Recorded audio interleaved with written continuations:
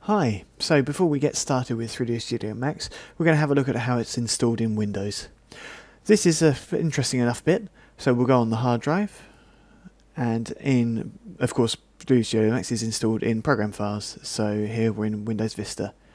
So we'll find an Autodesk folder, and inside there 3ds Max 2010. So we'll find lots and lots of folders, there we go, lots of files that serve to launch the program. So that's the program for everybody. On the other hand, there's another interesting thing. So if we go into users, so I'll find two users, I'll find public and me. So I'm going to my folder and we're going to my documents, and I'll find a folder called 3ds Studio Max. And that will contain archives, auto back for all the automatically saved files, import files, materials, previews, etc. We're going to have a look at them later on. So each user has got his own folder with 3ds Max in his documents folder. So I'll come back to users. There are some hidden files that are very important. So if you're doing a plugin or you want to put it to date or whatever, then there's a 3ds Max ini file, which is just a text file which can be edited with Notepad, for instance, which needs to be updated from time to time. This file isn't available at the moment, so now what we have to do is press on Alt for show the menus, and we'll go into folder options, and we'll ask it to display files and folders that are hidden, and we'll go in not to hide file extensions and not to hide protected files. So we'll say yes here and we'll say OK. Let's have a look, and we can see now we had JYA and public, and now we've got other ones. So let's just go back into JYA in my folder, and we'll go into app data, and we're going to local, and we can see Autodesk, 3ds Max. And if we go through all the folders, we'll come down to here, we'll see that this is my personalization of my 3ds Max for just this user, for JYA.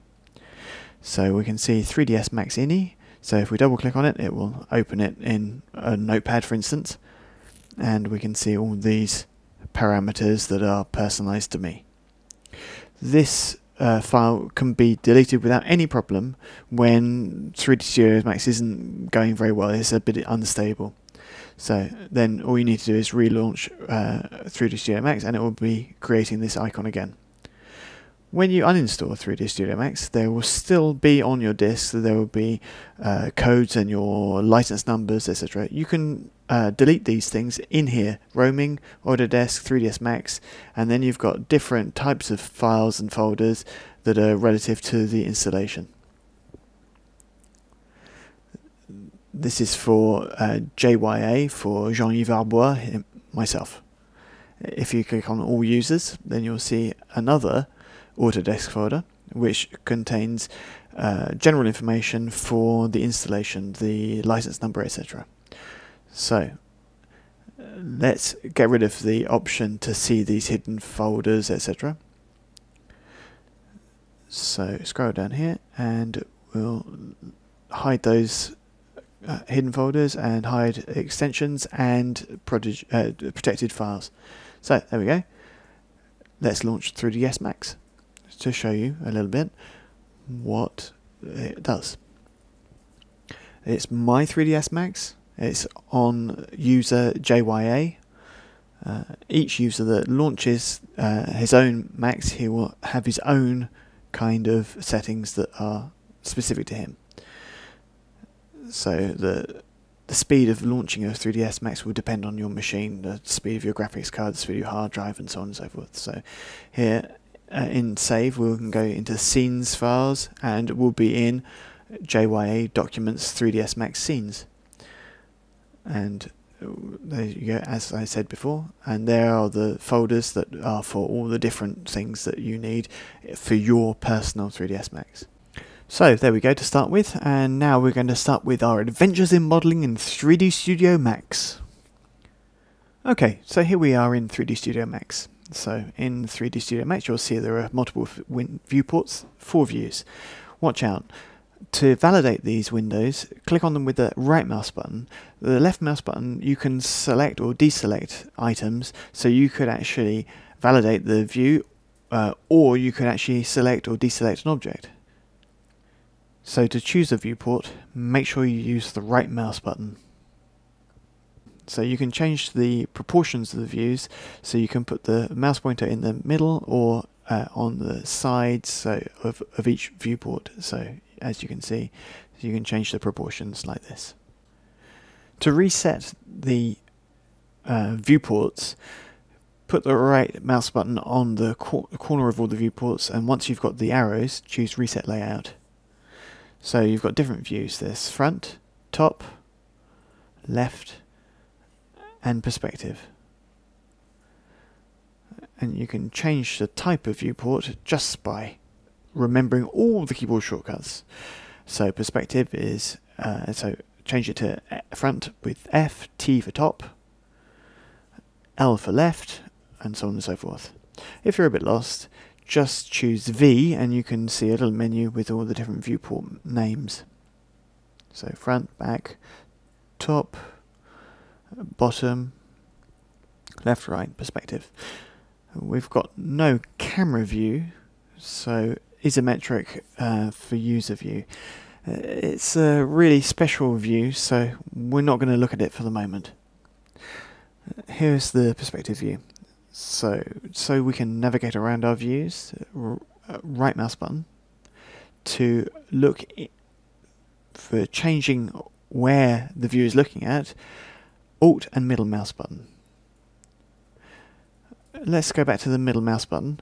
So before doing the middle mouse button, just check that you can actually see a hand when you hold down the middle mouse button. If you don't have this icon, which means that you can move the screen left and right, that means that Windows hasn't actually registered how you're showing the middle mouse button. So for turning it around, use Alt. So how does the perspective view work? Okay, so the perspective view is very simple. So you can see that there's a direction, and it's me that's drawing on the screen with the use of utility. So this direction is shrinking, and it's because of the vanishing point. We can really see them when we change the position at which we're looking at the grid. So we use the Alt and the middle mouse button to turn the grid around, and we can see here that there's a shrinking in the distance and a reduction in size on the distance, and because of the depth of field. So this is because of the perspective view. So P on the keyboard to view it. 2. So if we use U on the keyboard, this is the orthographic user view.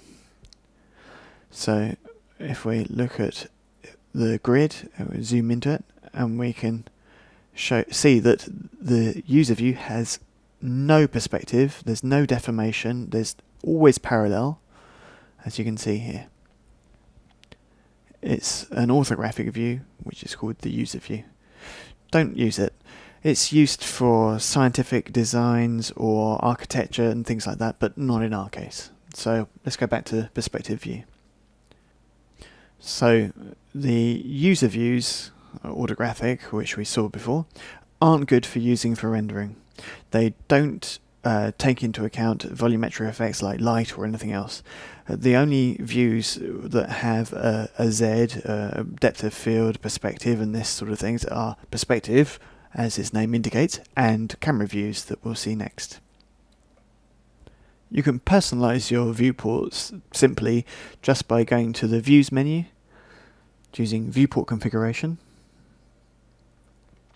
and choosing the Layout tab, when you can see all these different predefined viewport layouts. And here, it's always the same way of doing things, don't have to worry.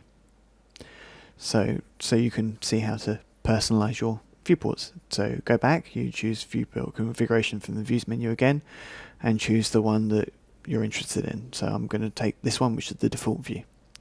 So top, left, front, and P for perspective. Alt and the middle mouse button to rotate the view. So there we go for the viewport configurations. Next we're going to look at manipulations that will allow us to manipulate views and objects. Okay, so either you know your keyboard shortcuts by heart, or you can look at this little thing up on the top right of the viewport. Watch out though, because this little cube in the viewport allows you to see from the front or the right or the top, or look at things in a different fashion, or going back to how it was at the start, which is great, but it's not the top view, it's not the left view, it's to be able to see the perspective view from those directions. Okay, so don't use it. I don't think it's a very good thing to use, especially if you're using a camera or other things. Let's have a look at the views now. We can see it that we can go into viewport configuration and change the layout. There are also other things that are very interesting. So when you're interested in the perspective view, you can save the active perspective view. And so if I move the thing around any old how, I'll go back to the view menu and I can go restore active viewport. And then that saves the view which interests you. Okay, so let's go back to manipulation. Alt and middle mouse button allows you to turn the view. Know that if you use the Shift key as well as the Alt key, you can block rotation in one axis or other. So it's very important in 3ds Studio Max not to just move the mouse around any old how, so move it always horizontally or vertically. I'm going to use Alt and Shift, and I'm going to move my mouse left and right to give a horizontal rotation. If I'm moving up and down, then I'm getting a vertical rotation. Shift blocks the Alt shortcut and the middle mouse button, and it's the same for moving around. Moving around is okay, and then holding down Shift, and that blocks it to horizontally or vertically. It's often very interesting in a camera view, for instance, for making a panoramic view. If I can here, I'm going to advise you not to use the roller to zoom in or zoom out. Use Control Alt to and the middle mouse button to zoom in and zoom out progressively. Know that Alt GR is the combination of Control and Alt. With the center mouse button, you can zoom in and out progressively. So you can see down here there are other keyboard shortcuts. So down here you can zoom to the extent for your viewport, for the grid or the objects. So there you go. I'm zooming to show everything. It's Z to zoom. What are you zooming in on? Here it's the grid. But let's make our first object so we can see manipulations a bit better. Let's go to the Create tab, Objects, Geometry, and we're going to use Teapot, this famous teapot. This teapot was one of the first complex objects made in 3D. It's a running gag that's in all 3D applications. How did I create this object? Create teapot. So a simple click and then a movement of the mouse will allow you to create a teapot. So click and drag and let go. To delete it, just hit delete on the keyboard. So now if I zoom all, it won't just zoom in on the grid, but on the object. So when I do Alt and middle mouse button, it rotates, but does it rotate around the object or the grid? We don't know. Let's delete this object and now create a new teapot here. And now if I use Alt and middle mouse button, and we can see that we're turning it around the center. To stop this problem and turn around the object itself, let's change some parameters down here.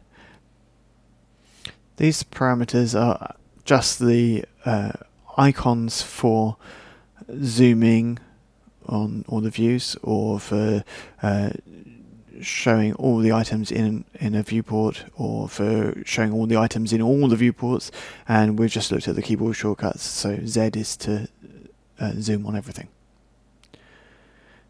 The only problem we have here now is what we saw before. Alt and middle mouse button, and we can see that the rotation is done around the grid. To stop this problem, what we should choose is orbit down here. So it's interesting enough, it gives you control points that are the equivalent of shift, and look down here, if we click on the icon, and we can choose the three, from the three options we'll choose the last one, and it will allow us to choose the rotation around what is selected. There are three icons. The first one is for choose a rotation around the center of the universe, the grid by default, or for an object or its components, so its points and faces. I always take the third one rather, but you can choose which suits you best. So to take away that, we'll right click in the viewport. So I'll take the last icon, we'll get rid of the manipulation window, and we'll click with the right mouse button, and now we're turning around the object that we've selected. So make another one, we'll make it a rotation around the selection.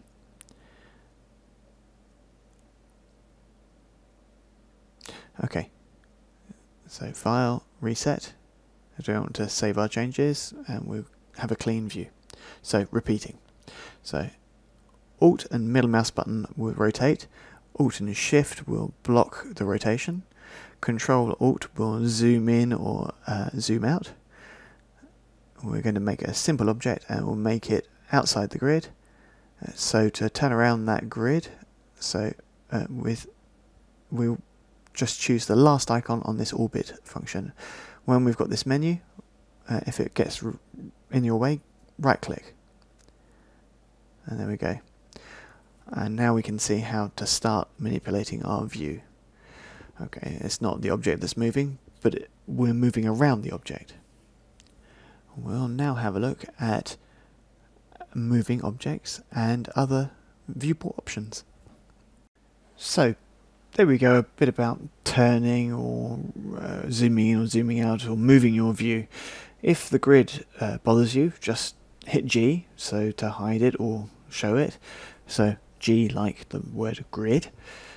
Okay, so now we'll have a look at objects. So we can see in object displays, we can see that there's a bounding box around your geometry. That's what we call object space. It's really important, and we'll come back to it. And here I'll send you to the section about 3D objects and the chapters on defining 3D objects. It's very important to understand this for what comes up in modeling and animation or manipulating geometry. Okay, so views. Here we go. We've got this one object, and this object, I could move it, or I could duplicate it, or whatever. So to move it around, and there are several different techniques. So to click on this button for moving it, rotate it, or changing the scale. And now it's not the view that I'm moving, it's the object I'm moving. So now we've got different axes, and they've all got the same colors in different 3D applications. So red, green, blue, X, Y, Z. So you've always got to see that X and Y are on the horizontal, and Z is towards the top of the object. It's a thing that's particular to 3D Studio Max. If we look at the view, we can consider that a view is like this. I'm looking at the view, and that's the X and Y, and Z is in depth. But now I can see that the X and Y, local X and Y, are horizontal, and Z is the top, is vertical. So that means that geometry local is on a flat basis. So X and Z are flat, and its elevation is in Z. and that's for geometry. So I can go back and I can see the axes that are relative to its creation. So as you move in and out, then you can see that the arrows that indicate the axes are automatically sized dependent on your view. So you can change the size of the axes by hitting plus and minus on the keyboards. And when you've got an error in your sizing of your arrows, you can go into Customize, Preferences, choose Preferences setting, choose Gizmos, and then you can go down to Size, and the maximum size is 100, and you can see that it's huge, and you can go back into Customize, Preferences, Gizmos, and change the size to whatever you like. Prefer to call it a manipulator for displacement rather than a gizmo, but with plus you can make it bigger, and with it's a bit difficult on a laptop, but here we go, Preferences, and we'll change the size here. So here we go, we can see them. So we can see where, as we move the mouse around, we can see there's a yellow line that shows where I'm moving the object around, so on the X or Y or Z axes. So if I move my mouse more towards the center of the object, then I can see that two axes are highlighted, so I can see it in a 2D plan for X and Z, or Y and Z, or X and Y. Okay, that's moving. So if you hit the right mouse button on the object, you can choose Move from the menu there. And Rotate is the same, and it's the same as the icons that are at the top. Here it's the object that's going to move, and it's not the view. Don't forget that Control Z is to cancel, and you can see the axes that are in yellow highlight. Axes are always the same: red, blue, or green. Red, respectively, X, Y, and Z. Get rid of the manipulations with Control Z. The scale function is here, or the same on the menu, Scale. So you can change on two axes, or a single axis, or uniform. It's very important, and we'll find out why, not changing the scale of your objects and the problems that can cause, especially in animation. Okay, let's go back. The viewport manipulation, Alt and middle mouse button, select my object and move, rotate, scale. So there's W for moving, E for rotation, and R for scale. And there's an error here because R is obviously for scaling an object, but if I right click in the viewport itself, I can see that R is also the right view, but it's not too difficult to work around. So W to move, E to rotate, R to scale, and selection is Q. If you just want to select an object, then just hit Q first, and then you won't have any scale or rotate or move arrows. So manipulating views and objects doesn't hold any secrets for us now, huh? Well, actually, there are a couple of others. I can move this window up and down and make it bigger or smaller, but now you know all your keyboard shortcuts. Let's change the way we open this window up so that we have the whole screen opened with it. So if you hold down Alt-W, that will opens it full screen, and it's a toggle function, so that as you hit it again it will go back to how it was. It's the same as if we click on the button down here on the bottom right, but usually we use keyboard shortcuts. Okay, objects. So we can see lots of objects and we can show them differently. We can have them differently displayed because objects displayed like this can actually weigh heavily on your graphics card.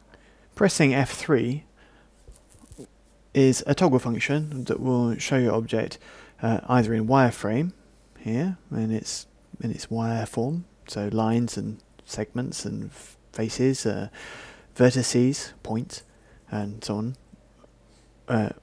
So you can see it in wireframe, or you can have it in smooth plus highlights.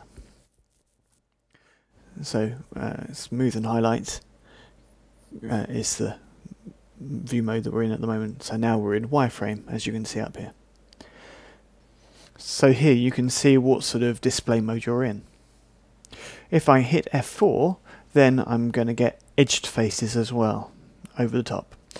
Edged faces, faces and segments. So you can use F3 and F4 to show different viewport modes, display modes. So you've also got a menu here if you click on it, and you can choose which viewport type you want. Well, this is really a choice of the different modes that you might want to choose. We're not going to look at all of them because there are loads, I promise you. What we're going to see above all in 3D Studio Max is how to work to produce. We're going to see them all, but we're going to use exercises to see them when it's practical. So here I'm in perspective mode, and let's look at the menu, and you can see the keyboard shortcuts here. So front, perspective, so hit F or P to go into the different modes. So they don't save themselves. You have to actually physically save active perspective view to actually get it to change between front and perspective view, and you can see it goes, so you have to restore active perspective view. That's just so that you can find your perspective view before. So this is how you can optimize your display with F3, F4, which allows you to see the components of your objects, or to manipulate them, or for modeling to make it easier. So I'm going to look at manipulation with W to move, so we can look at the three axes here, so we can see X, Y and Z.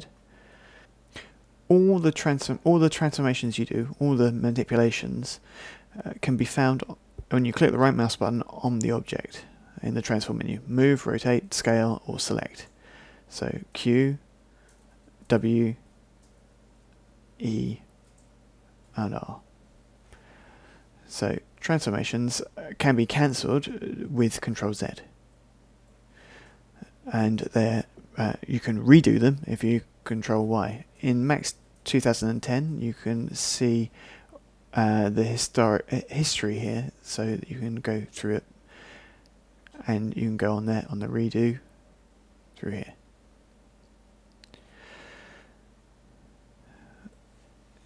Here we've got several different levels of undo and redo. We can find them at that place. Okay, we've created an object, we've moved it around, and we've got down here different values. What do they mean? So if what size it is, how big it is, where you've moved it, what your scene is, how big your environment is. But this is a big problem, because if you now create a light, so is this light in a matchbox or in a hangar, an aircraft hangar?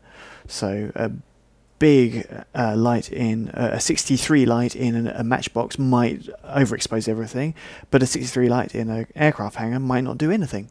So how big is our teapot? So we won't look in the create tab, but in modify tab, and then we can see that there's a scale here, and there's segments and other information. But the size, what size is the object? What size is the scene? Here's a big problem. Okay, so manipulating objects, manipulating the scene, that's fine. But if we don't know what size it is, how do you know how to work with everything else? So what we have to do above all is going to customize, going to unit setup, and choose a unit. So here I'm using metric centimeters. Okay, and I can see that my teapot is 14 centimeters big or bigger. To undo all this, let's just reset the whole scene. So when you see a message when you've got a scene that you've not saved, do you want to save it? No, you don't want to save it. So do you really want to reset? Yes. So here we go. Now we're back at the start. So I'm now going to create a box, so 3D box, and let's make the first face of the box X, Y, and then the Z of the box. And so when you create for the first time, so the first click of the mouse is going to create a box in X and Y, and then clicking from the center is going to give you the elevation of the object, the height of the object. All this is expressed in centimeters now.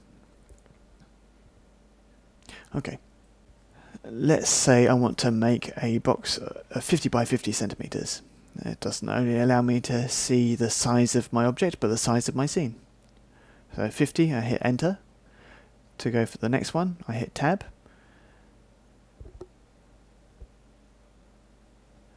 And now I hit 50 again, and 50 again. And now I've got a cube that is 50 centimeters on the side. Now look at what I'm going to do. Look at the first lessons of Max and Windows. Save as. In my scenes directory in JYA Documents 3ds Max. I'll give it a name, a very specific name. This name is Max Start, and save. This is very interesting, you'll see, because this box is 50 centimeters by 50 centimeters by 50 centimeters. So I can manipulate it, I can move it around, and I can delete it. I'm going back here, I'm going to reset. And do you want to save your changes? Nope. Do you really want to see it? Reset? Yes. And there you are with your start scene with your box. And we'll close Max and we'll start it again. And obviously your machine is going to be faster or slower than this start. So what have I done? I've saved the scene file in the folder scenes, which belongs to the user JYA Jean-Yves Arbois, me. The fact that I put the scene in there, and the fact that the scene is called Max Start, means that every time I launch Max, it's going to be the start scene of Max, as you might imagine. So as you can see, the system units are the same, all the keyboard shortcuts are the same, and there you go. If we go save as, and we delete the Max Start scene, and cancel, and then we reset, and we want to restart Max, and we'll see a default scene which is nothing in there, and there's no scale. So the Max Start file allows you to have a scale in your scene, and automatically, and unit setup will always be on centimeters, and you don't have to have Max Start to have centimeters. But if you want to have a reference scene to start off with, often very interesting for having making a character. So here we're going to set my height to 1.80 meters or 180 centimeters, and his thickness is going to be 30 centimeters, and his width of his shoulders 40 centimeters. And there we go. Now this is my test scene, my reference scene, so we'll save it as Max Start, and I'll save it, and then I'll just delete it, and then I'll make lots of objects here, no matter what ones, and I'll reset. I don't want to save, I want to reset, and here's my character again, Max Start. Okay, we've had a look at how we can personalize 3D Studio Max with a reference scene, but now we'll have a look at something else that's a bit silly. We'll look at the start screen, and we're going to personalize it. It's not the first one that we deleted, the Essential Skills movies. No, it's different. It's just little helps for access to the web, etc. It's the famous start screen, the splash screen, and we can see this picture here. If you want to personalize it for yourself, then all you have to do is make a BMP file which is called Splash with a BMP extension, and place it directly in the 3D Studio Max installation directory, and that's what we're going to do. Just to remind you that the 3D Studio Max is installed on your hard drive, on the C drive in the program files directory. That's where I'm going to go now, eventually. Autodesk and 3D Studio Max 2010. So if I have a look at all the different files in here, and up, I can see there's one called Splash. And if I move the one that's got the same name into this directory and just replace it, and now relaunch 3D Studio Max, and now it will be personalized to you, which will amaze your friends. I won't slow down Max at all, but it'll give you something a little bit more personalized, a little bit more interesting to launch. What's 3D Studio Max capable of showing you? Or more to the point, what's your graphics card able to show you? So go into Help, go into Diagnose Video Hardware,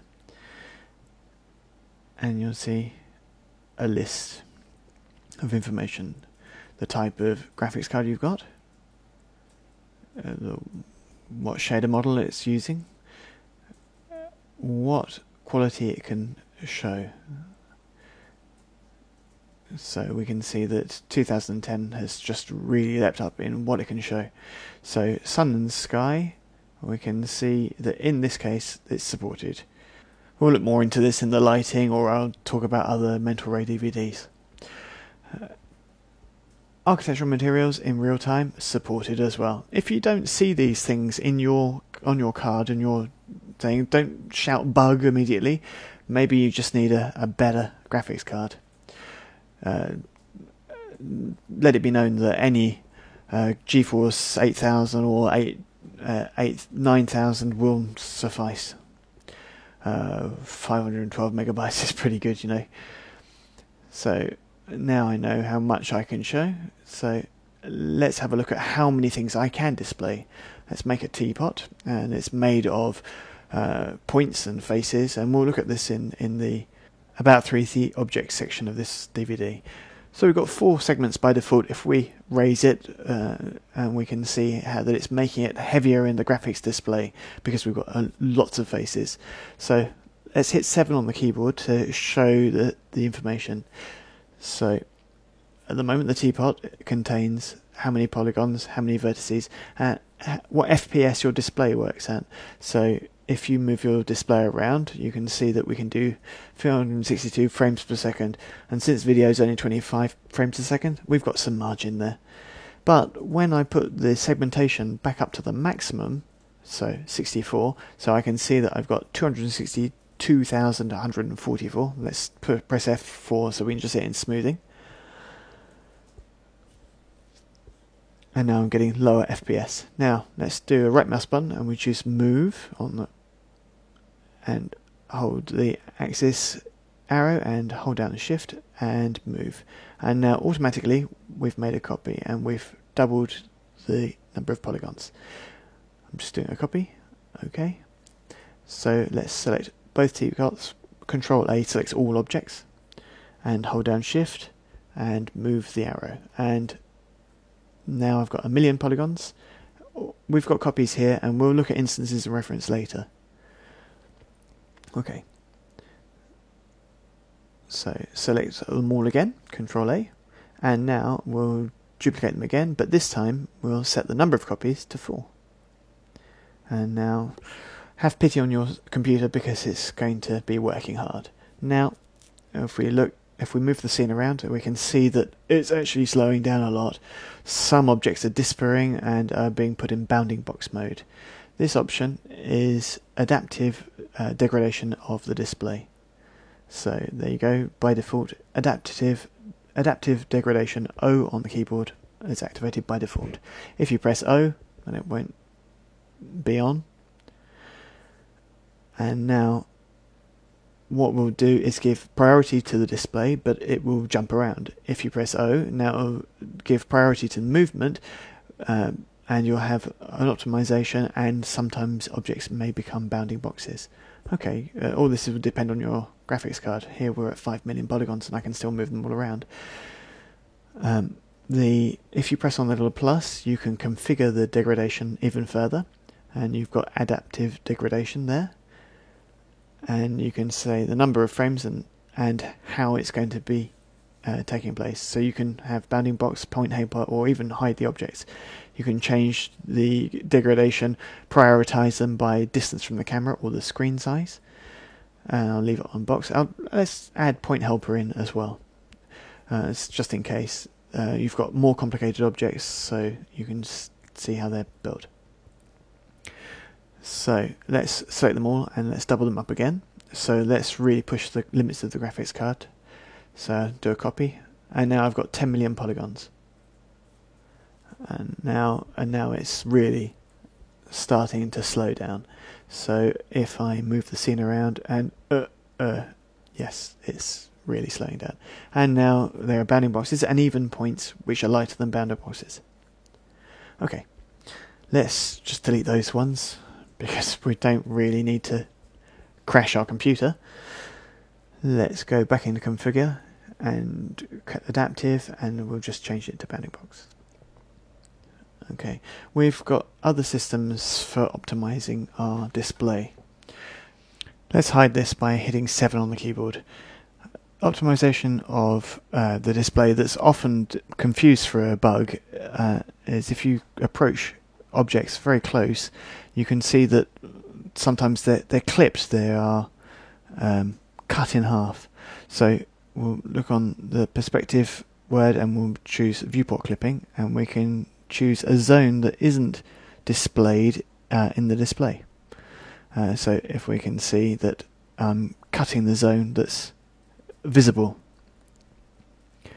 and I can do it from the bottom as well, up to the top. So, and I cut like this so that I can only see the parts that interest me. Often considered as a graphical bug, you just need to change your display to push them to the maximum to not have the scene cut at all. So if we go back into viewport clipping, and I'll just hide it, and now automatically it's active but it's not displayed. If you want to have it on the infinite to the maximum and minimum, then you need to choose viewport clipping, and instead of having them there at the default values, you push them to the maximum, and you push them to the maximum down at the bottom, so that there's no clipping at all in your scene. Often people think that this is a graphical display bug. It's only clipping. It's only a manner of optimizing your view, and if you don't understand it, it might seem like a bug. Another optimization that we might see is looking in object properties. So we can see this object is seen as wireframes, either smoothed or not. Since we've got a lot of mesh here, well, like the wireframe is still quite detailed. So if I come back, it just looks like a silhouette. So I can look just for this one object, and I can see object properties. And this object will only be seen for this one as a bounding box, and then or we can see it as a box. We can do it with a multiple selection. Just draw a bounding box around, count object properties, see them all as boxes. So display properties is another way of seeing all our geometry. Here's a little tip. If we hit there and we hit reset, some of the tip is often forgotten. I know it's the start, but I'd rather show you all three things, so why not amuse ourselves? So I'm going to start by creating a teapot, and I'm going to move it. Okay, right, let's copy it. Okay, and now here we've got a timeline. And it's a little bit early to show you a timeline now because we're not talking about animation, but it's not animation we're talking about. So here you can see there's a play button, just like on a video recorder. To go back to the start, go to the end, and go play. So why is he showing us this now? Because this is another optimization you can do. So if you've already made scenes in Max, you'll know that if your character is animated, you don't really need to see the decoration around him animated. Okay, so we can select an object, and if we hold down the play button, and we can see the two buttons, there's a dark one and an outline one. So take the outline one, and you only see the object that's selected that will display. only if it's animated, of course. If I do that, I see them both. If I do that, we should only have one. Okay, but because my object is not animated, it's not really going to work as a convincing example. So let's animate it. Let's click on Auto Key and move it, and move that one, and move it again in time. And so there you go. There's the first animation, and now we hit play, and there we go. And there we go. And I'll take off Auto Key. And there's no object selected, so nothing is shown, and there you go. So this is another way of optimizing your display. So I'll repeat. We've got several different ways of optimizing our displays. So we can go into Views, Viewport Configuration, and we can go Adaptive Degradation, and bounding box, point helper, and so on, and by its speed or by the distance from the camera. Okay. This degradation will be done with O on the keyboard, and there's different ways to get to it: viewport configuration, adaptive degradation, or in the display name perspective, or no, in the plus, configure, and then adaptive degradation there. Okay, the other system is on the properties of the object, so right mouse button, object properties, display properties, and there we go, it's display as box. Okay, and if you're making an animation, you can choose to display all your objects or only the objects that are selected. Be careful, you better have an animation to do this, otherwise you can see the problems you can have. To animate it's not very difficult. Take your objects, click on Auto Key, change the timeline. If you've ever worked in an animation program before, it's always the same. And there you go. Now two objects are animated. Take off Auto Key, and then when you click on play, if you've got a dark one which would show everything in the scene, and you've got the outline one, the second arrow, which is I'm going to show you the selected objects. Here are the three different main ways of optimizing your display. Don't forget to go into the help menu and check your graphics card capabilities by go diagnose video hardware. Okay, so optimizations are good. What else can we optimize? We've seen object optimizations through the object properties, and we've seen the acceleration, the optimization of the display. Now, let's have a look at a different thing. So, while you work, you might well crash your computer. So, you need to know that Max saves every 5 minutes. Everything you do is saved every 5 minutes. This safeguard is in Customize, Preferences. And you go to Files, and you look down here and you auto backup enabled, and 3 auto back files every 5 minutes, and it's going to be called auto backup. So every 5 minutes it's going to save with that file name. Okay, that's not bad at all. That means that if you have a crash, it's possible that your scene will be completely saved. Let's imagine that we've had a crash. Imagine that's what we've done, and we're closing 3D Studio Max, and we're going to start it again. And I'll wait for it to start up. There we go. Again, this shows the importance of documents in the users directory. So we can have a look in the users documents folder for a 3D Studio Max folder. Open scenes. No. We'll go back into 3ds Max, and we'll go back into Archives, Auto Back. Hey, Auto Back. So if I go on there, and then I'll take Auto Back 1, 3, 2, and you can see the exercises from before. To have more information, look at the details. You can see the date of modification and the size of the scene. And then you can just pick them and open them. And there you go. There's the scene that I did before. Okay, there are other systems which are also interesting. Once you make an operation, you're not very sure of the result, so lots of interesting objects made. Let's go in Edit, hold, Control H, and remember this keyboard shortcut because you're going to use it a lot. Control H.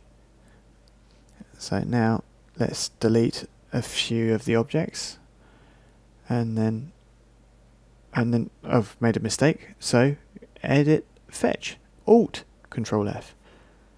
About to fetch. Okay. Yes. It's a temporary save, but I use it a lot. Okay, you should know that these files that you've created with Edit, Hold and Fetch can be found in the same folder as before, in the Users, and then JYA, and then Documents, 3ds Max, and then AutoBack.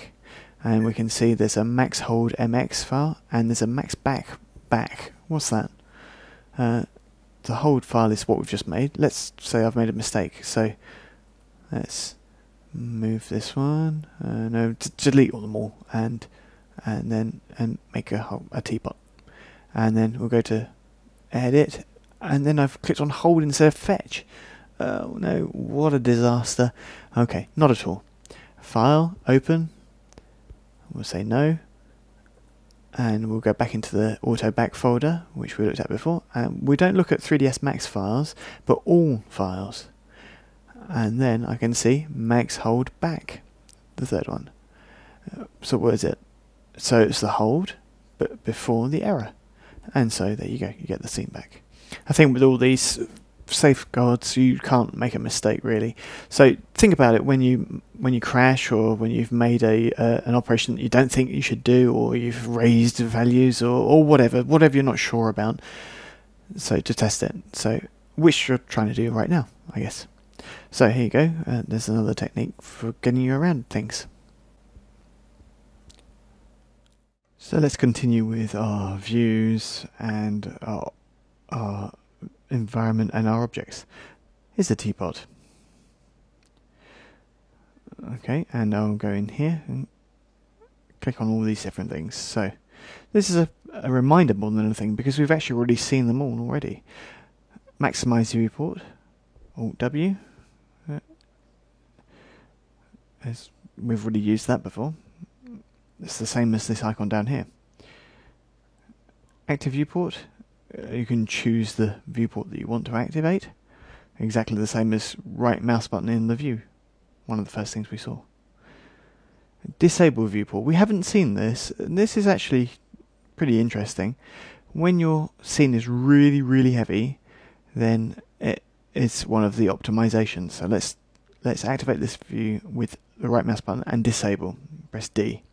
So now if we go into the perspective view, and then we'll move the object, and there's nothing happens in that front view. To do it, you need to right click in it to update the window. So let me start again. The front view is above there, and there's nothing that happens. And then when I click on it, then it updates. It's not bad at all, because that allows me to freeze that view, if you like. D for disabled, and D to take it off again. Okay, so here, disable viewport. So it's to freeze the updates. Let's continue. Right, now, show statistics, we've already looked at it. 7 on the keyboard, that allows us to see the poly counts, the vertex counts, and so on. Show grids, G, which we know already. View cube is for this little cube up on the top right is shown. Okay, we've kind of had a look at it, but we'll leave it to the architects really. It's not used a lot in production. It's a bit of a gadget, and we're going to personalize our view with the camera in terms of production, not for anything else. So in other words, we can still see it. Can go back to the home view. There we go. So perspective, view cube, home. There we go. So each time the easiest thing to do is just have a look around it and see how it works, and learn to learn, and then click home. It's not very complicated. There's another system, steering wheels. Shift W to pop up the steering wheel. This allows you to go back to old views that you had of your objects and old configurations. There's no undo, you see, so rewinding your view makes some sense. And I can see the other views that I've done. Okay, let's put it back on. Okay, and I'll put it down there. Shift W. And now zoom is just to zoom in and out of your scene. That allows you to move around your object. Let me put it back to home. Walking allows you to move around your scene. It's a bit sort of special. It's again for architects. Center allows you to center the view on something. It's Shift W again. Pan is just to pan around your scene. Orbit is to rotate around your scene. And looking, and so you can see around. It's not used it a lot. I use middle mouse button, Alt to orbit, middle mouse button just to move around, and Control and Alt to zoom.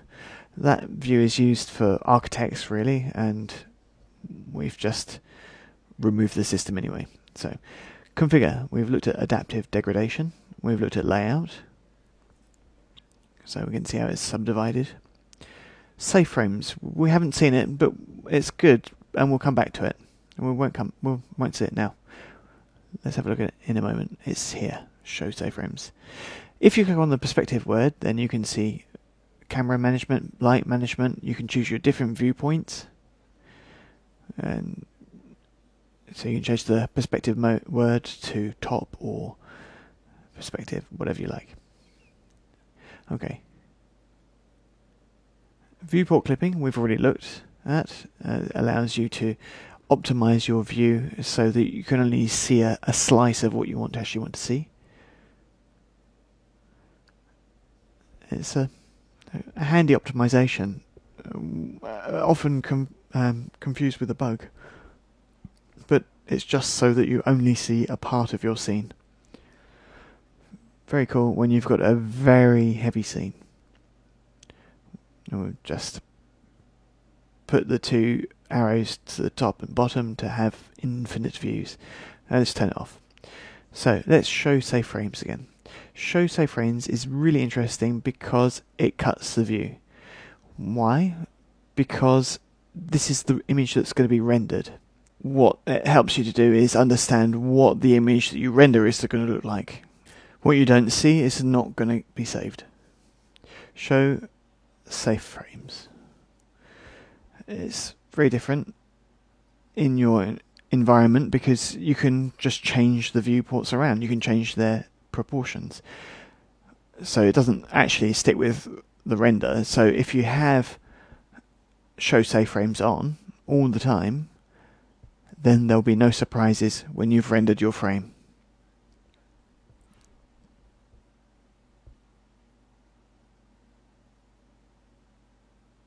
Undoing views.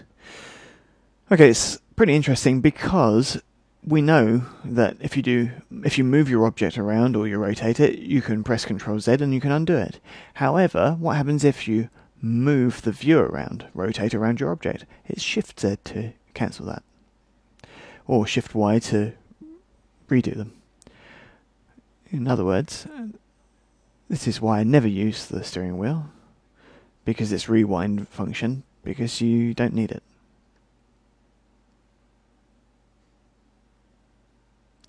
It's a bit laborious, and Shift Z is easier.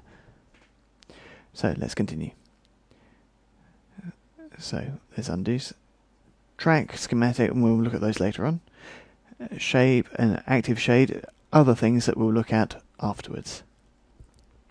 This is the more interesting one. Smooth and highlights, hidden line, wireframe, and we've had a look at those ones. So F3 to go between those two. And transparency, none, simple, best. Other styles, viewport background, and another one is X view. It's options to see errors on modelling. So it helps you to understand how objects are made. Here in Fusion Studio Max, you can see lots of different things in real time, like shadows, for instance. But of course, you need lights for those. So we'll come back to those things later on. Transparency, X view, viewport backgrounds, and lights.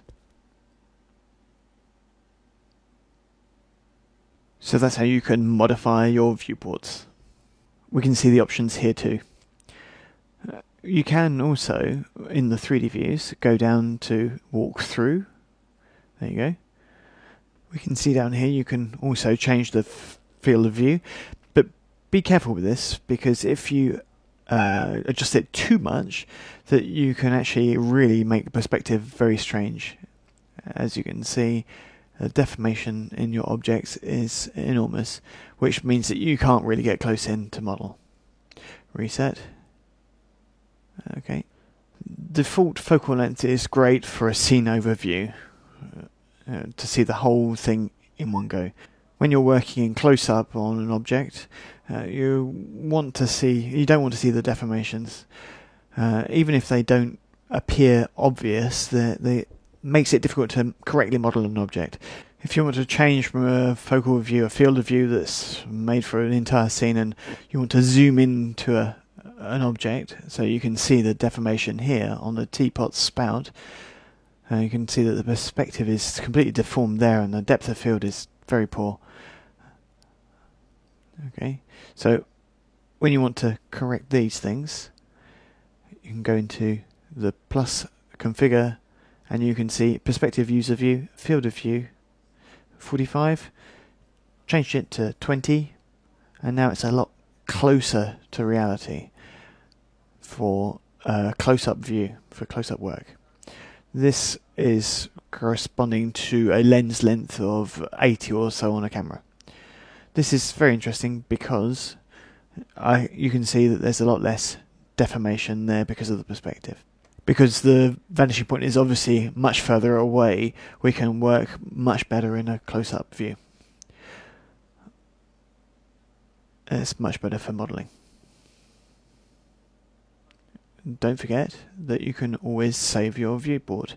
Save active perspective view, so then you can deform your view as you need, and changing things that you don't really want to change, you can always go back to your viewport. So there you go. And there you go, there's your saved viewport. These icons down here are different on a 2D view. So if you're on the front view, you can see it's completely different. We pan, we can zoom in selectively, zoom, and so on.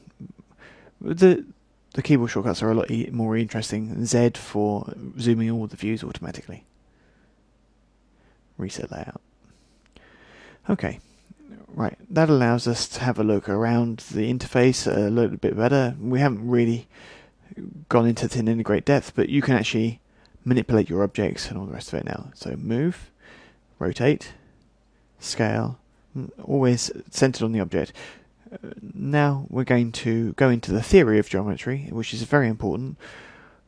Theory of different types of geometry and why you shouldn't ever do this thing here, and which will help us use and understand a bit better all these icons up here.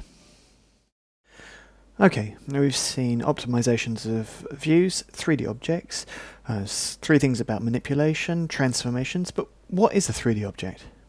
Okay, right, we'll start with an object. So, what is this object made of? This is one of the most important things of this training. So let's take off the grid and enlarge the area. So G for taking off the grid, Alt W for enlarging the viewport. So here's the teapot. What's a teapot?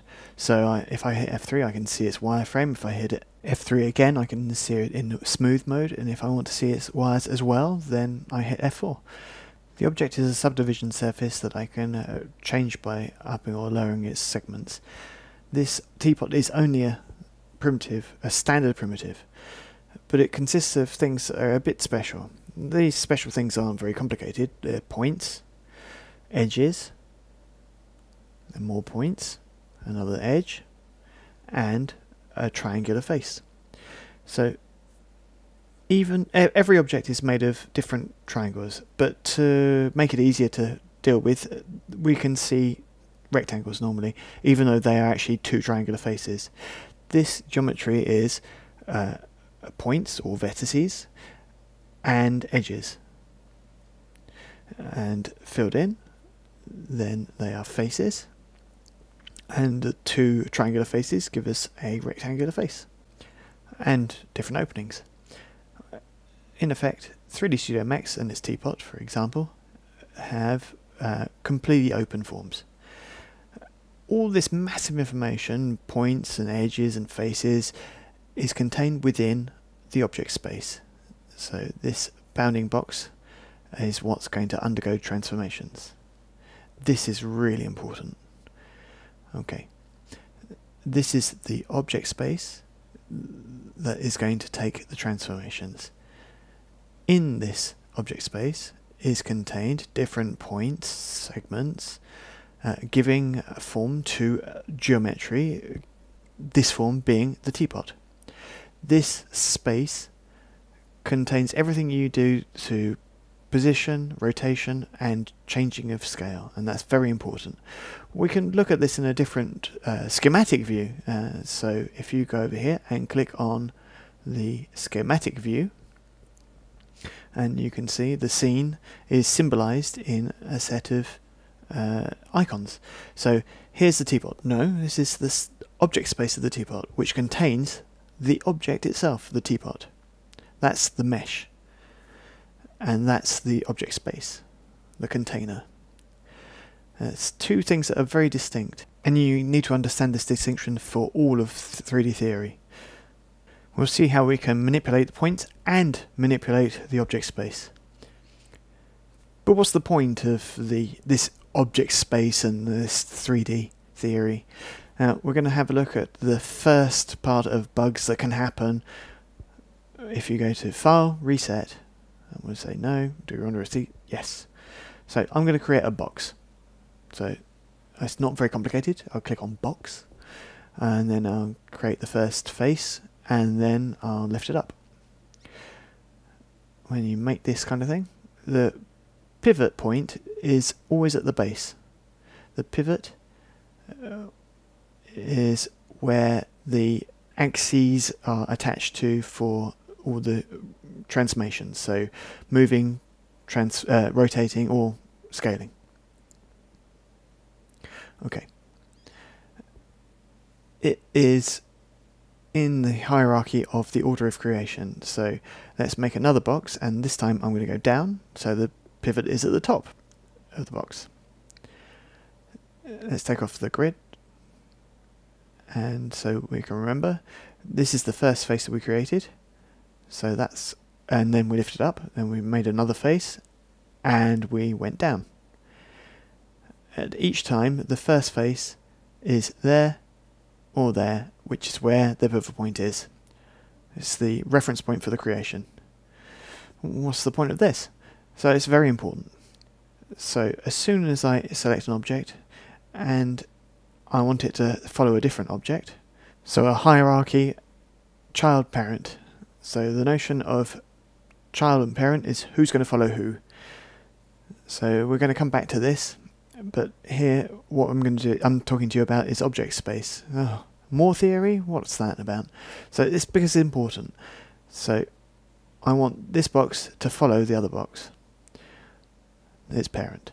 So the principle is very simple. You select the child and you check the select and link, the first icon on the list, and you click on it, and now the mouse pointer has changed, so it's valid. So if you put it on the same object, it's going to have an X in it, it's not valid. A child can't be its own parent. So, but there it's valid. So now the pink box is parented to the blue box. So when I move the blue box, the child follows. When I move it, the child follows. When I change the scale, the child changes scale. And then I'm changing the scale in a non-uniform manner, and that's to say on a single axis or uniform. So what you must never do is change the scale on a single axis. And here's why. So you're going to make an animation, and if you make an animation and you change the scale of the parent and child, you might have problems. You will have problems. So let's make a box towards the bottom. So let's take off the grid so we can see better. So I'm going to copy this box, move and hold shift and go up, or go down rather, and there we go. And let's make another copy, and let's make 2 copies, and we'll select everything and we'll copy it across. Okay, so let's have a look at the difference in manipulation. Let me take this object and I'll go into modify. We've already done it for increasing the number of segments in the teapot, so we'll change it for change its width and height. And now visually we have the impression that I'm changing the scale, but I'm not. I'm actually changing where the vertices are placed in the interior of the object. It's a bit different, but then the change I'm going to make now. So here, now I'm going to do the object space, and I'm going to change the scale and in a non-uniform manner. There we go, and here we go. And this is really a mistake. Never do this. Visually, you can't see a difference between the 2 objects, really. And yet, now, if you watch, I'm going to take the child here. I'm going to parent it to the box above. Okay, and then that one, I parent to the box above. I'm going to do the same here. So here to the parent, and the child to the parent here. Okay, now I'm going to do a rotation. I'm going to turn it, and there's no problem. I turn this base one, and this. Oh, well, look what's happening here. Now this is deformed. What's happening? It's very easy. And you can see better if I actually move this one around. So what happens here is this. I've changed the scale on this axis. If I've changed the scale on this axis and then I've moved over here, that changes this one as well. So what happens is that because you've changed the scale on this top box in that axis, when I move the children follow, when I turn the children follow, but the problem is that the change in the scale on this axis is also influencing the crushing of the children objects, and it's the same for this one. And this child will also be crushed in one axis, and it's worse if I use rotation, as you can see. That's what we get. Okay, so on this side, if I rotate, and I rotate, and I rotate, because I haven't modified the object space, these stay the same. So it's very important not to change the object space in non-uniform terms. If you move, you're not just moving the interior box, you're moving the object space. Here in my scene, I've got 6 objects. If I go into the schematic view, so base objects. So now I can see the bases and the objects for each one, what each one contains, and their hierarchy, parent-child, and there again. It's the object space that influences each one, and each one has its own box. So there you go, the theory of the object space and never changing its scale. Okay, so this object root contains what exactly? Let's go back to my teapot, and then we draw it out, and we can see the bounding box around. That's the object root. So you can actually say you want to see it or don't want to see it in options. So if I go to this little plus, go to configure, I can say use selection brackets, turn it on or off. There you go. Then you won't see it. Which doesn't stop you from selecting the object. It's just another choice that you've got. Configure, use selection brackets. So okay. Okay. This object is a teapot. Yep, it's a teapot. What else is it? Okay, well, let's take this teapot and I'll duplicate it. And let's copy it. 1, 2, 3. I've now got 4 objects in my scene.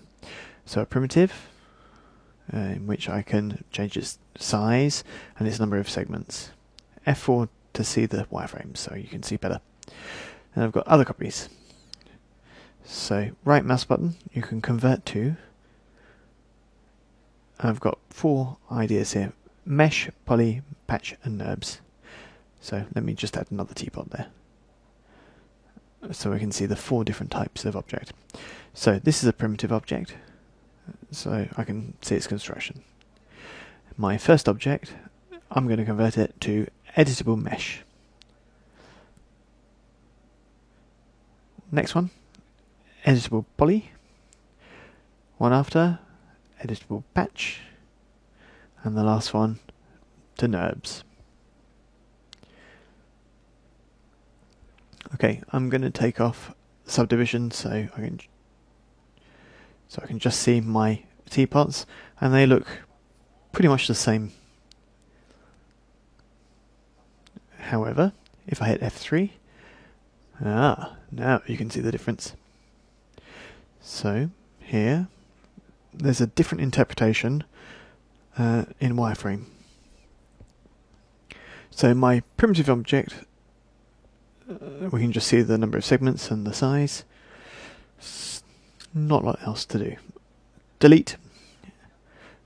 These 4 other types of object interest me. So in audiovisual, they will use poly usually, the second one. Mesh is really for the start of playing games or making games. It's disappearing more and more because we don't really use it for AV work. Patch is a spline-based object. Oh, a new word. So here there are lines. There we go. And these lines determine a distribution of a skin, a surface, which is where we get the term spline patch. So a bit like the wings of a plane or an armature, where we put a material over the top. So here's a line, and there you go, there's another line. And then you'll fill in that gap in between the lines. There you go. Patch, patch, and patch. There's one skin, and there's one skin, and there's a third one, fourth, fifth, sixth, and seventh, and so on. It's a spline-based object. NURBS. Okay. NURBS not the same at all. So it's also a spline-based object, but the splines are controlled from the exterior. Controlled from the exterior. Let's have a look at these other objects. NURBS is used for design. Patch is also used for design, but also for animation. We're going to concentrate more on polygonal meshes because it's more oriented towards animation, special effects, video, and so on and so forth, and corresponds more to our production line than these other 2 objects. Max is not best known for its modelling in NURBS. Anyway, we can still see it's the theory. So how does a NURBS object work? Well, a NURBS object is also patch-based, but the surface of the skin is actually dependent on the line and also on points, handles that are outside that line. So if I take a handle that's over here and I move it over there, then the skin will have a tension towards that area. Let's have a look. Let's go into Surface CV.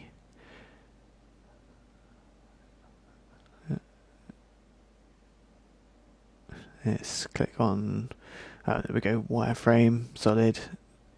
Okay, let's try and manipulate these surface points. Let's move these CVs, and you can see that the teapot is moving and is deforming, but in a very, very supple manner. What's going on? So there's some things that are a little bit bizarre, a little bit different to what we're used to. So let's choose these and move them over. So all I've done is move the handle and the spout at the moment. Okay.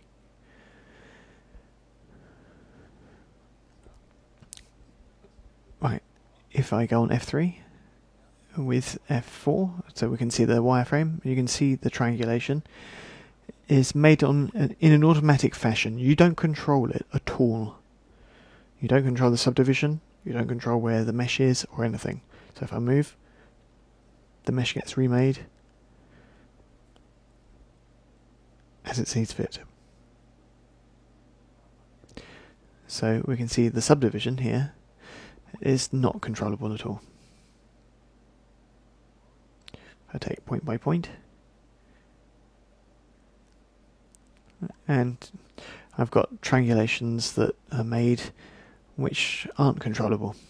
We can see here it's not great. Okay, we can see really right here there are problems with the triangulation of the faces.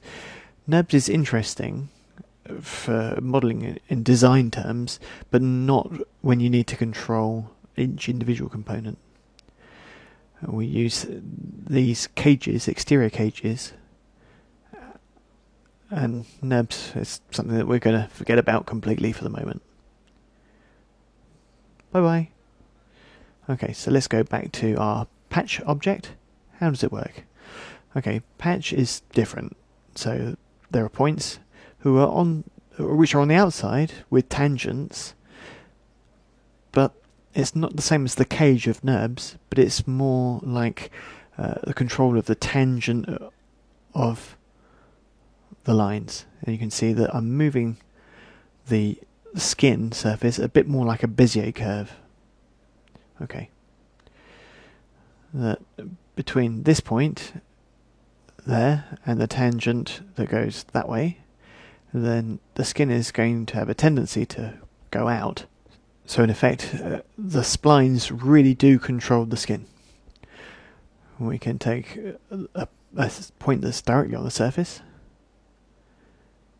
and move it out.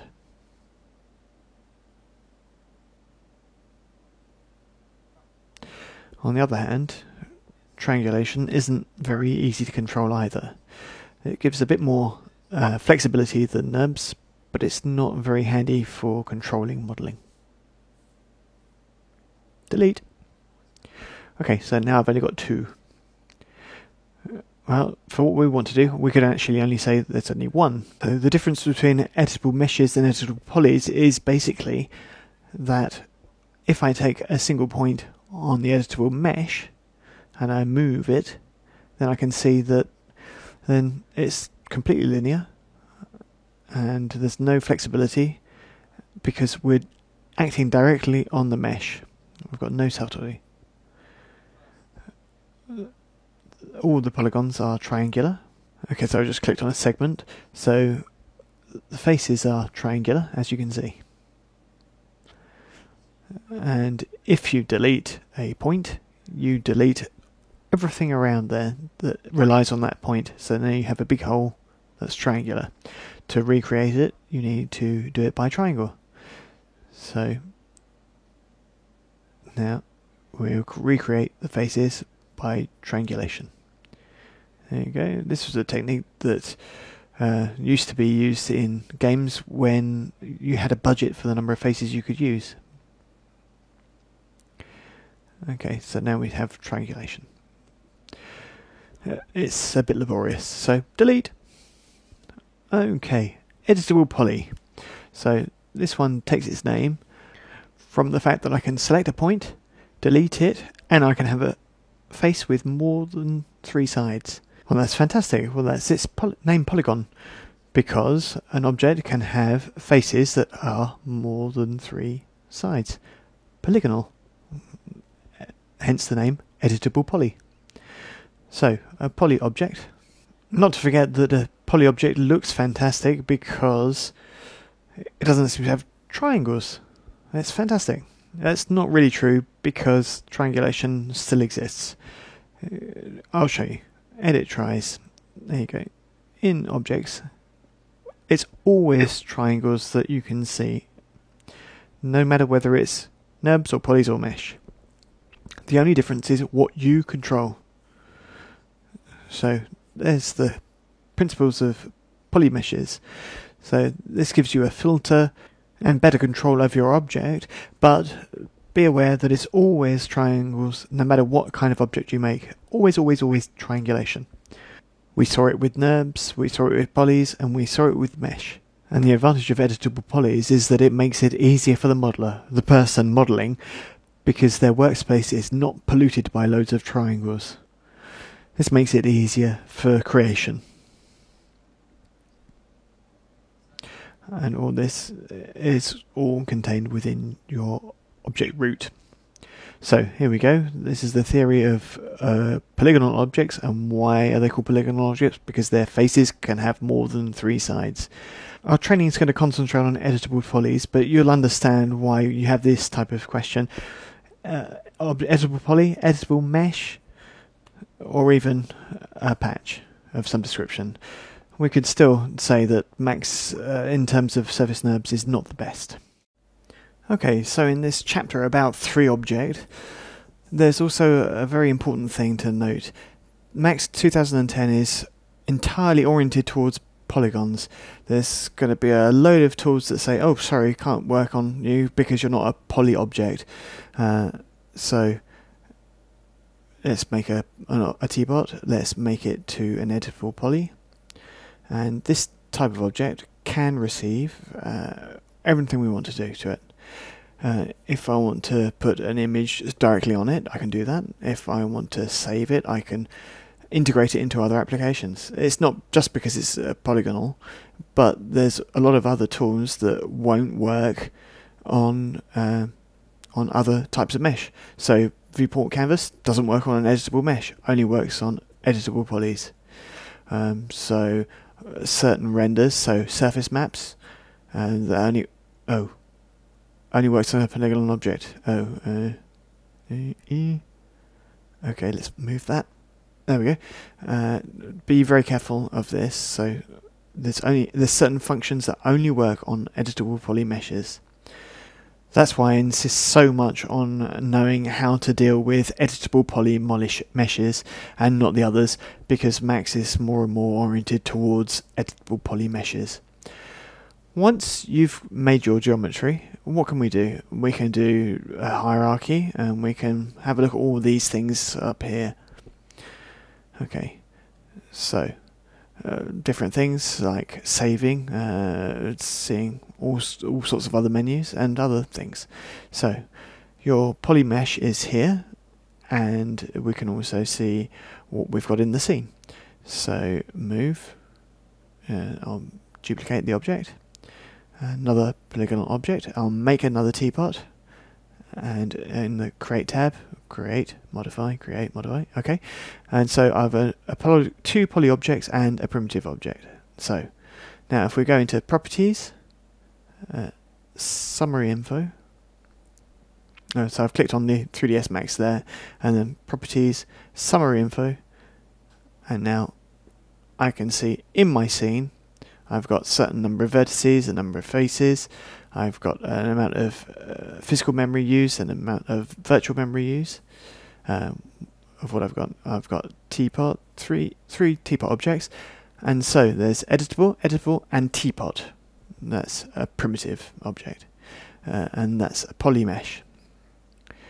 Okay, and I've got all these other information about the objects. So there's no materials; they're all standard. They're getting global illumination, caustics, and so on and so forth. We're going to look at those later on. What's important right now is through this menu I can see the name of the objects, what type of object it is, how many vertices, how many faces. We'll have a look at all these other bits later on. Scene totals, the number of objects, how much physical memory used, and how much virtual memory is used. So, shapes 2D, lights, cameras, helpers, space warps, which are spatial deformers, and total we've got 3, which is the 3 objects. Okay. We can also see the content of the scene with user H keyboard shortcut, and then we can see 3 teapots there, but we don't have all the other information. So the icon for select from scene is this one up here, same as pressing H on the keyboard. These object types are geometry. That's why when we're looking here, we can see objects. If we turn that off, we don't see geometry. It's exactly the same as earlier on, so geometry, 2D, lights, cameras, helpers, space warps, combinations, groups, and so on and so forth. And we'll see all those later on. Either they're represented in icons or by name. Objects, shapes, lights, cameras, helpers, and so on. Okay, so our adventure will continue to show you that there are other things rather than just objects, geometric, polygonal, or otherwise. So, making an object, we've done all that, so we've done basic transformations, but let's have a look at some more, and let's have a look at new things in 2010, and also how things have been done in Max forever, pretty much. Okay, whether this is a poly object or another one, it doesn't really matter. So once you make an object, you can see object space. Where is this object space? Well, where can you see it? So press W to see its position. So you can see down here, 0, 0, and 0. Obviously, it will put it in the center of the grid, in the center of the universe. When you select the object and you're in move, you can see information according to the grid. So you can use the double arrows here to move your object around. A little hint as well, if you want to multiply it by 10, if you hold down Control while you're clicking on the double arrow, then you'll multiply your values by 10. When you click on this icon, you'll transform the transformations into relative ones. So an example. So I'll put everything back to 0. Okay. I'll put it on relative to the object. I'll change that by 10. I'll change it by 10 again. And if I put it in universal coordinates, then I'm at 20 centimeters from the origin. You can find this information elsewhere too. So if you right click on the object, move, and then you click on the little box, then you can see you can offset world, and you'll see that you are an absolute 30 centimeters from the origin. So you can right click on the move icon and you can do the same, and it's the same for rotation. Right mouse button, 45 degrees, 45 degrees, 0. Right mouse button on scale, and you can change it non-uniformly, which I don't advise, or work in the offset world, so you can change the scale of the object completely. Okay. What's interesting to see is that scale has got 3 different icons. What are these used for? So there's this type of scale for squash and stretch for cartoons. So a non-uniform scale or a proportional scale. By default, the icon is on this uniform scale. So you can also see that if you press R each time, it changes between the 3 different modes. Okay. Let's cancel all this.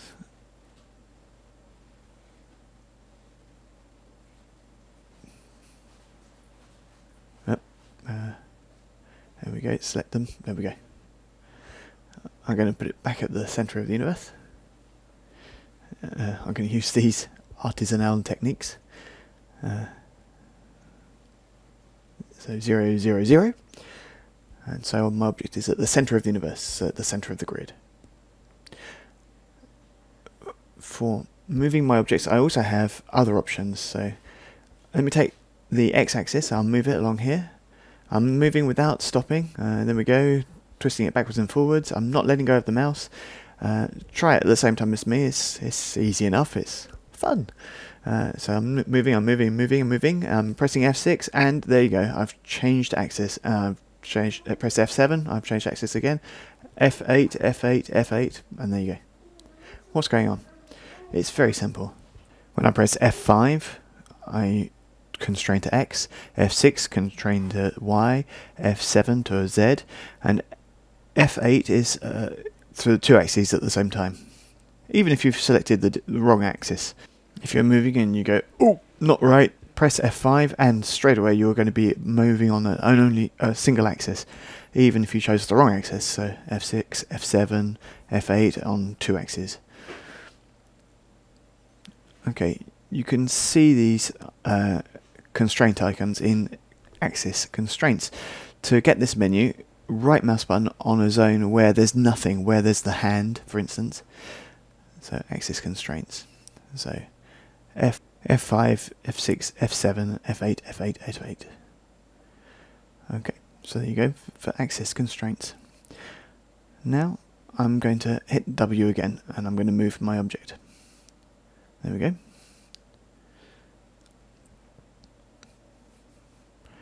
In Max 2010, there's a new tool, Transform Toolbox, which is in the Edit menu.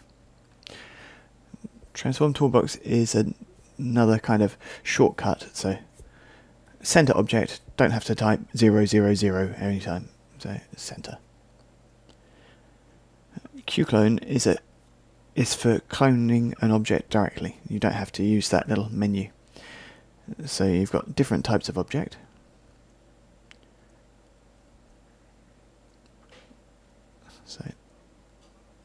So let's have a look at three little things. Delete the copies. I'm going to use QClone to copy the first one, and I look in Modify, and I'll take that one. I'll press Shift and I press QClone, and I'm going to move it there. What's the difference? I'm on Modify.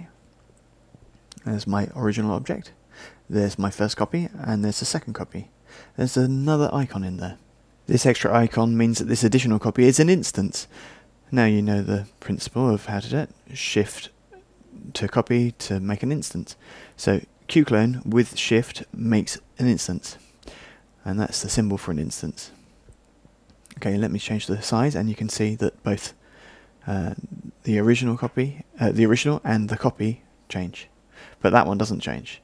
So to remove an instance, all you need to do is click on there to make unique, and then you can change the parameters here, and the original one doesn't change at all. So center, delete, delete, delete, center. We've also got an automatic rotation with predefined degrees, so 20 degrees, 10 degrees, and 90 degrees. Or you can personalize it to what you want. We'll have a look at changing the scale and other things later on. It's one of the new things in 3ds Studio Max 2010. Needless to say, you've really got the choice of how to manipulate your axes and change the scale of objects. Little tip. When you don't want to modify an object on its axes, let's check, we'll make a new teapot. There we go. And I won't go into Create or Modify. I'll go into Hierarchy. In Hierarchy, the third tab along. So there's Create there.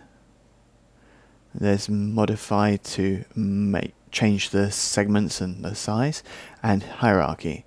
So what's a hierarchy? So there's that's what is not changeable in terms of editable object. So it's pivot. So pivot is that reference axis, which is based on where you first started the object. IK we're going to leave for the time being, and link info, that interests me. So what is it? So let's have a look. So I can block X and Y. Even if I take X and Y, I can only move on the Z axis. And like this, I can block rotations, block scaling. Oh, that's interesting. So now can't do anything. And block movement. I can move on Z and Y, but nothing else. And rotation I can only do on Z. So unclick these. Lock link info in hierarchy. Okay, locking an axis, yeah, okay, but locking an object? Okay, well let's make a teapot, or several teapots. Okay, I select this teapot, and I've hit something on the keyboard, don't know what, and I'm trying to move, and I can't. I can only do this one. This happens all the time. I hit the spacebar, that's what happened, and I've locked my selection. So the spacebar locks selections, and this happens all the time. It's very dramatic, and if you use the viewport normally, then it's a bit difficult to know what happens. So there you go, spacebar locks selection. Okay, be careful of this. This happens all the time. Okay, while I'm in selection, locking selection, how can I select? So I can select with a window. So I select like this, all the teapots. Even though in the blue teapot I'm not actually surrounding it, it's just inside the frame. So when I do a selection like this, but I've only got this touching the edge of the frame, so there's still a bit on the outside of the selection, but it's still selected. But why? Because this icon is active, which is window crossing. If I change it to surround, then that teapot isn't selected. With this icon, you've got to actually completely surround objects. So if I do this, so the light blue teapot, because it's not surrounded, it's not selected. So there we go, I surround everything, and there you go, they're all selected. Q on the keyboard is selection. So when you hit Q several times, you can see that the icons change, and you can see the different ones here. So there's a rectangular selection there. There you go. Surrounding or touching. Circular. We'll have a look in modelling. This is a bit interesting for that. So there's a polygonal selection, so where I make a whole series of lines, and then it selects whatever's crossing or surrounded. The next one is lasso, which is a lot more useful, where I can just click once and then I make a circuit around the objects I want to surround. That's a lot easier than making a set of segments and then trying to get back to the first one. And then last of all, there's aerosol, spray can.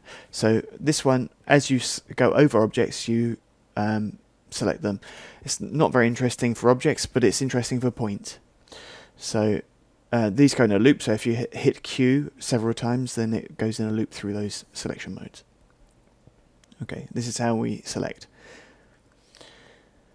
We can also select them differently. We can hit H and go in the scene and hit OK, and they're selected. Okay. Now we'll change to alignment. Alignments in Max, there are several different ones, but before we start them, let's understand how an object functions. Let's make a new box at the bottom and lift it up. Why have I done this? Well, it's very simple. Let me say that this box is made, it's very personal. Look, there you go. And by definition, its heart is on the left. There we go. But who's left? for the box, or the box, or the teapot's left. Here we've got a real problem. What's left, what's right? What's top, what's bottom? So if we look at our world, the people that live on the top of it, up is upwards for them. If they live on the bottom of the earth, up is downwards for them. So we're going to have a problem here. It might not be a diplomatic issue, but it's a problem all the same. In Max it's the same. There's max points and there's minimum points. There's no up, down, left, right. So the only thing that Max recognizes is a pivot point, so the origin of an object. So at the bottom of an object or at the bottom of a teapot. It can understand the center of an object, the center of the bounding box around the object. So it will look at the center of the box of the object.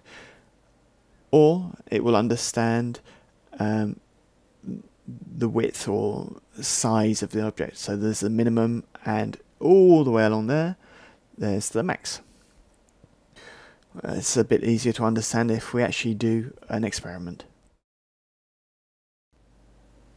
So, alignment, eh? Okay, so let's make a box, and we'll start it here, and I'll lift it up.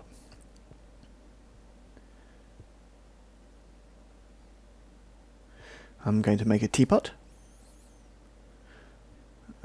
So that I understand better, I'm going to move to wireframe, so F3.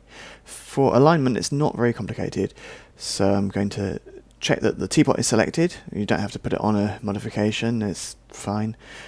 Q is sufficient. And I've got a line here, and I've got loads of them. So we'll choose the first one, which is the most rich in options and the most constraining as well. So I click on the object that I want and the object I want to align to, so you can see where I can actually click or not in the empty or in the just on the lines. So I can put X, Y, Z, center, center. So current object is the one I selected, target object is the one I clicked on afterwards, so the box. So minimum, it will align to the minimum. If I hit maximum, it will go to the maximum face of the object that I selected. So pivot point to pivot point. So the pivot point of the teapot is aligned with the pivot point of the box. If I align the pivot point to the maximum, so in pivot point of the teapot is aligned to the maximum point of the object, of the target object. So just on Z, X and Y, but not Z. Okay.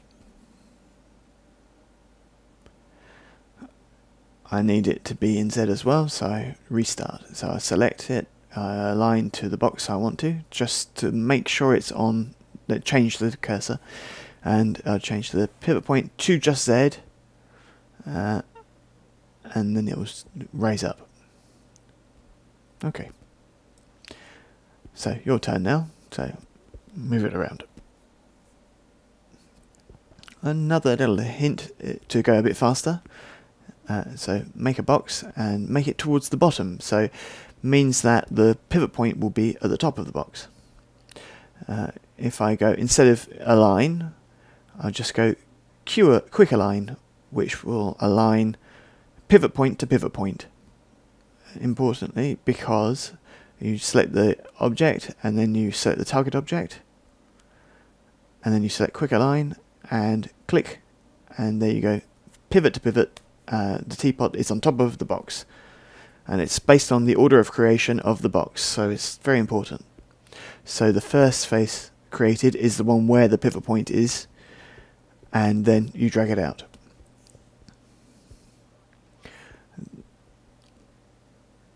That's why order of creation is very important, especially for align tools. When I talked to you about 3D objects, I talked about points and segments and faces and polygonal objects. We'll have some fun now using editable poly objects. So let's convert this one to editable poly. So there is components, points, segments, but openings, polyfaces, and elements. What's an element? While I'm here, I'll show you what an element is. An element is a part of the object that doesn't have any points in common with any other parts of the object. So there you go. The teapot is not very well modelled, and there are no points in common with these 4 elements of the object. Okay, so let's delete the top, the lid, and let's do a quick render, and we'll see that the object is empty. To do a quick render, it's not exactly the aim of the course, but it's a good thing to have anyway. So Shift Q, and you can see that the inside of the teapot is completely black. It's not because there's there's not enough light. It's actually completely empty. If we go to the alpha channel, you can see that the object inside is transparent. There are no pixels there. So why can we see it? Because Max is trying to be nice with you, but in theory there's nothing there.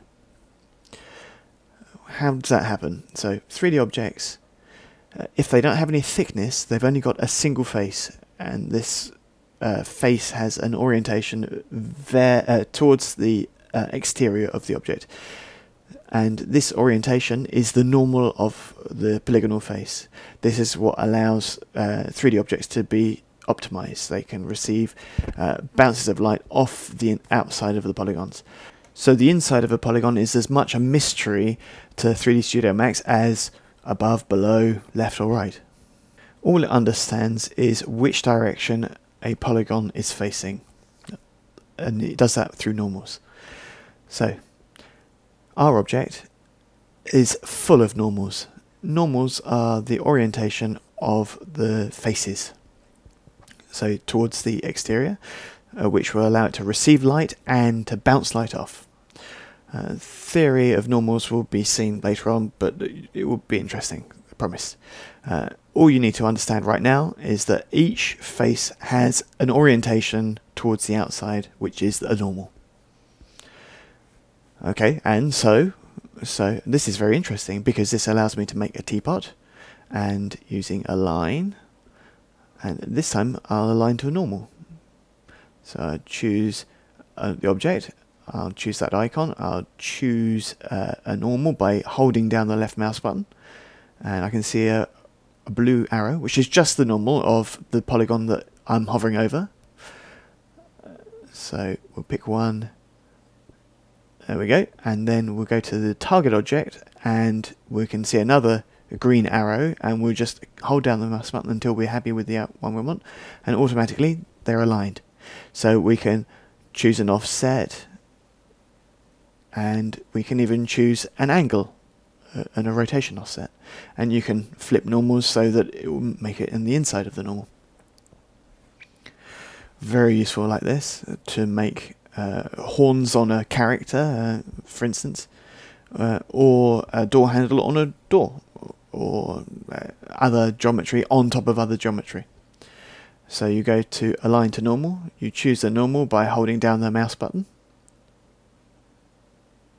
You keep holding down the mouse button until you find the one you want, and then you click on the target object, you hold down the mouse button until you find the normal you want, and bingo. And change the orientation, the rotation, change the Z offset, hit OK. So this is one of the systems of alignment. So we've got lots of different alignments. We've got alignment with a menu, which allows us to choose minimum, pivot point, maximum, center, and whether we want the X or Y or Z positions. We've also got a quick align, which pivot to pivot. We've got align to normal, so choose there. So if this bothers you a bit, there's also an option when you make your geometry. So an example here. So let's make a teapot. And then before we create another teapot, which is attached to the grid, we'll turn on AutoGrid. And AutoGrid utilizes the normal of an object as the alignment for your new objects. So now I can make a planted of teapots.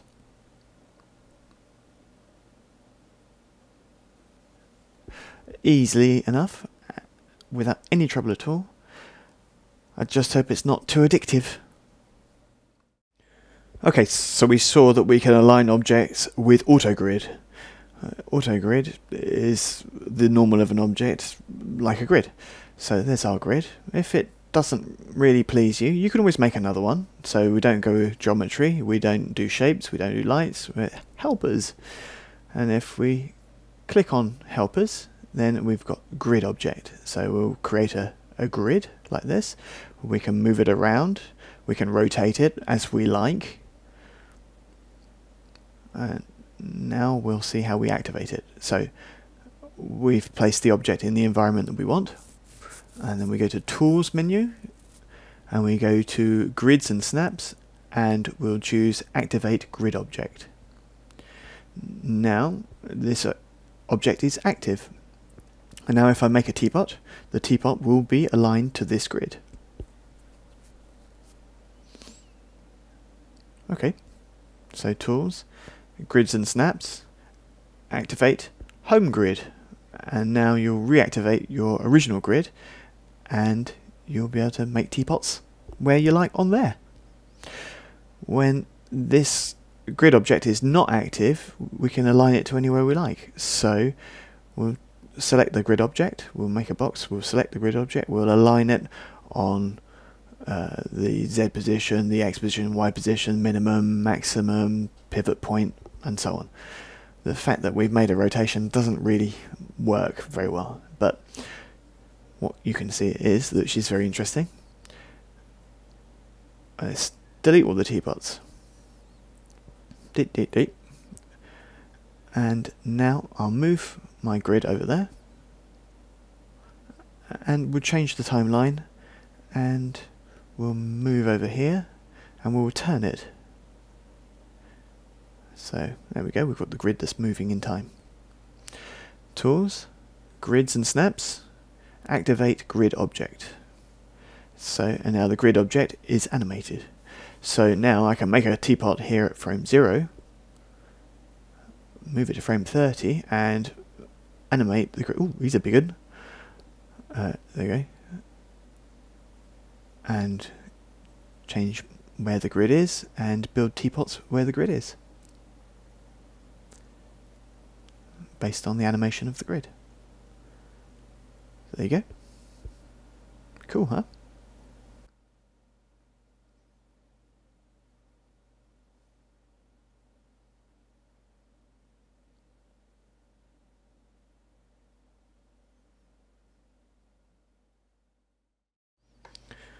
Okay, so let's have a look at changing the scale with the toolbox.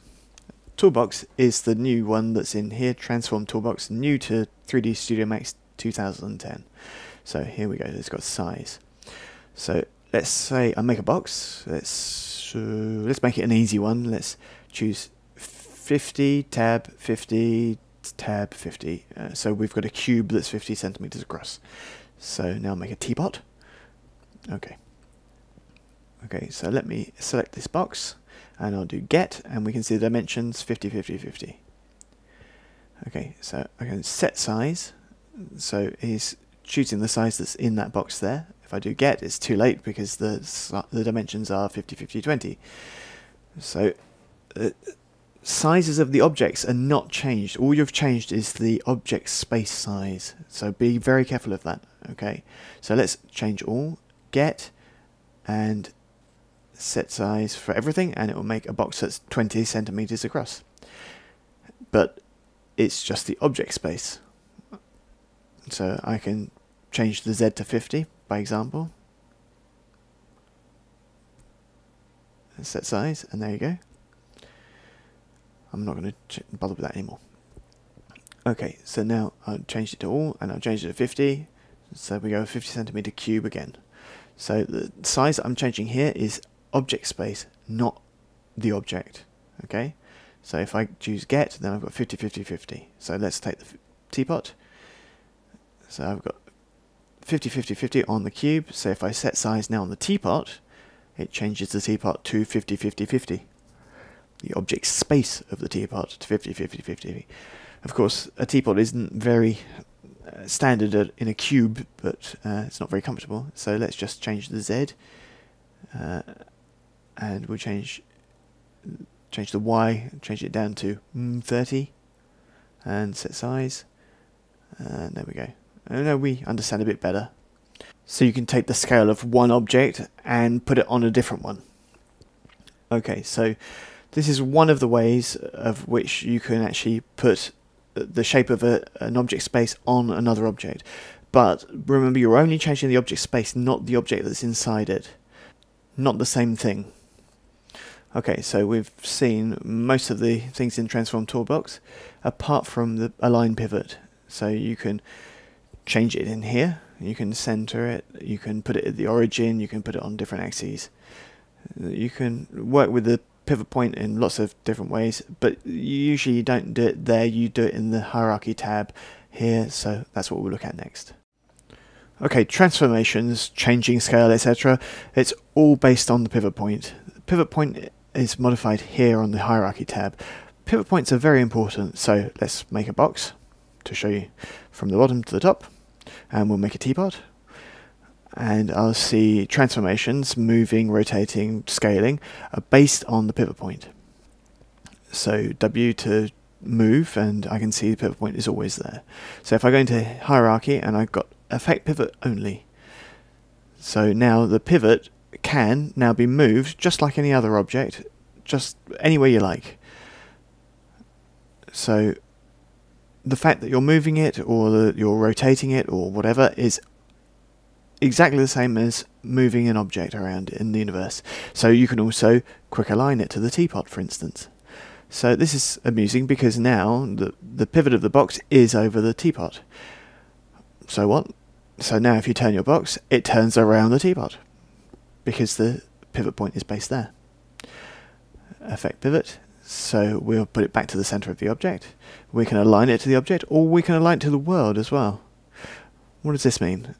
Align it to the object, it will keep the orientation of the object, so because my object is suffered a rotation, it's going to stay there. Align to world, it's going to go along the axes of the world. So the axis of the world is down here on the bottom left of the viewport.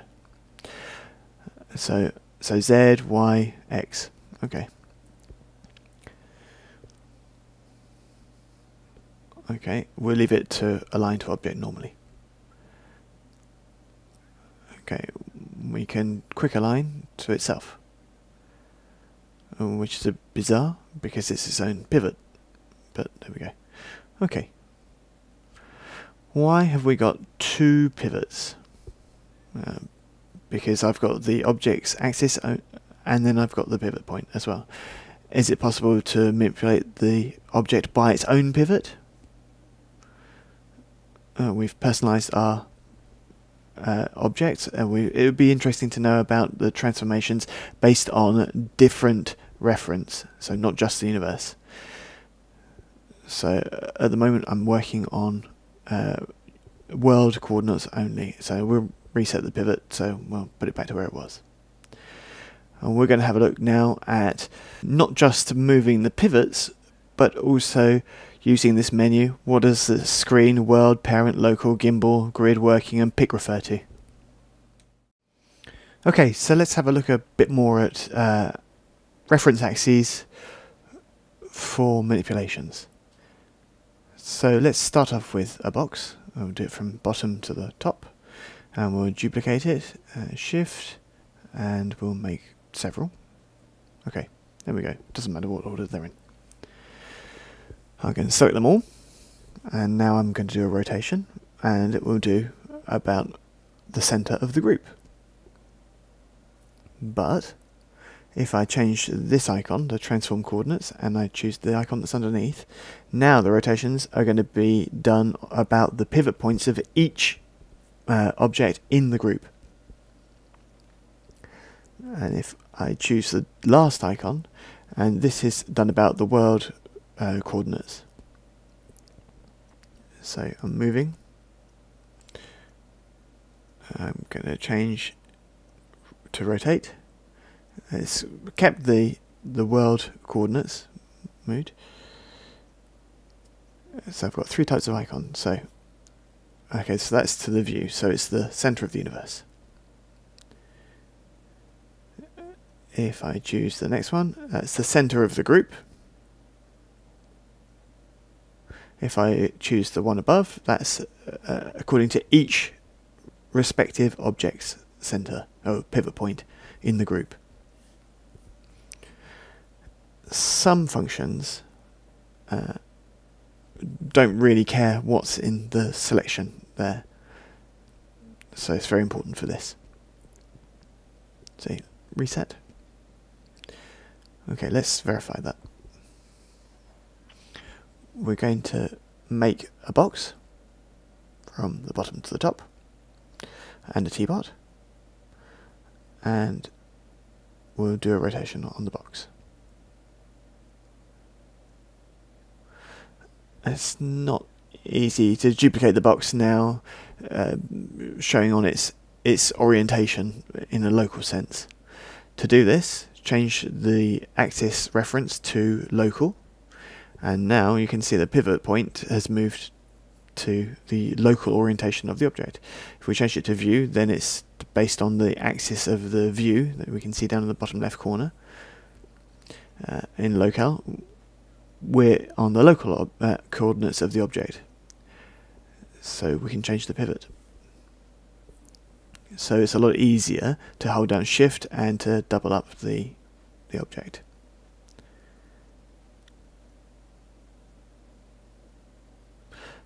If now I'm do a hierarchy, so I'll do child to parent, wait until the icon has changed, and then child to parent again. So child to parent, child to parent. So the teapot is the ancestor, and there's the parent, and that's the child. If I do a rotation, the parent is keeping control of the child, and so on and so forth. So there we go.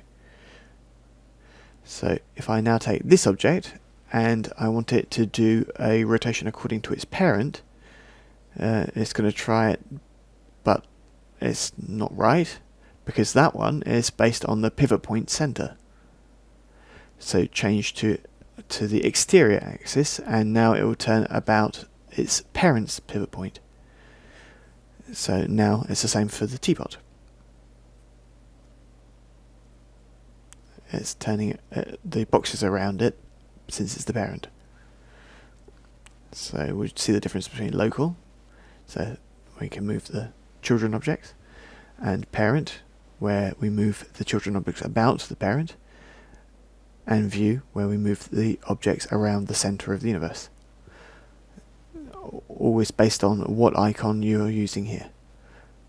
So the choice that's there. Okay, let's go a bit further with the teapot again. View, choose screen. So now I'm going to do move based on the screen. So this is based on the view that you've got of the object, and it's going to adapt automatically to however you're looking at the object. Okay. World. It's the universe. It's the center of the grid. And if we rotate about the world, then you can see that we're rotating around the center. It's possible that you can say that view and world are the same, but we'll see later on.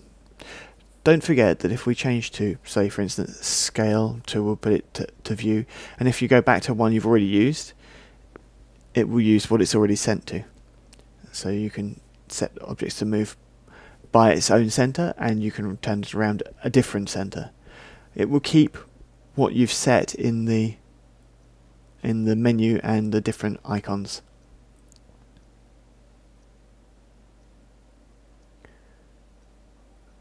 Okay, gimbal.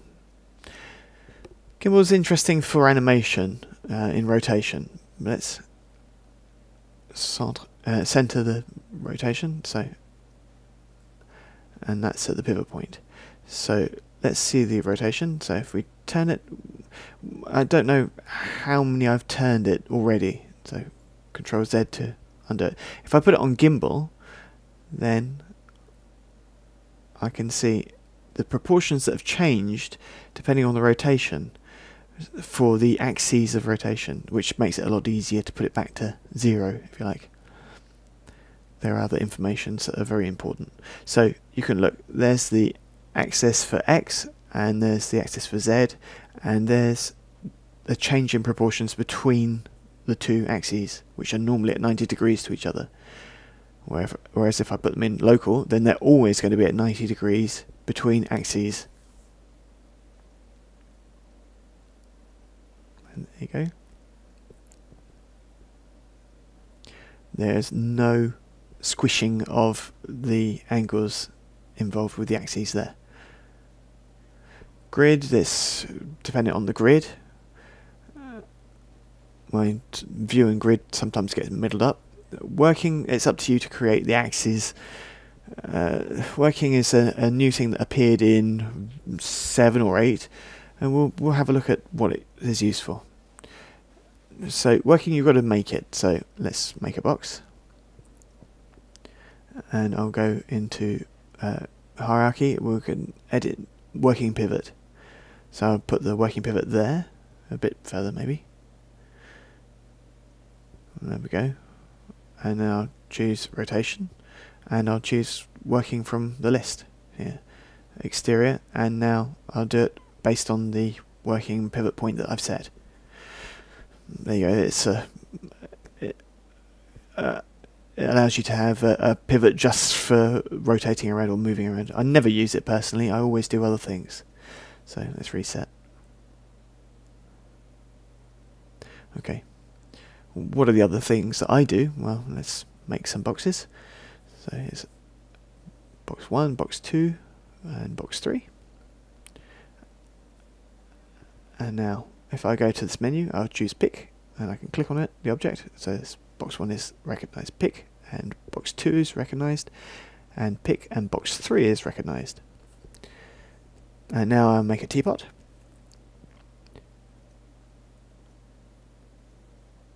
And rotate it, and I'll use an exterior axis, and I'll choose box 1. And now I can turn around box 1, I change it to box 2, and now it turns about box 2, and change it to box 3, and the teapot turns throughout box 3. Wait, a bit more. Which is faster than using working, and I can use the object that I want to use as the pivot, so I use that more than the working pivot because you can only have one working pivot. So, but it's important to know all these different types of axes. But this allows you to even go further.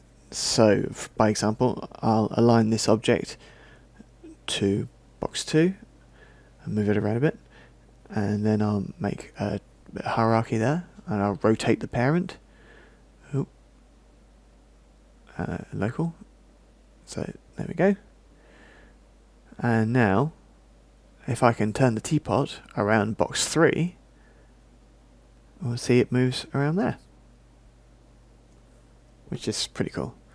And we can move it around the parent, and so we can do it like that.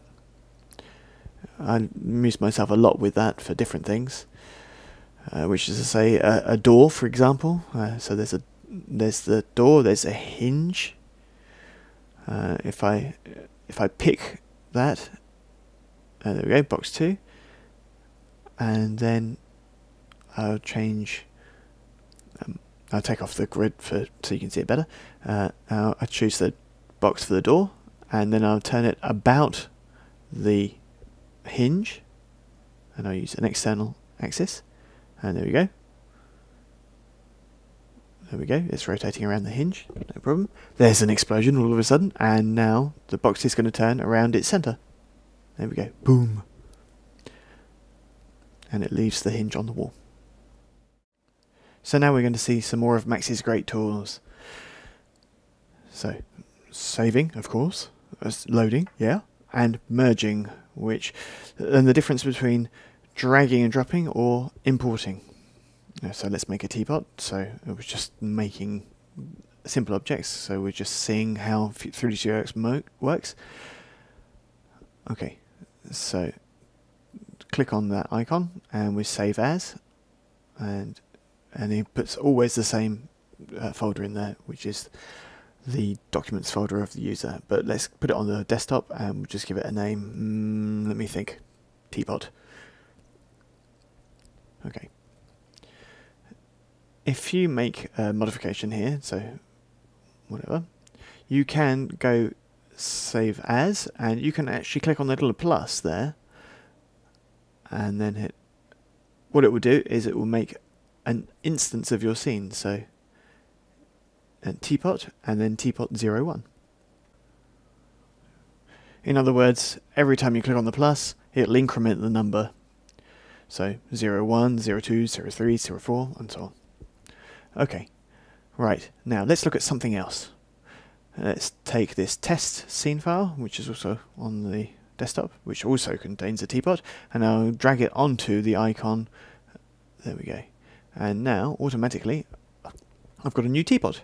Let's verify. Let's reset the scene. And let's reduce the size of the 3D Studio X window. Let's drag it in there, and you can see open file. And it's exactly the same as clicking on there, clicking on open, clicking on open. There we go. And choose our file. But in this case, I just dragged and dropped. It's the same file. What is interesting is taking the same file and dragging it in and using merge file. Okay, so you'll drag in your object and you'll put your object where you want it to be. And you can keep filling up your scene with teapots exactly like this. We'll get the other teapot, so merge, and I'll put it in. We can make a collection of teapots like this very easily, directly, without having to use merge or making the teapots anew, instead of using import merge. What is the difference between using drag and drop and merging? So it's automatic here. The objects have all got the same name. As you see here, if I press H, you can see teapot 1, teapot 1, teapot 1, teapot 1. And so all the objects have got the same name, so I haven't renamed them. If I click on the icon up here, it's exactly the same as hitting H, and I can see all the objects have got the same name. However, if I use this icon and then I go to import and merge, then I'll go back to the desktop and I'll choose test, teapot, test. Okay, and now it will allow you to choose what you want to put in the scene. So you can choose what filters you want to put it. So you can now say, do you want the geometry? Do you want the shapes? Do you want the lights, cameras, helpers, space warps, and so other things that we haven't seen yet? So for now, we'll just take teapot. It's got the same name. Okay, so when we use this menu here, I hit OK. Watch out, it's got the same name. So if I merge it, it's going to destroy it perhaps. I can delete the old one, or I can skip it, or I can auto rename it. If I auto rename it, then there's the teapot, and it's got teapot 02 now. It'll put itself in the same place. You won't have the chance to actually move it around like you do when you just drag and drop. So you can drag and drop and merge file and put it in there. So that's fast. We've just seen how easy it is to load in other Max scenes or import them with the Max format. But what about other extensions? We're not going to look at all the other extensions because it's going to depend on which program you're using. So Mudbox, ZBrush, Maya, Softimage, others. Each program has its own type of extension, and I'm going to look at the extension the most useful for moving objects between programs. Let's have a look. So here's an OBJ format. I'm going to drag and drop it, and now automatically it's putting it in the scene. I haven't got to open it or anything. It's going to be merged into the scene. my OBJ file is officially imported. So before, if I want to do another one, now there's a menu.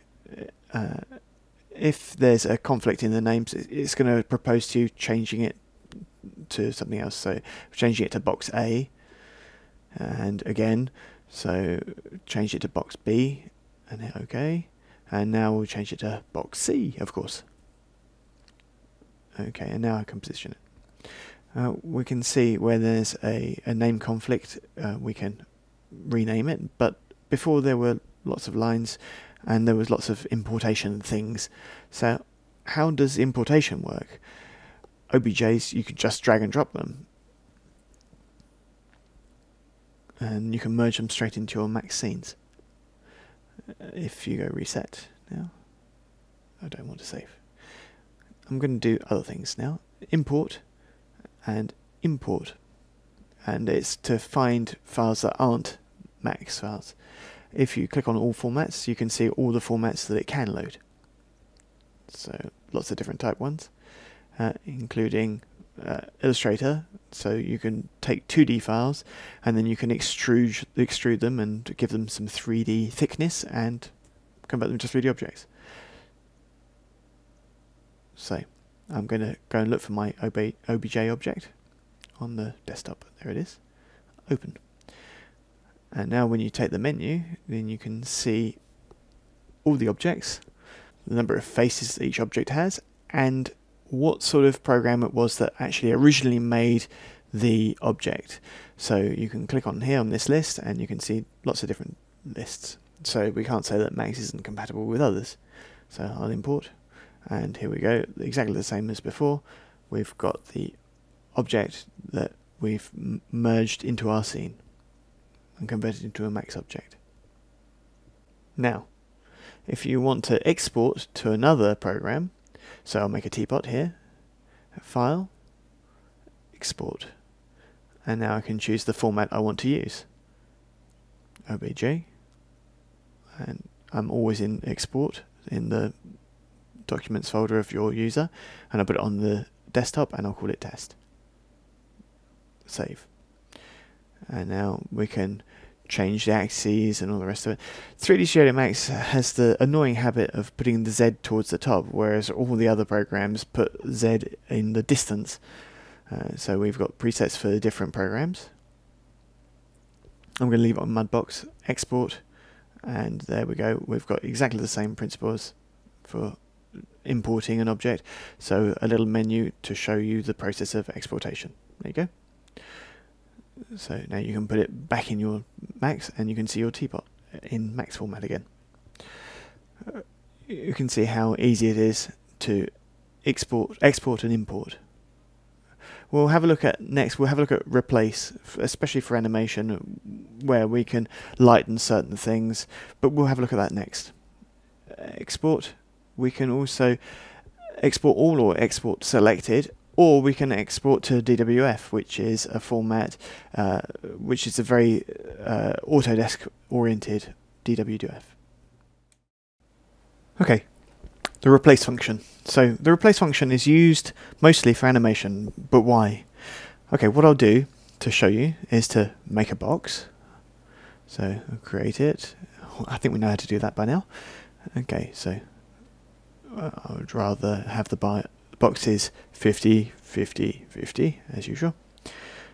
I've got my cube. So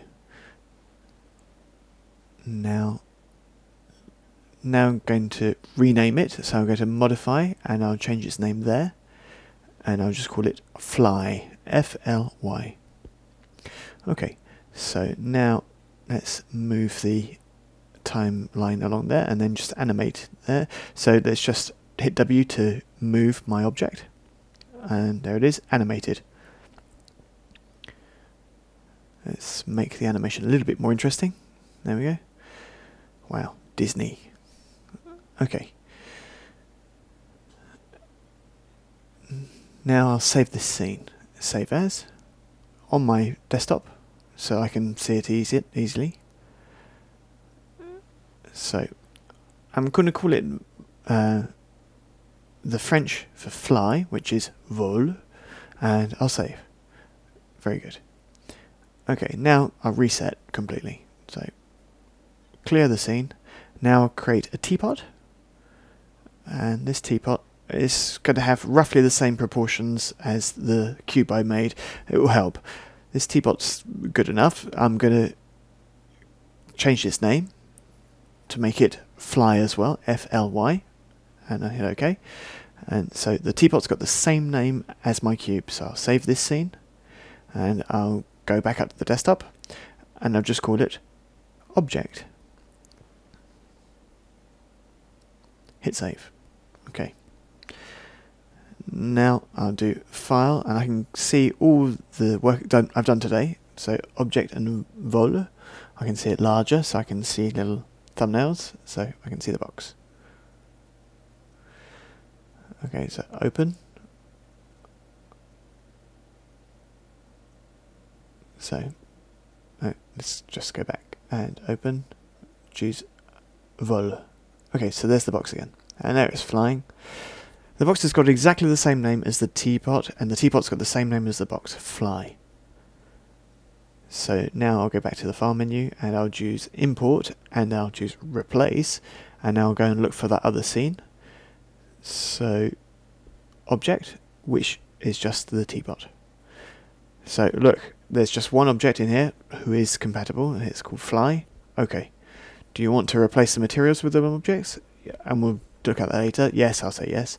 So now the teapot has replaced the cube because it's got the same name and has taken on the animation of the cube. This is really good because this allows you to work on a plane with propellers, for example, and you could travel.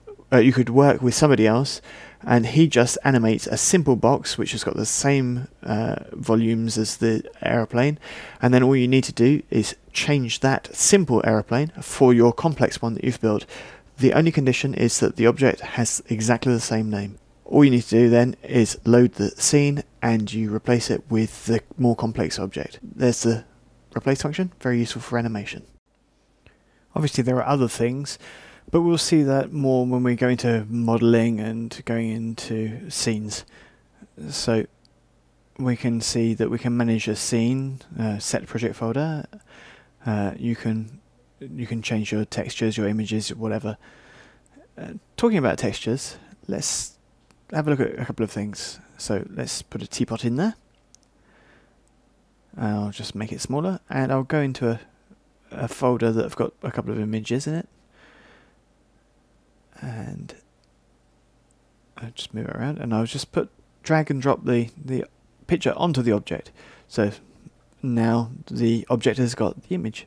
So if I put it into the background, I'll ask me if I want a viewport background or a environment map.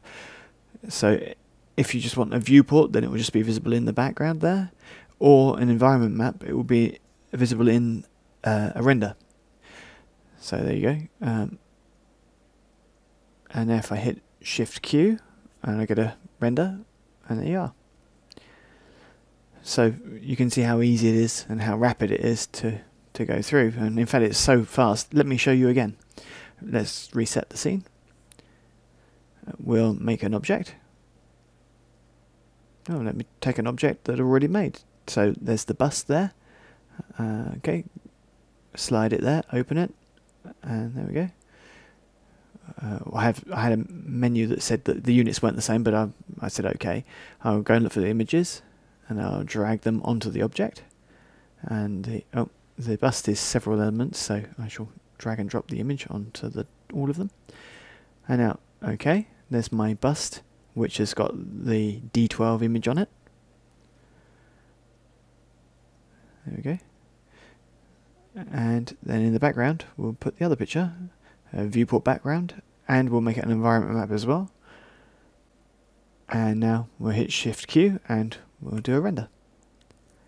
Okay, it's not the best technique to do it, but it allows you to really quickly put things into your scene to see them. So a simple, fast example to show you how to do the things that you need to. New. What's new? Okay, we'll see now. We'll make a teapot, and we can say new, and we can choose new all, keep objects, or keep objects in hierarchy. And we've got 3 options. New all, which will clear the scene. Everything seems new. But it's not quite the same as reset, because here you go, teapot. We do new. Do we want to save changes? No. And you can see that the environment has been kept. Whereas if I do a reset, now everything is reinitialized completely. There's another difference as well. So teapot, another, and I'll make a hierarchy. Let's do child to parent, child to parent. Move, okay. Let me just make this window bigger, and I'll animate these very simply. I'll put myself on frame 50, auto key, and I'll move the big teapot, the parent teapot. Everybody follows. We'll make it a little bit different. We'll say there's a little less discipline than there needs to be. So there we go. And now the children are moving around. Okay, so there's the movement we want to keep. Let's just go to edit and hold. Just a temporary safeguard. Okay, now we'll do new. If I do new all, then everything disappears, as you might imagine. Same environment, no objects. So let's fetch and get all those things back. And there they are. If I do file, new, and keep objects, everything is gone except the objects. So there's no hierarchies, there's no animation. Fetch. Okay. So now I've got back my scene with the animation and everything. If I do new, keep objects and hierarchy, I don't want to save changes. And now the animation goes and the hierarchy is still there. Okay. Here's another tip. Here we go, fetch. So if we've got keyboard shortcuts for animation, then we'll know exactly how to do it. If we want to get rid of the animation for these objects separately or as a group, it's not very complicated. You select the object, hold down the Alt key, right mouse button, and then you can choose delete selected animation. And there you go. And it works for a multiple selection too. Alt, right mouse button, deleted selected animation. And there you go. Okay, so let's personalize a scene now, or at least put some extra information in for other people, or as a reminder for yourself. So let's load my bust scene, and we'll go to Properties, File Properties. I'll give it a name, Bust for Training.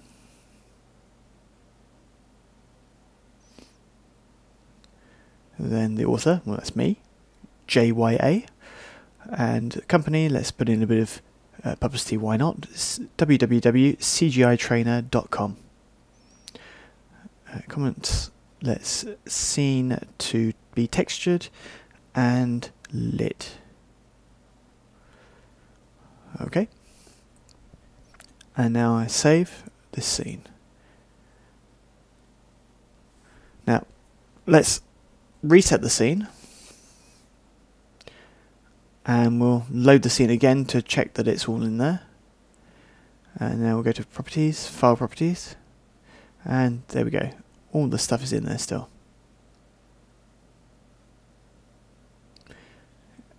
This is great if you're going to be sent work at a distance, and you want to say, oh hey look, all this information is there attached to the scene. So also for author's rights, it's great if people don't know this tip.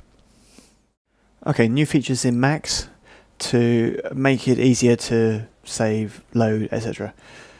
The fact that you can drag and drop is great, but we can do new scene there. We can open file. We can choose either Max or other formats, so Viz or Max characters. we can save, and the same thing, 3ds Max or Max Characters. We've got undo, redo, and a new one now, which is very interesting, new project folder. Here we can see that the project is on C users JYA desktop test. So how does this work? So when we look in Windows, we can look in Windows users and we can see the project with the scenes, etc. So when I do a safeguard or anything, it's all in the auto backups and all the rest of it of the user. If you make a new project folder, so let's choose a place, so we'll do desktop, we'll make a new folder and we'll call it training test, and hit OK. What happens now? So watch, let's reduce max and we can see that training test is there on the desktop. What is there in there? All archives, auto back, downloads, etc., etc.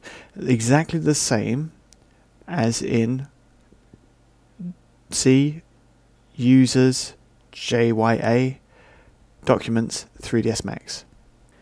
In this way you can further personalize your 3ds Max with a folder with all your projects inside it. Your own auto bag, your own render presets, etc., etc., which makes it easier to work with Max. There's a configuration file here, which is 3ds Max path configuration file, and that will help you to personalize your work. Okay, so let's look at basic project management. To remind you, if I go up here, I can see my project folder is C users JYA documents 3ds Max. If I go back to Windows, close that one, I can see here there's a 3ds Max folder, computer, local disk, users, JYA documents 3ds Max. So everything is on the hard drive, users, JYA documents 3ds Max, and there's archives, auto back, and so on. If I go back into 3ds Max, if I go there, I'll put myself on the desktop, I'll make a new folder and I can see it there. I'll give it a name, so training.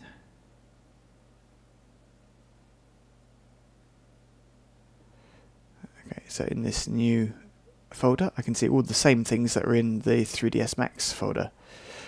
Archives, auto backs, downloads, and so on and so forth. There is a very interesting folder file in the root, which is the configuration, the Max path configuration file. So I can see that my new project is called training and it's on the desktop. If I want to load the old project folder, all I have to do is drag the configuration file into Max. So I can load or I can merge. Why do we want to merge? So that way you can keep files from one project but take files from a different project. If you do load, all you're doing is you're actually reloading the original project. So users JYA documents 3ds Max. This management can also be done in Customize. So Customize, configure user paths. Then you can see the configuration of the path is there, and you can personalize different things in it. And you can modify them, or you can make absolute. So you can save it, you can load a new configuration path, or you can merge a different one. So if you click there, you can see the rapid menu that you can choose your project folder in. So now you can personalize your project and merge with other projects. Okay, let's talk about layer and group management kind of thing.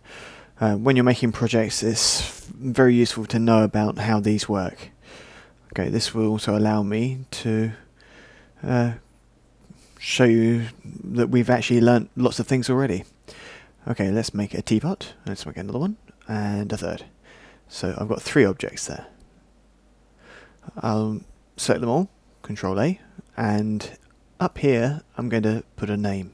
So I'm going to put teapots. Oops. Okay, with a T, of course. Teapots. There we go. And then I'll hit enter to validate the entry. It's very important. Now I'll do a box. There we go, from the bottom to the top, and I'll make another one from the bottom to the top. And I'll select these 2 boxes, multiple selections, so let's hold Q for selection. What type of selection are we using? So we're going to use rectangle, and we'll hit Control, and there we go, 2 objects. Okay, I'll give a name to them here. Do boxes, obviously, and I'll hit enter to validate. Okay, now if I hit H on the keyboard, I'm going to see all the items in my scene. But also I can see the selection sets here, boxes and teapots. Hit OK, and now all the teapots are selected. You don't have to hit H, you can also just go up here on the selection sets and hit the boxes, hit the teapots. Boxes, teapots. If you want to add an object, so let's make a new teapot. We'll click there, edit named selection sets. And we can see that there are the 2 groups, teapots, and there's the boxes. And if I click on the word teapots and a right mouse button, and I can rename, cut, copy and so on. I can also add selected objects. So that teapot, so add it to the list, and there it is in the selection set. So I can close that, and if I now choose teapots, all 4 are selected. There you go. Okay, so now we've got a kind of a named group. So now if I go back into the edit menu, so we've got undo, hold, fetch, delete, clone. We've seen a lot of these, and we'll go down, and then we've got manage selection sets. Exactly the same as clicking on that button up there. Why have I gone through all the edit menu? We've actually seen a lot of them already. We've seen undo, just Control Z on the keyboard, up there also, with the history as well. There we go.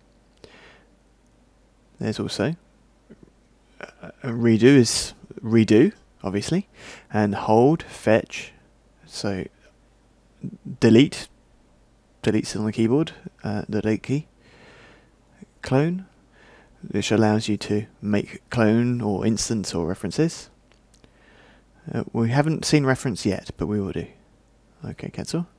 It's exactly the same as if we pressed Shift and moved the objects across.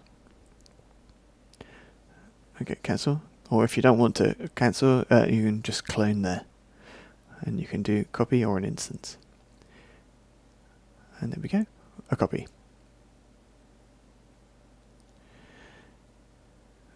Okay, move, rotation, scale, with keyboard shortcuts except for scale. So transformation, type in, so that allows you to do the absolute or offset. So right mouse button on those icons up there. So right mouse button on that little bit there in the menus. There you go.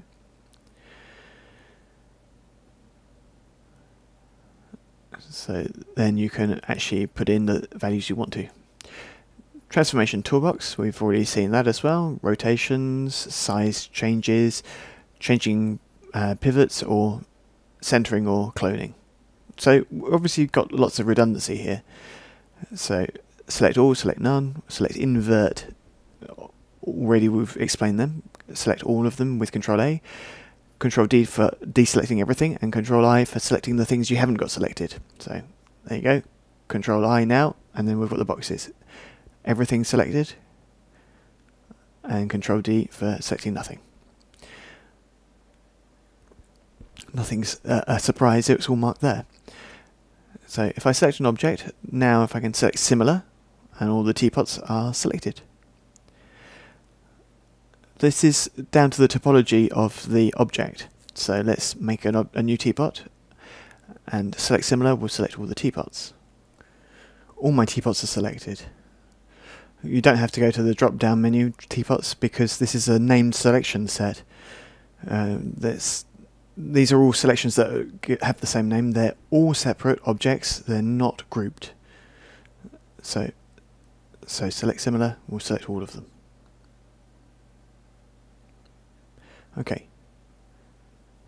Now be careful, because if I take this teapot and I make it into a editable poly mesh and select similar now, now it's not going to select all the others because they're not similar anymore. Even if the form is the same, but it's not the same thing. So it's down to object and geometry type. And there were 4 types of geometry. Okay, select instance. When I've got some instance objects, it will allow me to select them. What are instances? Well, instances are teapot, and then I'll move it with shift to make an instance. I'll make 3 instanced copies. Instances, when I go into modify tab, and then I can change their structural parameters, and they're all the same. Not how I move them around. If you want to do that, then use a hierarchy. If in this case I do select similar, and then all the teapots are selected because they're all the similar sort of geometry. However, if I go into edit, select instances, only those 4 instances are selected. Just to remind you, you can take an instance object and you can make it unique by clicking on this icon here in modify tab and make unique. And now it's not an instance, and now it doesn't depend on the others, it doesn't affect the others. So now if I select instances and it's not activated, if I select similar, all of them are selected, all the teapots. If I take an object that has got an instance, I select instances, then all of the instances are selected, so the 3 of them. Select by, name, layer or colour. Layer we haven't already looked at, we will look at soon. Colour we can choose by colour if we want to, it's not very useful, so you can choose the same colour objects and it chooses them all. We'll have a look at this later on, and we'll have a look at how we can create the similar or different colours. Select by name is the most interesting, and we hit H on the keyboard and we've got the selection sets named there.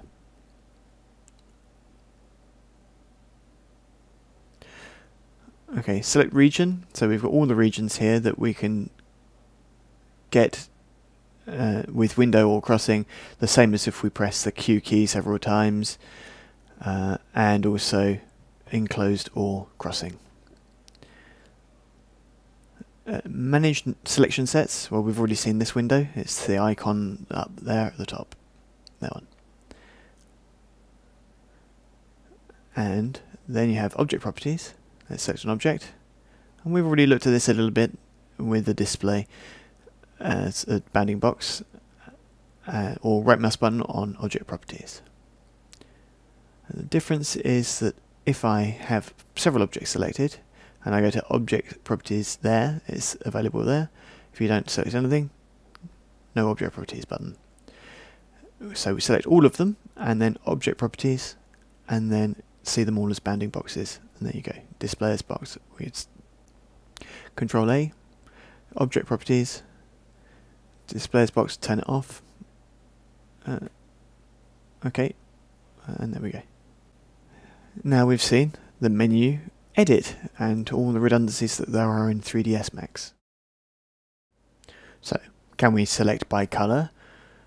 Can we assume that it's kind of a group or a layer? Yes, of course, but it's doesn't have to be named, but it can be symbolized by a color type. When you create an object, normally by default assign random colors is active. Let's show you. You can do every color creation you make, all the colors vary. So in conditions like this, to use select by color is a little bit random. So if you go up to edit menu, select by color, and you click on an object, it's not very likely you're going to get more than one object that you're actually going to want, because the randomized colors make it difficult. So let's reset the scene. Okay, I'm going to do different things. This is our first approach. Alright, I'll click here on the swatch. I will deactivate assign random colors. I'm going to choose a color that will be seen very well in the viewports. So let's create a box, and I'll make it the size of the grid, and I'll make it down towards the bottom. I'm going to do auto grid now, and I'll make a second box, and I'll do it upwards. I'll look in the other views so I can see the height of the box that I'm making. Why? Because this allows me to carry on using auto grid, and I can see where I'm going to make my boxes, and I can see exactly how high the walls are going to be. So there you go, about the same height. So that allows me to turn the perspective view quickly, click on this box, and still looking in the other views to look at the shape I'm making. So let's let's deselect everything. It's right mouse button in empty space behind the viewport. So right mouse button to stop creating boxes, left mouse button in the empty space to not have anything chosen. So let's choose a different color. We've unclicked assign random colors, and now we'll take teapots, and we're still in auto grid mode, and so we'll make a teapot there, and we'll do one there, and we're doing them directly on this bottom box, and there we go, a third one. So stopping the mode creation with right mouse button and left mouse button to deselect everything. So I'll take away the grid so we can actually see the boxes, so hitting G on the keyboard. Okay, now go to the edit menu, select by color, and I'll click on the boxes, and now I can see all the decoration, all the walls.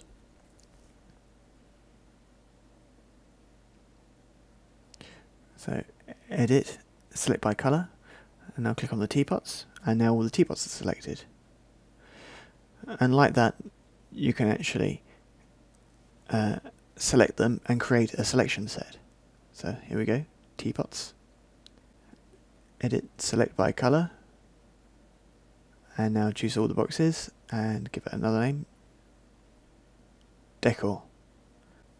So now I've got selected teapots and decor in two different layers. There we go, another way of creating groups of objects. Okay, color layers or grouping by color, it's one thing, but it's not really the real layers that are in Max. Real layers are up here on this icon, manage layers. Okay, so how do layers work?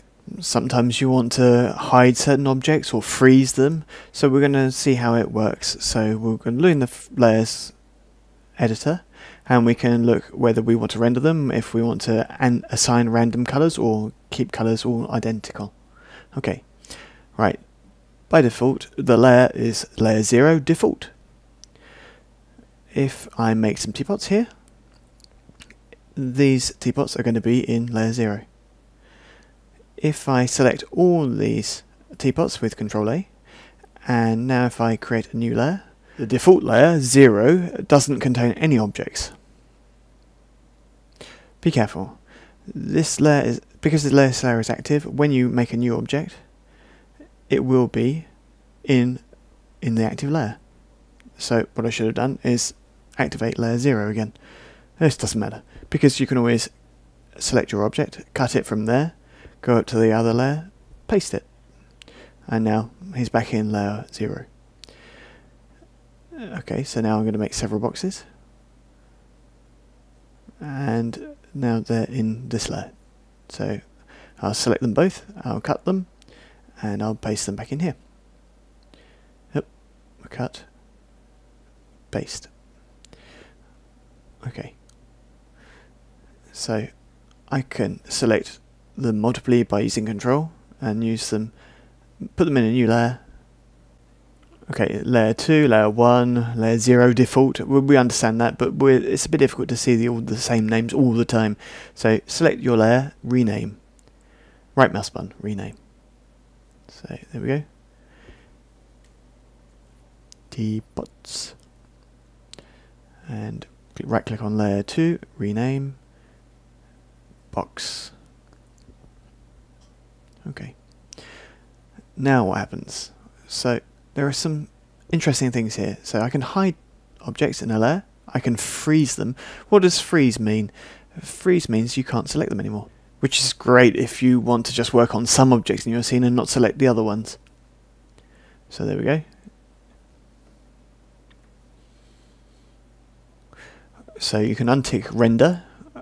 So if you now do a Shift Q to do a quick render, you can't see other objects. Oh, why are those ones visible then? Okay, so there's a bar there for the layer, but some properties are only applied to objects rather than layers. Okay, so this is one of the special things that we'll look at soon. What can be applied without worry to objects in a layer, hide and freeze. We'll look at radiosity and the lighting DVD. Okay, let's have a look at management again. So there are the layers, not very complicated. So we can hide, we can freeze. Now other options are done by object. So render, for instance. What does this mean? We'll make this window smaller so we can see better. So we can make this one bigger so we can see clearer. Okay, the 3 teapots are selected, so I'm going to work on teapots. So right mouse button, object properties, and here I'm in the general object properties. I can see exactly the same things that I can see there. So render rule, so there's render control, and that's exactly that. So if I don't say renderable, then I say not renderable. So there you go, there are 3 bars for the 3 teapots. So now it's not visible in a render. They are visible in the viewport. So if you want to choose whether your items are renderable either individually by object or by layer, if you want all those things to be controlled by layer, you select all the objects, and then rendering control is done by layer by clicking on this button. Okay, see the change there? And we can control rendering control and display properties by layer or by objects. We've chosen the teapots to be controlled by layer. We'd OK. And now if we click there and now hit Shift Q, well, it's the layer management control that takes control. Now let's select the boxes. Right mouse button, object properties, and display is going to be done by layer. I'm not going to change the render control. Okay. Okay, if I go on the boxes, and now I go down here, right mouse button, layer properties, object properties. So right mouse button on box, layer properties. So I want to see them all as boxes. So there you go. All of the layer is displayed as bounding boxes. In other words, I could control the optimization of display or rendering control. The rendering controller here doesn't do anything because my objects are all individually controlled for rendering. Only display properties is by layer, whereas rendering control is by object. So you can make some interesting combinations. We can see, just as a reminder, to hide or to freeze your layers. So there you go, hiding and freezing. More to follow. layers, colours and other things. Okay, so here's how it goes. So here are the boxes, here are the teapots. I'm still in the layer management.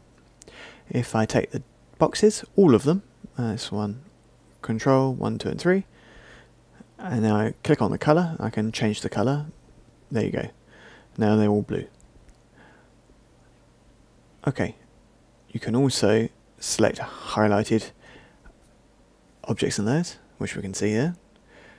I can highlight the selected objects, which is, so I'm going to select all the layers. There we go. And now I can hide or unhide all of them, freeze all of them, or unfreeze them all. So select all highlighted objects. We can also click right mouse button and do select, highlight selected object layers, and obviously it's going to choose that one.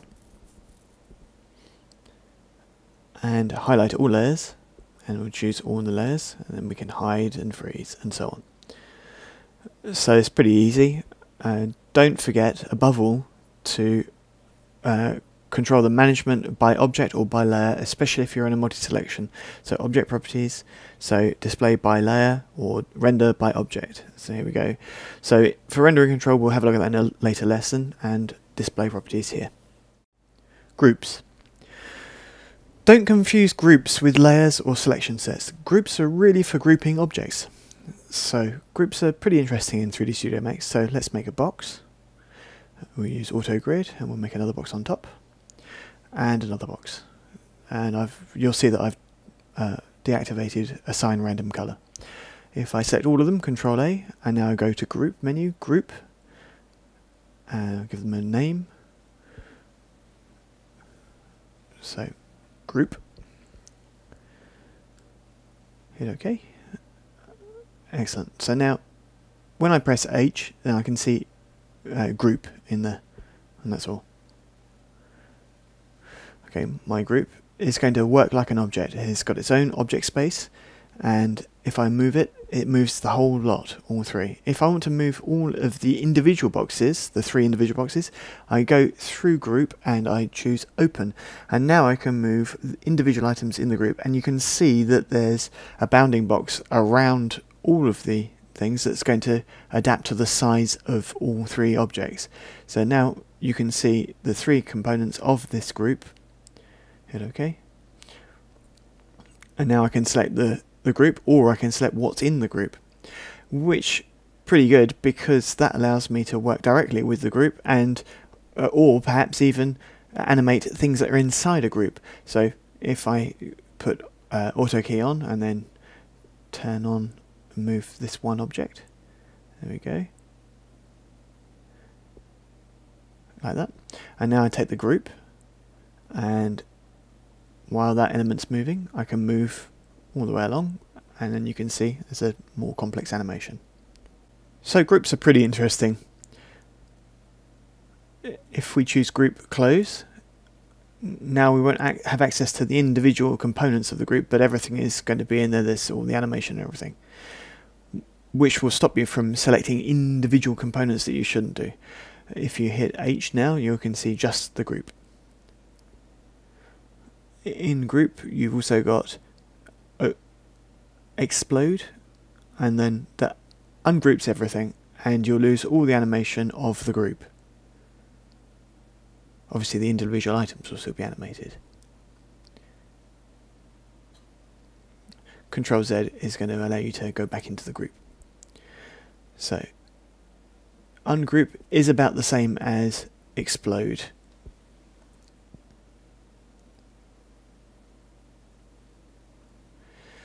So there you go, that's group management. Assembly is more for lights, so we'll have a look at that later on. So group, ungroup, open, close, attach, detach, if you want to add things into a group. So let's make a new scene, reset.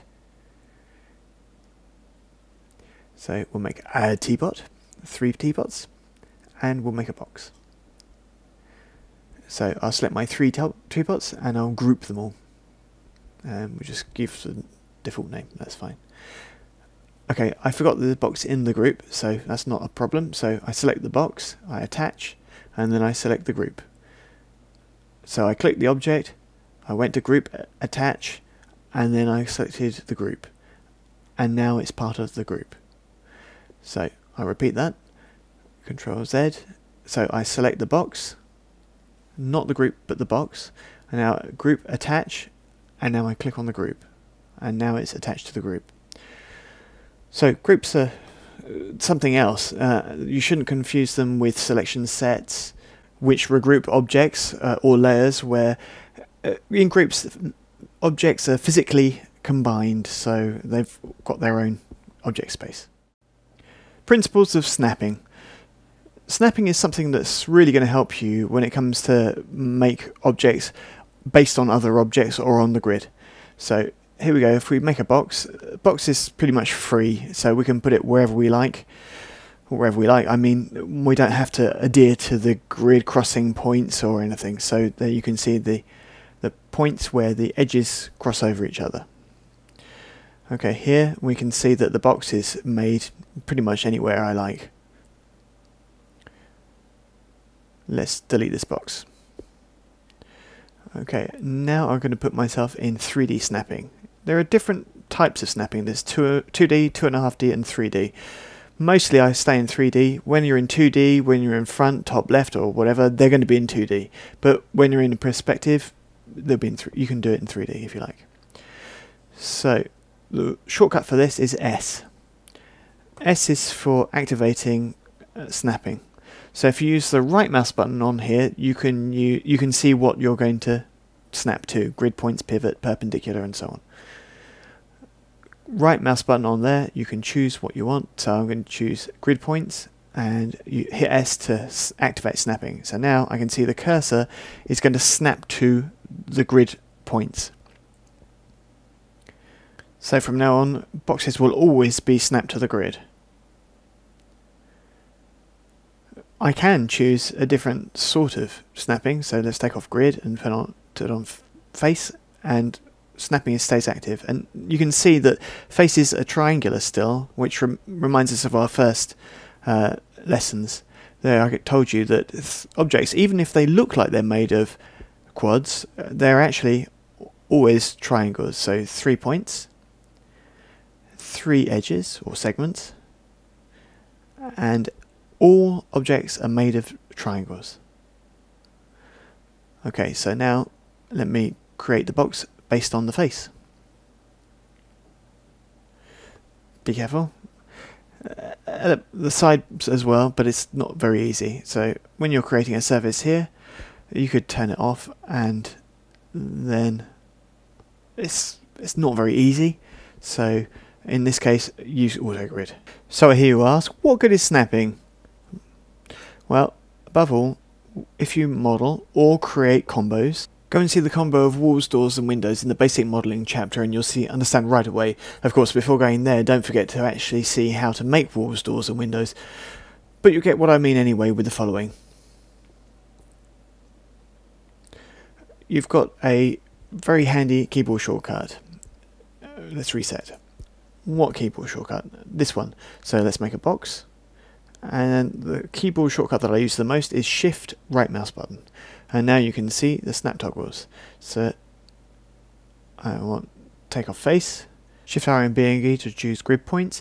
Now S, so we make a new box on the grid, another one, and Shift right mouse button, face, and Shift right mouse button again and take off grid. S is always active, and now I can make a teapot on the faces I want. Watch out, it's not auto grid, so it's based on the face I select. Shift right mouse button and I can choose what I want to snap on. This menu will also show you grid and snap settings. What's that? That's the same as the right mouse button on the icon up there. So you can see options, and these options, we'll have a look at them now in the next chapter. Options for personalizing the grid and which affects snapping. Let's continue with snapping basics and principles. Okay, so let's make a cylinder. Here we go. I'm now going to go to rotation mode. So that's E on the keyboard. And if I click on rotation snapping, then I can see that the rotation is snapped to every 5 degrees. If you have a look at the y-axis down the bottom of the screen, you can see that it's snapped to every 5 degrees. So let's put it to 0. Yep, there we go. To personalize this, so we can right click on the snapping icon, and then you can see angle. So let's change it to 45 degrees and validate, close it, and now when I turn it, I'm snapped to every 45 degrees. Same goes on any axis. Okay, let me put it back to 0.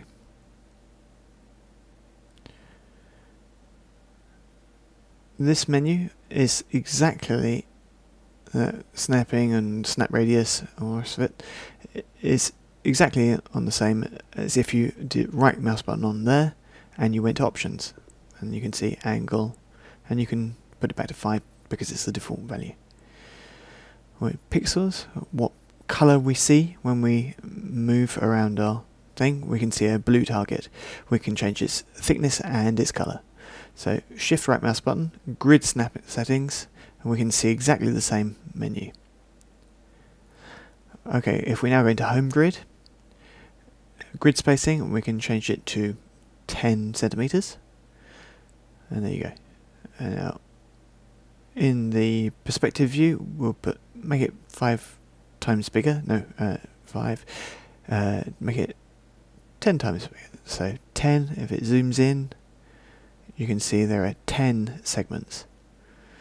So 1, 2, 3, 4, 5, 6, and so on and so forth, up to 10 of 10 centimeters each one. So let's change that to 5, and now we can see every 5 centimeters we can see a major line. Now we'll have a look at something else. So we'll have a look 10 there, and there's no more divisions. So let's change grid spacing to 1 centimeter, and now we can't see it. We've only got a 10 centimeter grid, so we need to make it bigger. Let's make it 500, and there we go, we can see the grid again.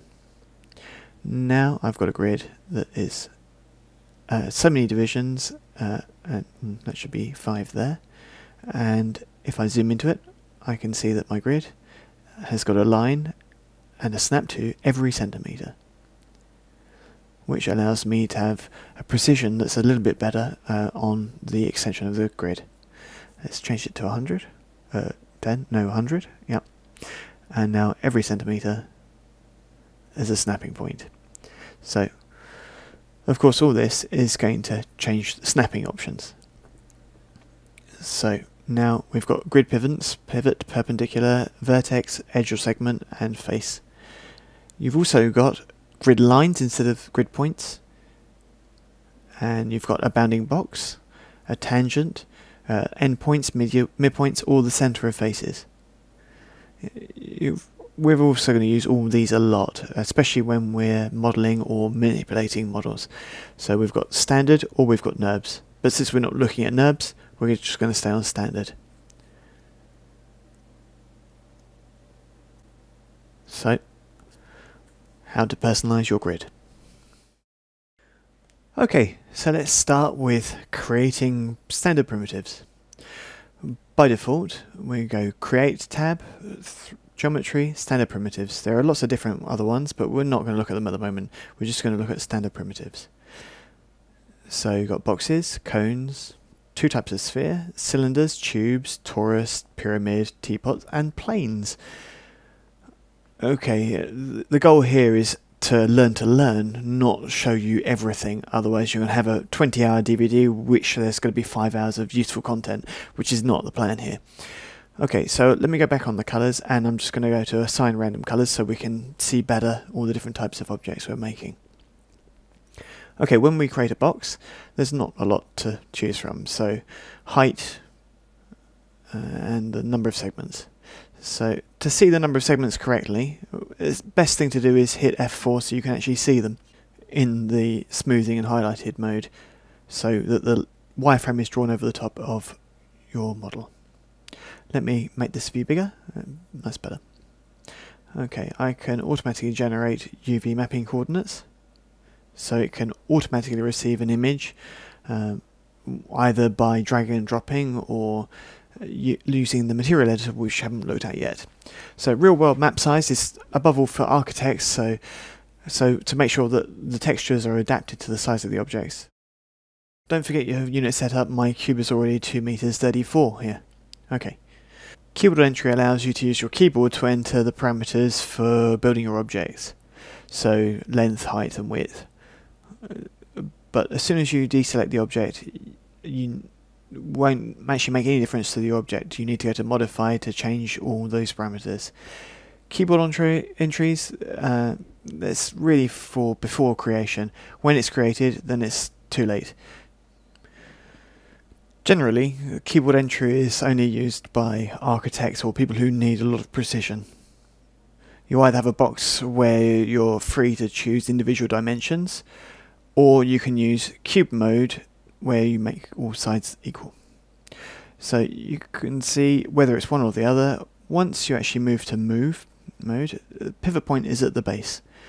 Pivot point is always based on the creation of the object. That's to say, from the bottom to the top. So in a box, from the bottom to the top. So here the pivot point is at the bottom of the object. Okay. Box from the bottom to the top. You can also see that it keeps the history of the number of segments. Cone, so from the bottom to the top. And then you can hold down the mouse button and you can determine the point. Don't forget that if you don't get there immediately, then you don't have to worry.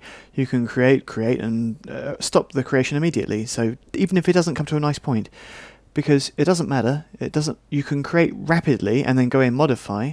Think about it from a production standpoint where rapid creation is the most important. So you see the first phase created made the pivot point exactly the same as the box. Create rapidly, because afterwards you can go into the modify tab and you can change the radius 1 where you change the bottom and the top, so you can make your point like that. So you can change the number of segments in height and the number of segments on the cap.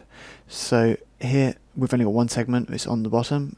So here we go, 2. If you've got 2 caps because you haven't made the top equal to 0, you've put a previous, you can see that the cap segments is the same on top and bottom. The number of sides, and you can smooth or not. What is smoothing? Well, that's a particularly interesting thing. So smoothing is how light passes from polygon to polygon. So to see better, we'll turn off the wireframes and we can see that the light isn't passing correctly around those, so you don't get the impression of a round cylinder. Smoothing, we'll turn it on and we can see that it smooths out the faces of the cylinder.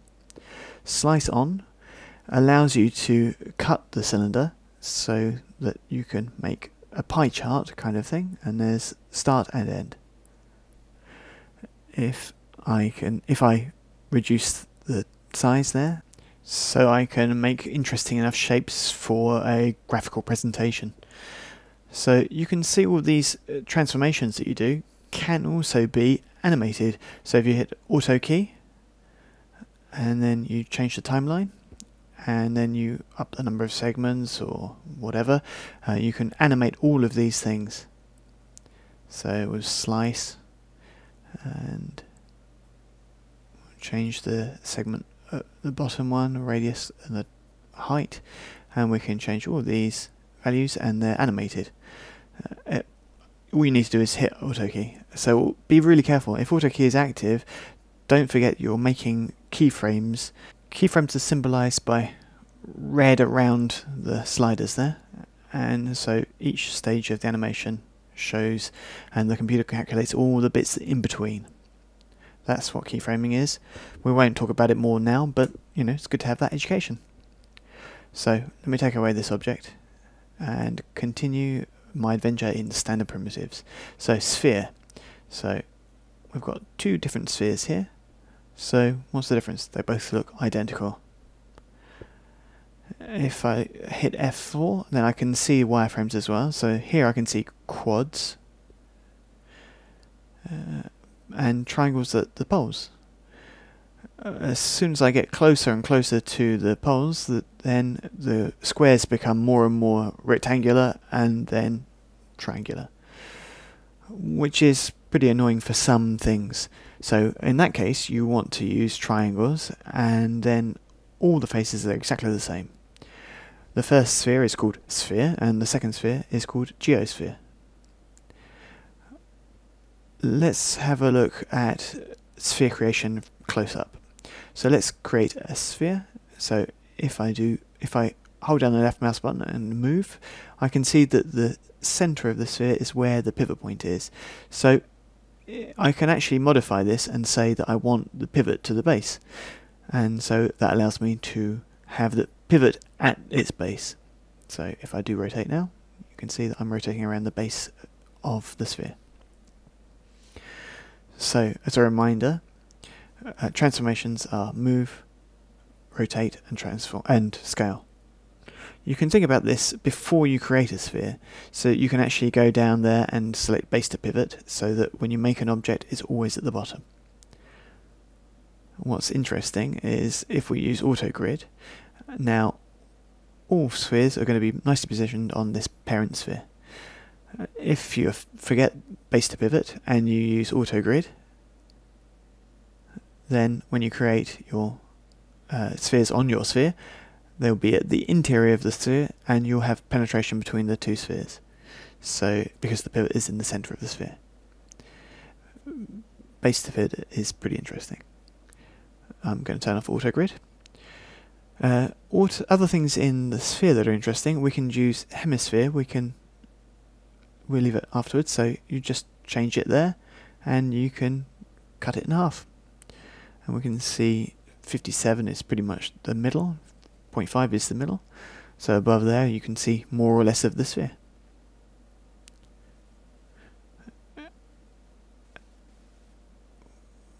Wait, I've either got chop or squash, and it's another principle of doing it. And we've also got slice, so this allows us to do the pie chart kind of thing. So we can see that we've got a segment of the sphere, just exactly the same as with the cylinder. All these parameters can be done before creation of your sphere.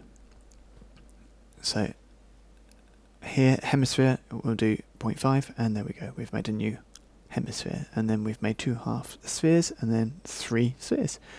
Don't forget to put the parameter on. Let's reset. Cylinder, it's a cylinder, so always the same parameters. Tube is, you've got 2 circles for the base, so you can make the thickness of the tube, and then the elevation lifting up the tube. We're always using the same process. To remind you, this is the process. First of all, we create the base of the object, and here we're making 2, and then we use the elevation, we use the mouse to lift up the height of our object. So it's a tube with 2 circles, and then the elevation. And then afterwards we can go into modify and change our parameters.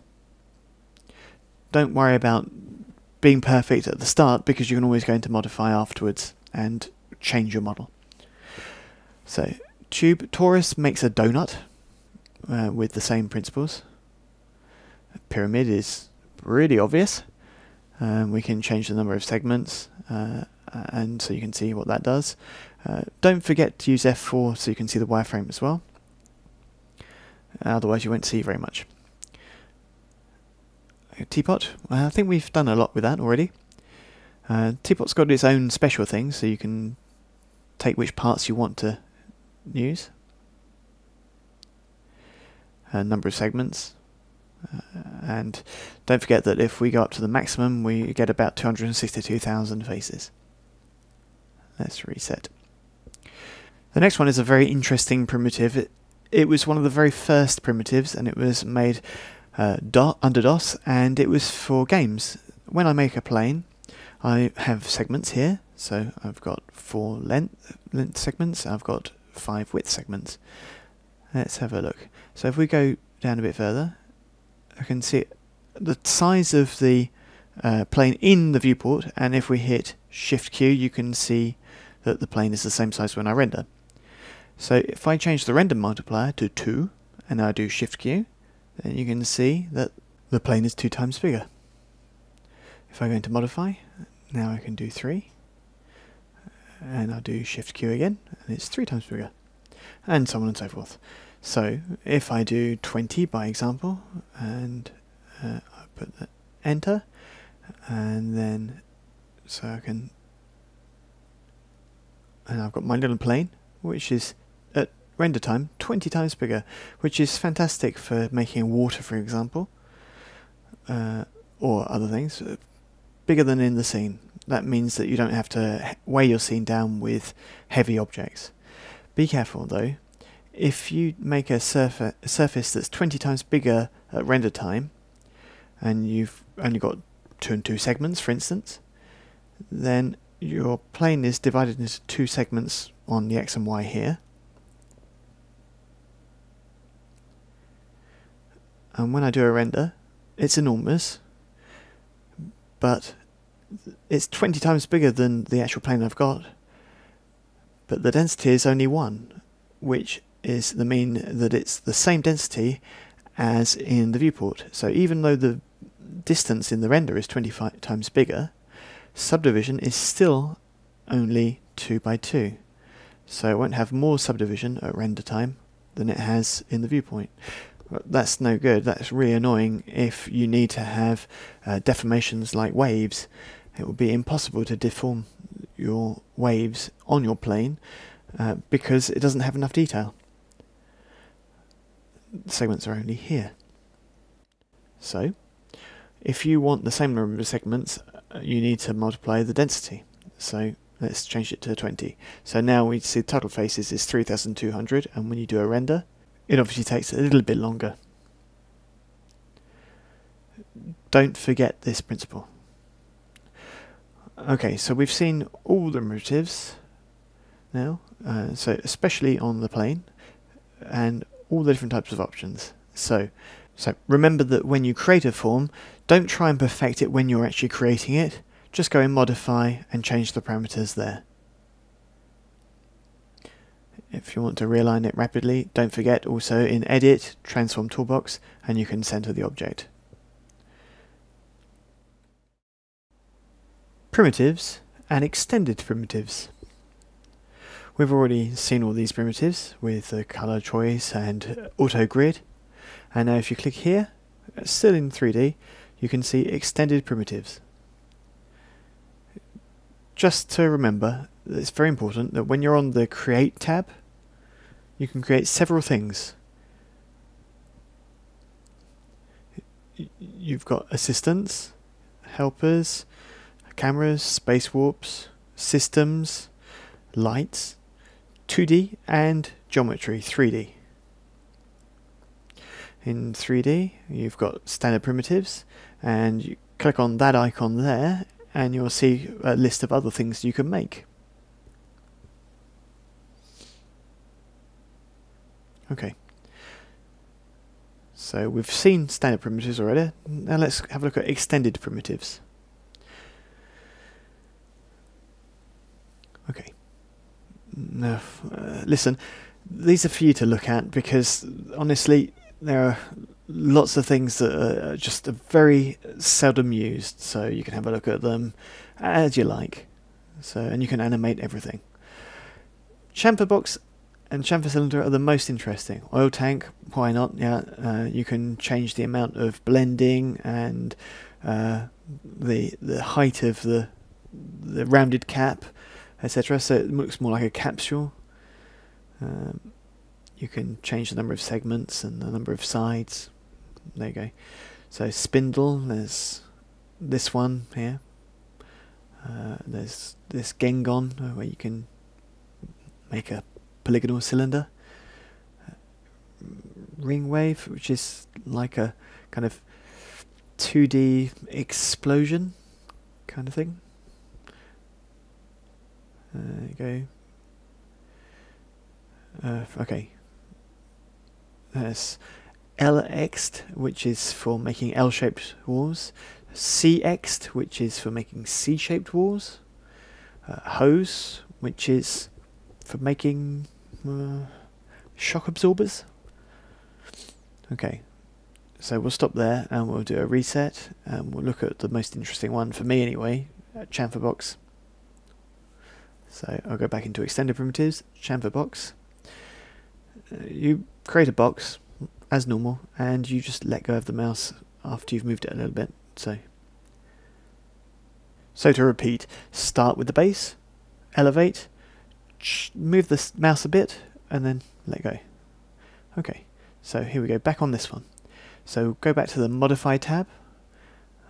So as per usual, just build your object quickly and then go back into Modify to fiddle around to make it exactly what you want. Chamfer box is interesting because it allows you to have rounded edges for your box. So here I'm pressing F4 so we can see the wireframe. There's no segments, so it looks pretty simple. Okay, so I'll add some length segments, some width segments, some height segments.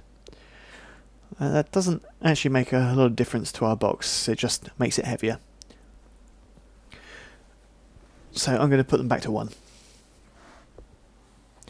Where it is interesting is in this chamfered zone. So let me change the segments on the fillet. So why? Because it becomes more interesting because I'm rounding the box off. So I can change the height of the box and the width of the box, same as usual. And the fillet is the size of the rounded corners of your box. If I take off F4 so you can just see the box itself, it's a lot prettier than just a standard box that you can't chamfer.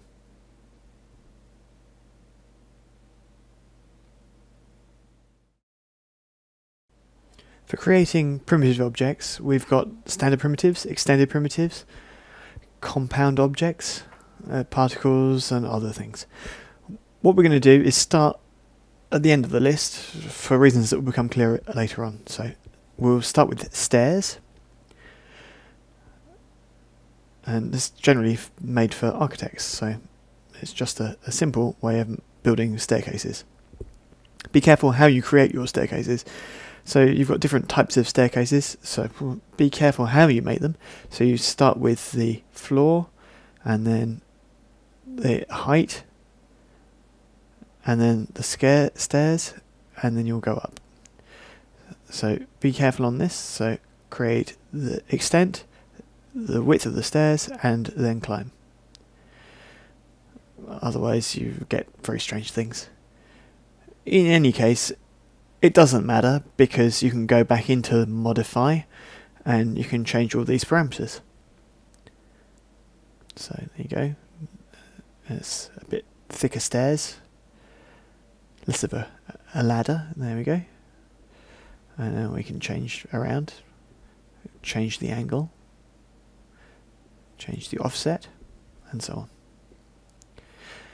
You've got loads of parameters, and you can look at things like, you should look at them yourself, go into Modify and just put in what you want for the staircase you like. So we'll add some banisters, one on the left, one on the right, and lots of other options.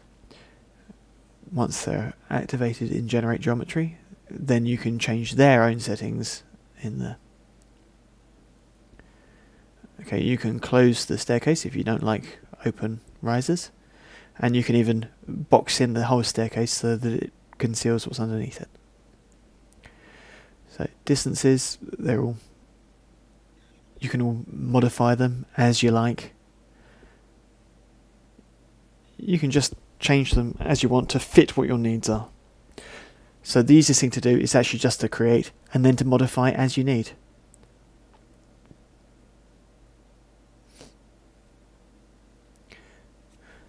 For staircase types, what have you got? It's a real help for architects because you've got spiral staircases, So again, be careful on your building in the first place, or go on modify, and you can see you've got stringers, carriage, centre pole, banisters, and all the rest of it. You can choose which order you want, counterclockwise, clockwise, and you can change the radius and so on. The easiest thing to do is just to have a look for yourself, honestly. So then we've got U-type stairs, and the most simple, a straight staircase. There you go.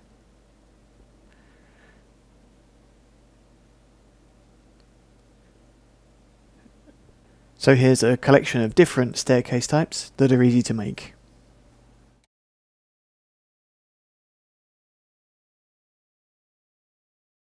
Staircases are generally made in this fashion, with these various options that can be changed. Now I'm going to move my staircase. All these different options here, you can see. We saw these all before. Okay, and now I'm going to put it to the center of the view with Transform Toolbox tool, and I'll convert it to editable polys. Now, when you convert to editable poly, you lose the ability to modify the parameters for your staircase. So what does it turn into? Simply points, segments, borders, faces, or elements. Elements are parts of the object that have no points in common, which will make it easier for them to, to modify them into a form not imagined by the developer.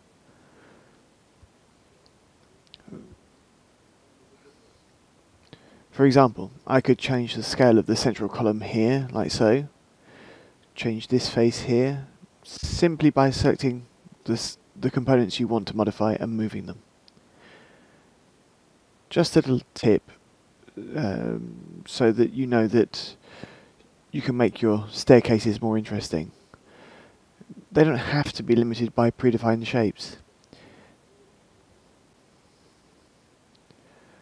This gently introduces us to the idea of primitive objects and converting them to polygonal meshes. After our staircases, what else have we got? Let's do the same way. We'll go up from the bottom, Dynamics Objects. We're on 3D Objects, and we click there to see all these ones, and we'll go to Dynamics Objects. Dynamic objects are often used for basic things. There are only two different ones. There's Damper, which looks like this, and Spring, which we also create simply like this. Okay, so we make them, and that's it. So now we're going to modify, and now we'll change the height, the number of turns in the spring, the diameter. We can choose whether it's clockwise or counterclockwise, number of segments and the subdivision of those segments, and so on and so forth. What is interesting is not this. At the moment it's just free. If we ask it to follow objects, bound to objects, so now what I'll do is I'll go back into the Create tab, and I'll use Standard Primitives, and I'll create a sphere and another one. Okay, I'm going to select this one, right cursor to just stop creating, and then just choose the object. Okay, so now I'll go back into Modify. He's in freeze at the moment, so we'll do Bound to Object Pivots, and we'll pick the top object and click on the spring, click on the object, click on the spring. So I've just picked it and then picked the bottom one. Now if I take the sphere and move it around, the spring will move automatically. So now you can see why they're called dynamic objects. These are objects that create automatic animation, if you like. Why follow object pivot? Because it's based on the pivot of the object itself. So let's go and change the pivot, and we'll affect the pivot only in the hierarchy tab, so we can see that the spring adapts to wherever the pivot is. So we'll put them there, and we'll quit effect only. So now we'll just move the sphere, and we can see that the spring is attached to the sphere. There you go. That's alright. If you want to make pistons or springs or shock absorbers for cars, you can use these. And obviously you can still change the number of turns and make a prettier spring. Okay, so let's delete that and go back to damper.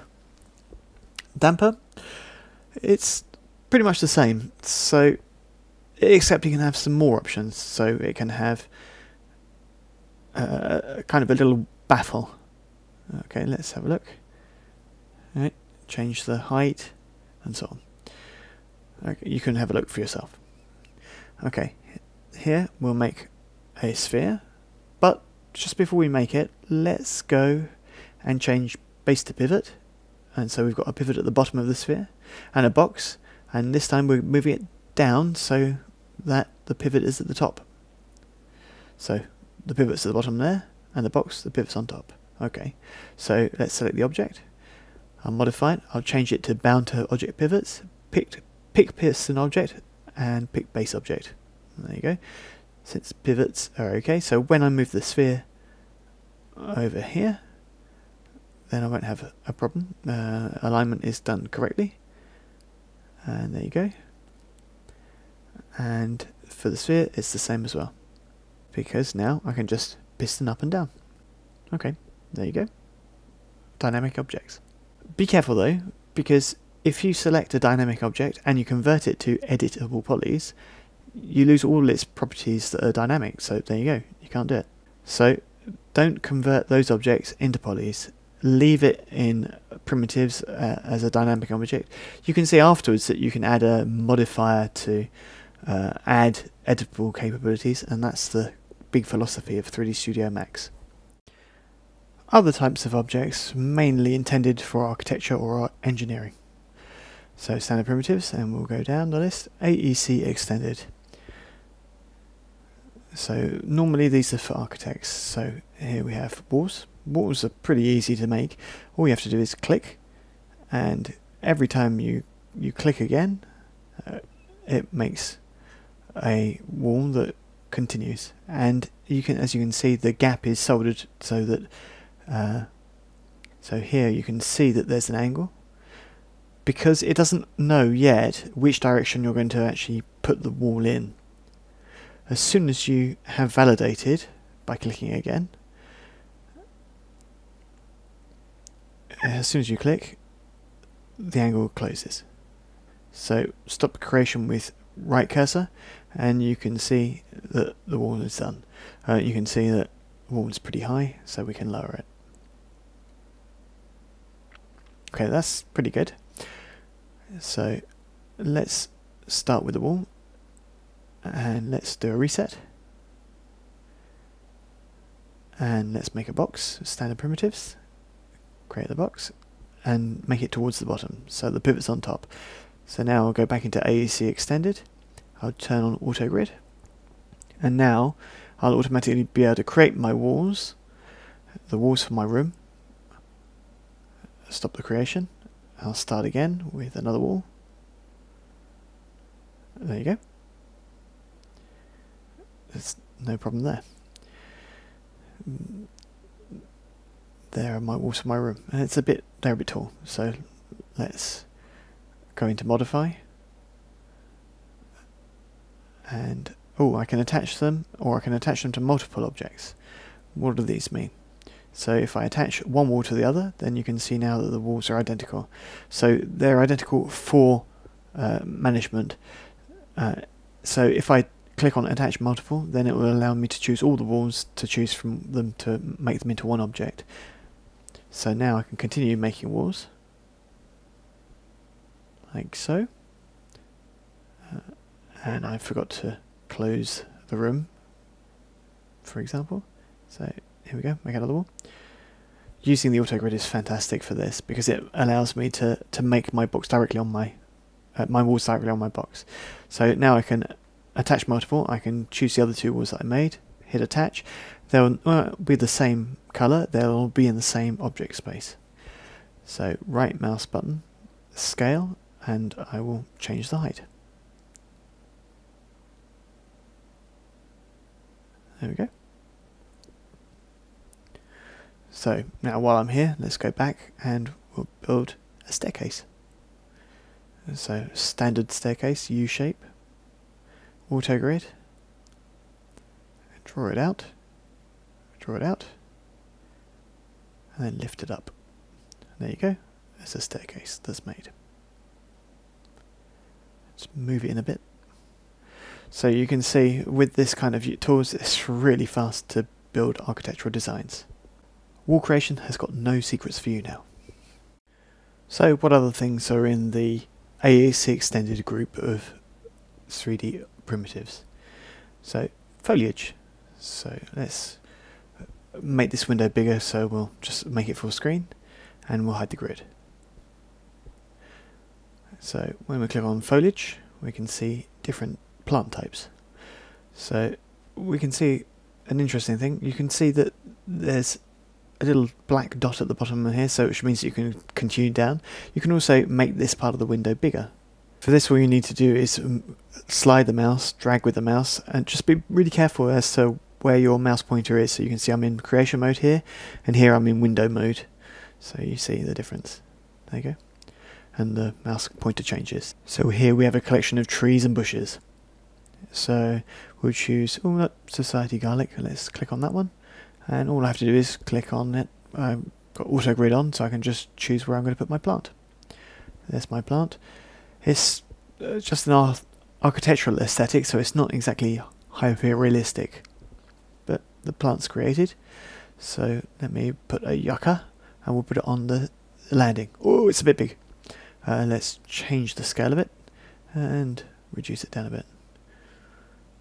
When you create a plant and you're editing the plant, the previous plant is displayed in an optimized manner. You can see that the first plant is in just an optimized mode, which means that it doesn't weigh down the scene with excess detail. When you deselect everything, then you can see that they're both in optimized mode. Let's go back here now. I've got a plant library down here, so when you install 3D Studio Max you see all these other ones. So we can see Japanese plants here that I'm quite tempted by. So okay, and scroll down and you can have a look at different libraries. Parameters, so same density, height, pruning and so on. So select your plant, go into modify, and then you've got the parameters, so you can change the height, you can change the density. So then no water, lots of water, no water, lots of water. So you can change the random seed, so you don't have plants that all look the same. And the size, and I could have changed the size here, but you've got different things, leaves, trunk, branches and so on and so forth. Okay, so then when the optimization, so you don't show the canopy when you're not selected and so on and so forth. Watch out. Display optimization doesn't affect the render. Oh, plant through the wall, that's not good. Okay, well let's move it around.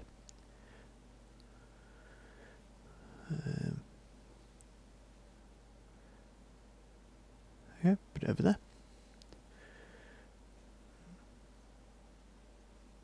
And there you go. Okay, so here you go. An easy tool to use for architecture. Basic architecture, obviously, not hyper realistic or anything. But just for some things, this is usually enough to give you an idea. Okay, for AEC extended foliage, and now we'll just look at railing or barriers. Okay, after plants, as promised, railings. So we'll go back into AEC extended, and we've got railings. Well, you can just create rails. So start with the length, and then the height. Don't make it upwards, because otherwise you won't know what you're doing. Okay, reset, and I'll start again. We'll have a look at this railing, a bit more interesting. So railing, so let's make the length and lift it up. What do I have in options? There aren't many basic things, however, profile, square, we'll change it to round. So now the top rail is round. So we've got the distance with the depth of the rail, and its width and its height, the height of the barrier. The profile of the lower rail is square, but now we'll make it round. And the profile of the posts for the exterior posts round, so that's better. So let's make them a bit thicker. Okay, and change their aspect, and so on. Pickets, we can change it into a solid field if we want to. Leave it as pickets. Okay. So if I click on this icon, I can change the spacing of pickets, which allows me to change the number of pickets automatically.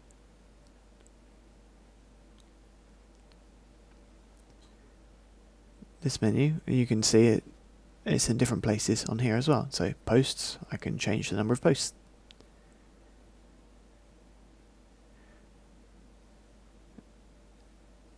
So you can start the offset in one sense or the other, so you can make a non-uniform distribution, more concentrated towards the end than the start, and so on. So let's go back to the distribution menu for the lower rails, so we can have a few more. There you go. I'm just going to cut down the number of pickets we've got because it's just a bit too many now. There's another very interesting option here. If we go back up, pick railing path. Now, choosing a path, we haven't actually had a look at how to create paths, but we're going to do it really quickly so that you don't know how to use lines, but how to use a line quickly. So paths are 2D, so 3D, 2D. So when you want to create, you go into the Create tab and you go 3D, 2D, lights, cameras, helpers, space warps, and other things. So we were in 3D, and now we're going into 2D. So click on here, and now we choose, we create a line in perspective mode.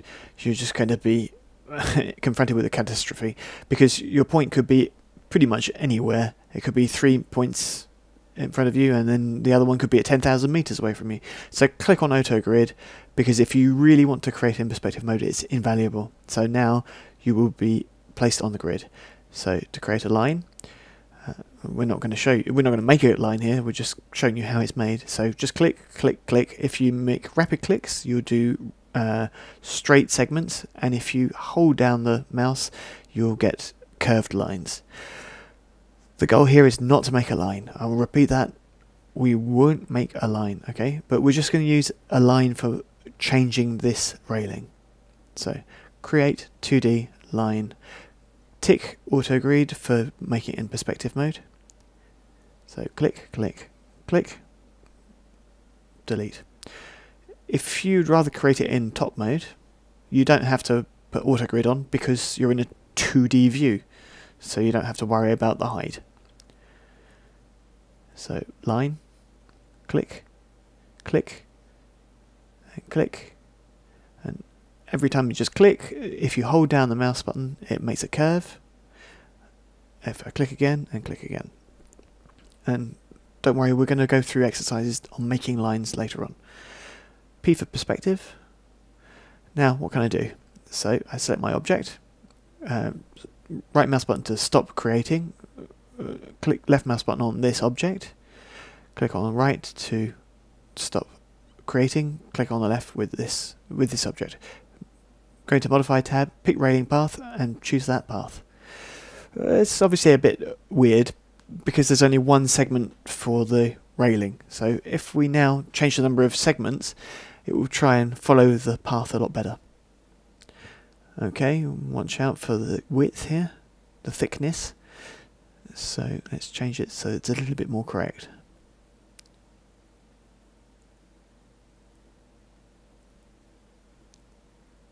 So position, change the depth of the posts there, and change, yeah, there we go, that's alright.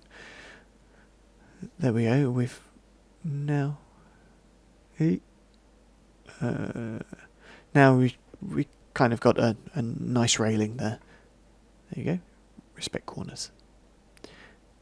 There you go. Also know something else. If you put this on a line, you can select your line and you can change the line, and so the railing will follow automatically. To modify the path, all you have to do is go into Modify tab, choose the path, choose the point on the path, move it around, and you'll see later on, much later on, that we can make more complicated paths, but this is just so you can see how it works in 3D Studio Max. So we've got a lot of tools to get through. So here's another thing that's quite amusing. So you can still animate all this. So you can move these points, move them around, change your timeline, and there you go. An animated railing. Maybe we'll even have a use for that sometime. Don't know. Right, we've covered AEC Extended. Let's have a look what else Max proposes. So here a problem is that standard primitives, they were easily understandable. Extended primitives, easily understandable as well, and for testing obviously. Stairs, not a problem. Dynamic objects, easy enough. AEC, we can see that we've made plants, so we've made walls, and we've just seen railings. Okay, Mental Ray. Well, I'd actually send you more towards the DVD just for Mental Ray. We can have a look at it later on, maybe. But in another chapter. But it's better to look at the Mental Ray DVD. NURBS and patches for surface objects, and we're not going to look at them at all. So we're not going to use patch grids, we're not going to use NURB surfaces. We're just going to use polygons. Particle systems, we're just going to skim over these in another DVD, but it's not really the goal of our training. We can also cross out Mental Ray, it's not really the goal of our training here either. Compound object, well, these are really interesting. These are 2D objects. We've just had a quick look at lines, but it's not now that we're going to look at compound objects. Okay, we'll have a look at them later on, obviously. So there's only doors and windows.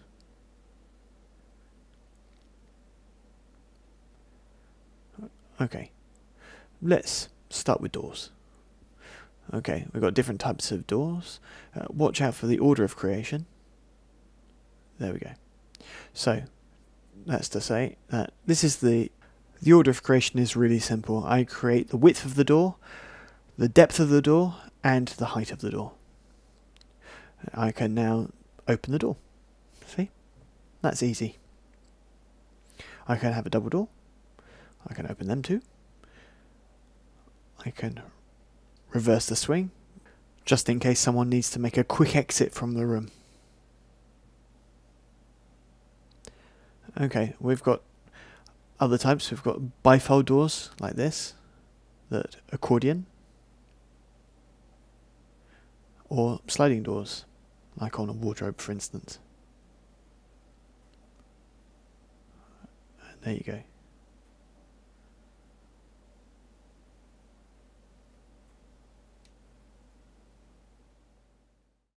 After the doors, what's left? Oh yeah, windows. Okay. So it's exactly the same. We'll create it, the width, the depth, and the height. And here we've also got the same as before. We've got lots of different opening types. So there's opening there. For you to try the different parameters that there are in each one. So panel count, we're changing the number of panels for opening this window. So if I go back to there, I've got fixed. So width, depth, height. And then when you open, then you can choose different types of, oh, this is a fixed window, so there's no opening. Okay, yeah, be careful. choose the right type of window. Make sure you choose the right one.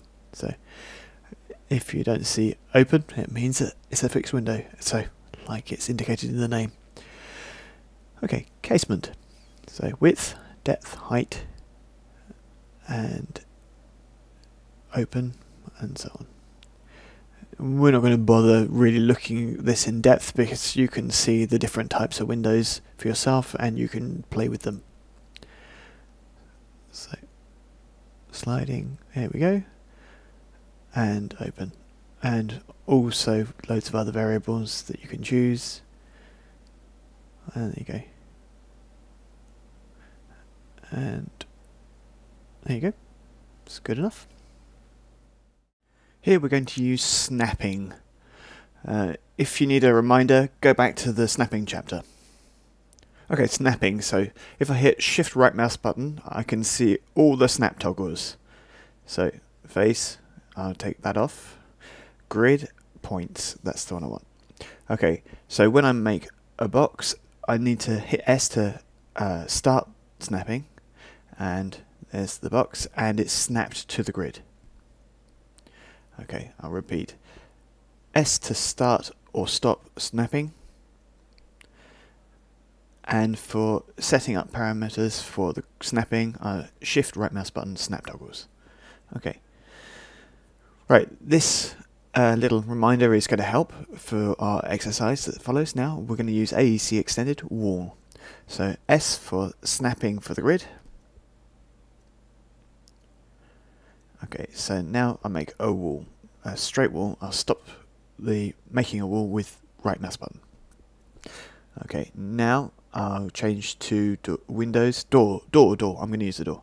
So shift right mouse button, I'm taking off grid points, and shift right mouse button, I'm choosing face. Now I'm going to make a hinge door on the wall. Okay, I'm going to stop snapping so that I can put the depth of the door. So S to stop it.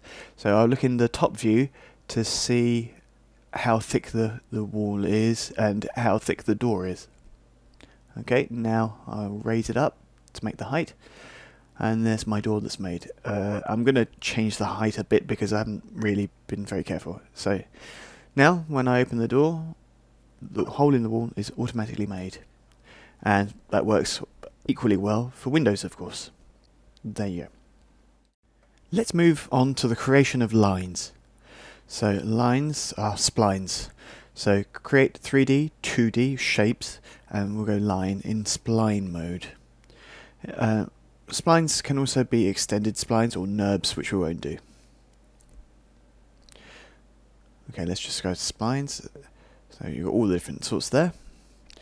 We're just going to have a look at the predefined things. So we'll go back to lines afterwards. So let's look at helix. This is a line that you create and you raise, and there you go, you've got a tower. Now let's turn off the grid so you can see better. And let's change the colour, so that's better contrast. Okay, when this line is created, you can modify it. Go into Modify tab, and we can change its radius 1, which is its start circle, and its radius 2, which is its end circle. It's always in a bounding box.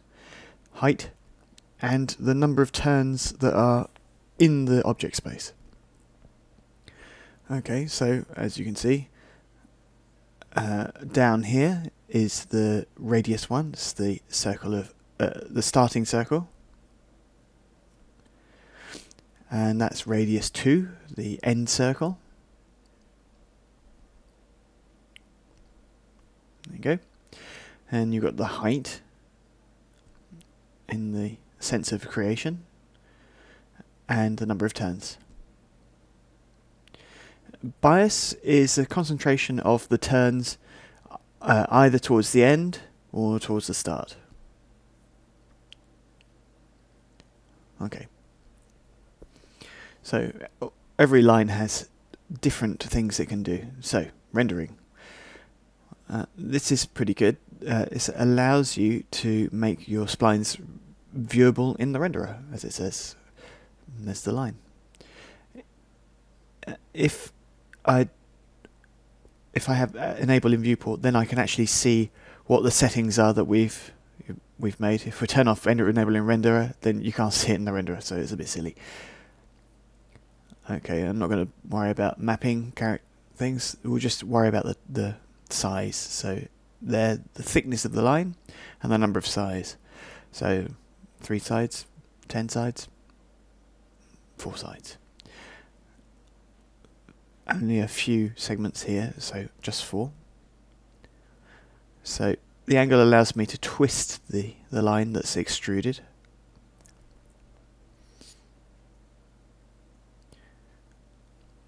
And this is a radial, or we've got a rectangle one. Obviously in our radial one we had 4 sides anyway, but rectangular is always just 4 sides, so I can still change the size of the profile and its angle of rotation. And I can change its aspect, so you can see the different proportions, or I can lock proportions like this, and now I can't change one without the other.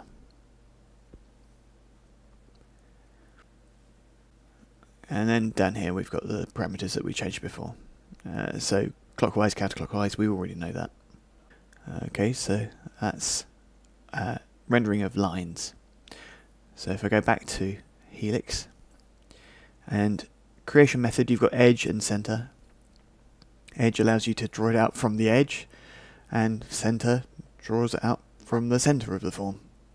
Well, it's not really make a lot of difference for the end form, but rather your habits on building it. So, and you'll notice that your rendering setup has stayed the same for all the next helixes you do. We'll just have a look at all the other types pretty quickly, and then we'll have a better look at the standard line, not the predefined ones. Okay, so let's continue our adventure in lines. We'll go into creation, 2D, star. Okay, just draw it out. We can change the thickness. Let's close that rendering. The parameters. So the exterior circle, the interior circle, number of points. Distortion is how much twist there is applied to the center.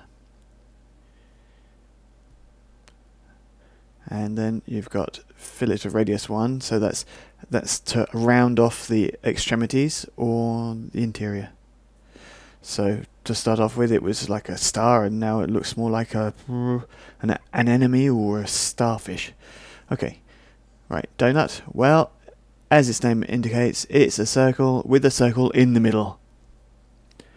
Ellipse is an oval. You can do a circle with it. A circle is just a circle. Here we're pretty basic. So rectangle, it's a rectangle, but with a speciality, which is a rounding off of the corners. Easier to see in the top view here.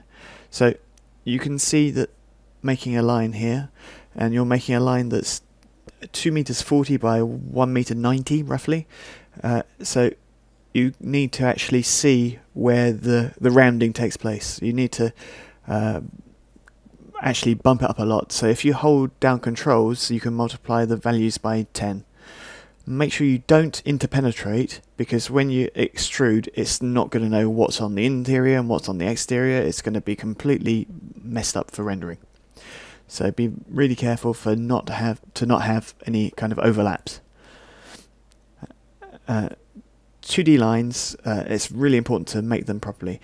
All 2D lines have an orientation for the faces that come from an extrusion towards the outside. So there's the direction of the normals of the polygons that are extruded. The normals reflect back the light and the shading and so on. If you create crossovers here, like here, there'll be a big problem. The exterior here, no problem. Exterior here, no, yeah, no, hang on, that's not the exterior, that's the interior. Okay, let's start again. So, exterior is here, and the exterior is there, and so the exterior is there, so it's going to interpenetrate, and that's no good whatsoever. But on the back here, what we would see as the exterior is the interior, so it's not going to work. Max is not going to understand at all, so when you extrude it. So you've got to really avoid this. So make sure you make your corner radiuses simple enough that they don't cross over. Arc, now you see, measure the length, and then there you go, there's the arc. It's not particularly difficult, so do it in modifier and then just go into the radius there, from and to.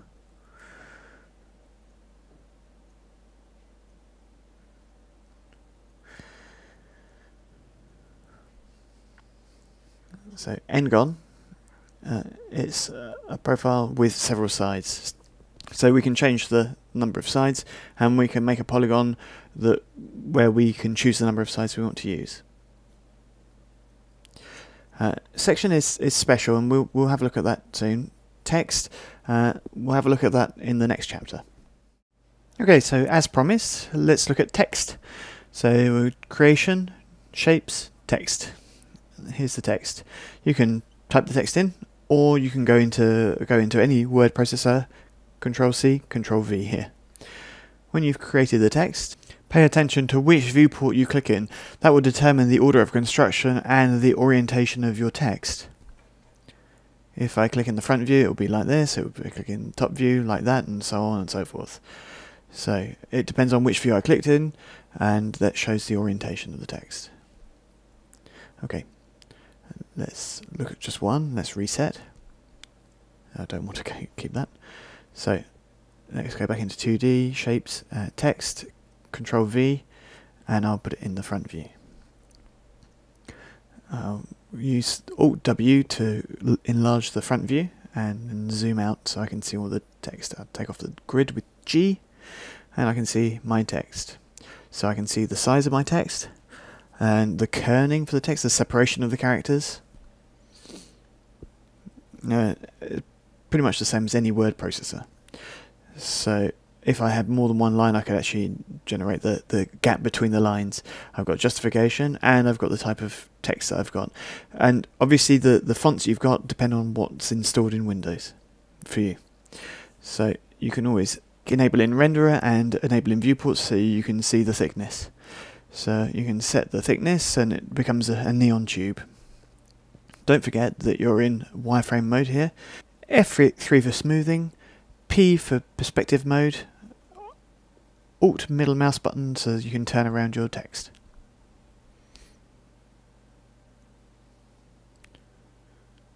Okay, so Shift Q for a quick render.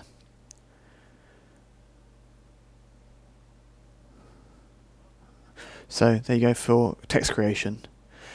It's not very complicated. So to remind you, everything here, so the size or the kerning, they're all animatable. So you can, without problem, just change each little thing and have it animated over time. So if I put a value of 0 here, now I'll change it to a negative value to squeeze it together. So let's try -50. A bit more maybe, -100, 200. Oh, a bit too much. Let's try 100. Okay, good. And hit Auto key, and then put it there, and I'll put it at 0 again. And now that you've got a key, and now it's animated. We can change the size as well. So let's zoom it up a bit, and there you go. And we've changed any shape or text. I can't change the typeface I'm using. That's not animatable. So those parameters are. However, you can correct or change or add to the text, and that won't be a problem. That will be animated. We're going to have a look at a special tool in shape creation now. So it's called section. So to really understand section, we actually need to make a 3D object. So let's make a teapot. So now we'll go to 2D section, And now I'll create a section plane. So when it encounters a 3D object, it will make a cut. Okay, so position is important. The fact that the plane actually touches the teapot is not. It just extends along the axes of the plane. So the plane's creation is just in 2D. So there you go. There are the two axes of the plane. So there's Y there and X here. There's no Z in it at all. It's purely 2D. For extending the X and Y axes on all the sides of the 2D plane, there will be a projection of that cutting plane on your 3D objects in your scene. You can put it wherever you want, or turn it as you like. To make these contour lines, it's not very complicated. Just make sure it's exactly 90 degrees, and I hit modify and move it along. There you go. And I'll do create shape, and I'll just give it a name, 1 for instance. I'll move it along, create shape, 2, and so on and so forth. So again, create shape, 3, and just do another one there. Okay. When we don't need it anymore, we can just delete it. So now I take my 3D and I'll move it away, and I can see all the contour lines that I've actually made using that cutting plane, and all they are is editable lines. Okay, that's how you use the section tool. We're going to have a look now at some of the special things in section tool. So I've made a 3D object. I go back into shape section, and I'll make a section tool. So I'll move my section up, and you can see that there's a line through, and it's projected to the end of the universe. So what other options are there? So if we're going to modify, and I can see it's infinite, and now I'm in section boundary. So now you can see as soon as the plane touches the object, it cuts. And you don't actually have to touch the object itself, you just have to enter the object space of the object you want to cut. So there you go. I can also do a manual update so that I can move the selection with me, or I can put it back down and do update to see where what I've cut out.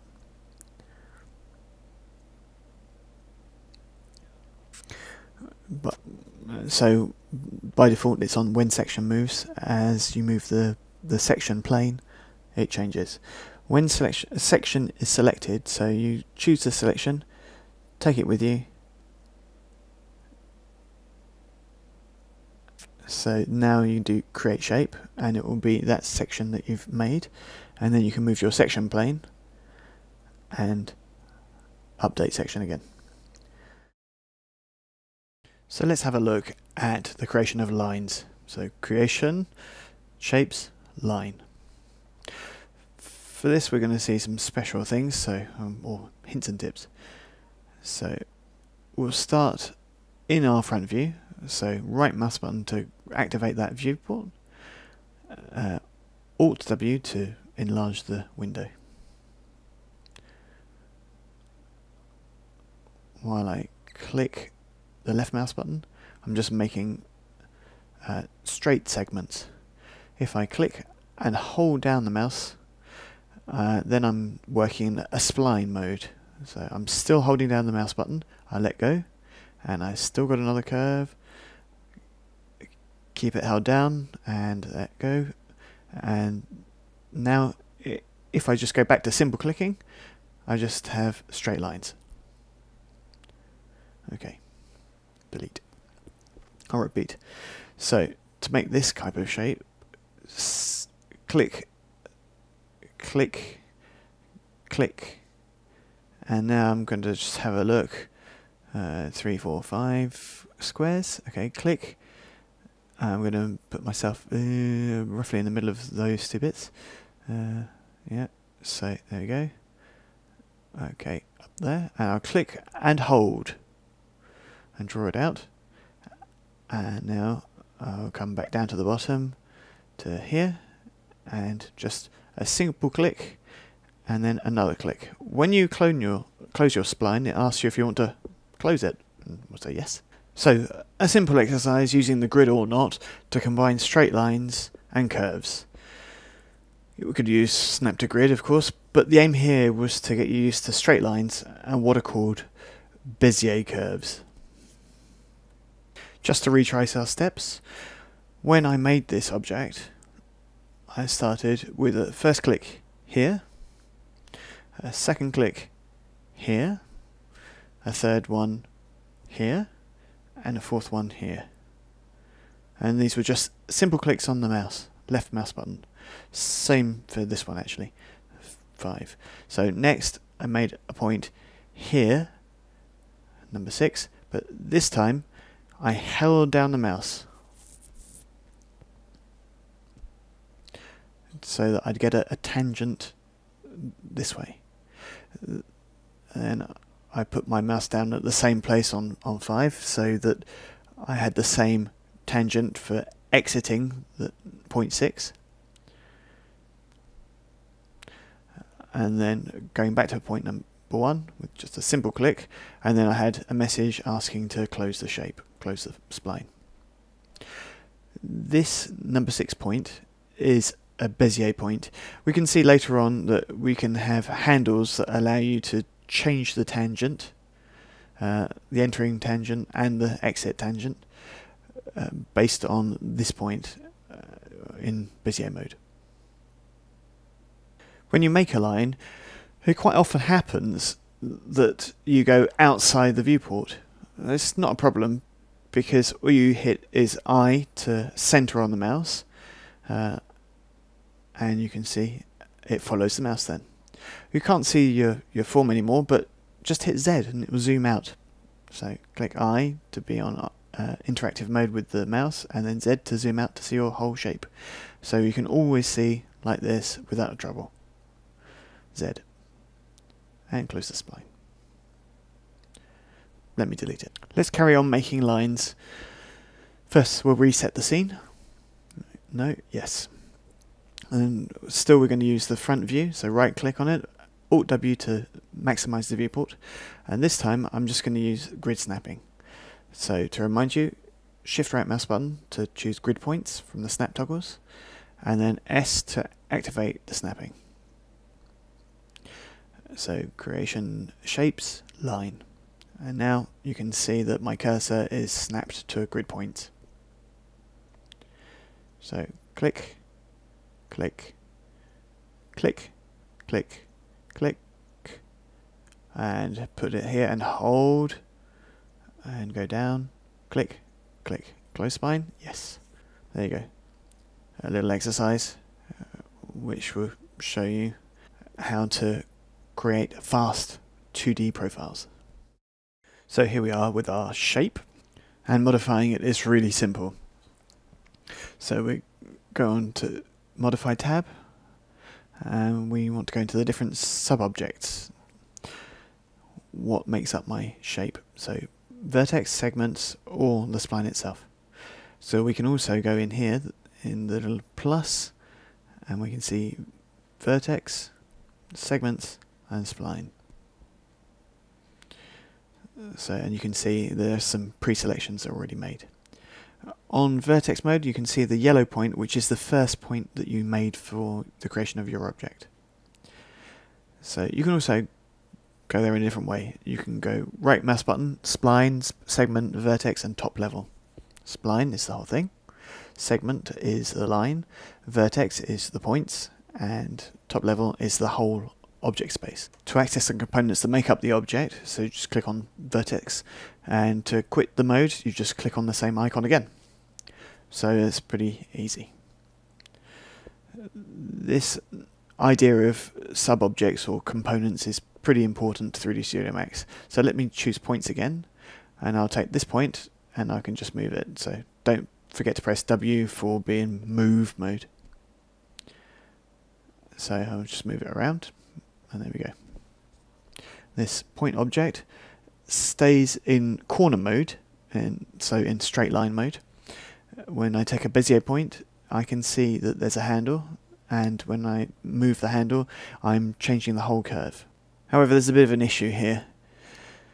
The problem is the gizmo for moving, and you can see it's pretty big, and it's this line with the arrows red and green. You have got two solutions.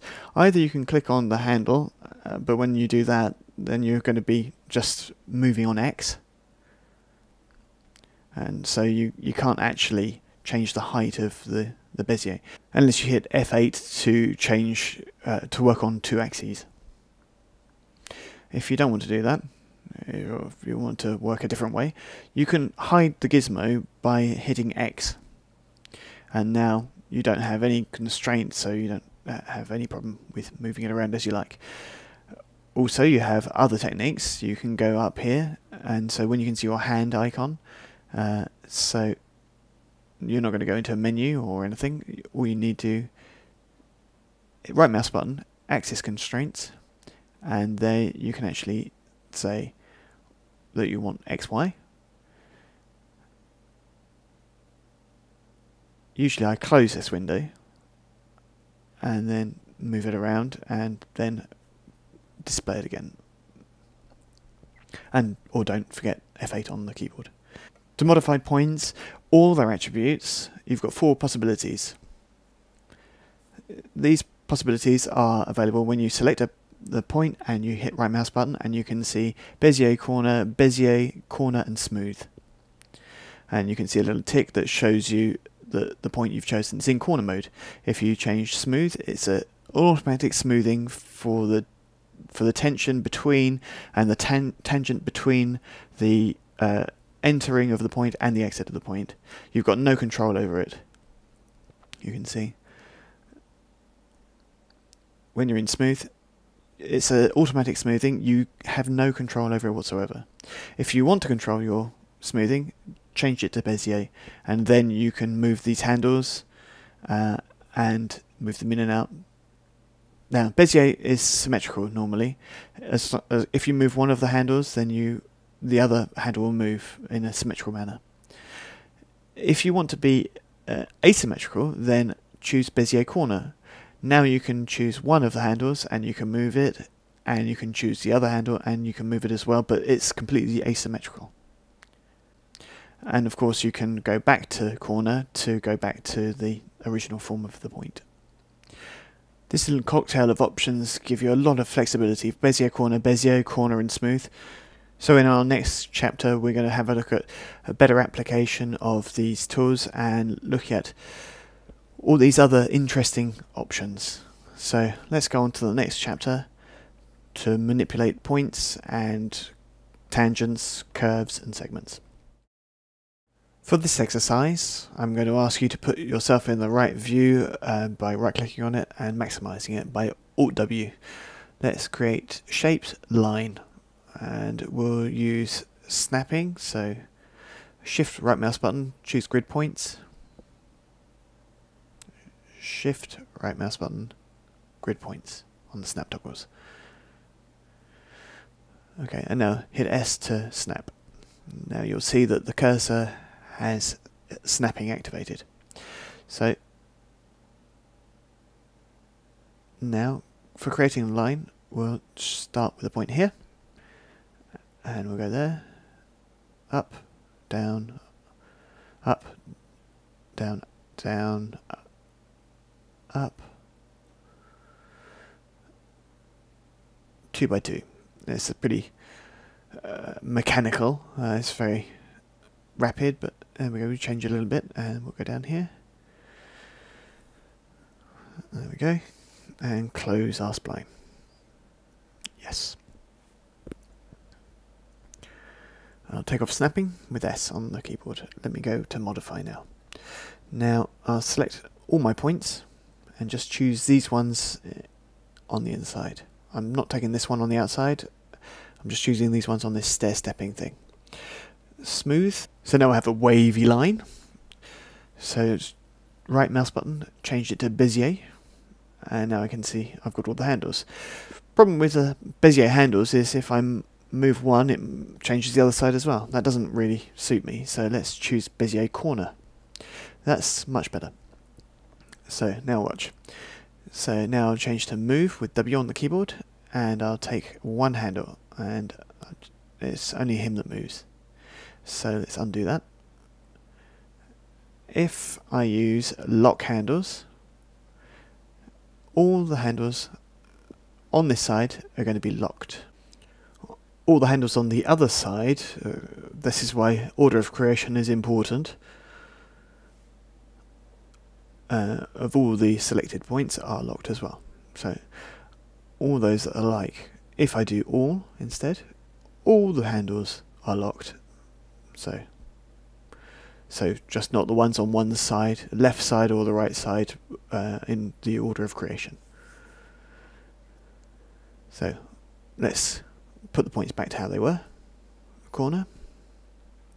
And now they're all selected. So I'll change Bezier corner. No, I'll put smooth first so we can see the wavy line. Then I'll choose Bezier corner. Now all I want to block is all the handles on one side of the points. So I'll take whichever one and I pull it along and I pull it down, and there you go. And like this I can see that I can make the teeth of my saw. That's what I wanted to do. Let me go back to points. So just as a reminder, to select a single point, just unlock the handles and just click on it. I can see there's a bit of an error there, so I'll just select them all and I'll just put them in smooth mode. There we go. And now I can see that I've smoothed everything out automatically. I'll take this point and I'll go down a bit. Sometimes it's not very easy to select points, but there's a really useful tool here, Segment End, which allows you to choose a point not by clicking directly on the point, but by clicking on the segment instead. So if you're nearer one point or the other, you'll select the point. In other words, if I click here, I'll obtain that point. If I click a bit higher, above halfway, I'll take the point that's nearest, which is the one at the top. So Segment End, very handy. We've got other modes of selection, but you'll have a look at them for yourself. Let's continue. For another option, which is pretty interesting, which is continue to create a line. So I'm in selection mode. I'll go back into the geometry bit and go create line. 1, 2, 3, 4. And I make the simplest shape I can, close spline. Let me turn off create line, and now I'm back on point selection. So let me just choose all these points, not that one, and use control to deactivate a selection, or you can use control to add to your selection or to take away from it. All these points, right mouse button, smooth, no, Bezier, and now I can actually make the shape I want to, make a circle-ish kind of shape, or the shape that I want. Let me have a look. There we go. So now on segment selection, so I can move the segment, change its rotation to have a little bit better line. Yep. Splines, now I've got the exterior form, which I can make bigger as I like, and I've also got the other one here, which I can change its profile. There we go. And of course I can always duplicate. I use shift and duplicate the shape over there. And now scale that one down. Everything I do here is in the object space. and I'm on the inside of the object space itself. I'm in subobject mode, and the highlight here indicates that I'm in subobject mode. So let's just quit it by clicking on the icon again. So now I'm in object space, I'm in my 2D shape. Let me see all the views, and there we go. And then 3D view, there it is.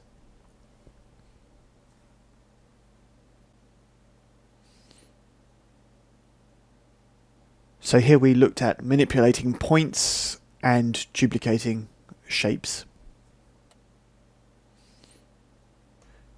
So now we'll move straight on to more complex modelling, which will further help us to understand how to modify lines, and above all proceed into more useful model making. Let's go a bit further with the creation of lines and shapes. For this approach to modelling, we're still in basic modelling here, obviously.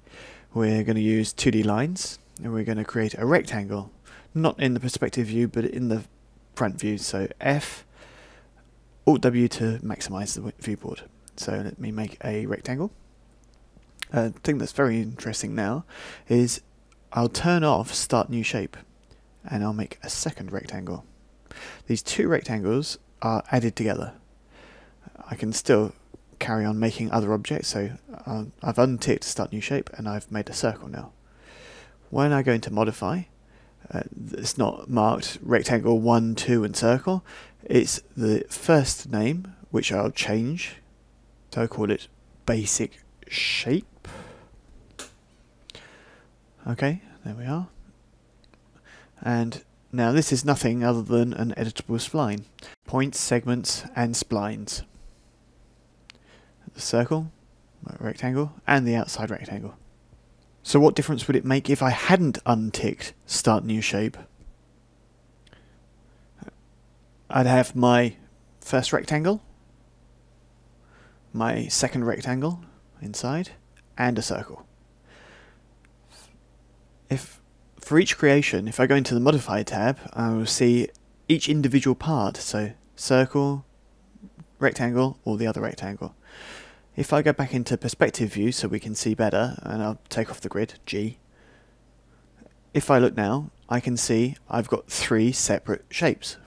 Now I've got my first rectangle, my second rectangle, and my circle. The fact that I had unticked Start New Shape, or if I left it active, it means I've got 3 shapes. If I unticked it, then I've actually got one shape in its one object space, and it's still a spline which contains the 3 separate shapes that I've made, and it's all in the same extrusion plane. Start New Shape allows us to have a single form combined directly, which is a lot easier than to actually have to put all the objects together. I'll show you, but it's a little bit more complex, less pragmatic for production. So I'll make a rectangle, I'll make a second rectangle, and I'll make a circle. So I forgot to untick Start New Shape.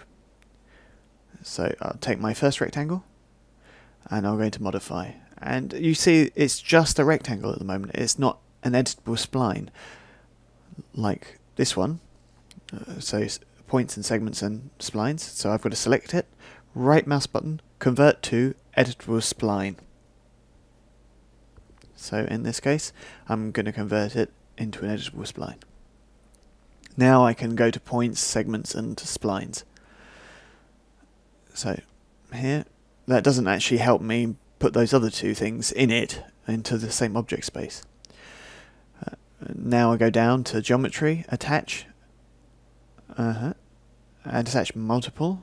So I want to choose all my forms that are the ones that are supposed to go in there. I'm not going to take Basic Shape, I'm going to take Rectangle 2 and Circle 1, which is why it's always important to give your shapes names, otherwise you'll never find yourself. You've just got Rectangle 1, 2, 3, 4.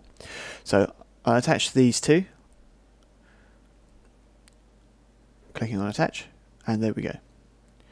Let me turn off Attach, and now this is all part of the same object. With these principles, we're going to carry on with basic modelling, and we'll give this shape a thickness. So I'll delete this one and keep the other one. We're going to have a look at the creation of thickness and the principle of stacking. So what modifiers can I add to a line?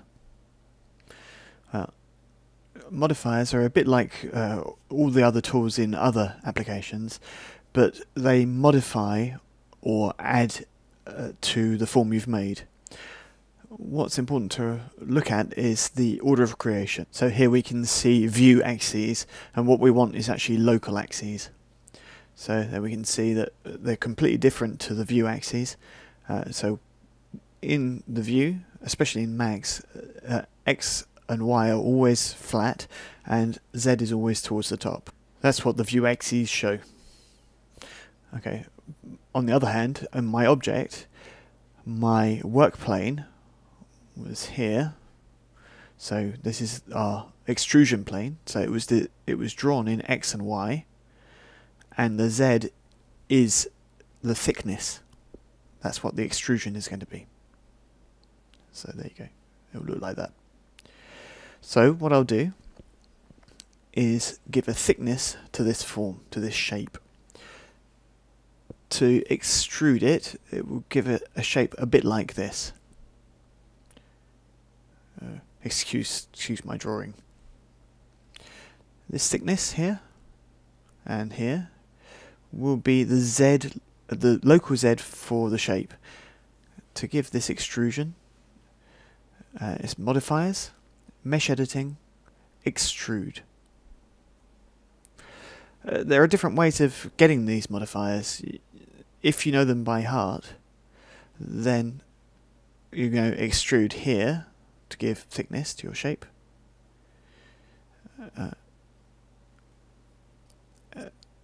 So it's going to be in the local Z for the geometry that you're making. This is going to be in modifiers, the menu modifiers, mesh editing, extrude. If you can also find them here, modifier list, they're all here, but you need to know them by heart. So you've got different series. You can just click wherever you like. Oh, be careful. Oh, no, delete that. So position yourself somewhere in the list and hit E, and you can find all the ones that begin with E, including extrude. So that's the principle. But what I'm going to do is I'm going to use the modifiers menu because they're all divided and it makes it easier for teaching. So modifiers, mesh editing, extrude. Extrusion is automatically done over the top of the editable spline. So that's our modifier stack. You can deactivate it by just clicking on the lamp, and it's always there, but it's inactive. We've got the value in centimeters because that's how we set up Max. Number of segments, so we can't see the segments unless we press F4 to see the wireframe over the top. The segments are based on the subdivision of our object. So if we go back to editable spline, I've got interpolation. If I change it back to 0, then I can go back to extrude and I can see that my circle is not really a circle anymore, it's just a square. If I go back to editable spline and I just put the steps back on there to 6. So go back to extrude and I can see my subdivision now. I've got a nice circle.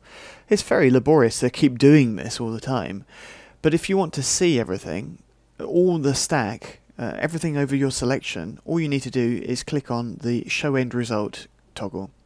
And like this, you can actually adjust the things that are underneath the stack and you can still see all the results. With the extrusion, you can just have a thickness to your object. Your object can be in patch, mesh or NURBS, and we'll just leave it on mesh. You can have a cap for the start or the end so that you have a polygon making the face. You can just interpret it differently. We'll leave it on the defaults for a moment and we may have a look at it later on. Okay, let's go back to editable spline. If you can't see the extrusion when you're on editable spline, then make sure that the show toggle is on. So let's go to the points. So now we can, without any trouble, just move points around in 2 dimensions and see what it does. So we can see that the extrusion takes place as if by magic. You can move points around, you can change their parameters. As long as you don't move out of that plane, as long as you don't move from that axis, otherwise you're going to be in a world of hurt. So if you go on another axis rather than the extrusion plane, you will destroy your mesh and you'll end up with a result that looks horrible. Okay, undo, Control Z. So be very careful to manipulate your points staying in the same plane.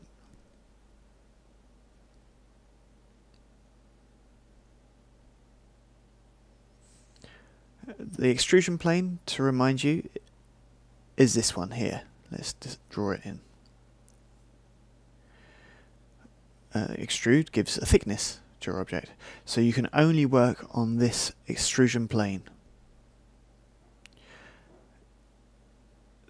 Only work on them in these axes or on the plane itself. Do not move the point outside of this work plane, like this.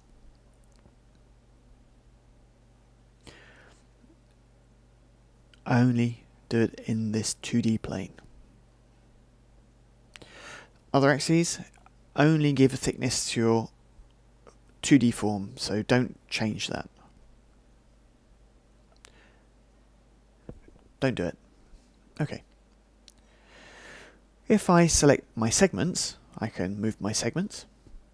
Not out of the work plane, in the work plane. We now see the importance of just using these little aiders in the gizmo to just stay in a 2D plane. The circle can be moved around completely, move it around, and the shape as well. So if you move out of the side of your object, at a certain point there's going to be a miscalculation because there's interpenetration of the two shapes. Either he's on the inside or he's on the outside, but if he's somewhere in between, it doesn't understand. So you can also duplicate, obviously, by using Shift to get extra shapes. You can also use Scale to duplicate your object, like so.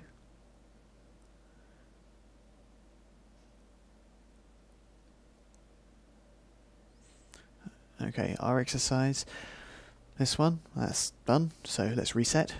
Let's quickly go over our exercise again. So front view, Alt W to make it full screen, 2D rectangle, draw it out, untick start new shape, make another rectangle, make a circle.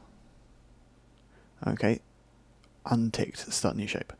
Okay, now if I go into modifier, editable mesh, editable spline, and I can see the selection, this combination of the 3 objects are now points, segments and splines. So just give it a new name, plan, on this shape. So let's change back to 4 screens, Alt W, and go to perspective, Alt W. So now I can see my 2D form. I'm going to go into modifier menu, mesh editing, extrude.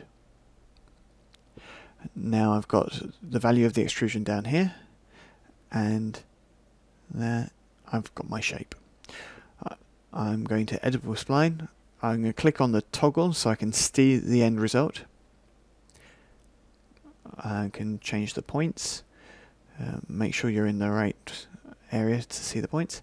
Let me take off the grid, which is annoying me, G, remember.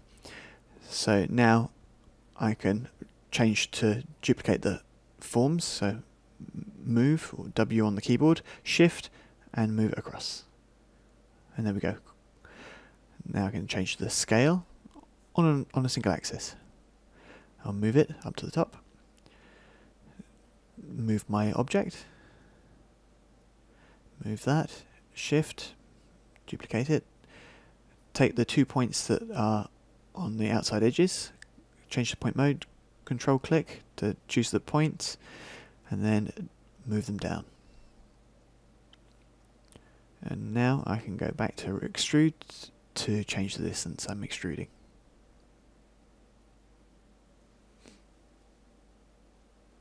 So there's a pretty quick and simple exercise. Let's continue our adventures with lines. Okay, so I'll make a 2-day shape, I'll make a rectangle. There you go, in the top view. I'll turn off start new shape, I'll make a circle. I've really turned it off. Okay, a circle, and another one circle there, and here.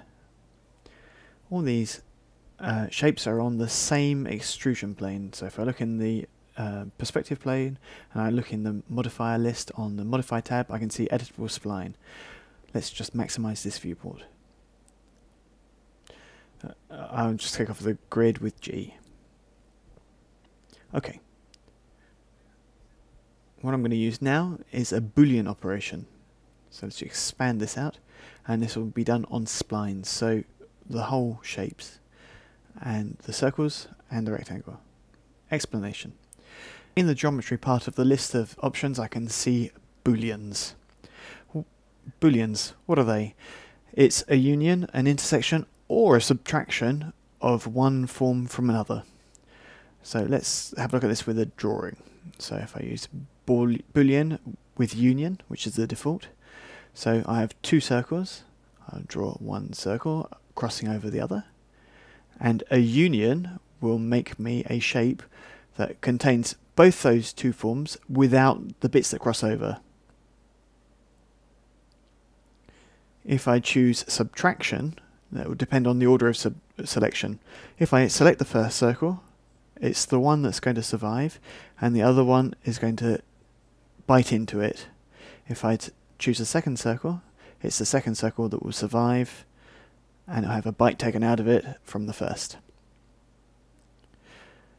If we choose intersection, it's pretty easy. It's the bit that crosses over in between, and that's all you get. So it's this kind of lens shape in this case. So let's see how this works.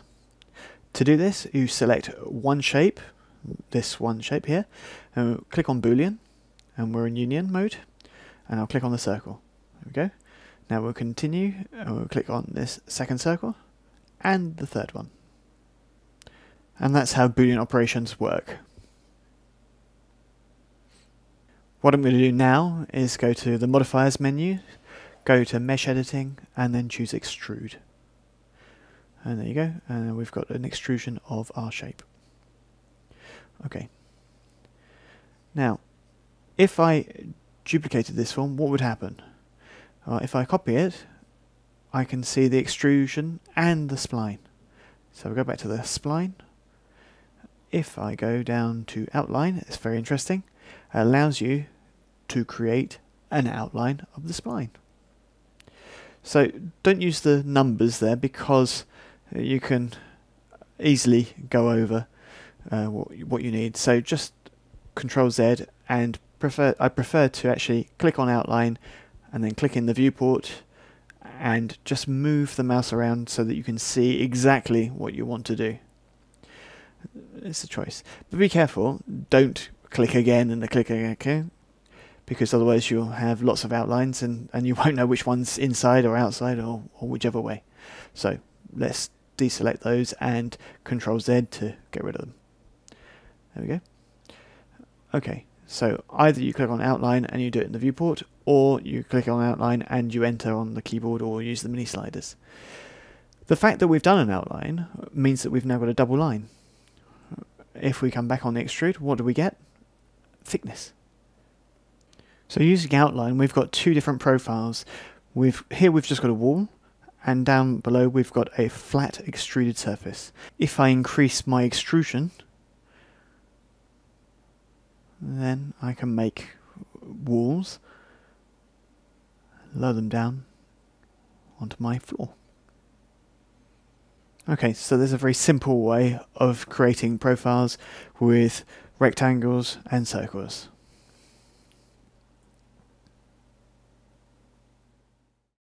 So we're going to continue to create with splines and simple extrusions. So let's go into the front view, go into full screen with Alt W. Let's make a circle. There we go. I'm not going to untick start new shape, so I will have a separate object with a rectangle. There we go.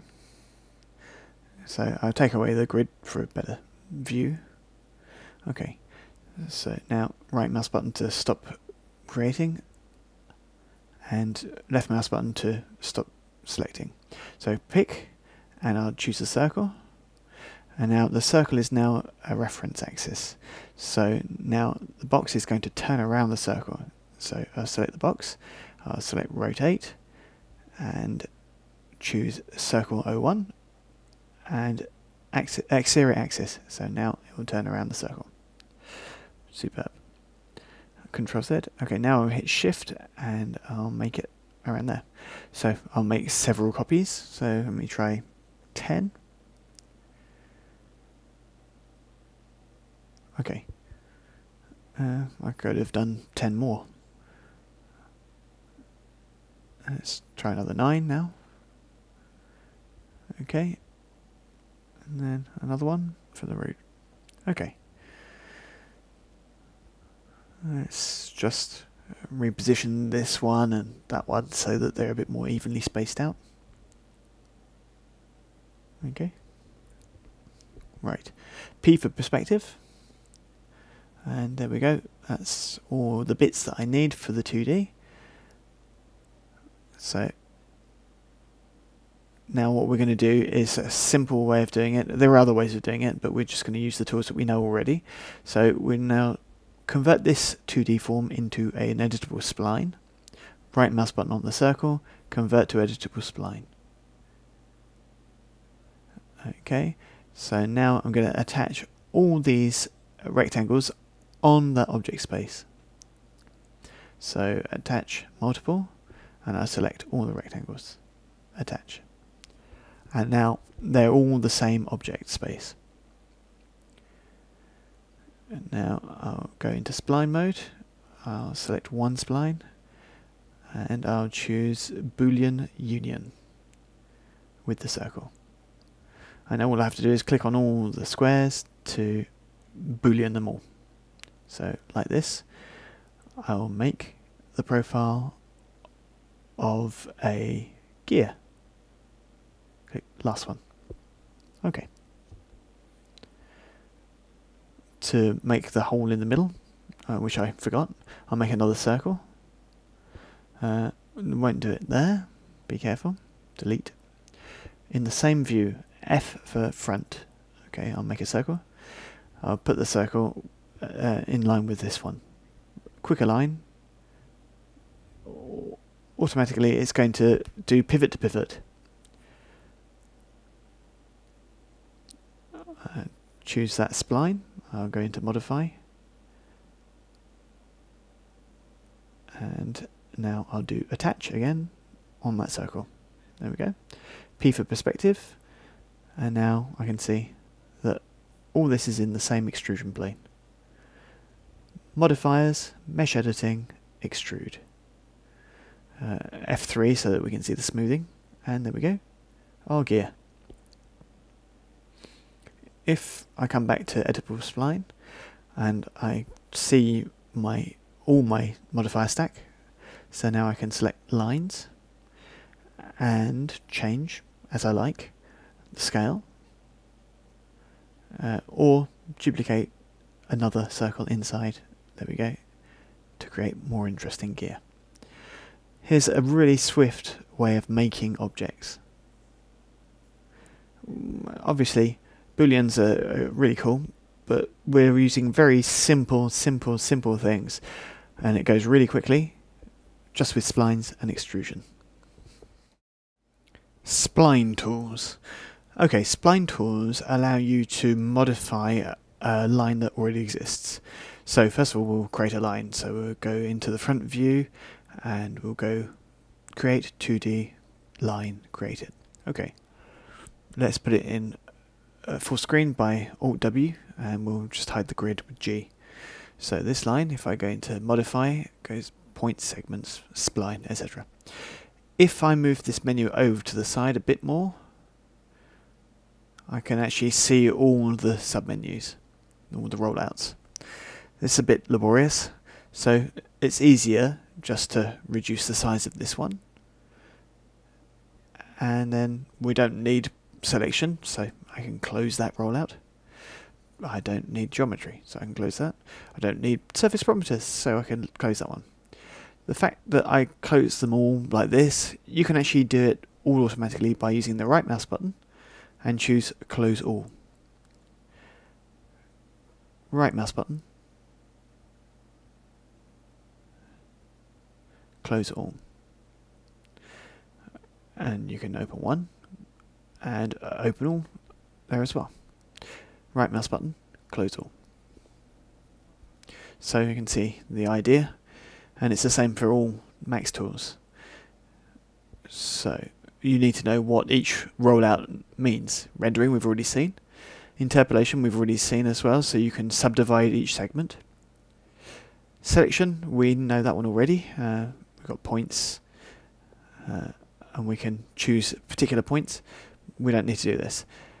Show vertex numbers allows you to see the number of each vertex. So what are they?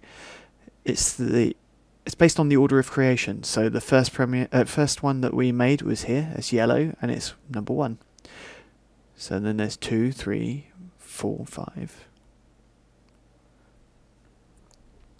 which allows you to see that the sense of creation of your line is from left to right here.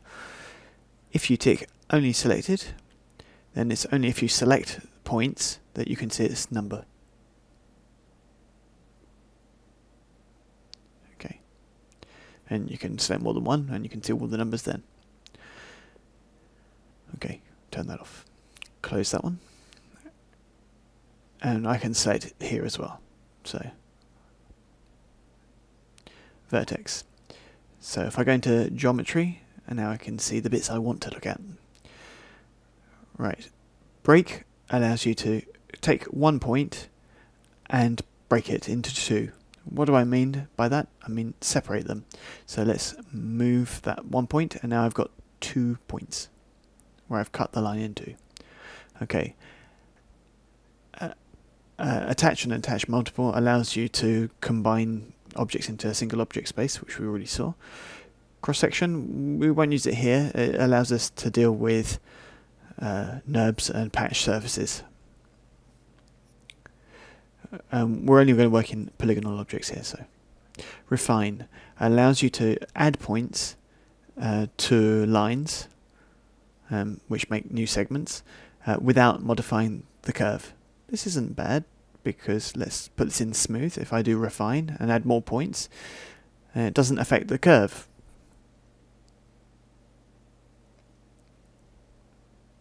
Weld allows you to join 2 points together, and you've got an automatic weld, and all the points that are in a threshold distance, so we see here is 15 centimeters, will automatically be joined together. So then you'll see that the curve is no longer cut in 2.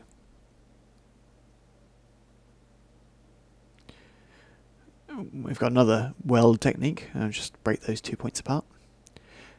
There we go. So then we select 2 points, and if we click weld, and they will join together, but only if they are within the same threshold.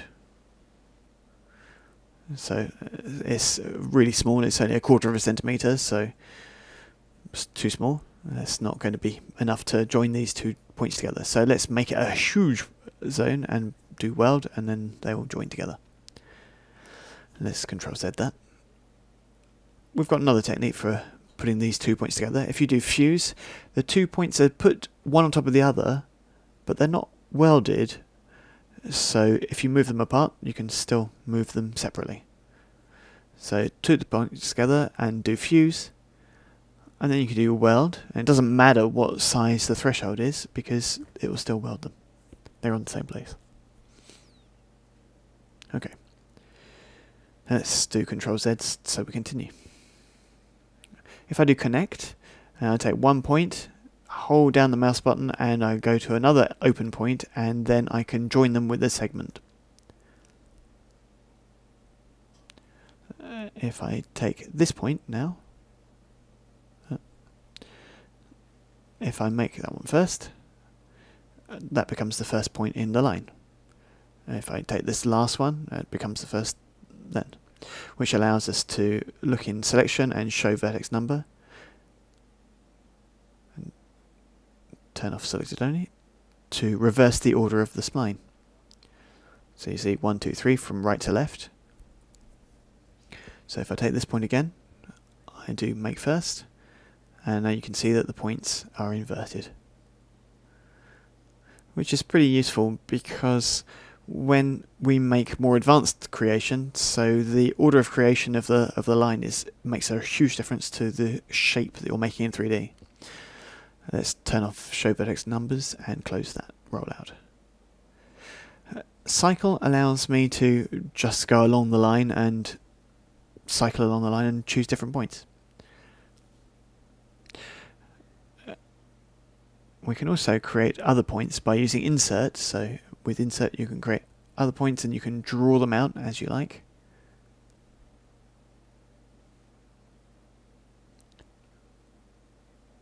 Refine just keeps the original position that the line was in. We've got fillet and chamfer here for single points. That's just very interesting. There's no rounding here, it's just a corner. So click on fillet and change the value, and you can see there's now a curve. If I take this point and I do chamfer and augment that, then you can see they're joined by a straight line. The difference in between the two is pretty much easy. Chamfer just makes a straight line, whereas fillet does a rounding.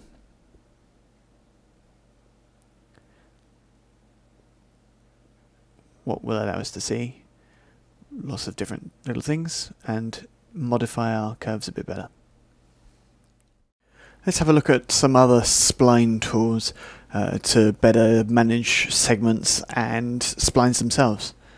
So let's make a shape, and we'll do text, and we'll just do capital D, and I'll do it in the top view.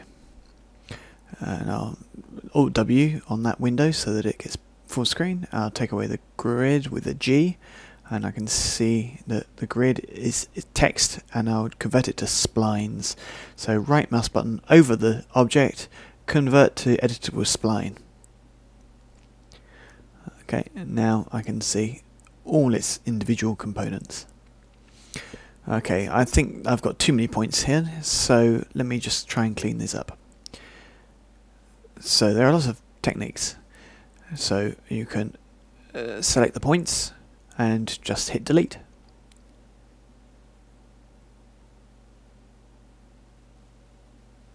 There you go. Now I can take this point and I can do it fillet so that it doubles it up at least. There you go. Okay. So delete these.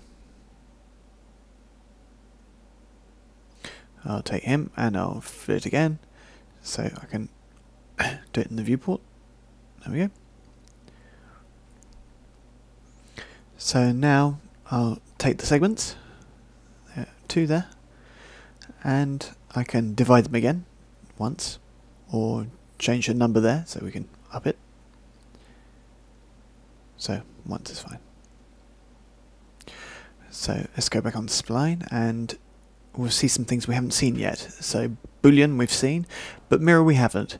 So by default mirroring is horizontal, so if I click choose an object, I choose a spline and then I hit mirror, then we can see that it makes a horizontal mirror of our selection. Let's do Ctrl Z. Okay, vertical and hit mirror, and it doesn't really show very much difference. And around a different axis, there you go. Okay, so what I'll do is a copy of everything. So I do mirror horizontally, there we go, and I'll just move it across. And now I'll just do modifiers, mesh editing, extrude, and sit in smoothing, F3, and P to put it in perspective mode. There we go. So you can use little tools to help making splines, to make logos for Dolby Digital, for instance. So you can see it's not very complicated. It's often mirroring. Here's a little tip for making a spine. We're going to do this. You're going to understand immediately. We'll make a line. I'll go into the front view. Alt W to go full screen. I won't use snapping, and I'll just make it by hand. I'll take off the grid. So making right-angled segments is not very easy. So if I want to make exactly 90-degree turns. So what you need to know is that we can see that there's aliasing effects that mean that the angle there is not 90 degrees. Here it's the same here. So what can you do to quickly draw lines that have turns at exactly 90 degrees? Here's the tip. Click on line. Before I create, I hold down shift, and then I keep the shift key held down, I move my mouse, and I can only turn in 90-degree turns now. Okay, so there you go, and there you go, and there you go. And like this, it's very easy to create very, very straight lines.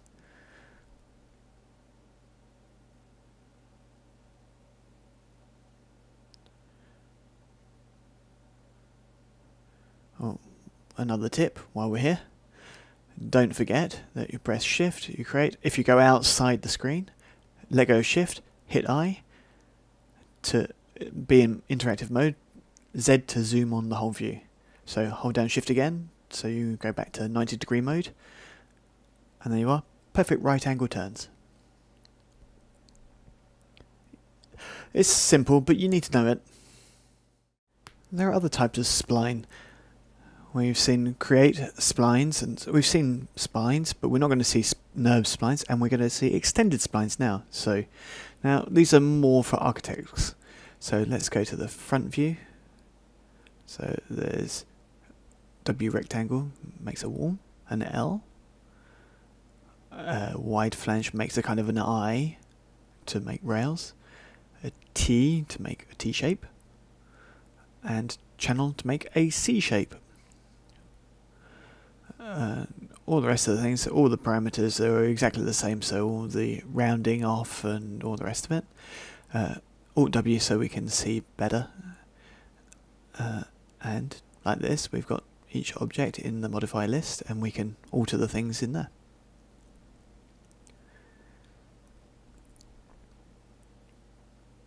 So there you go. So try these for yourself so you can learn to learn. There we go. I'll take away the grid, G, and there are all my shapes. Now I'll go into perspective mode so you can see all the shapes around. They're all selected. And now I'm going to use this to profit from being able to show you another manipulation will help for production. So let's do a temporary save, edit, hold. So now I'll go modifiers, mesh editing, extrude. And I'll hit F3 for going to smoothing mode, and now you can see all of the shapes have been extruded, and they're all extruded exactly the same way. Okay, that's great, and we'll have a look why they work like this. As you can see, the word extrude is italicized, which means that it's instanced. If I take this shape, I can make it unique, and then I can change the extrude for this particular shape, this eye shape.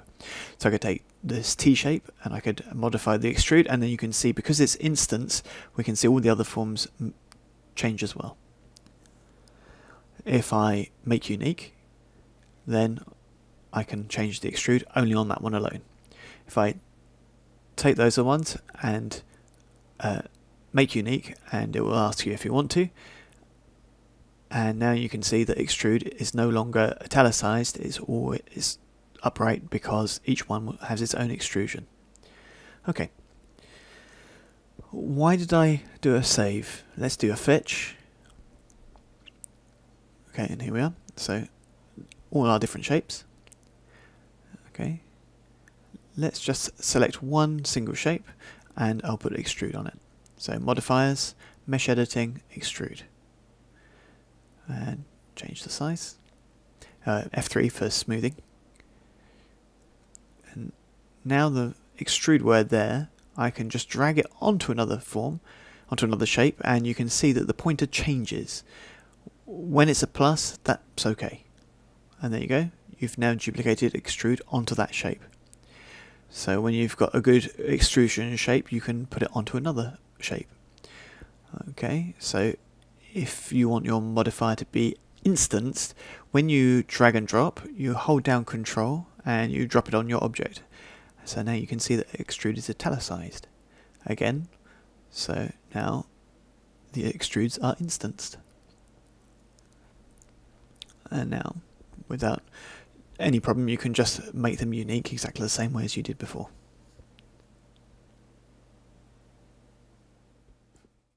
Right, now we've created 3D objects and 2D objects, let's go back a bit on selection and filters. If I did this at the start, we wouldn't have understood everything. So let's have a look at this again, and we'll look at configuration on optimizations and selections. When I make a 3D object, and then I make a shape, a 2D object, I'll do a star. There we go. Now I've got two types of object that are completely different from one another. If I do H on the keyboard, I've got filters here. If I undo all the filters, here we go, dink dink dink, I won't see anything in the list, which allows me to just see just the 2D forms or just the 3D forms. If the two are active, then I can select them both. However, at the selection, if I draw a box around, I select both. For whatever reason, you want to just select the 2D shapes. You don't want to select the geometry. So here you've got a filter that allows you to choose just shapes, for instance. Then if you even do a window around the 3D shape as well, only the 2D shape is selected. And geometry, the same, but the other way around. Just the 3D object that's selected. Like this, we can create other kinds of objects, so we can make other objects. I'm just going to make some lights. It's of no importance at all, just to have other objects. I won't even look at the message, and I'll just make some lights here. There we go, 5 lights. Now, when I select, now I'd rather select just lights. No. Hang on a second. 3D and 2D. How do we do that? I can only select one thing here at a time. So, geometry or shapes or lights. I can't select 2 of it out of the 3. But then in this filter, you can go down to combos. And you can choose geometry and shapes. Addition. Add. GS is geometry and shapes. And you hit add, and you hit OK. And now if you draw out the window, you can see it's automatically put into that filter, and select, and now all you get is the geometry and the 2D shapes.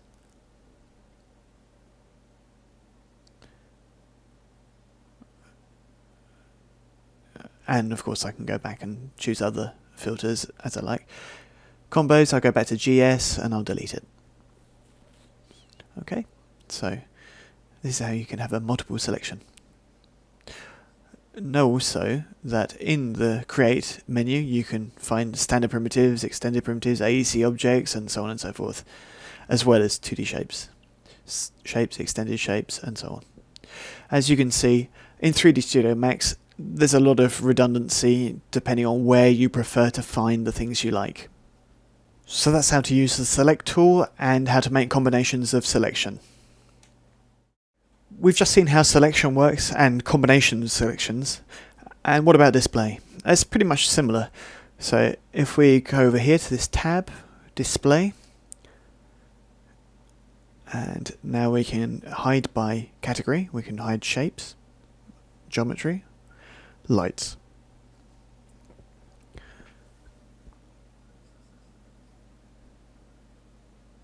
That's easy enough for saying, oh, I don't want to see shapes or geometry.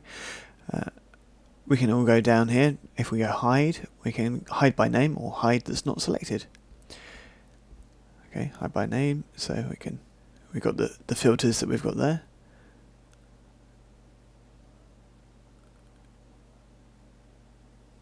I'm going to invert the display. So now if I select everything, hide, there you go, all the lights are gone.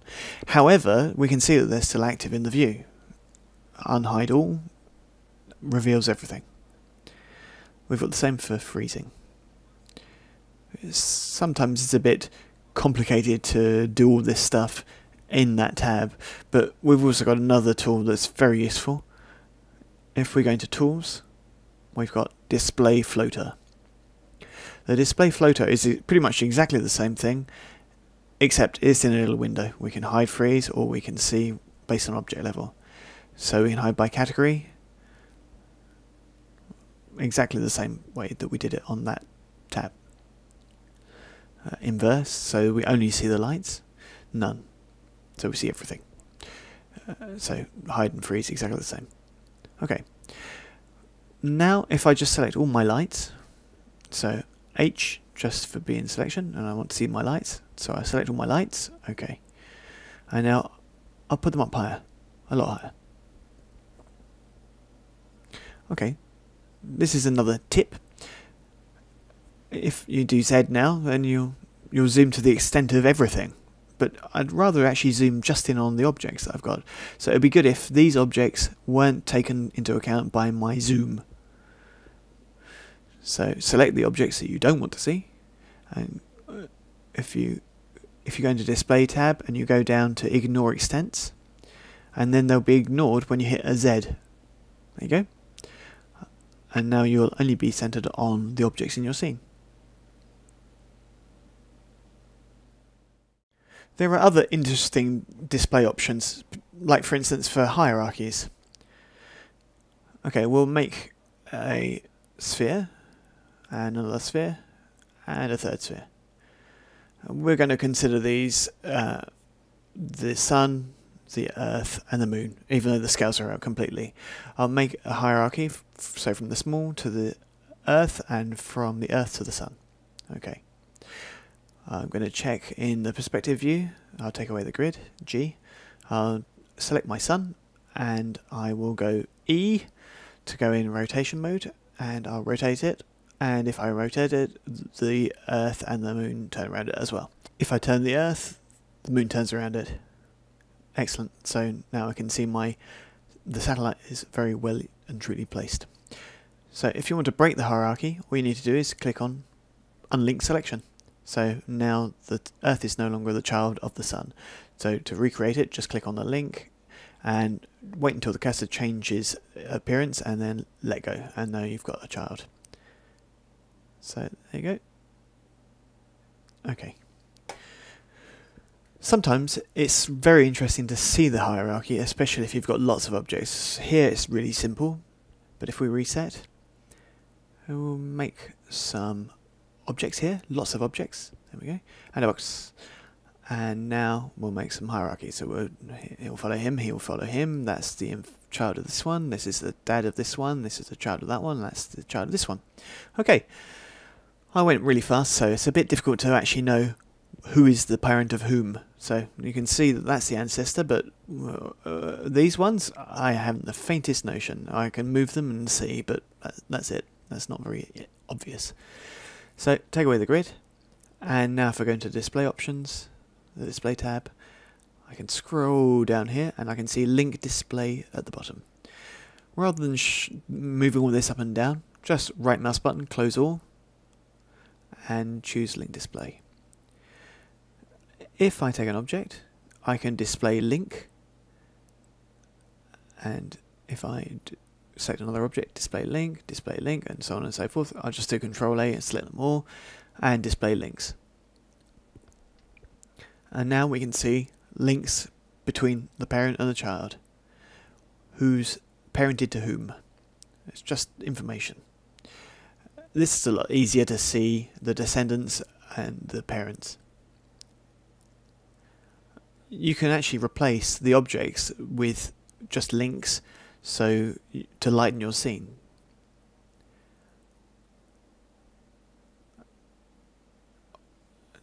Obviously, when you select them, then you can see them again. If you do a render, all of the objects are there still, they're just not in the viewport. Control A, and let's just take off the link replaces object, and now we can see our spheres. Display link is still useful though. So there you go, display options tab completely explained. Just to finish up with advanced display and selection options, we can select an object, you can right mouse button, and you can see there are the hide functions there.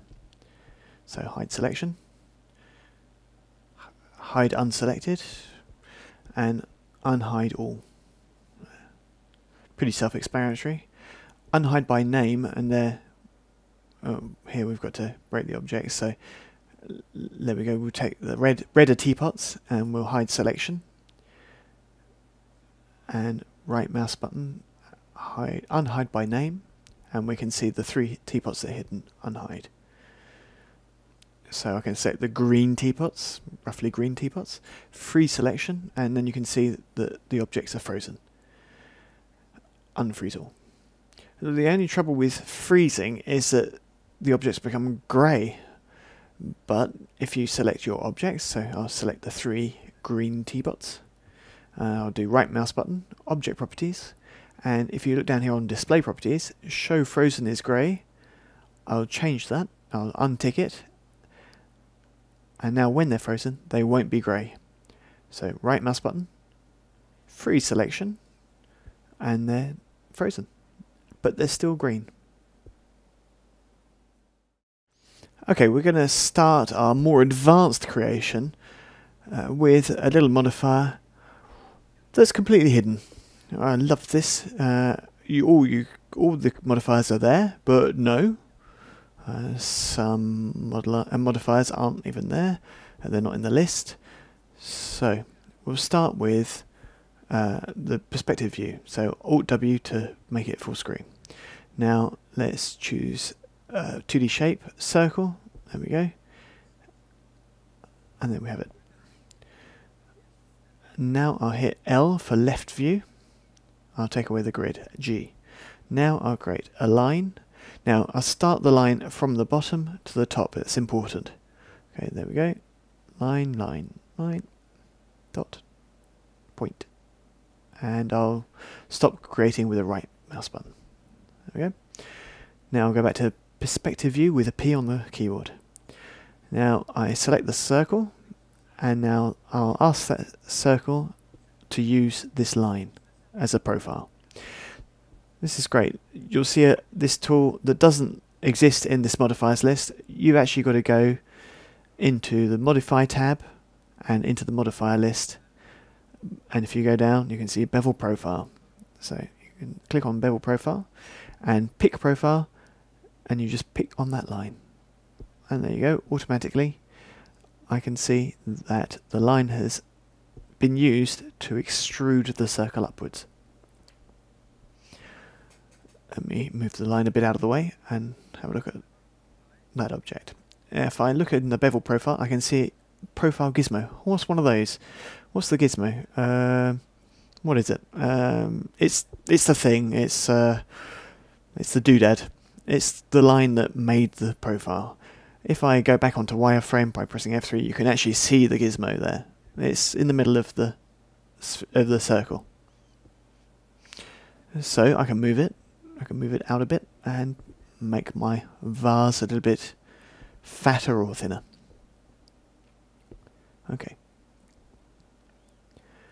So I'll go back into F3, go back into smoothing. So I can cap it at the start or the end. I'll leave it capped. Right. Now I'm going to look at my line. So I'll select the line, and I'm going to modify its points. And as you can see, if you move that point, it's going to change the profile of the vase. That's pretty cool. Now imagine that if we got this simple system and we can just make something that's animated completely over time. So let me select the spline, and now I'm going to use outline. You can go and have a look at the chapter where we first detailed outlines if you need a reminder. So outline, there we go. And now you can see that our vase has got a thickness. So just to remind you, let's take those two vertices and we'll make a fillet to round off the edge. There we go. Even more interesting, let's take this point, move it so that it goes to the center, and now I can see that it's closed at the bottom. However, I can see that this is actually the thickness of the interior, so if I look at it with F3 on wireframe, we can see the thickness. So let me just add a point with refine here, and then move that point to make our vase thickness a bit better. Let's change the Bezier handle, and there we go. There's the thickness of my pottery. Okay, so it's a quick, fast, rapid technique. It's bevel profile. Further tips for bevel profile.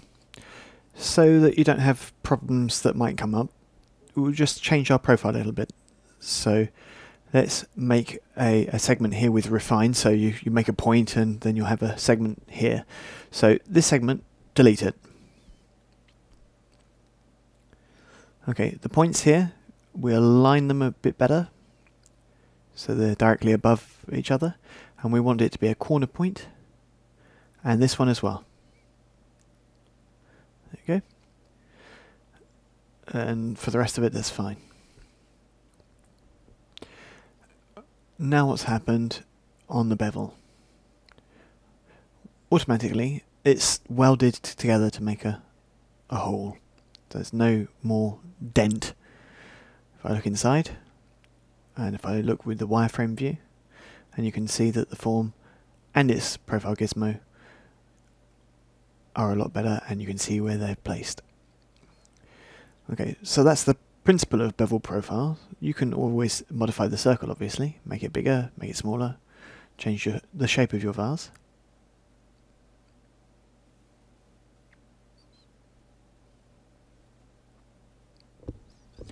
The line is always changeable as you like. Make sure you stay in the 2D work plane and don't work in the third dimension because you might mess up your bevel profile. So there we go. A simple technique for bevel profiles that allow me to give a thickness, an interior thickness or an exterior thickness for our object. Let me come back to the line and to another tip. If I go into interpolation and I reduce the steps, I reduce the subdivision, as you can see in the bevel. So here's a pretty cool technique which uses polygonal mesh. It's not necessarily the best technique, but it's another tip for you. So steps, we'll leave it at 1.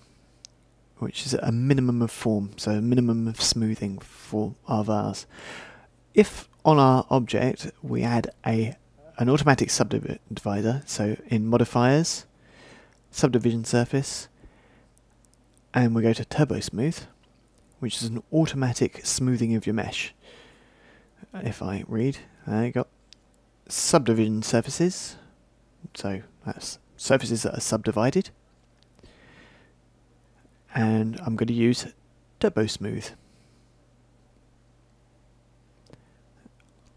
Iterations, I'll just leave it as 1. That's 2 times, 3 times, 2 times. Let me have a look on F3 so I can see what it looks like a bit better. I'll leave it at 2, and I'll go back on my line, which is the origin of this subdivision. So you can see steps 1, steps 2. The advantage of this technique is that with 3 points you can modify how the profile of your vase changes. And you can see, like this, that you have all the curve that you need in your vase for the spout or whatever. There you go.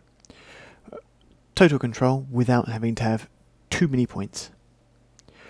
So the smoothing is made by Turbo Smooth, which makes a subdivision. Be careful on the iterations, don't put too many. But you could actually put it at 0, and then at render time, put it at 2.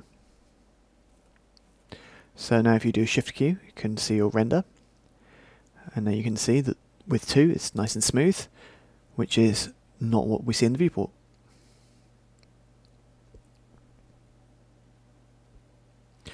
Turbo Smooth automatically smooths my mesh. Be careful, you put it better back to 2 so you can see it a bit better. So it goes on a theory of 3 points. So you need 3 points to make a rounding.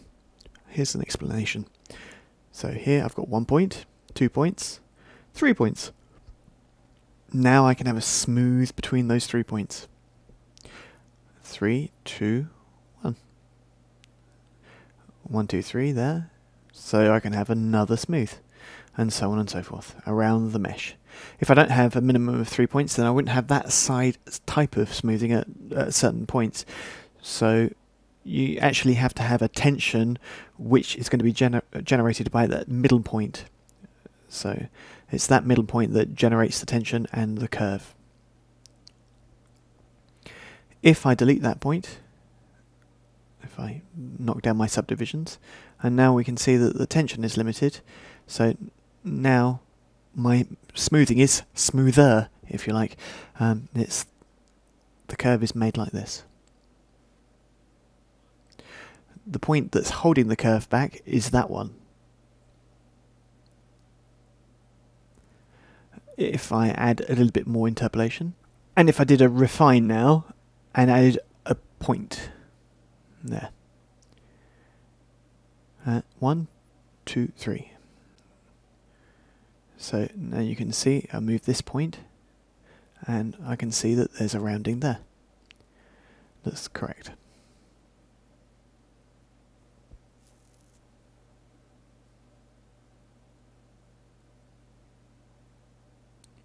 So we can have a look at the foot of the vase, we can refine it again, and we can add a point in there and one there, and then move that one. There you go.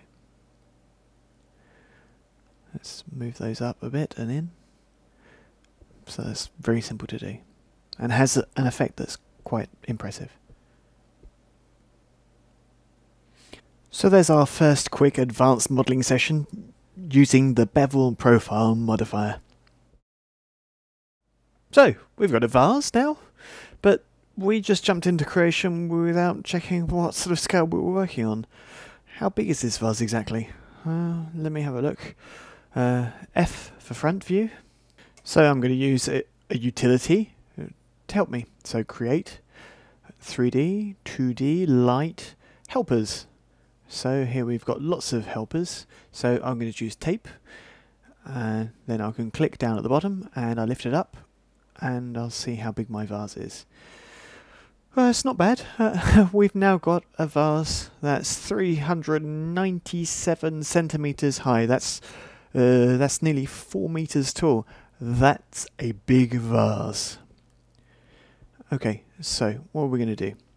So I'll delete the tape. Okay, to reduce my object size, I wouldn't use scale. As we've seen before, this can cause problems later on down the line. Instead, I'm going to reduce this vase by reducing the whole scene.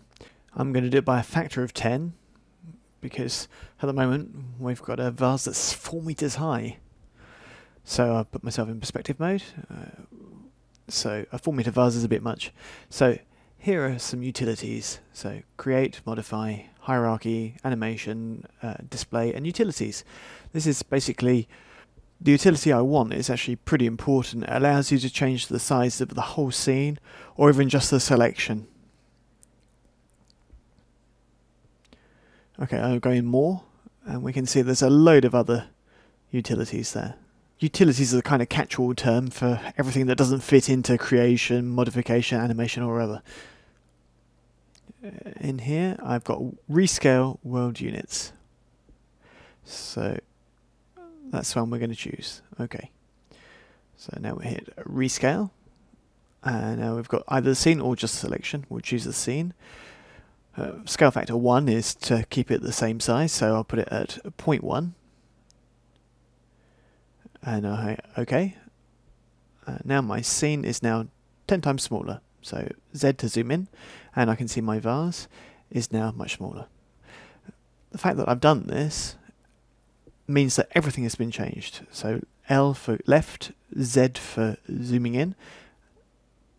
And if we go back to creation, helpers, tape, and I can click on there and I can move it up, and I can see that now my vase is 39 centimeters high, so it's 10 times smaller. This is pretty important. Go back to perspective so that you can keep your scene to scale. Generally it's pretty much advised to keep all your objects at the same scale, otherwise you can have problems.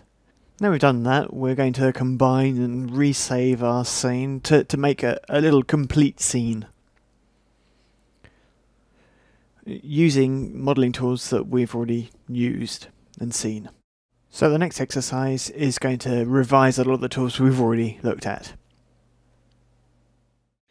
Okay, now our vase is 40 centimeters high. That's much better. So I'll start with deleting this line. Oh, I deleted everything. Control Z. Yes, I can't delete this line because the bevel is part of the vase. How do I do it? So, okay. So let's change it so that the bevel is no longer part of the vase. So now if I delete it, the vase disappears. So here we go. Turbo Smooth. Let's get rid of it for the moment. Right mouse button, cut. Not delete, cut. Okay, I'm just taking it away. Okay, now this object, now I convert it to editable polys. Now it's in polys. This dependence on this line doesn't exist, so we can just delete it. So now, on that object, we can just repaste the Turbo Smooth. And there we go, we've got the vase. Always good to know that we can copy and paste modifiers. Simple. Okay, now we've seen this tip, let's save the scene. So File, Save As. I'll put it on the desktop, and I'll call it Vase. Okay, I'm going to the left view, L on the keyboard, and zoom in, and I'll delete the vase. Okay. Now, I'll create a shape, I'll make a rectangle. There we go. And now, in this left view, let's duplicate this angle. So, there we go, Shift, and we'll do a number of copies. Okay, 4 to one side, 1 to the other. So that gives us 6 across. So I'll take them, I'll move them up, and just one copy will do, and I'll put them back towards the bottom in a copy. Okay. Now I'll make a new rectangle which will cover everything. Okay, very good. This rectangle, I'll make it into an editable spline, so which will allow me to modify some of the parameters. So let's move the points there and move the points here. There we go. Okay, I'd really like to put all these little rectangles inside this main rectangle, in the main object space of this main rectangle. So all we need to do, as you know now, is go to Attach Multiple and select all the little rectangles and attach them to the main one. Okay, if I go into perspective view, add a modifier, mesh editing, extrude. There you go. There's a little shelf unit. That was very quickly made. It's got no background though, so that's a bit of a shame. So let's copy it. Let's go back to the editable spline. Select all the interior splines. So all my little shelves. So I select them all, delete them, go back to the extrude, and it's still made, but now I don't have any shelves in it. So let's change the scale and reposition. So now we've got it back on our bookshelf. There we go. Save as. And I'll just call it meuble, which is the French for furniture. Now I can import in different ways, as we saw earlier on. So either I can drag and drop into the scene, or I can use merge. So I'm going to use merge, import. Whoops. Okay. Import again, merge. So back up to the desktop, and I'll look for my vase. There we go. Open. Now I want the circle. Okay. There we go. Right, the shelves are a little bit big. The scale of them is a bit big, so let's select the bookshelf, go into utilities, and rescale world units. So if we've lost it, then go into more, and then select it again there, and hit OK. So rescale, and this time I just want the selection scaled, and I think 50% is probably pretty much, but 70% is okay. So there you go. Alright, only my selection changed scale. Let me just move that around a bit, and let's take the vase and put it on the shelf. Now, if you want to make sure that the vase is positioned on the shelf, there are several techniques. The easiest one is normals. So if I lift it up, so I can look underneath it, so I should be able to look at its normals. So do this, select my vase, go to align, and choose the third one, which is align by normals. So I'll take the normal underneath the vase, and I'll take the normal that's on the shelf. That's not quite right. Cancel. So you need to be really careful how you select the normal, so you actually get exactly the right one. So let me start again. So let me take the normal that's in the middle of the vase. So it's very straight, and I'll turn, Alt and middle mouse button, and I'll click on the shelf. There we go. So the vase is now well positioned. I'll duplicate. Just do several copies. There we go.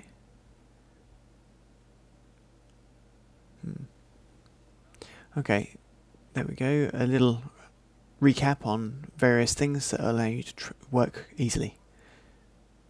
So we can select all the vases because they're not really well positioned. Select similar, and then move them, and just the vases. Oh, hang on a second. It's thinking the bookshelf is similar.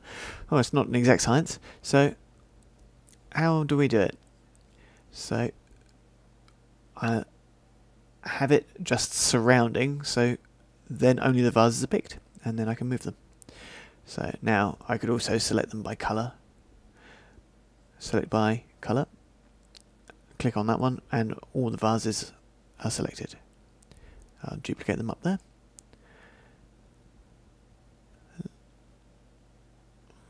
Let's just have one more vase and put it on top of the shelf. And we'll make it bigger than the others, so let's make it 2 times as big. Only the selection, and oh, where'd it go? Oh, there it is. It's 2 times bigger. Its position has changed as well, and I'll realign it. So there we go. Pick normal in the middle, and normal of the top of the shelf. There you go. Okay.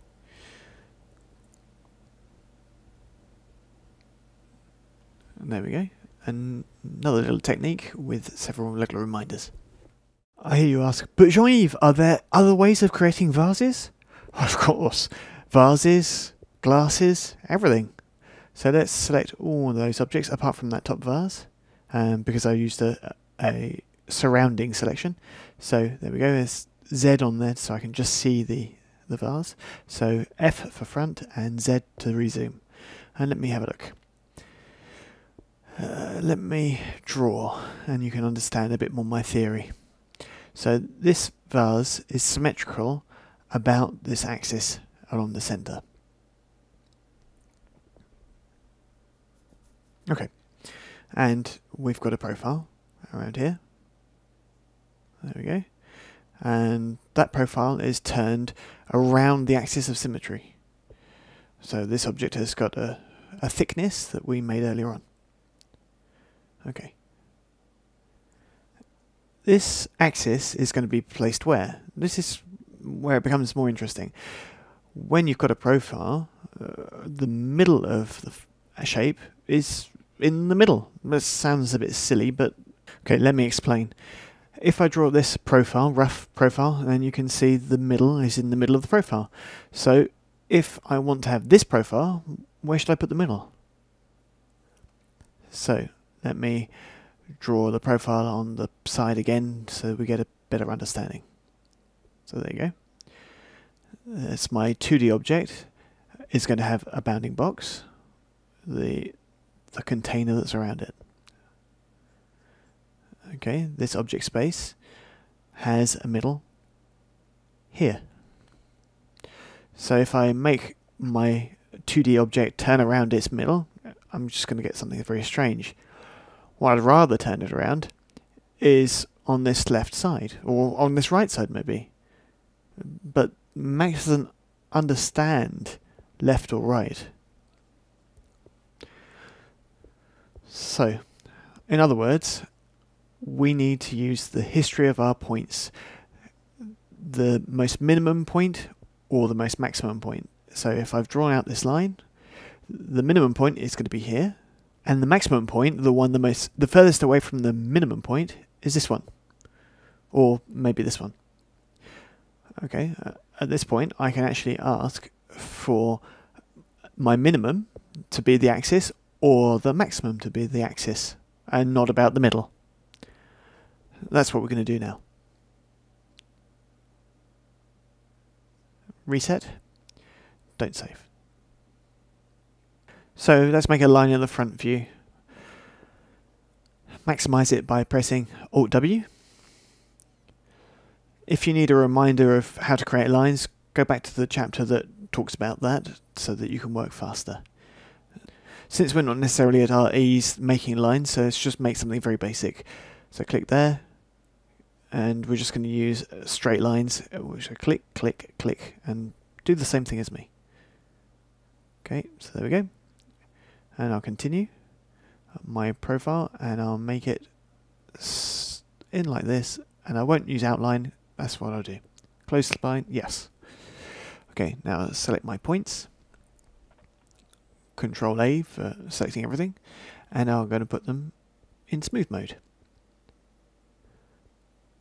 Okay, these 2 points, I'm going to put them in corner mode. There we go. So that we've got a straight segment. Take off the grid, and to go back to my theory, here's the middle of the shape that we've just made. And there's our object space around it. And there's a zone on the left or on the right, so minimum or maximum. Left and right don't really count. So this bit here is minimum, and that is maximum, which is based on the first point that you created and the order in which you made your shape towards the maximum of the first point. So let's have a look at that.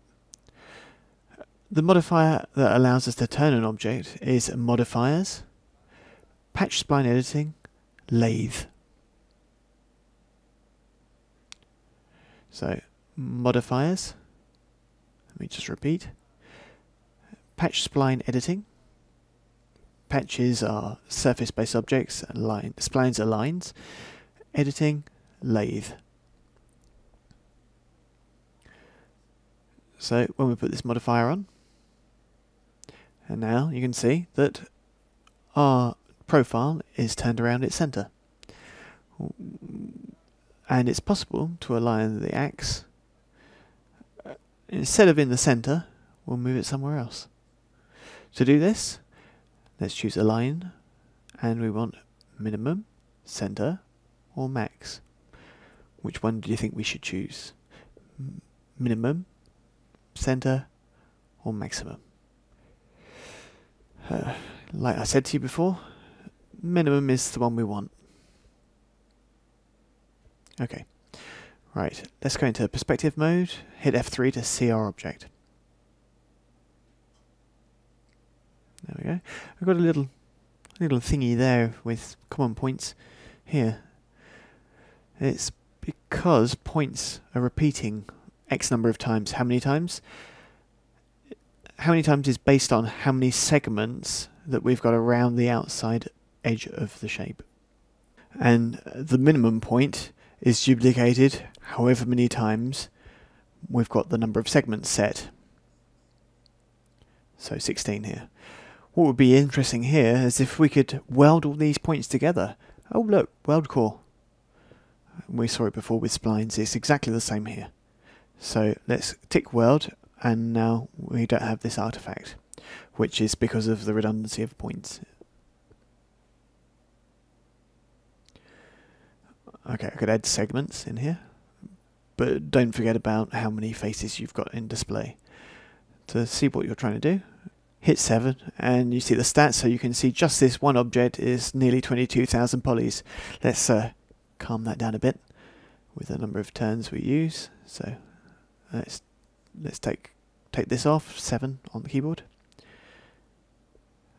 and 23 segments. Let's turn off the wireframe, so F4, and now look at something else. The number of turns is 360 degrees, which is a whole circle. If I reduce that, now I can see that the angle of the circle is incomplete. But now I can see that my shape isn't filled in because the start line and the end line is empty at different places, in different places. To fill it, all we need to do is cap it. So there we go, cap start and cap end. And like that, we can close it and it welds automatically. Be careful. Caps only work if the base form, the line, there is a segment there which allows you to close the profile. If you leave that segment in there, that might cause problems, so I would advise you to remove the segment, so go to segment mode and delete that one. Now if I go back to my lathe, I've got cap start and cap end, but it won't close. But it's very rare to have a vase like this unless you give it to somebody you don't like. So let me close it up completely. Now I've got a little problem. My vase has gone completely black. What's up there? That's a problem which is due to the order of creation of what you've done. What's happened is the light can't put itself on the surface. Light on a surface? Isn't that part of the thing with the orientation of normals? That must mean that the normals are inverted. They're inside of the vase. I'd rather they were actually pointing outside. I spoke about this earlier on, normals pointing towards the exterior. The default lighting for 3D Studio Max will light the surface and make that nice highlight if the normals are pointing towards the exterior. So how do we do that? We want an inversion of the normals. Oh, flip normals. There we go. That's not always the case. Sometimes it works. It has in this case. And now we've got our nice lighting back with the highlights. The axis is oriented by default correctly. You can always change it as you like, but perhaps not. Let's put it on Y and align it on minimum. The axis is also accessible. If you click on the little plus on lathe, you can see axis. So if you hit F3, now you can see the wireframe, so you can see the yellow line that's in the middle. If I reduce the number of segments, then you can see a bit better where the axis is. There you can see the axis, yellow line. You can actually move the axis as you like, but be careful. The automatic alignment doesn't really mean anything. So let's put it back. This technique is different to bevel, mainly because if we want to go back through the history modifier stack, I want to see all of it. I can actually see in real time the profile without needing a separate object. And we can do something else now. Really something else. Okay, so let's go back to our profile. Let's take this point and change the thickness, change the curve a bit. Okay, there. Let's move that a bit higher. Yeah, that's better. Down here, these ones, they don't really interest me anymore. Before it was a vase. Take this segment, I'll just delete it. Oh, and that one as well, obviously. I'll take that point and I'll move it a bit higher. In fact, let's just delete it altogether. And that one, yep. And take that one and move it higher. There you go. Stretch it out. Let's change its type. It's a Bezier curve, and we'll move the Bezier across. So flatten it out a bit. And let's go back to front view, show the grid, and now look, there we go. That's the plan I'm using. Let's change these 2 points, bring them in, take that one, bring it in as well, that one as well. Okay.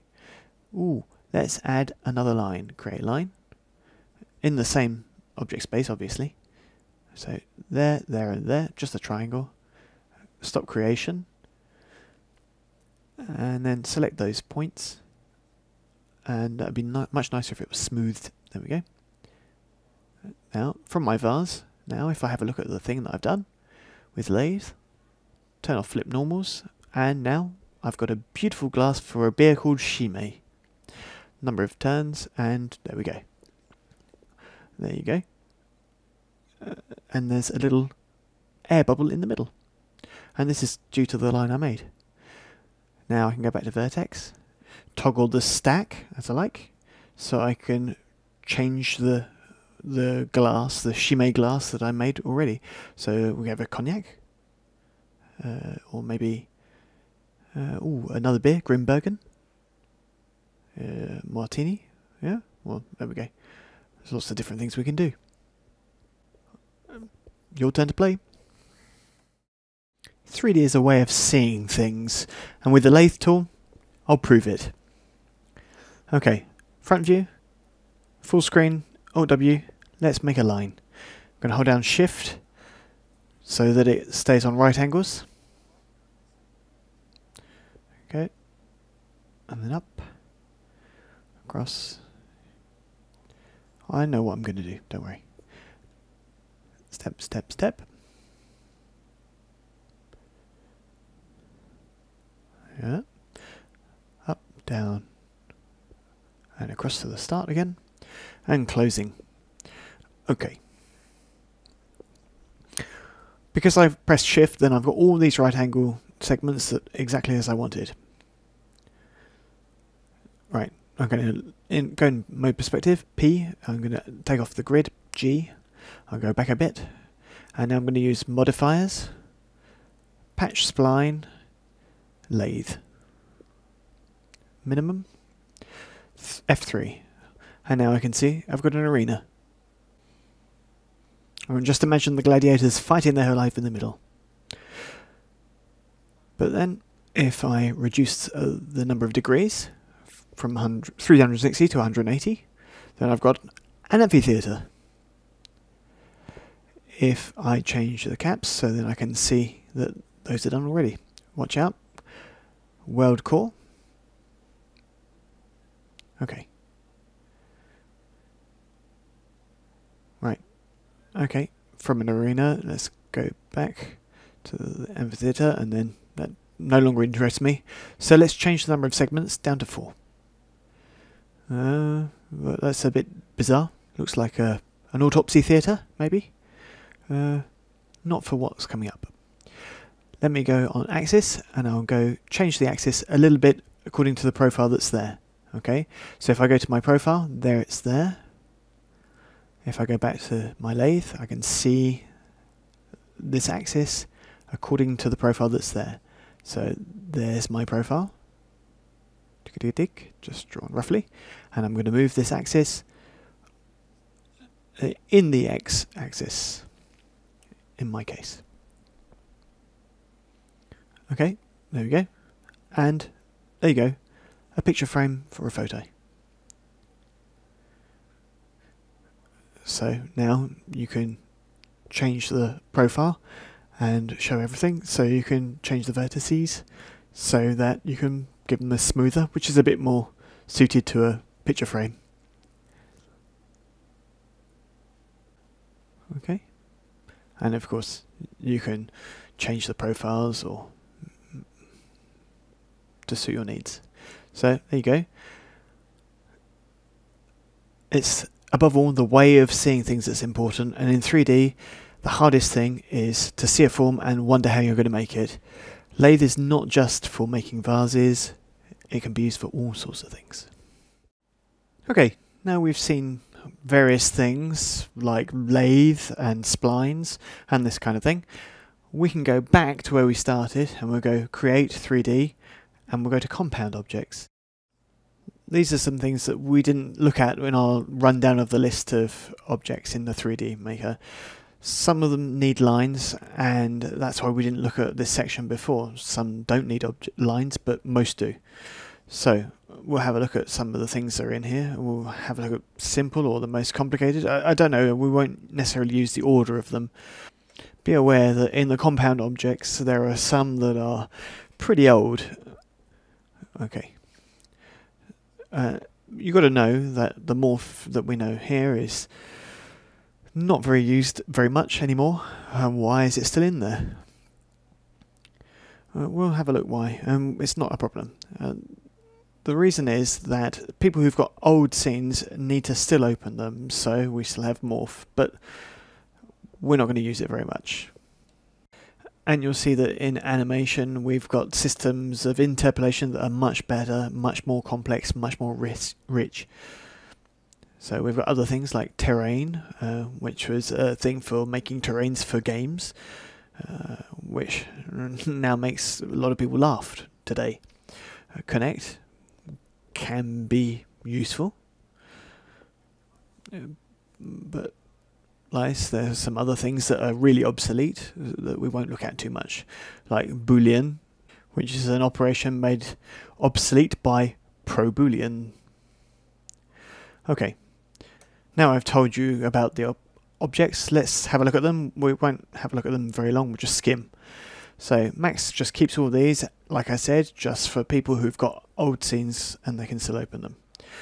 This makes Max a bit of a Heath Robinson invention, especially since there are a lot of redundancies, as we've already seen.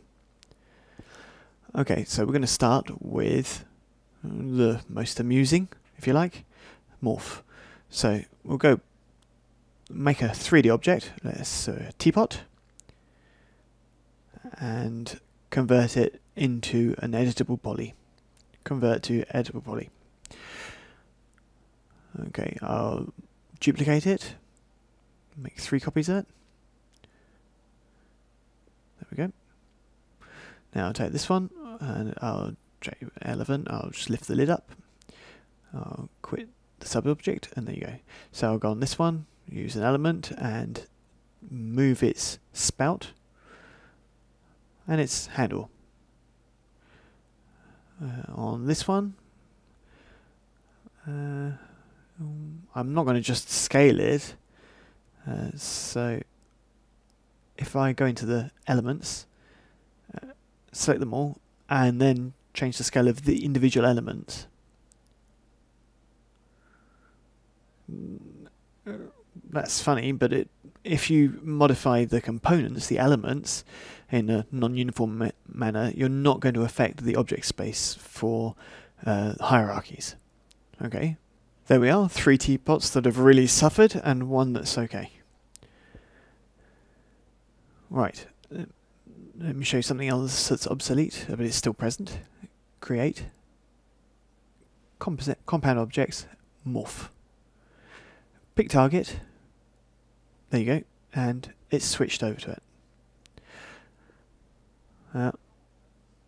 The morpher, I should have used a time line, I should have used a key.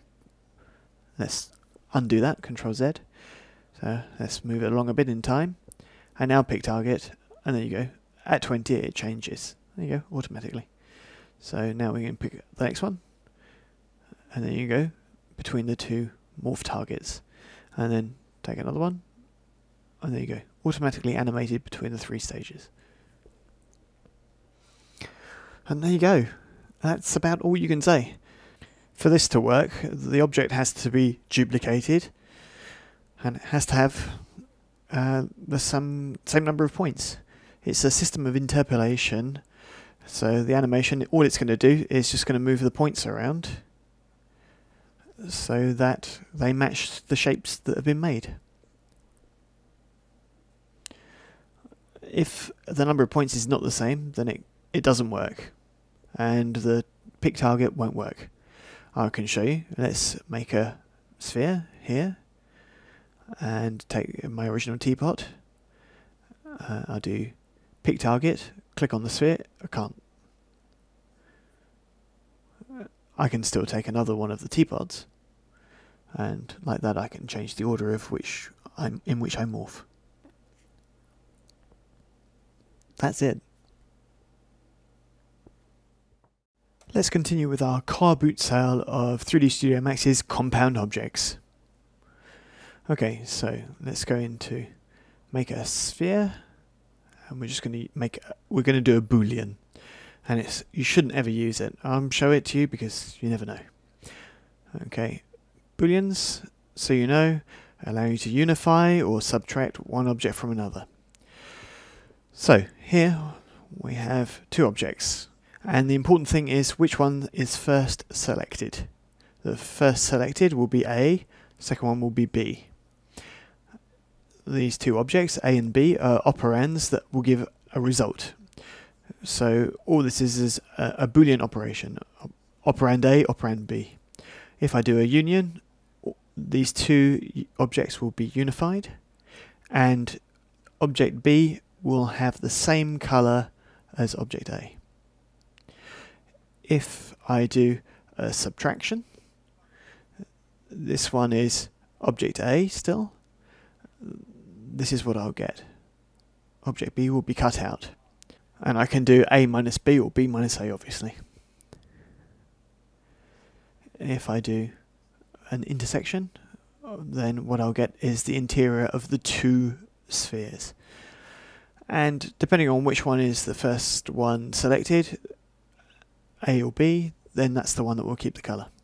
Okay, so let's select our first object, the green object, and let's see what we can do. Compound objects. Boolean. Pick operand B. So the first one selected is the Boolean. Pick operand B, and there you go. What have we done? So all the operations are here. Okay, what I told you before. You have union, intersection, or subtraction, A minus B, or B minus A, and you've got other ones that we'll have a look. If you do Control Z, you might be lucky it will work. Okay, reverse the subtraction or do a union, and there you go. If I go on wireframe mode, you can see the union, but it's really not very neat.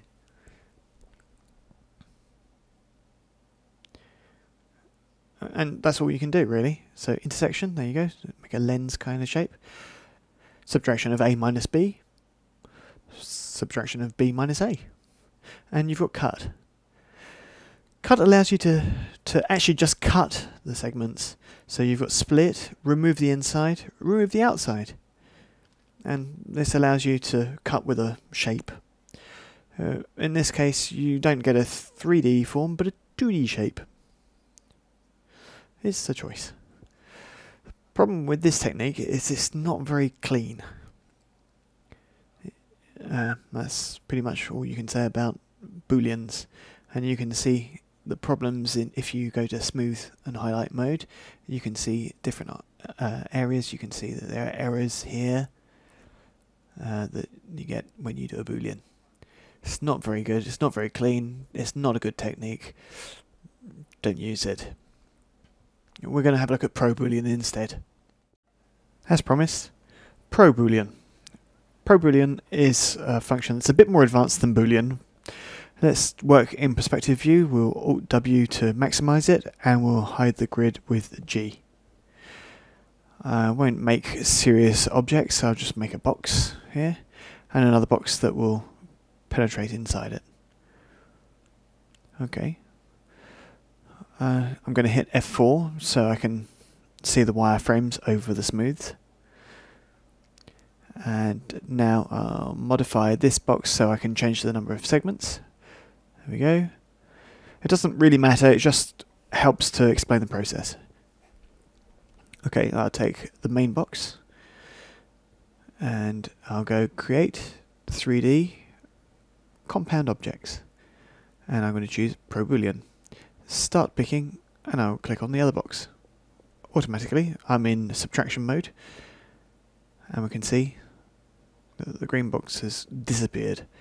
So if I select box 2, I can change it to union, and then I can do change operation, and there you go. Now ProBoolean optimizes your objects, so all the segments on box 2 have gone because they're not needed. So if I ask for intersection now, I take box 2, change operation, and now all I've got is the intersection between the two boxes. If I do subtraction, change operation, now I'm back to where I was before. Okay.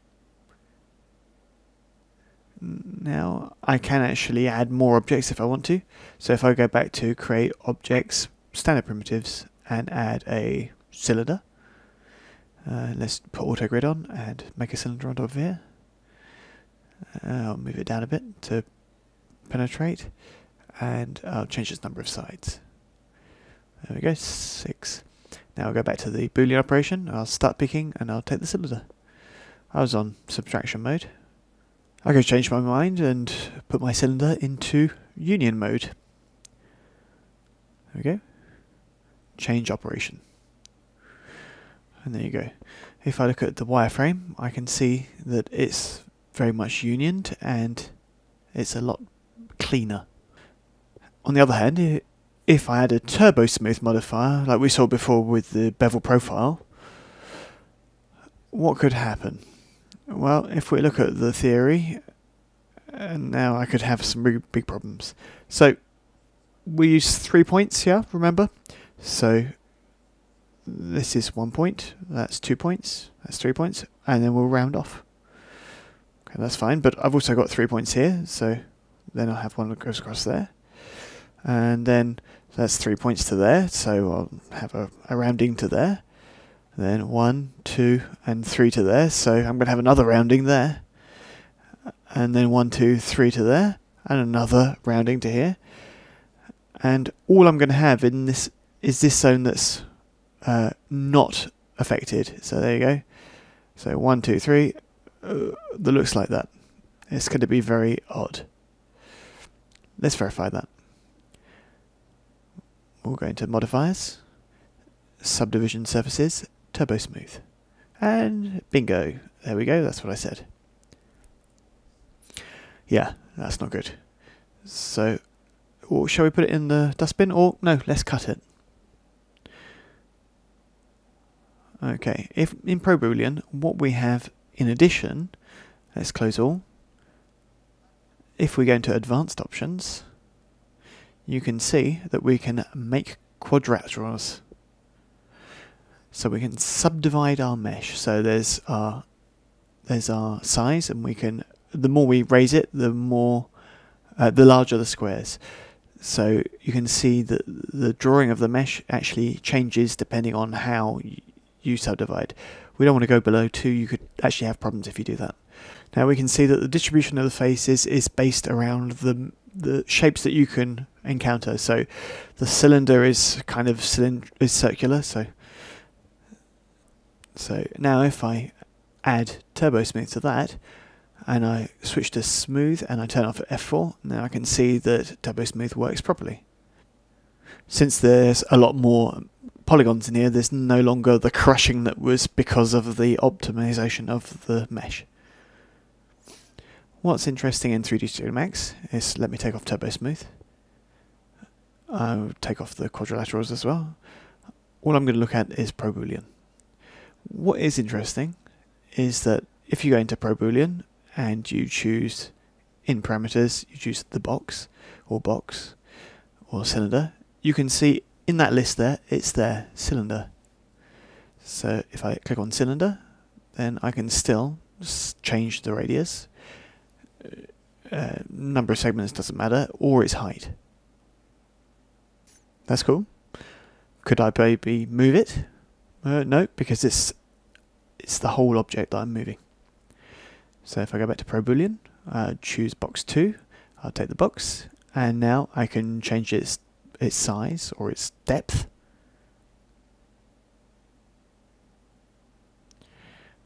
Could I change it? Nope, still not.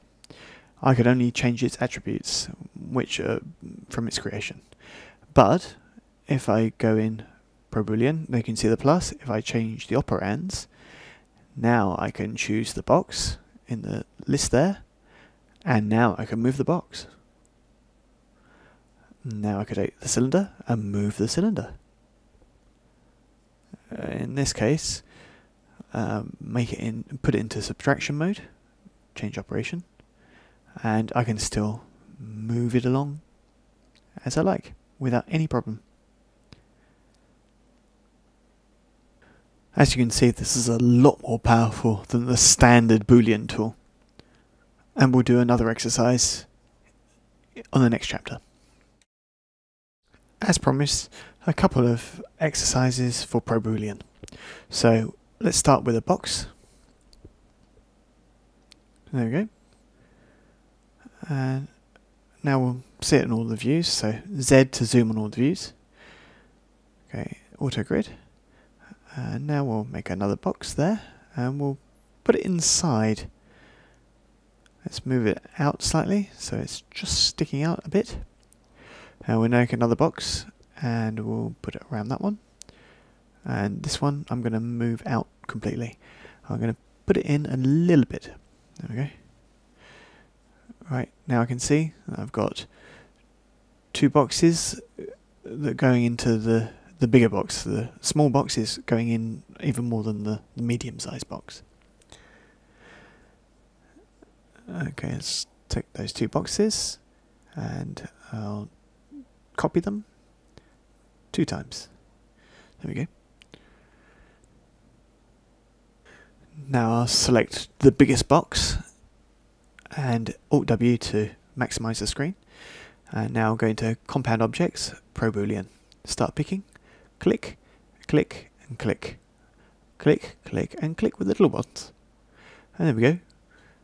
That's the profile that's made really simply.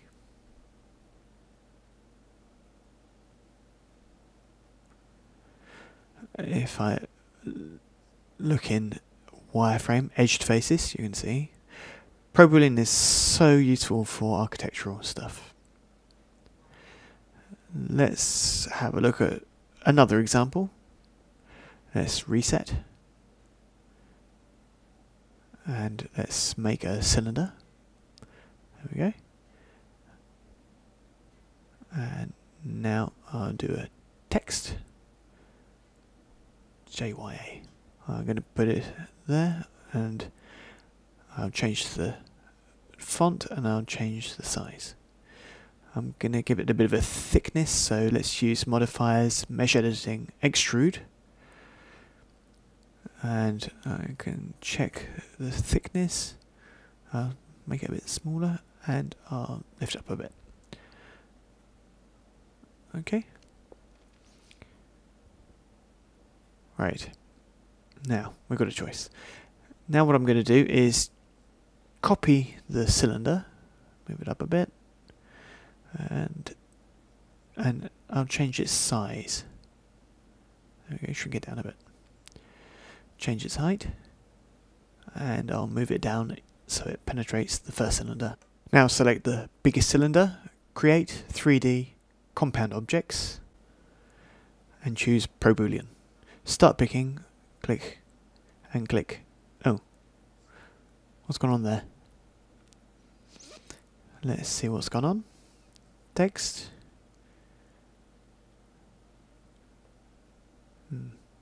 Control Z to bring it back. And we can see if we go into wireframe, it's not going into the interior of the bottom cylinder. So always check that your text is going in. So let's move the text down until it penetrates. There we go. Okay, so we'll go back to ProBoolean and we'll start picking, choose the text, and there we go. Right, now my text is stamped. And of course you can add lots of little things. So here we're going to see several things. So we'll operands, we'll click off start picking, and we'll choose cylinder 1. I think it's not really got enough segments, so make it a bit rounded. There we go. Or we can reduce them as well. There you go. That's an interesting one. Okay, up it to make it really circular. Okay, take another operand, so cylinder 2. And this time I can add segments to this one, or I can actually reduce them. So let's leave it as that. Square. Hexagon. Text. Now, if I go back to the text, because the text is an extrusion like this, I can actually modify the text. And there you go, I can add text what I want, like I like. Let's make it a bit smaller. That's tiny. Change the text again. www.cgitrainer.com. Let's make it a bit bigger. Let's try 50. Nope, too big. Okay, try 40. Still too big. Let's try 30 instead. There we go. That's fine.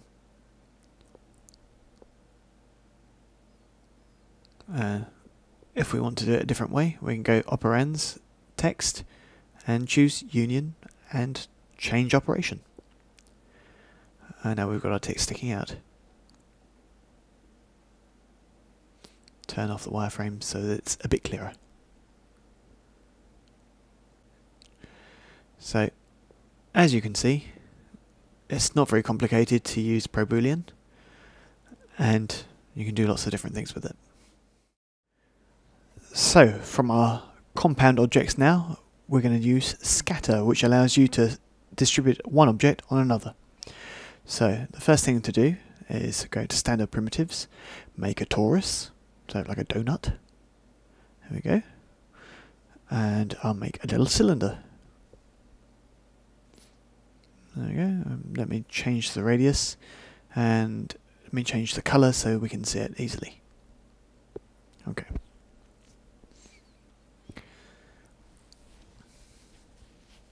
So scatter is to take an object and pick the object on which you want to distribute it. So let's take off the grid, G.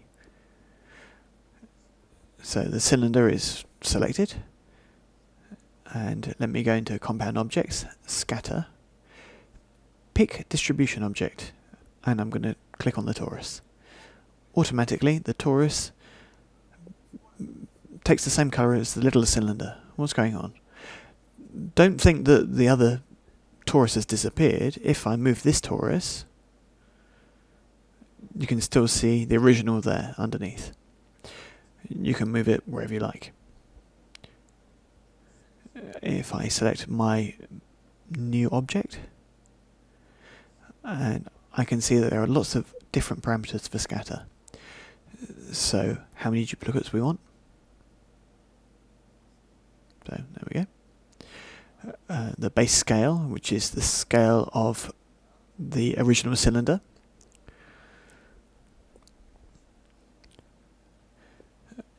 There's vertex chaos, which adjusts the vertices a little bit to make the geometry a bit irregular. Why would you want to do that? So imagine you've got a field with fence posts. You want to duplicate all the fence posts, but have a little bit of a randomization on the wooden fence posts. Animation offset, we won't look at that very much because objects aren't animated, but it allows you to offset the animations you apply. Distribution. Okay, so area, even, you can skip ends, so you can just move them around, random faces, along edges, all the vertices, at which point there's no point having a number for duplicates because it's desactivated, and then you're based on the original object and its subdivision. So you change the original subdivision, you can see that my purple object follows. Okay. In other words, when we do a compound object, we can see that the distribution object is an instance. If we clicked reference, copy or move, then it would have done those things. By default, it gives you instance, which allows you to change the original object like so. So if you change the original object, then it will follow. All the edges in the middle points, in the center of faces, or on the volume. The volume is based on the object space. Okay, let me leave it on even, like that. We can also turn the objects, the cylinders, in a random manner to distribute them randomly as you like. We can change their position again randomly, and you can also do translation on faces so you can move them around. All you need to do is play around with them and you will see for yourself. You can save presets for this, so all these settings you can save them and you can load them again if you want to set them up. If you've found a setup that particularly pleases you, keep it. What's interesting is what's going to follow, the two exercises that are going to follow. I'm going to let you play with this for a little bit and come back for the next video. Let's do an exercise now that uses scatter and also ProBoolean. Okay, so we'll start with a cylinder. The cylinder, there we go, not very big, so let's zoom into it. And now cone, and we use auto grid, so we can put myself over the cylinder and make my cone. Let's move the cone a little bit down. Okay. Very important, I'm going to select the cylinder so that I keep the base pivot point. And now I'm going to do compound objects, ProBoolean. Change to union, start picking, and pick the cone. And there we go. Now this is only one object. If I look at my wireframe, I can see that the welding is perfect. Right mouse button, convert to editable poly.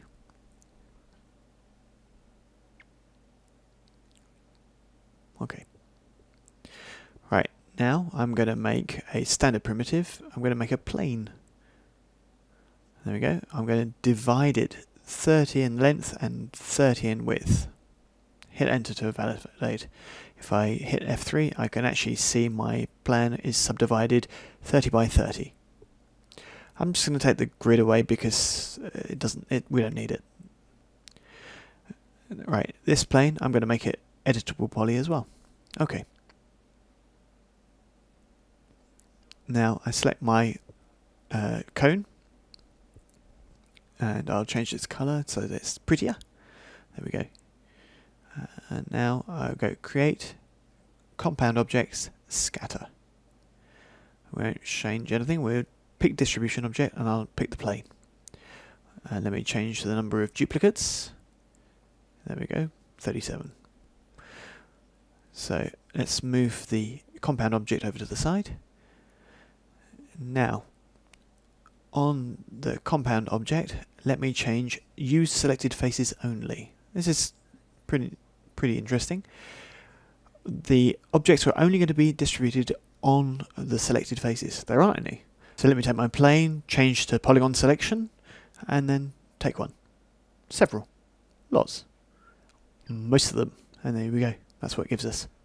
So now I'm going to choose a different type of selection mode. Let me try spray can. And this will allow me to spray the polygons I want to select. So let me quit the sub-object mode and we'll go back to scatter. Let me change the number of objects, change the scale, and there you go. A lovely little forest. Okay, our second exercise using basic modelling using compound objects with the scatter tool. We'll create a box and we'll make a sphere without many segments. So let's reduce it down. There we go. Now I'll go into compound objects, scatter, pick distribution object, and I'll pick the box. By definition, it will put itself on the first face that was created. But I'm going to use more duplicates. There we go. Now I'm going to change the size of these spheres. And transforms, scaling. I can change the size in X, Y, and Z. And differently if I like. Or I can lock aspect ratio. Okay.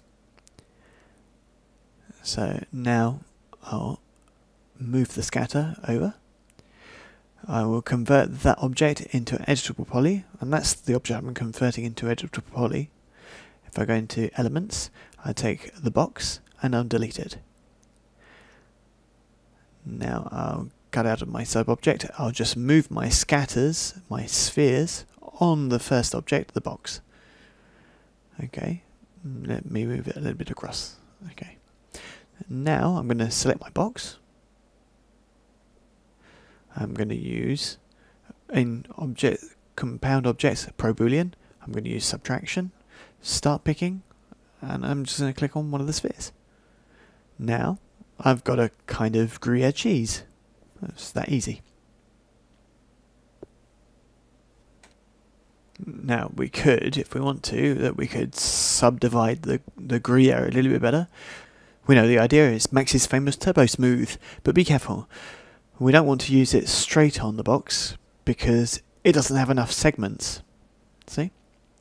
So we'd have a lot of surprises. So to do this, let's go back to the Boolean and we'll go to advanced options and we'll use make quadrilaterals, and so we'll subdivide the object a bit more. Now we can add Turbo Smooth. We'll go to modifiers, subdivision surfaces, Turbo Smooth. And I'll take away the wireframes and we can see that it's a little bit more Gruyere-like. Okay.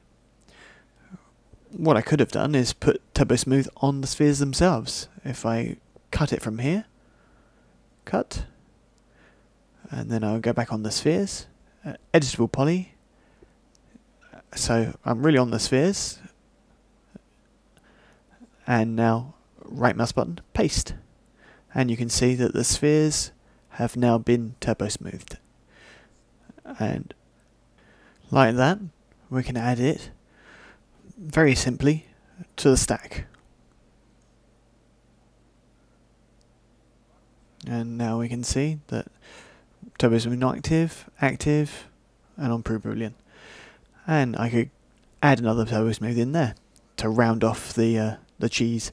I wouldn't keep doing it because I hate to think of how many polygons you're going to obtain doing that. The interest in this system is to show you how easy it is to work in the stack in Max. So there you go, an exercise using scatter with subdivisions, by Turbo Smooth. As we can see here, they're added to the operands for ProBoolean. Right, so let's go and have a look at the compound object. Here we go. Connect. To use connect, you're going to need a polygonal object with a hole in it. So let's take away the grid. Let's hit F4 to see the segments of my box. There we go. I'm just adding some segments when I create my box. Make another object, a sphere. Just cut down the number of segments. I'll move this sphere a little bit up.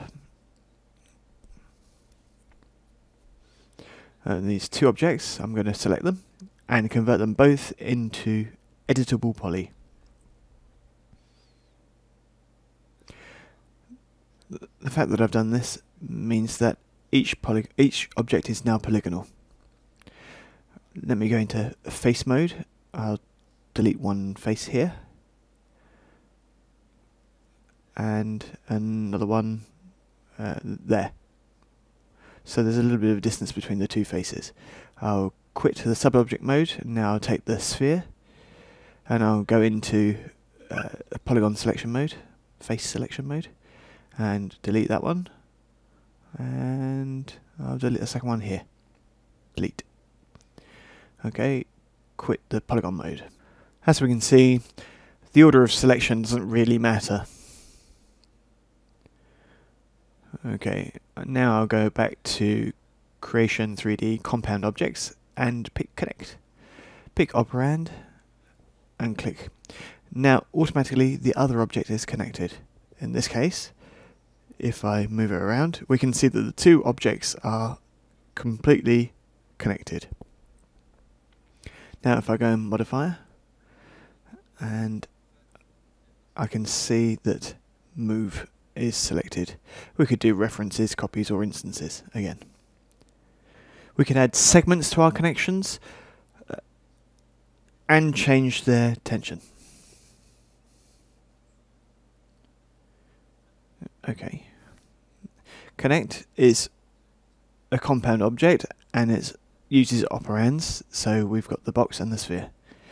If I take the sphere, now I can see that I've got editable poly underneath, and I can select the sphere and I can move the sphere around, and the connections will try and adapt automatically to where the sphere is.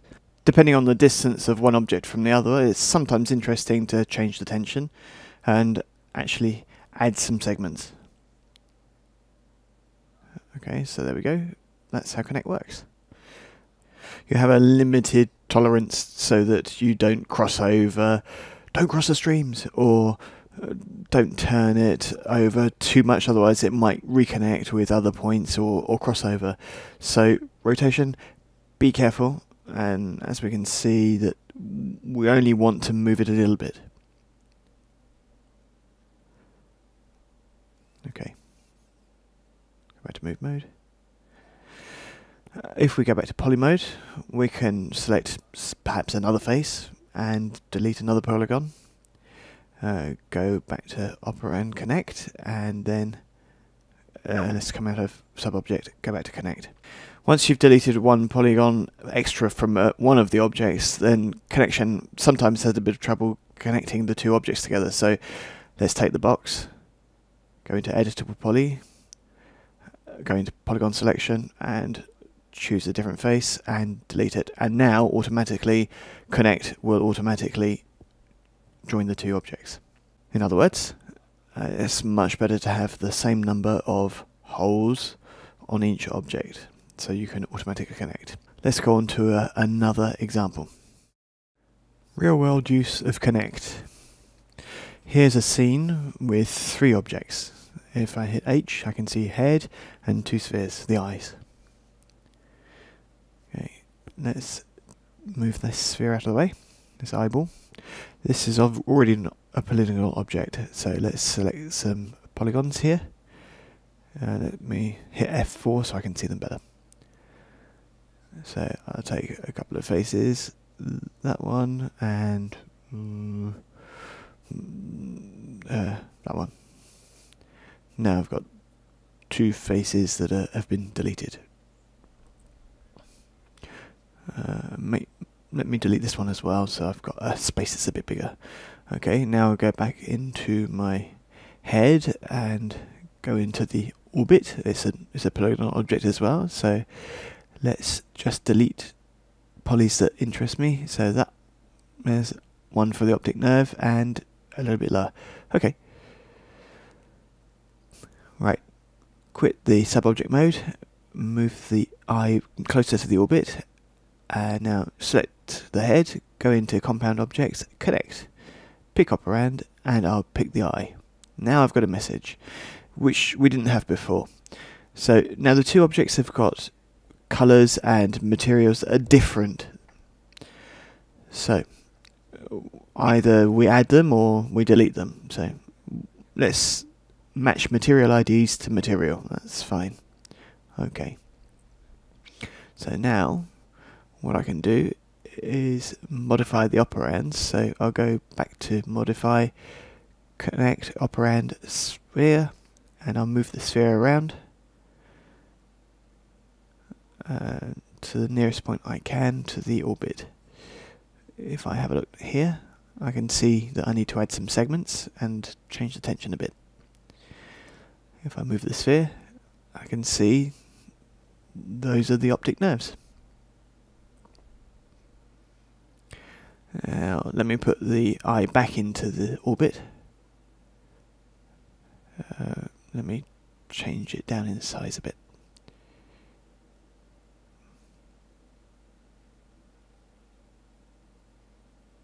There we go. Let's turn it a little and move it in.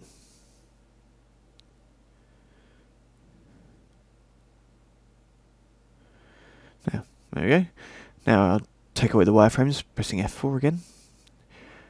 And let me change the tensions, and you can see that these are all animatable as well as the segment number. So let's animate this. Just go to frame 50, click on Auto key. You can animate tensions obviously, and you can animate the eye. So let's move it out. Change the tension a bit.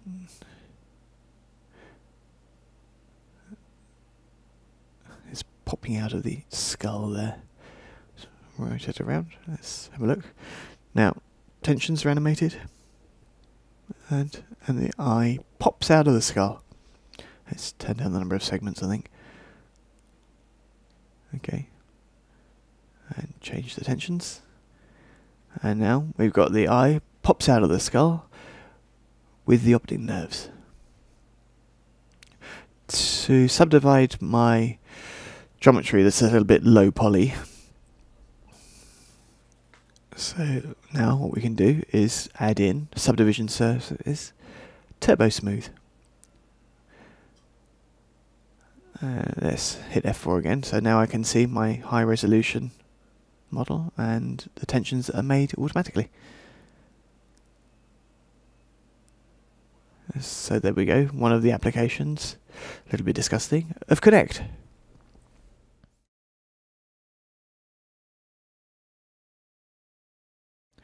Okay, now we're going to look at the compound object, conform. For this, you need two types of object. So we'll do a sphere here. There we go. And a plane. And just make the plane there. This plane is going to be positioned in front of the sphere for the creation scene. So here it was the front view. Okay, I'll work in perspective view and I'll turn off the grid. My plane object is selected, so it's pretty much in the middle of the sphere. Go into compound objects, conform, pick wrap to object, and I'll choose a sphere. Automatically, now the plane object will try and apply itself to the sphere. So let's change the distance.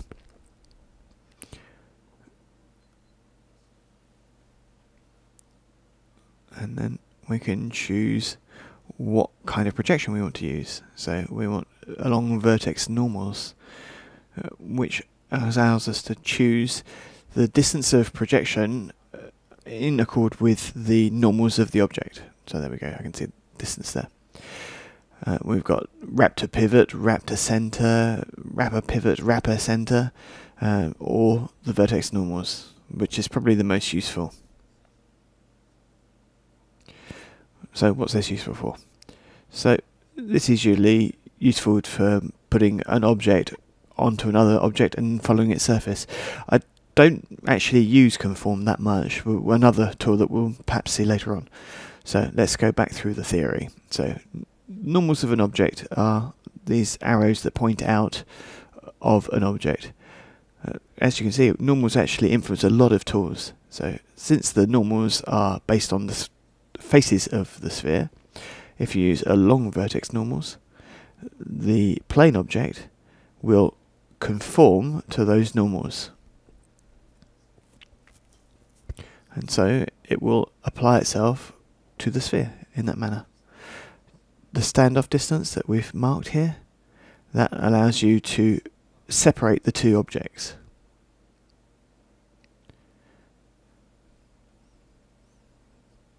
That's it. Of course, you can convert to editable polys, go into elements, take the sphere and delete it. And now you're just left with the conformed plane, which is now perfectly wrappable around the original sphere.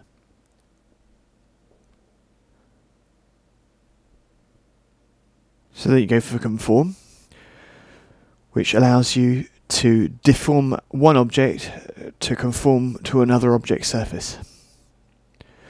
Let's have a look at an example now.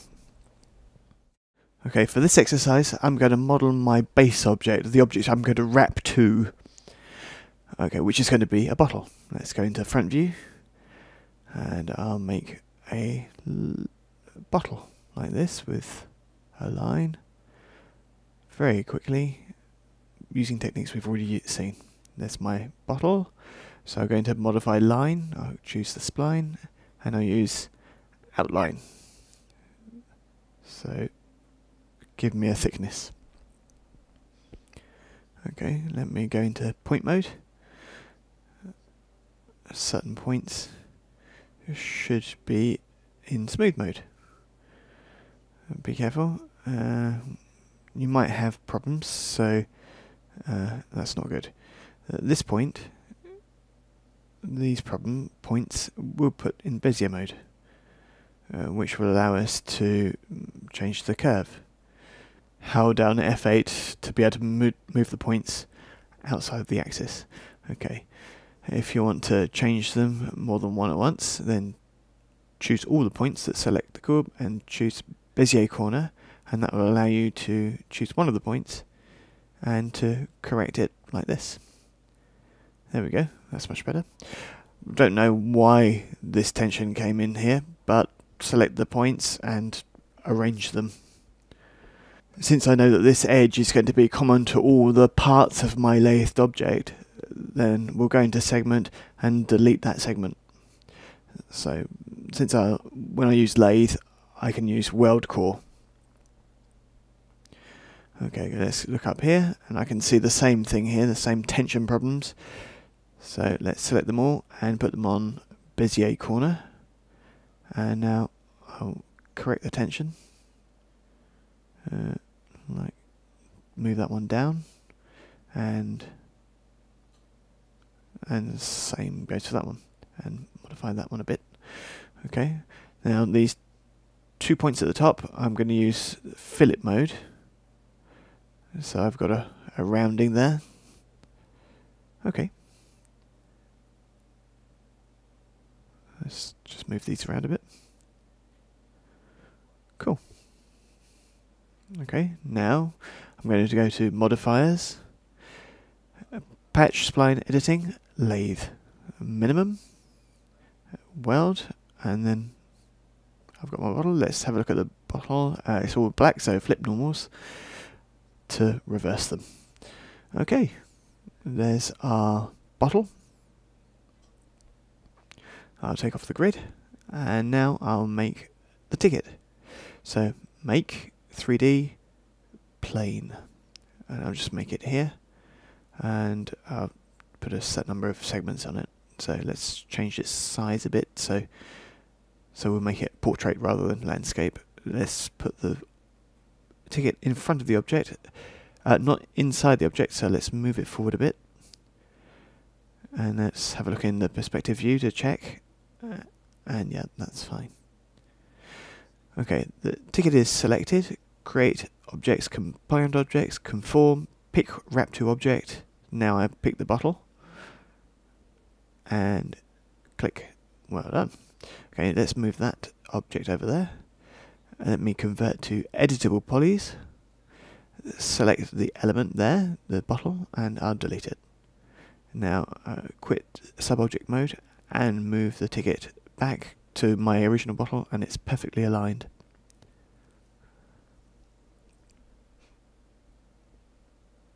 So there's a practical exercise for conform, so we can see how to wrap one object around another. Shape merge. Shape merge, which is here on compound objects, allows you to cut a 2D shape out of a 3D form, or project the lines from a 2D form onto a 3D form. It's easier to actually show you than to try to explain. So let's make a box like this. Okay. And now I'll go into 2D, into shapes. I'll make a star. There we go. That's my star. Just so we can see better, we'll take off the grid and I'll lift up the star. Okay. Right. I select my object. I'll go into creation, compound objects. Okay. I'll go shape merge, and I'll choose my star. The star's in the operands now. So turn off pick shape, and now I can just move my star out of the way.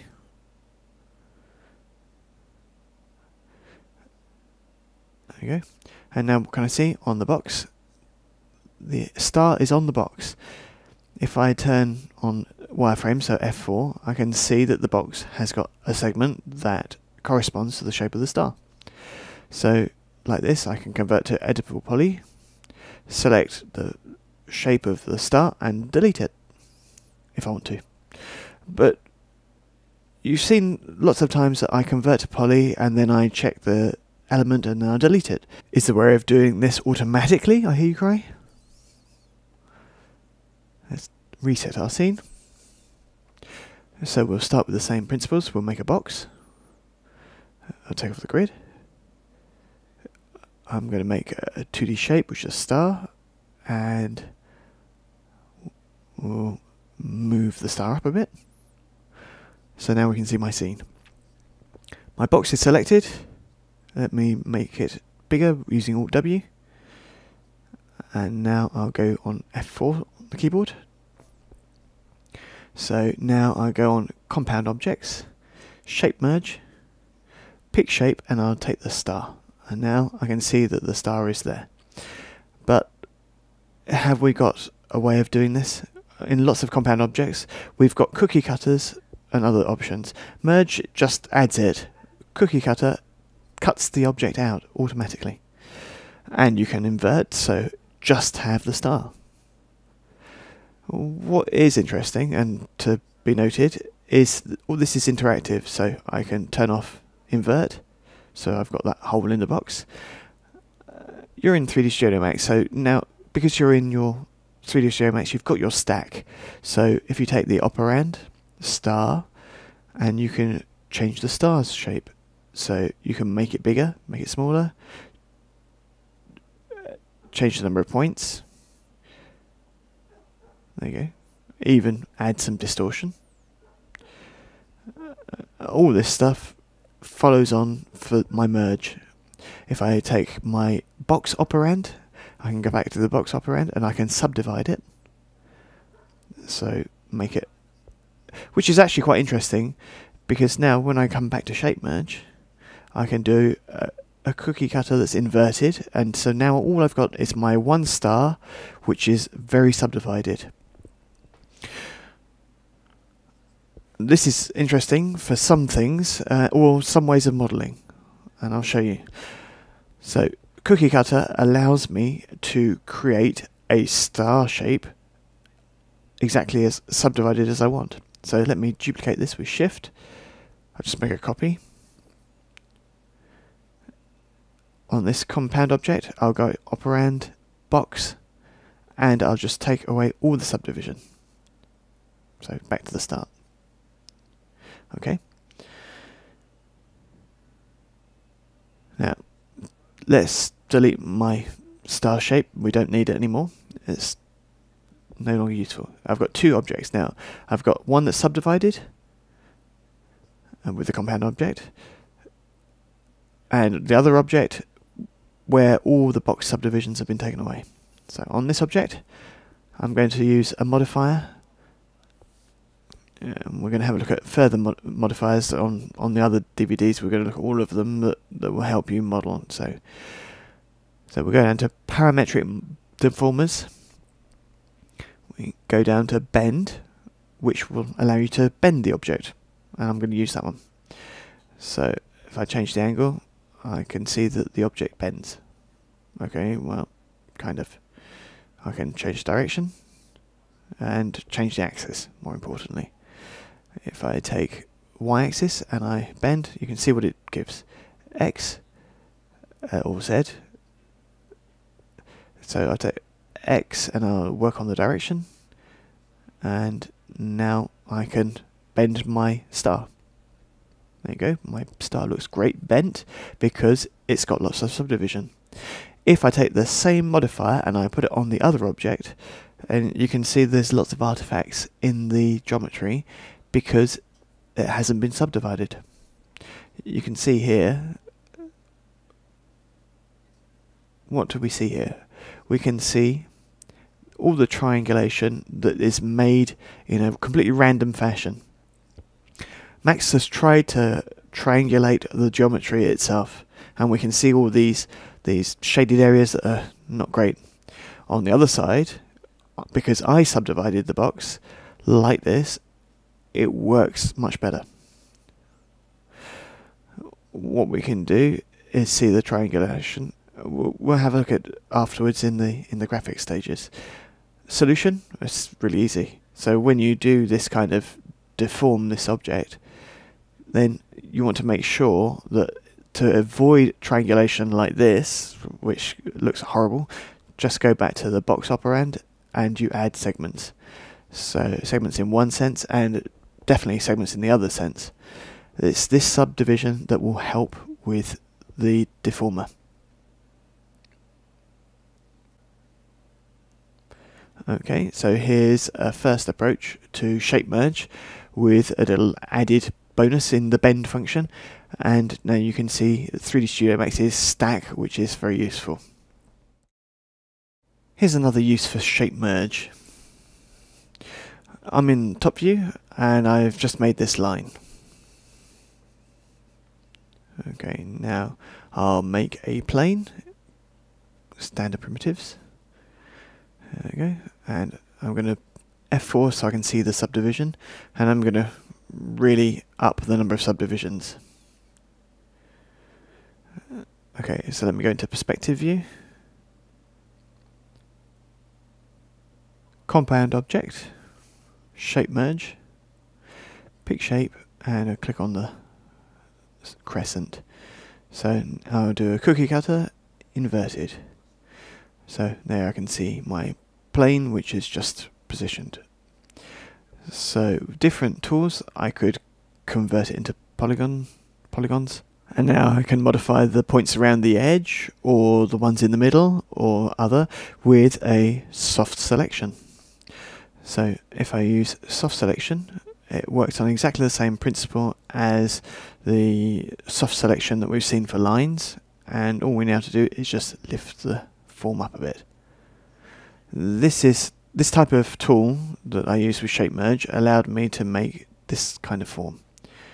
Okay, like this. exactly the same principle for this watering can for the little bit that's on the top. It's shape merged, which made that. You already know some of the other types of modelling we've done here. So there's a lathe, another lathe, and this is another kind of shape that we'll do later with compound objects. So there we go, an easy way to use shape merge. Okay, now we're going to have a look at another application in the next chapter, looking at combining several forms. Here's a complete exercise using shape merge and above all splines. Okay, and what we're going to have a look, we're going top, Alt W to maximize, and let's make a line. I'm going to put myself here, hold it down, so I get a nice curve. So there we go, and stop my creation with right mouse button. I go into modify. I can modify the points so that they work better, or their tangents, because they're in Bezier mode. Let me select the line, and I go down here to mirror. And before I do that, I'm going to hit copy, and there's my copy. Before moving it, I'm going to turn on automatic welding, so that the points that are over one or the other are going to be welded. If I now go into vertex, I can see that points are welded. There's only one point there. So I'll put it back in smooth mode, so it's better rounded, and I'll do this one the same. No, I'll change it to Bezier and pull out the handles. Don't forget F5 if you have trouble pulling it out.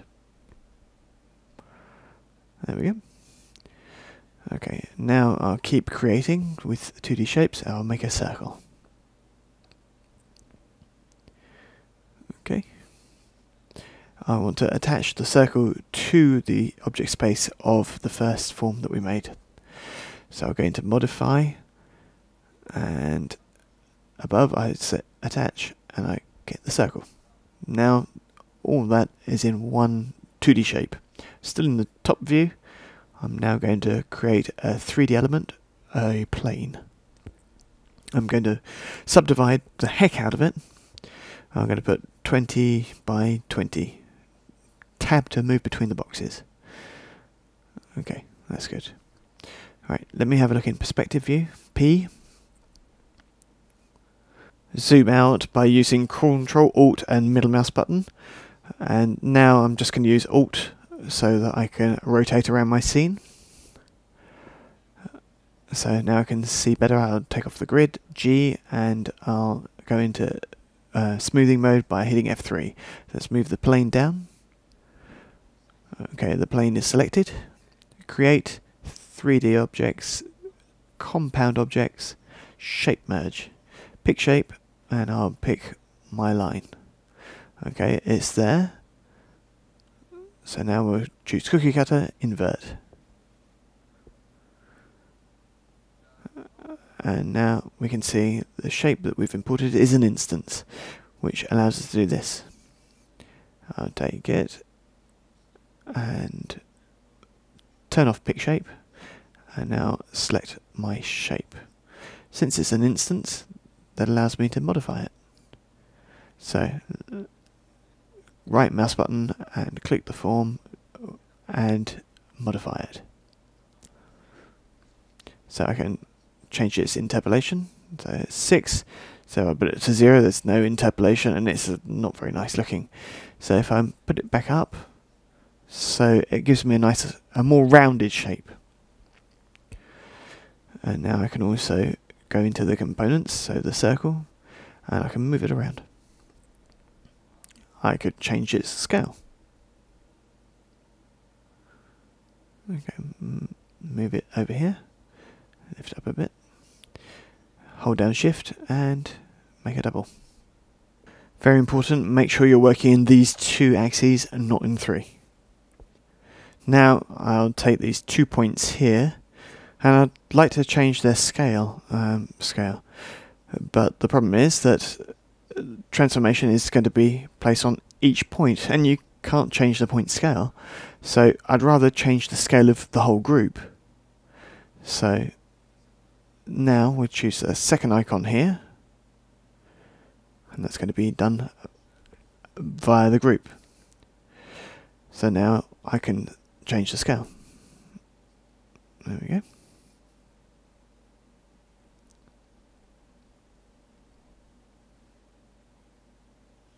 Move. Okay. Don't forget that if you want to change the Bezier curves of these 2 points, put them on Bezier corner to change the points of all the points selected. Tick lock handles, and now you can change the handles. Be careful. Change it to all to change them like that. Okay, and it works equally well with any other points.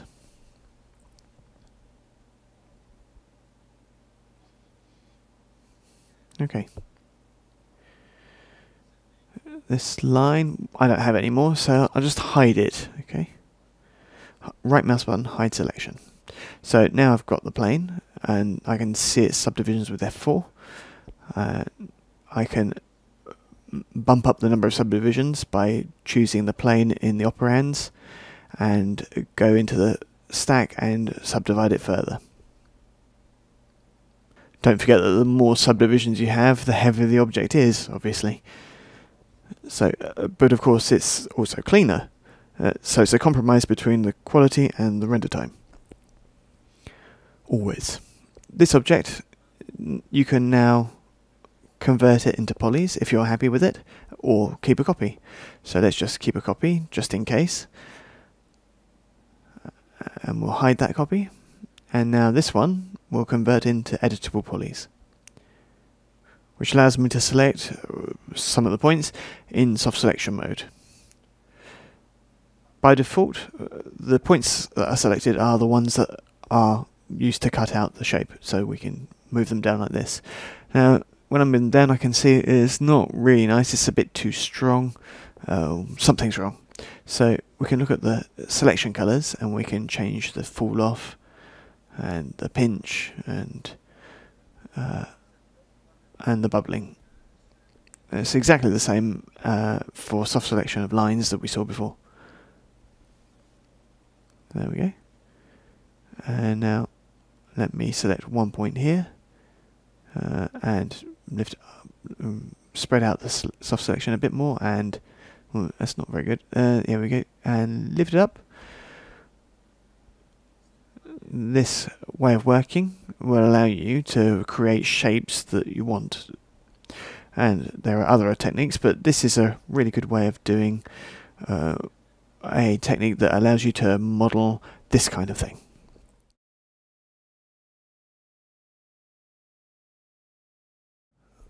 Okay, now we're going to look at a tool that's not only useless, but not very nice to use. That's to say, in compound objects we've got terrain. So I'll show you quickly, just so we can get it out of the way. We'll make a circle, and we'll make another one circle there, and let's do another one. Okay. All the shapes need to have the same number of points, otherwise this doesn't work very well, and it's best to actually convert them all into editable splines. So now we'll move them all, well actually one above the other, so we make a kind of contour. Okay. Alright, now I'll take away the grid, and I'll take the base form, and I'll choose 3D compound objects, terrain. Okay, pick operand, and now click on that one, and click on that one, which will make a mountain that joins the three together. Like that, we can see very similar things. So here's for different things for the mesh, really, or a gradient from form to form. Okay, so we can use some options here so that for lighting for a game, and then we can make default colors for putting elevations, and like that we can make brilliant landscape. Didn't say anything. Okay, it's not me that's responsible for this. We can put a turbo smooth on here, smooth it out a bit, and we can take these circles to all the circles. No, just we'll have ones that are surrounded and select. And no, didn't do it. Okay. To take those two circles anyway, and take this one and change its points and move them in. Oh, and that's not great. So this is a bit bizarre. So we've got to reinitialize the operation. So we'll go back to terrain, and we'll go down here, update manually, update. There we go. Okay, so there you go. You can make pretty mountains. Let's just leave it there, shall we? Don't forget that this tool was made even before Windows existed. So let's have a look at the tool ProCutter. ProCutter is a little bit like Shape Merge, but it's a little bit different. Let's have a look at it in detail.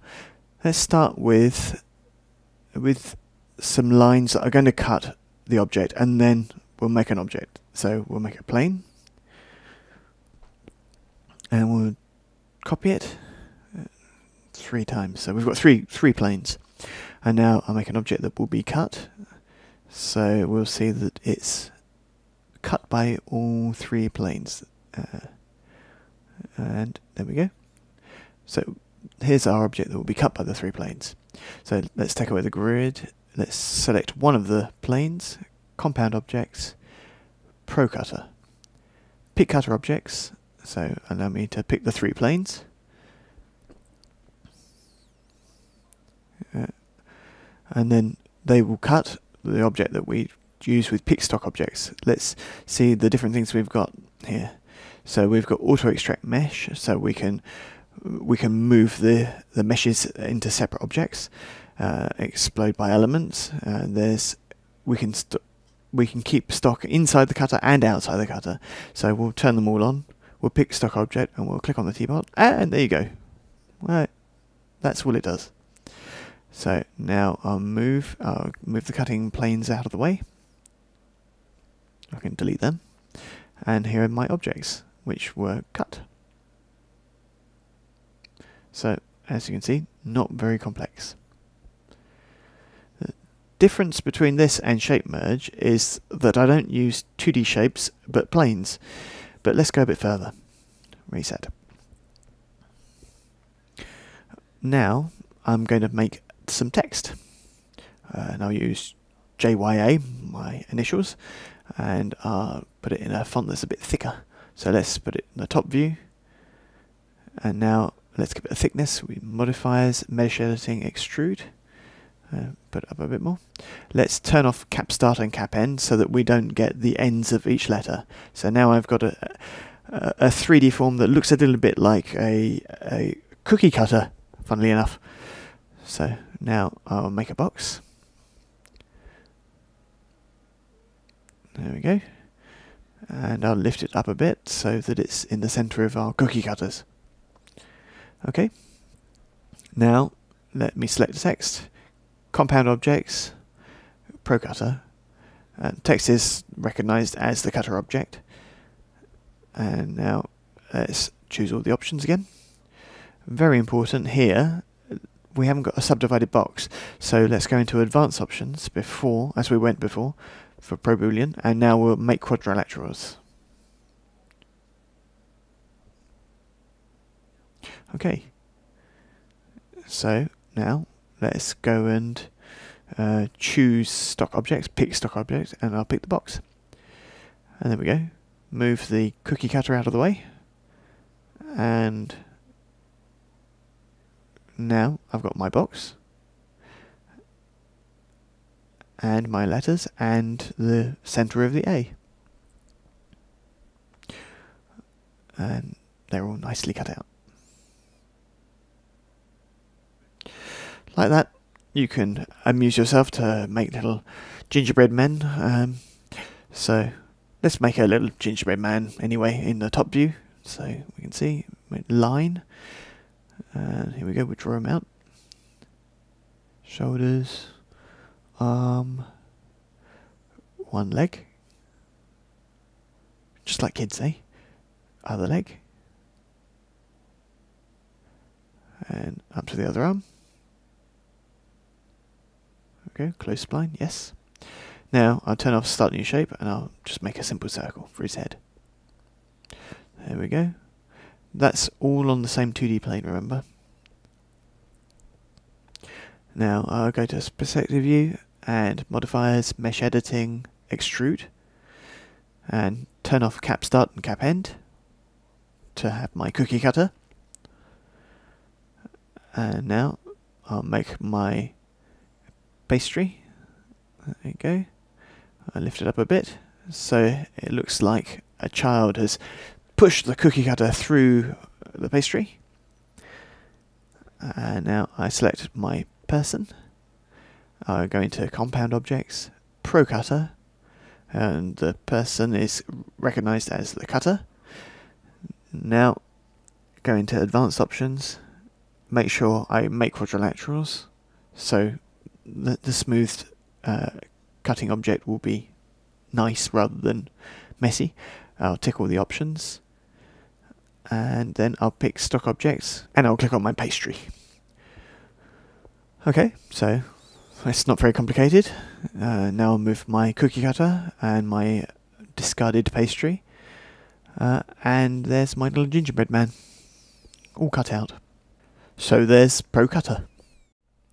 Okay, before looking at the Luft tool, which is probably the most interesting tool for basic non-organic or industrial modelling, let's have a look at Mesher. We're just going to look at it because we're not actually going to teach you how to use it, because this is really for advanced training or tutorials specialised in Mesher. Mesher is for converting objects that are not meshes into meshes, so particles or fluid systems, etc. When you click on Mesher, you'll have an icon, an object that's a bit bizarre for display because it's nothing. It's going to ask you to pick an object to use so that you can use it as a mesh. So here all we're doing is showing you the concept of Mesher. I'm not teaching you how to use it. So let's make an object, a particle system. So let's use a spray, just a simple one, simple example, just for showing the Mesher, not to teach you how to use it. So let's move on in time and we can see the particles.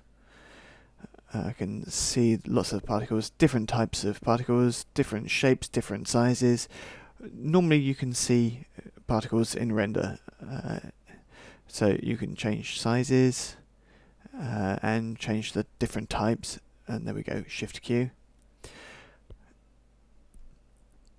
Now we want to have the particles as a mesh because particles, although they react to size and number and so on and so forth, but these are basic particles, so this is just to show you Mesher. So now I select Mesher, I go to modify, pick object, choose the particles, and there we go. Now I can see the particles that are now meshes. This is always instant so that I can change the speed there and the variation and other things, and it changes my mesh. The advantage of Mesher, and I'll hide these particles now, I use the right mouse button. The advantage of Mesher is that now these objects can be recognized as meshes. You can't convert it to polys, otherwise you lose the animation. However, you can add modifiers that work with polygonal models, like Bend in Parametric Deformers, the tool that we saw when we looked at Shape Merge. Okay, and now particles are bent, and now they will follow the deformation intended for a polygonal object. So this is what Mesher is for. It's an intermediate system to allow an object that isn't a mesh normally to be made of a mesh. Of course, we'll have a better look at this later on in trainings based on special effects or other things using the mesher. Here it was just to show you the mesher so you know that 3D Studio Max has this possibility. Okay, finally, let's have a look at the Loft tool, which for me is one of the most powerful non-organic or industrial modelling tools. Okay, Loft needs several things. It needs a profile, so we'll do a 2D shape, we'll do a circle here in the top view. Now, when I make a circle up here, we can see that there is a vertex that is yellow. To remind you, this one means it's number 1 point. We don't know whether the order of creation goes that way or this way. So we don't know whether this one is 2 or here. We don't know. Okay, next I'll make a rectangle. There we go. And here's my rectangle, and again I've got its first point there. Where's 1? But we are still in the same problem. Where's 2? Is it there or is it down here? If you've made everything in the same view, usually it's okay. Everything is made in the same way. However, we'll see. As a reminder, the circle's point number 1 is here.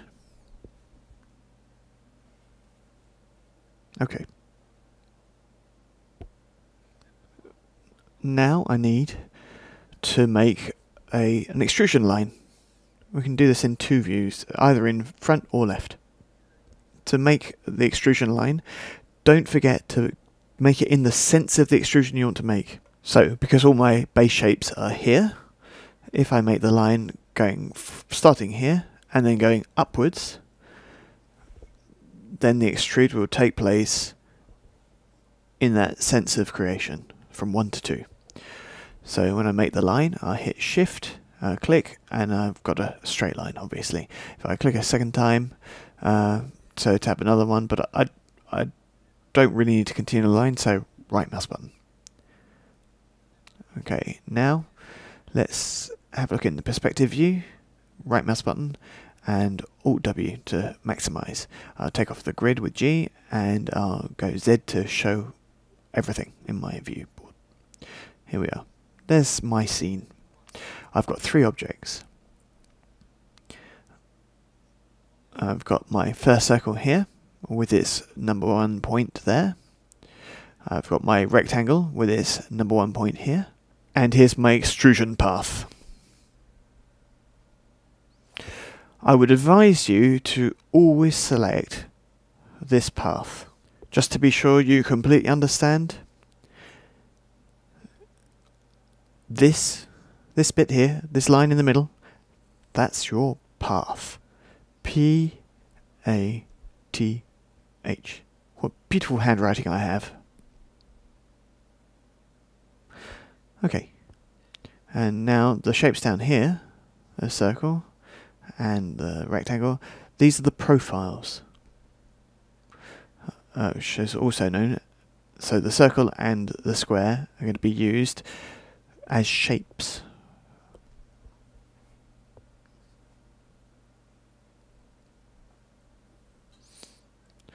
Okay, to remind you, always make sure you have the path selected.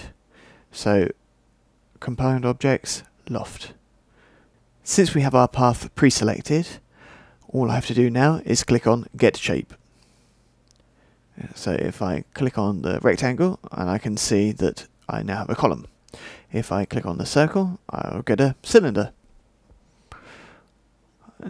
Now when you click on Get Shape, be very careful to look out for your mouse pointer, because when it changes, that's when you click. Don't click in the middle, click on the edges, as you can see. Why does my rectangle start at the bottom and not anywhere else on the line? It's pretty easy. You've got your path at 0%. So my path is from here up to here. So there's 100% of the path, and down here you're at 0% of the path. So the value that's here is a percentage of the path. So what if I put 50% over the path? Let's hit enter and we'll do get shape. And now if we click the circle, now you've automatically got the circle at 50% of the path. There we go, 50%, and there's the circle, right in the middle of the path. For the elevation of the path. Okay, but why do I have this twisting? Let me move this shape out of the way, and then I can see my original shapes. What is this because of? It's easy, it's very simple. It's because of the first point. So the first point on the circle is here, and the first point of the square is there. So the point that's here is going to try and join its equivalent point around. Now, if the points were on the middle of each side of the square, that would be great. But then it wouldn't be a square. So first point is here, and here, and here. There, and there, and there. Or the first point back there. So on the circle, they're here at the ordinals. So one there, one there, one there, and one at the back. So when the elevation takes place, the points will try to rejoin the corresponding points on the different shapes. And these ones are obviously twisted. There's our point number ones. And it will go through and look for 2 and 3 and 4, 2 and 3 and 4. So it's very important now that we make our line correctly. So we've got several techniques. The easiest technique is just to go into the individual components of the loft, so modify, loft, shape. Just as a reminder, a loft is made of one or more shapes and the path. If you click on shape, and then you can see it's yellow, and now you can actually go in and choose the individual shapes that you've made. So the circle is put at 50%. So shape, click on the shape you want, and you can see 50%.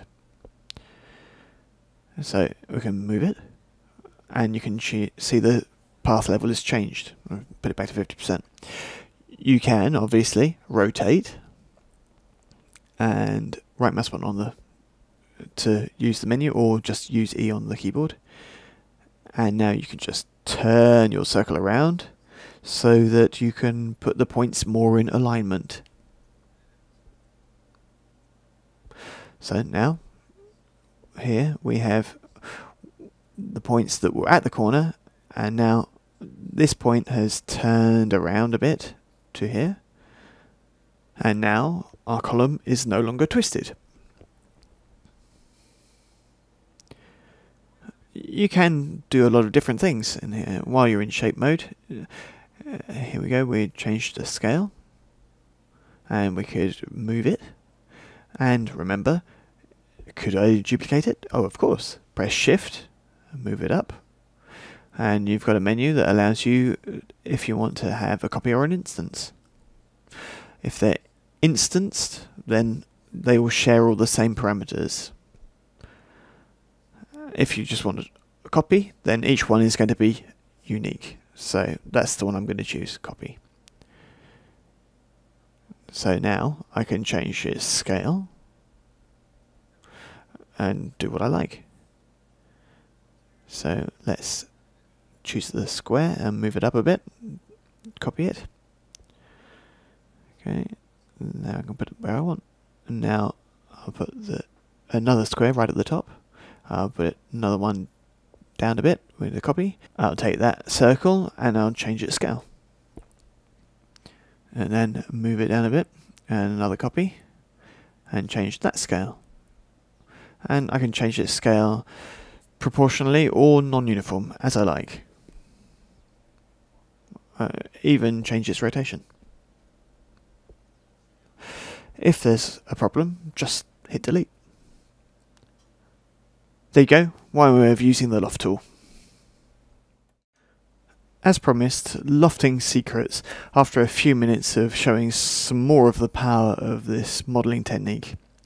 This technique is most often used for non-organic or industrial modelling and the like, and it offers a mesh that's really well controlled and very clean, and unlike some other things like ProCutter or ProBoolean or ShapeMerge, they're all good, but the mesh isn't always very clean. Loft gives you clean meshes. So to give you an idea, I'm going to work in the top view to make a circle. So there you go. Circle is the first point is in yellow. I'm going to make it into a editable spline, and you can see a couple of things here. Let's have a look at Alt W to maximize this viewport. Now when I go down into vertex mode, we can see there's the first point. So I really like this one to be the first point. So it doesn't matter for what follows, but it's just to show you that you can. So if I go down into geometry and I tick make first result, well, there you go. That's now the first point. So if I now go back to selection, and I can ask to see the vertex numbers 1, 2, 3, 4. Just to remind you, this order is pretty important, especially if you make your own shapes. You'll need to create the first point in roughly the same place and follow the same order. So if you ever need to create another profile, so start the one at the top, and second, third, fourth, and close. At the first, and then the order of creation is like this. So they should always be the same, otherwise you could actually have crossovers or whatever when you're lofting. Not a problem here because we're quitting the sub-object mode, and then we're just going to move, right mouse button or W on the keyboard, and we'll duplicate this one by holding down Shift and make another copy of the circle. Now I can go into all the points, right mouse button, and choose them all as corner points. And now I've got a kind of a diamond square shape. Okay, go out of sub-object mode. Now go back into left view with the L key, take away the grid, and now make my extrusion path. So line, I hit Shift and start, click, and now ask me if I want another one, so there's right mouse button.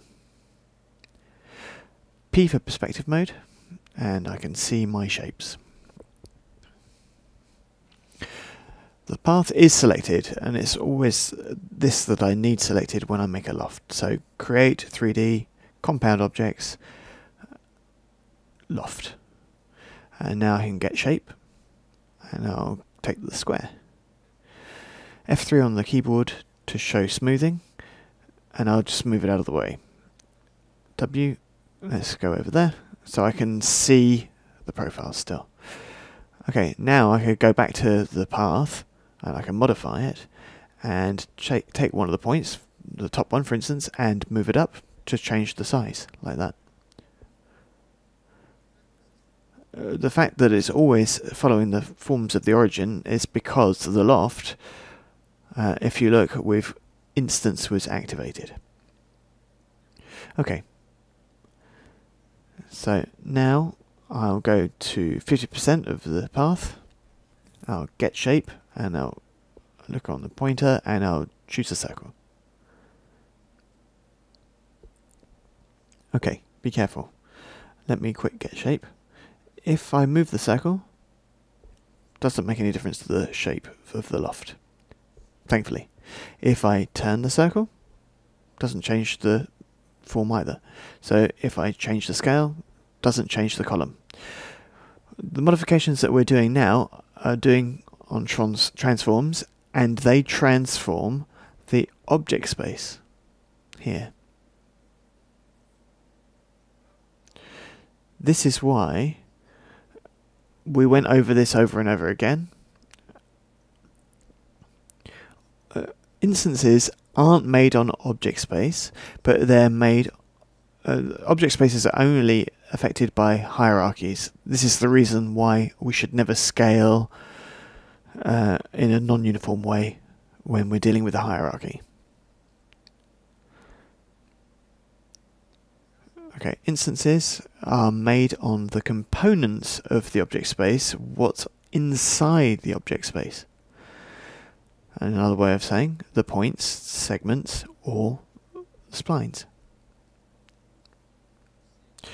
It's these things which are instanced to make the results for our loft, or shape merge, or ProCutter for that matter. In other words, if I select the line and I'll turn off the points, and now I do a scale, that follows. You see? That's what's instanced, the components, not the object space. So obviously I could have selected my loft, gone into the shapes there, take the shape there and change the scale. The advantage of changing the scale of the profile is it will change all the ones in the loft that are using it as an instance. I could also go down through the stack and choose the spline there, but that's not much point doing that. However, I could choose its vertices and move it directly. W to move, and now let's move it in, and we can see that moves in. Because it's instanced, we also see that the original shape follows as well.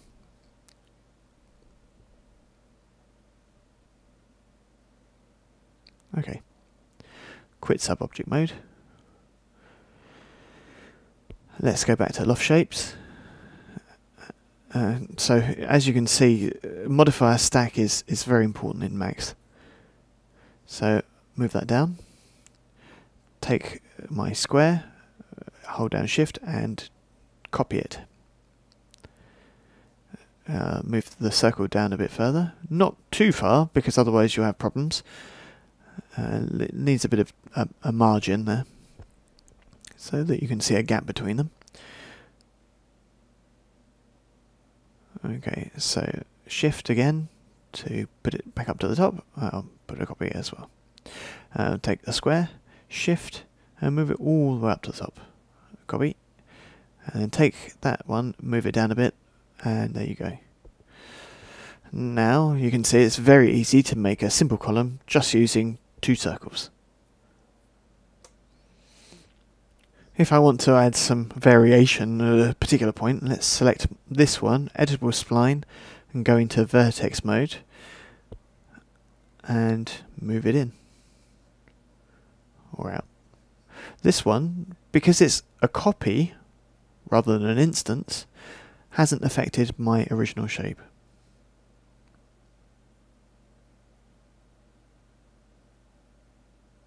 Yeah, like that, we can see that it's quite cool to be able to place and change the points. So if I put myself back in shape, I can move it down or up or where I want.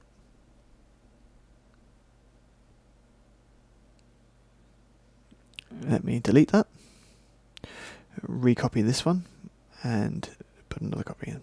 There we go. Put it as close as possible to the top square. So I've got this column. We'll have a look at the mesh now by pressing F4. How does loft meshing work? And how do we align shapes? Let's look at that. So when I click on shape, I can see the position, notice here, and I can move it as I like.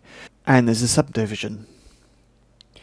This subdivision is equal between each shape.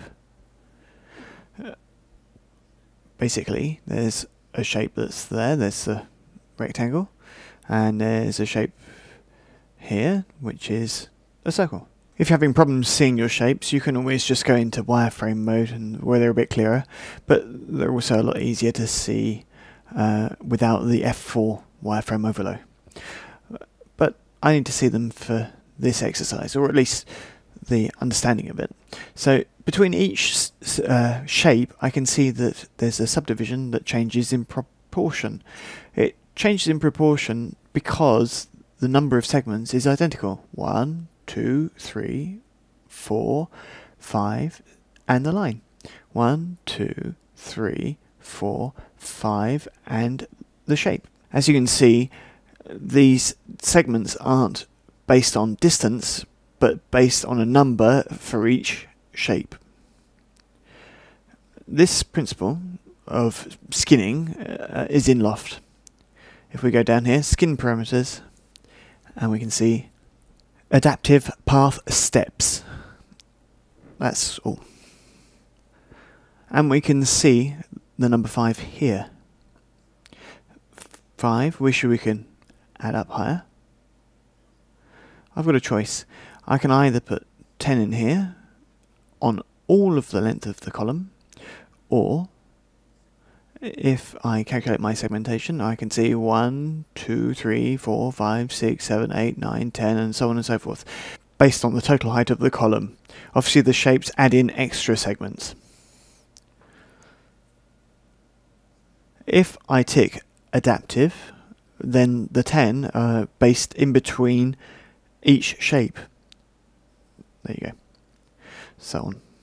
The choice is yours, whether you want to have a uniform subdivision for the whole column, or you want to just have segments per shape. Now, be careful. Basic shape shouldn't be too subdivided, because we often add smoothing afterwards. Above Loft, we could add modifiers, subdivision surfaces, turbo smooth, for instance. Okay, so now we can see 2 iterations. We're going to add lots of steps. Now, the only trouble with Turbo Smooth, as we can see, is that it softens everything. We'll have a look later on to see if there's another more interesting technique. Remember, most shapes are going to be subdivided. So, at start, don't add too many subdivisions, because this will become swiftly unmanageable. So shape steps is the divisions along your 2D profile. So 1, 2, 3, 4, 5. There we go, number 5. That's the default number. Shape steps. We can obviously add some to here, and we can really subdivide our object along its on its profile or along its path. So let's just put all these back to 5. Adaptive path steps.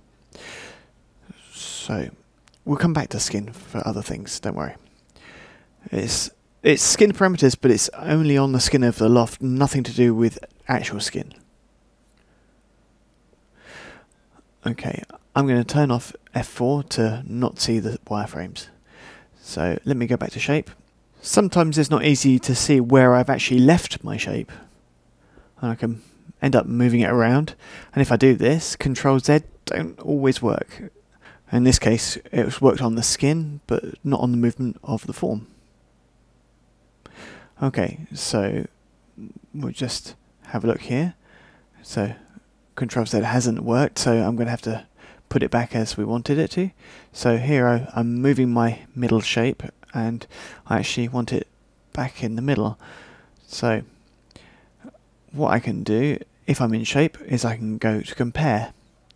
And this is just a witness window. It doesn't actually work interactively. So you click on pick shape, and you pick a shape. Be careful where you click, because it's not very obvious where you're clicking, especially in Z.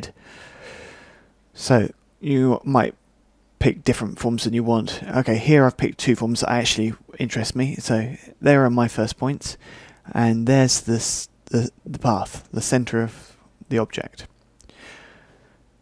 And we can see that my shape here is out of order. I can't click in this view. However, if I move my object here,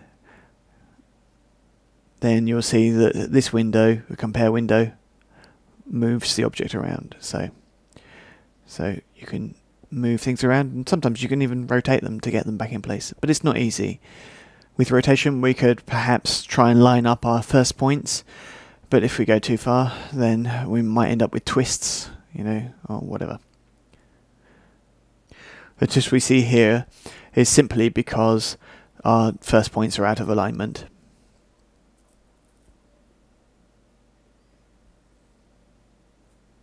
Okay, I'll try and put it back. Okay, so there's a lot easier things to align to center, align to left, right, top, bottom.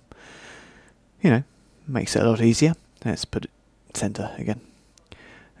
So either we can use twists, or we can to align them or to correct them. Here, if I go back to editable spline, if I move my points, I can squeeze in, but the original profile doesn't actually change. All I've done is a copy. It's not an instance, so it's not going to propagate down.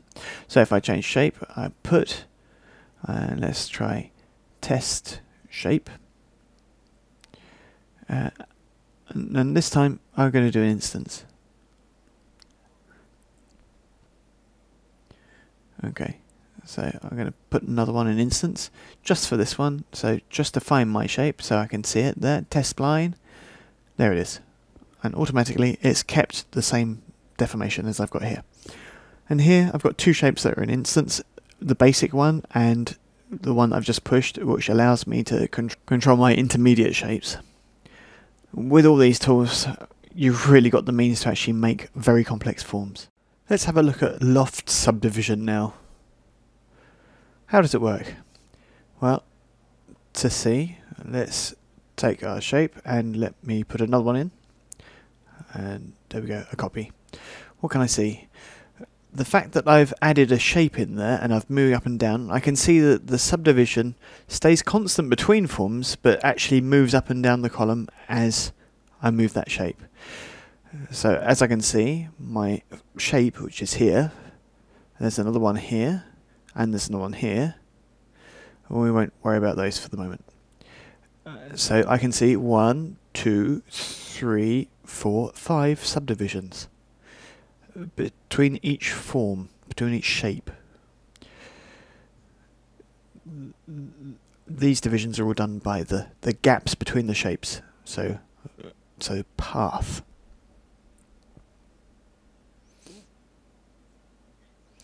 Then I can also see there are 1, 2, 3, 4, 5 subdivisions there between the original shapes. So if I go back to loft, now I can see in here surface parameters, path parameters, skin parameters. As usual, I'll just close everything so I can go faster. Close all, and I'll just choose skin parameters to open up. So here I can see the steps. So there's 5 steps for the shape and 5 steps for the path. If I close this up again and move this up a bit so I can see all these things at this place. So, okay, so if I have 5 steps on the shape, 1, 2, 3, 4, 5 across the original shape, which makes the profile, and then 5 steps between each shape on the path. So 1, 2, 3, 4, and 5 for the height. Path, steps, 5. Okay, if we change to the steps, we can see that we have more detail for the shape, or more polygons per shape on the path. If you don't want your steps to be done by shape that are in your loft, you can actually turn off adaptive path steps, and then the subdivision is just for the whole loft that you've made, as you can see.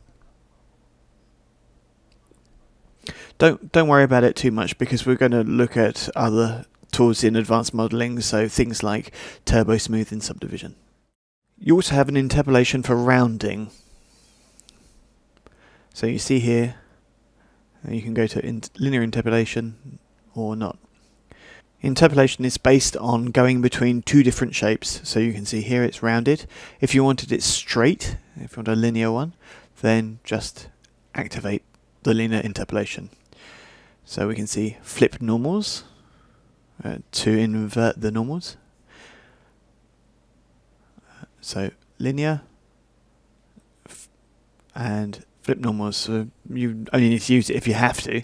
Quad sides is the look of the polygons that come out, whether they're in squares or in triangles.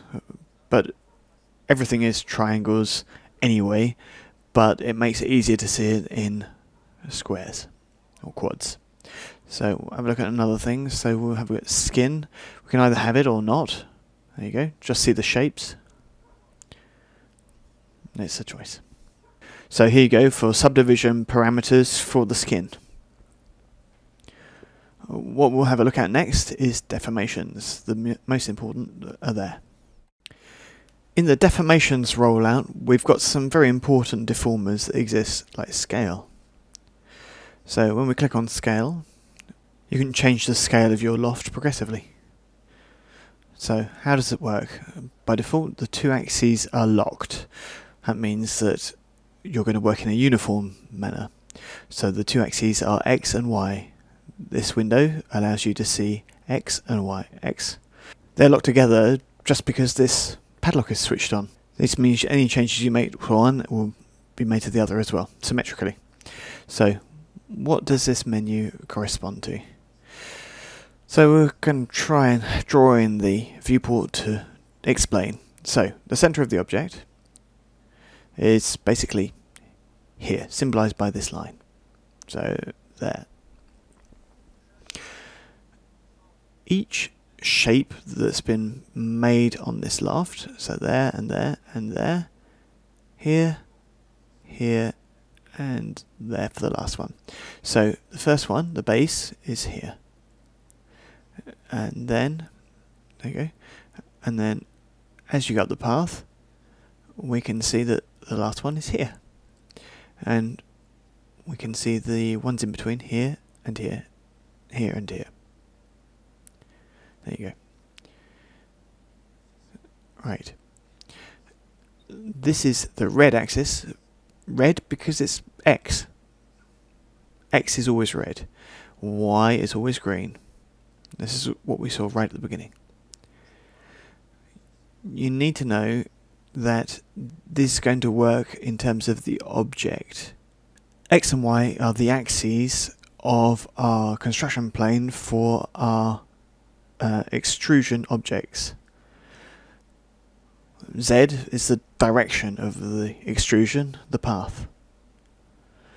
So we're working along this line is Z, and that's its creation order. Let's verify. If I take this point at the end, then what I'm doing is changing the skein in a uniform manner from the bottom to the top. You've got several different types of manipulation. So you've got free, horizontal, or vertical. So you can just move your points around. And obviously you can go lower than 0 if you want to. By default it's on free. So the 2 points at the extremities, you can't go to the interior or the exterior of this graph. You can't go further than 0 or 100, because the 100 here is 100% of our extrusion. So what is this good for? Well, because you can create, and it's interesting, in 3D Studio Max, it's always the same kind of icon for create. It's always a star or some kind of luminous dot. Okay, if I'm on create, I can make a point and another one, let's say. Now I'll go back into modify, and now I can move these points around. Okay. And like this, we can change the scale. Points are movable in the same way, right cursor, and then you can see corner, which is what we've got by default, linear, so Bezier smooth, which has got a spline, and Bezier corner, which is a spline that's asymmetric.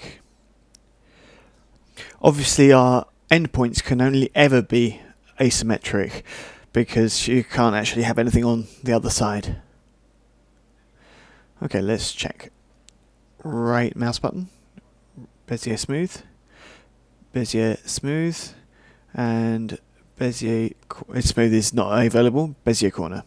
So now you can blow things up as you like. So you can make things exactly as you want. And so you can model your column very quickly. And so we can attain different shapes very simply. At the moment we're working in uniform, so if I turn off symmetry, now the ones that I do on X are not going to be copied onto Y. Oh. So now I can move the line and we can see that we've got different shape to different places without having to look at what's going on in Y.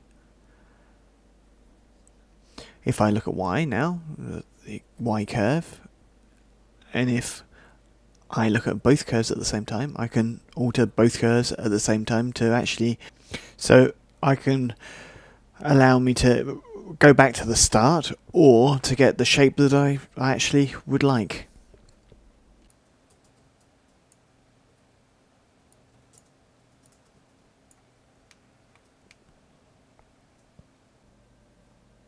You can either delete just the point you made here, or all your modifications.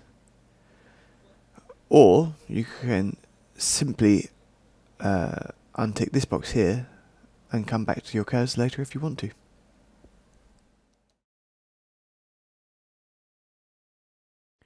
Let's go a bit further in this exercise now with Loft again, and we'll use the deformation scale.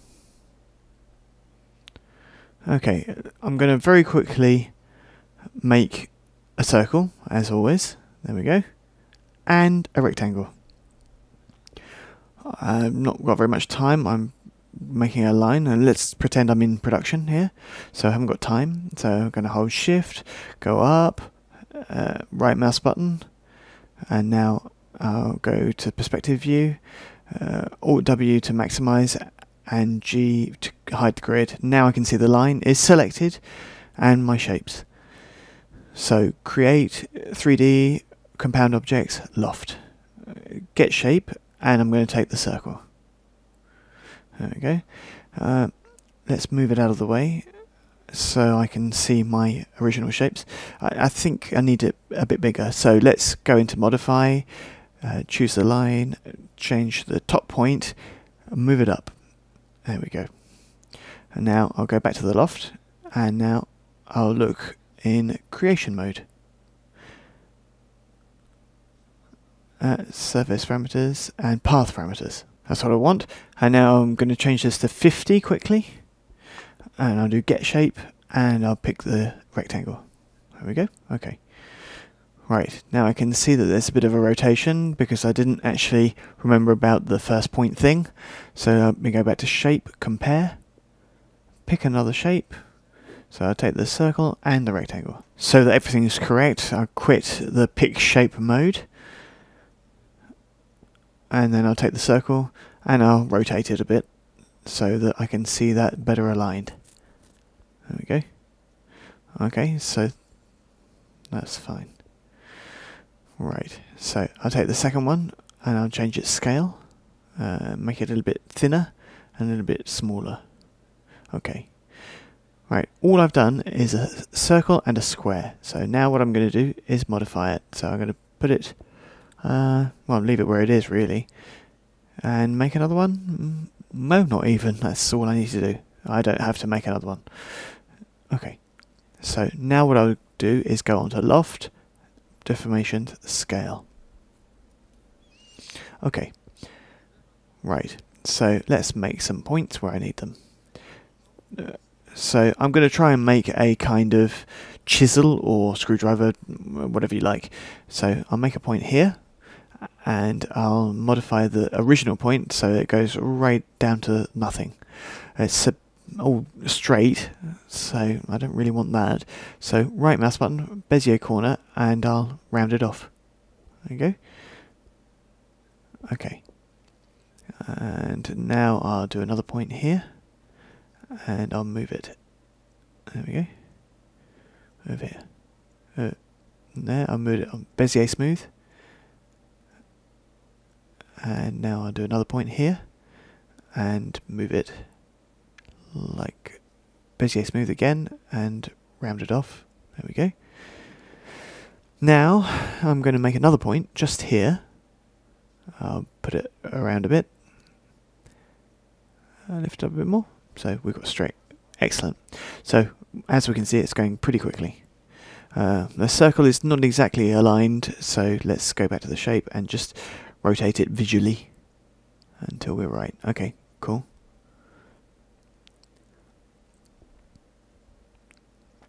Right, now go back to the loft, go back to the scale. What I'd like now is to make a sharp edge on the top. So let's take off symmetry and use we'll change the scale on X or Y, I'm not sure which. So let's try Y, and we'll make a point and make the end point go down. And yeah, it was Y. So now I've made a carpenter's chisel. Okay, so very quickly with Loft, possibility of making complex forms very fast and with a beautiful mesh.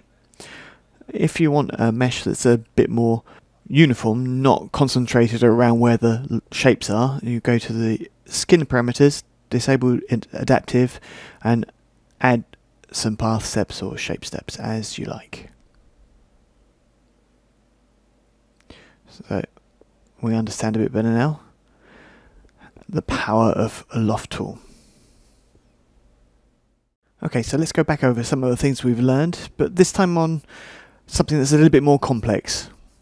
At least the end form looks complex, but it's not really when you analyse it. Okay, so I'm going to use all the views as they are, and I'm going to draw in here what I'd like to see. So the thing is not very complicated, so I'd love to have a kind of a flask, a bottle, with a lid like this. Okay, and then it will go down here, and then it will be non-symmetrical. There we go. And this flask, I really like to have a little sort of a dent in it so that you can actually hold it a bit better. And while the person is trying to draw this, all these design elements, you can just analyze what he's doing. So what are you going to analyze? So the profiles that you need. So the different ones. So you want the base one, and perhaps this little denty bit. Okay, so at the top I've got a circle. So I'm bound to need a circle at some point. Okay, and then I'm going to need this base here, so it's a long circle, basically. Okay, so there we go. And then I've got this bit that's dented in, so it's the designer obviously thinks it's a super revolutionary design, so here we go. It looks a little bit like a bone. Okay, right. The path is straight enough, and I'll only need to create one path straight up, taking into account the proportions. So the interesting thing is that the number of points for the extrude has to be the same. So I need a point here, I probably need a point there, I need one here, and control points here and here. So these 6 points here, I've got to find them on our other objects as well, in the same place. There we go. And the same for the circle. So 1, 2, 3, 4, 5, and 6. So all constructed in the same order as well. So 3 forms in different spaces for the loft. Okay, so let's go on to the act now. So first of all, I'm going to make my circle, because the designer absolutely requires a circular top. Okay, this circle I'm going to convert to editable splines so that I can access its points, so vertices. So I need 6 points in total, so 1 extra on top and bottom. So I'm going to use refine, which won't change the shape of my curve. Okay, so now if you need to, go and see the fundamentals on line creation if you need to. I'll go out of sub-object mode and I'll duplicate it. I'll just hold down shift and move it across as a copy. This copied form, I'm going to edit the points again. So vertex, I'll take these 3 points, this is really important here, and I'm just going to move them over to the side. Move over here. Okay, what I've done here is pretty interesting. The fact that I moved these 3 points and not drawn out in both senses, I can see that the pivot point is still there at the center of the circle that we used as the basis for our copy. For our explanation, our pivot point is here. And so for the copy, the pivot point is exactly in the same place. So all I've done here is moved these points across, which means that I haven't moved the pivot point, which means I don't have to move to the left, because when I do my loft, I need to use it based on the pivot point. So there you go. And then otherwise we would have all this, so we wouldn't have the same design as the designer gave. So it's very important so that the points move across from the pivot. Okay, so we'll go on to that next. So what I'm going to do is copy this one, and now we're going to have this famous grip. Okay, so we'll take these vertices, move it down a bit, and curve it into a Bezier. There we go. And same goes for this one, and that one.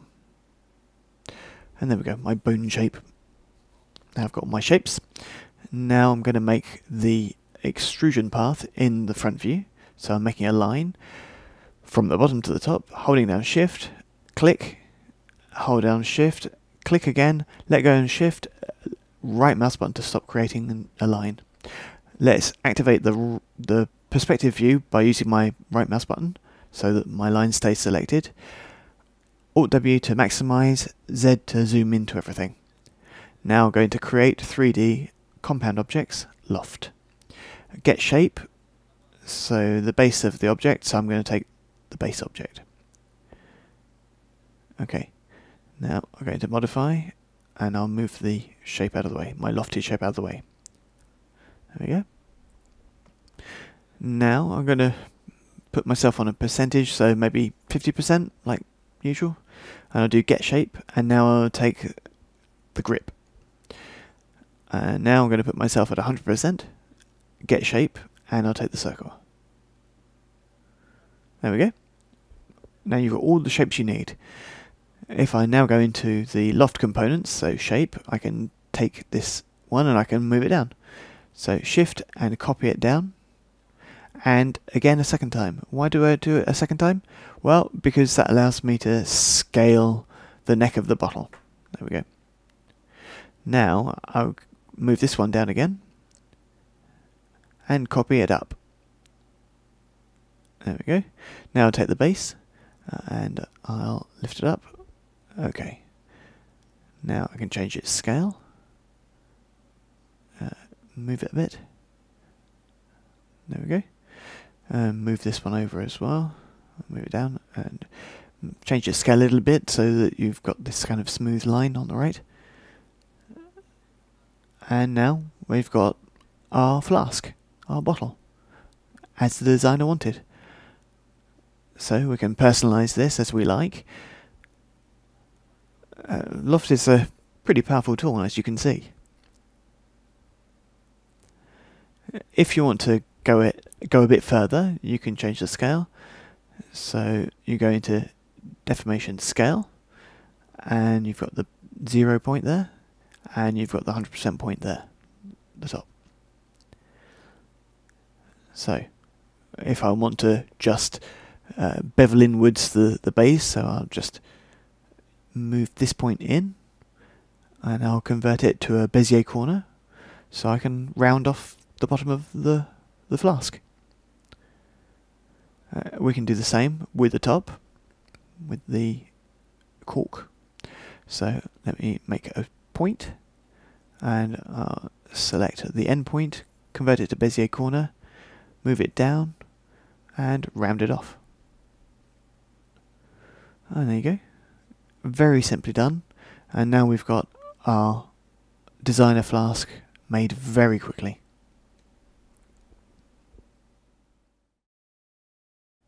Okay, let's do another loft exercise.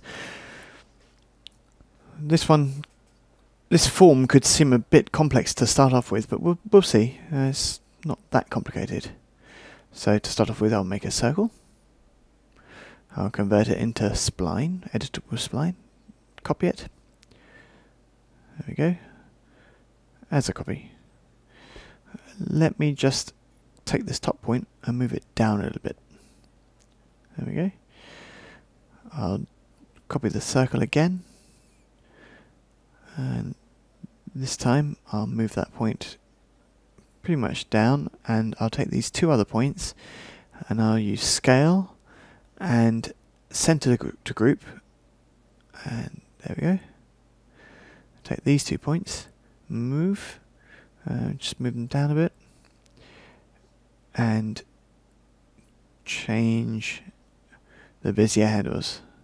If you're stuck on an axis, let me remind you of the keyboard shortcuts. F8 to move on 2 axes, F5 for X, F6 for Y, F7 for Z. Okay, so now I've got 3 forms that are all a bit different. Now I'll make a path in this top view as well. When you make the path, think about the thickness of your shapes. So to stop manipulations that are a bit too broad, think really carefully about your path. What am I talking about? If my circle was big, then especially when I change direction, I might end up having it interpenetrating and it would look ugly. So because I made smaller circles, or a bigger path, means that I don't have to worry about that.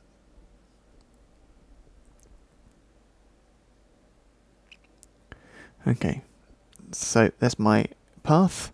Now I'll go to create, standard objects, compound objects, loft, get shape, and I'll take the first circle. Now I'll go to 50% roughly, and I'll take the second shape, and now I'll put myself at 75% maybe, and I'll take my last shape. There we go. And now let's have a look in perspective mode. Okay, so what I wanted to make was a spoon or some kind of spade, but it looks like it's been run over by a truck. Okay, so what I'm going to do is modify the orientation of the path. So this is why we need to make the path in the good view. So we'll take the path, E for rotate, let's change angle snaps on. So it's going to stick to every 5 degrees, and now we'll turn the path. And we can see down below in the Z, when I hit 90 degrees I'll stop, as I have now. Yep, there you go. That's better. Okay, Now what I'll change is the scale of the shapes in my path. So we're going to deformation scale again, and now it's going to be magic. So let's first of all make a point where there's a line at 75%, and let's change the endpoint as well. So right mouse button, Bezier corner, and I'll round it off. Subdivision is not great here. It's because of the number of shape steps that we've got by default. 1, 2, 3, 4, 5. So what you've got here is not great. It's because of the number 5 that we've got here in shape steps. So we could put them up, path steps, we could adjust those too. There we go. But let's carry on. Okay, at the back of my object, let's add a point in. I'll move the endpoint right down. We can put the value in down here, so I could put 0, and it will just go right to the center of the axis there. Bezier corner to round it off. There we go. Okay, now I can add some extra points, so I can put stranglings in here so that we make the neck of the spoon much thinner. I can quit symmetry mode so that I can just move that over there a bit. So that will allow me to go to the y-axis and change it a little bit more so that it flattens the handle of the spoon.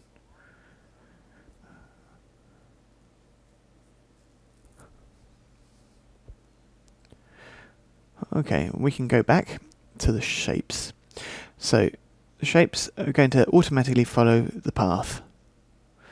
If I take the z-axis, I can see that I can actually voyage along the path with my shape.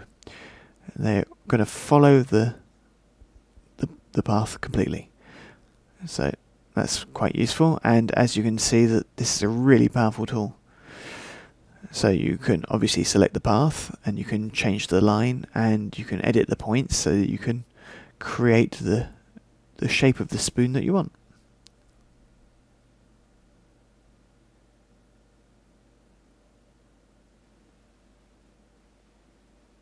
So there's our introduction to one of the most powerful modelling tools there is, the Loft. With this, now you know how to use it, we can, without trouble, make this kind of object. This plate, this, maybe not this because it's a boolean, and all that. But it's towards this that we're actually heading in our training, so that we can actually create this kind of scene very easily, very quickly, so you can be satisfied by the training I'm trying to give you. So this is roughly sort of where we're headed. So this we can see that this is a loft here, and this is a lathe. The saucepan, that's different profiles. There's a boolean down there, and this selection of objects we haven't really made, so we could probably make them with a compound object like Connect. We've already seen that the Loft tool has deformations like scale, but other ones like twist. So let's do an exercise based on this. And so in the top view, we'll just make a circle. But we're going to make a change from our usual mode of operation. What I'm going to do is convert it to editable spline, and now I'm going to duplicate in subobject mode. So my copying is going to have the same object space as my original spline. So I'm just going to move that over, and then again down to here. Now I've got 3 circles who are in the same object space. Of course, the pivot point is still in the center of this first circle, and it's really important for this exercise that we have the pivot point in the middle of all 3 circles, because that's where the path is going to attach to. So we go to Hierarchy, Effect Pivot, Center to Object. Now click on Effect Pivot again, and if you need to, go back to see the fundamentals. Okay, here we go.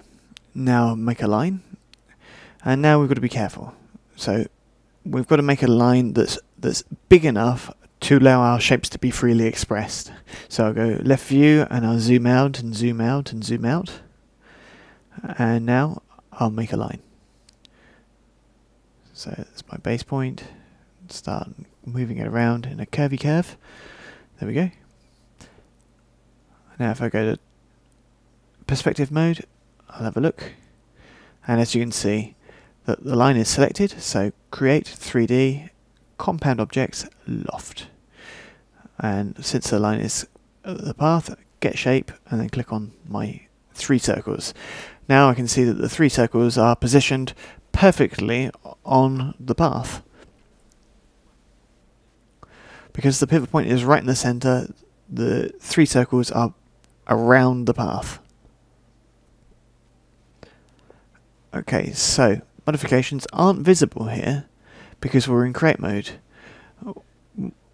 You can't see deformations or scale or anything while you're in create mode. So you've actually got to go into modify mode, select the loft and choose deformations.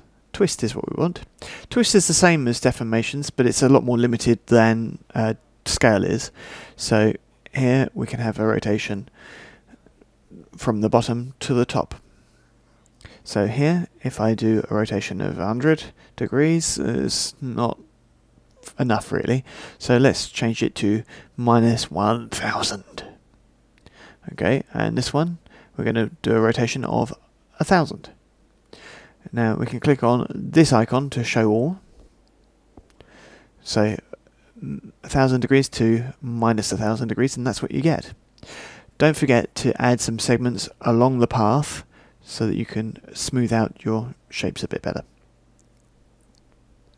So look at what a beautiful electrical cord you've made. Of course, this modelling is instanced from the line.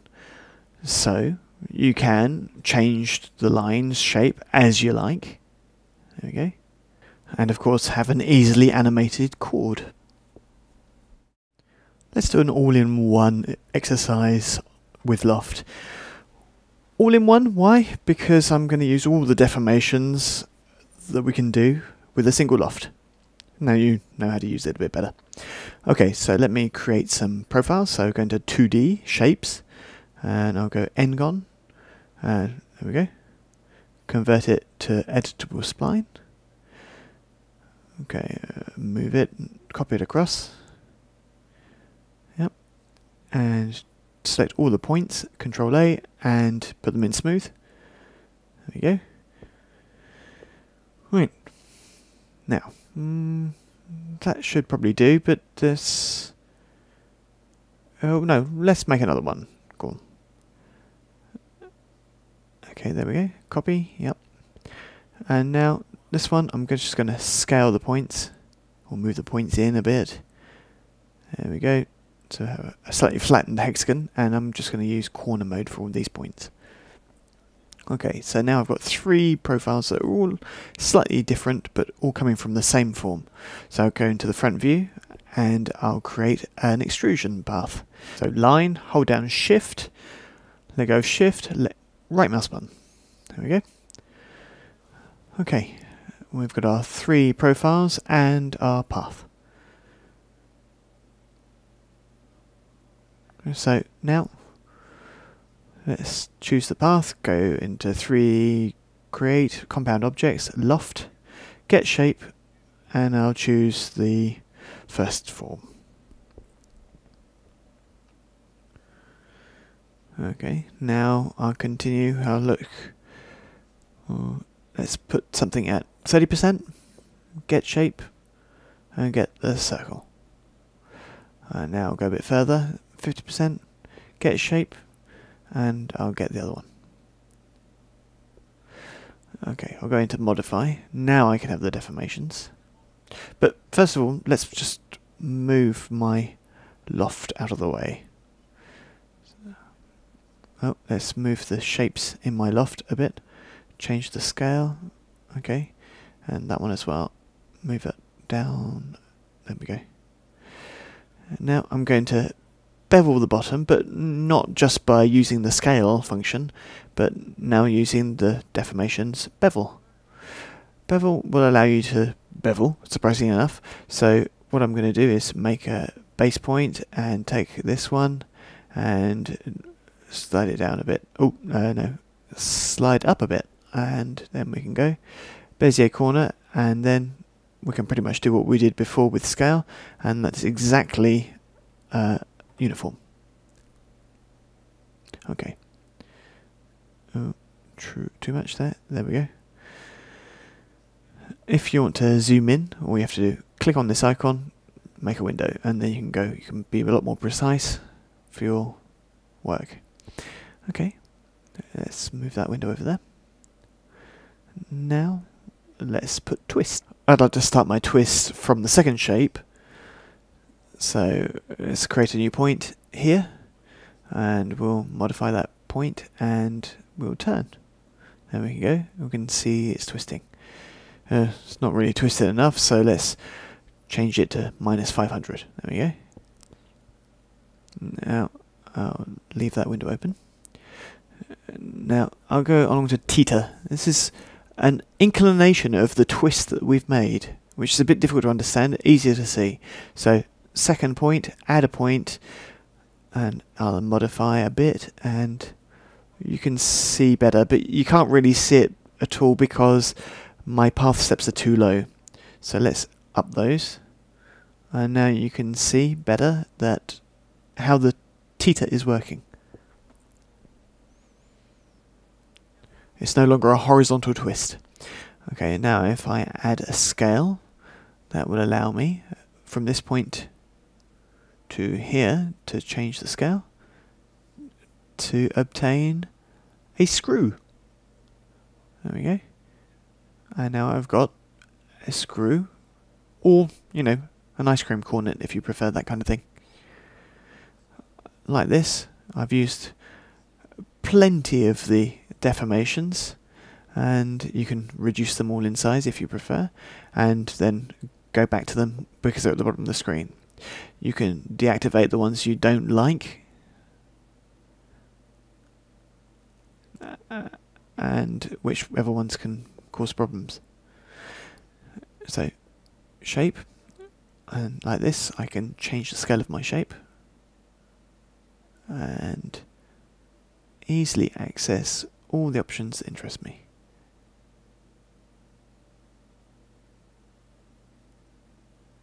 There you go. So when I tell you that this is a really powerful tool, I'm not lying. The last of the deformations that we can apply to our loft tool is fit. So to do this, let's start with various shapes. So we'll start with a line. These steps are important. So I'm going to do a traditional exercise that allows you to have a good understanding of loft and fit. So in the top view, I'm going to make a triangle with the point towards the bottom. In the middle, I'm going to put an extra point in.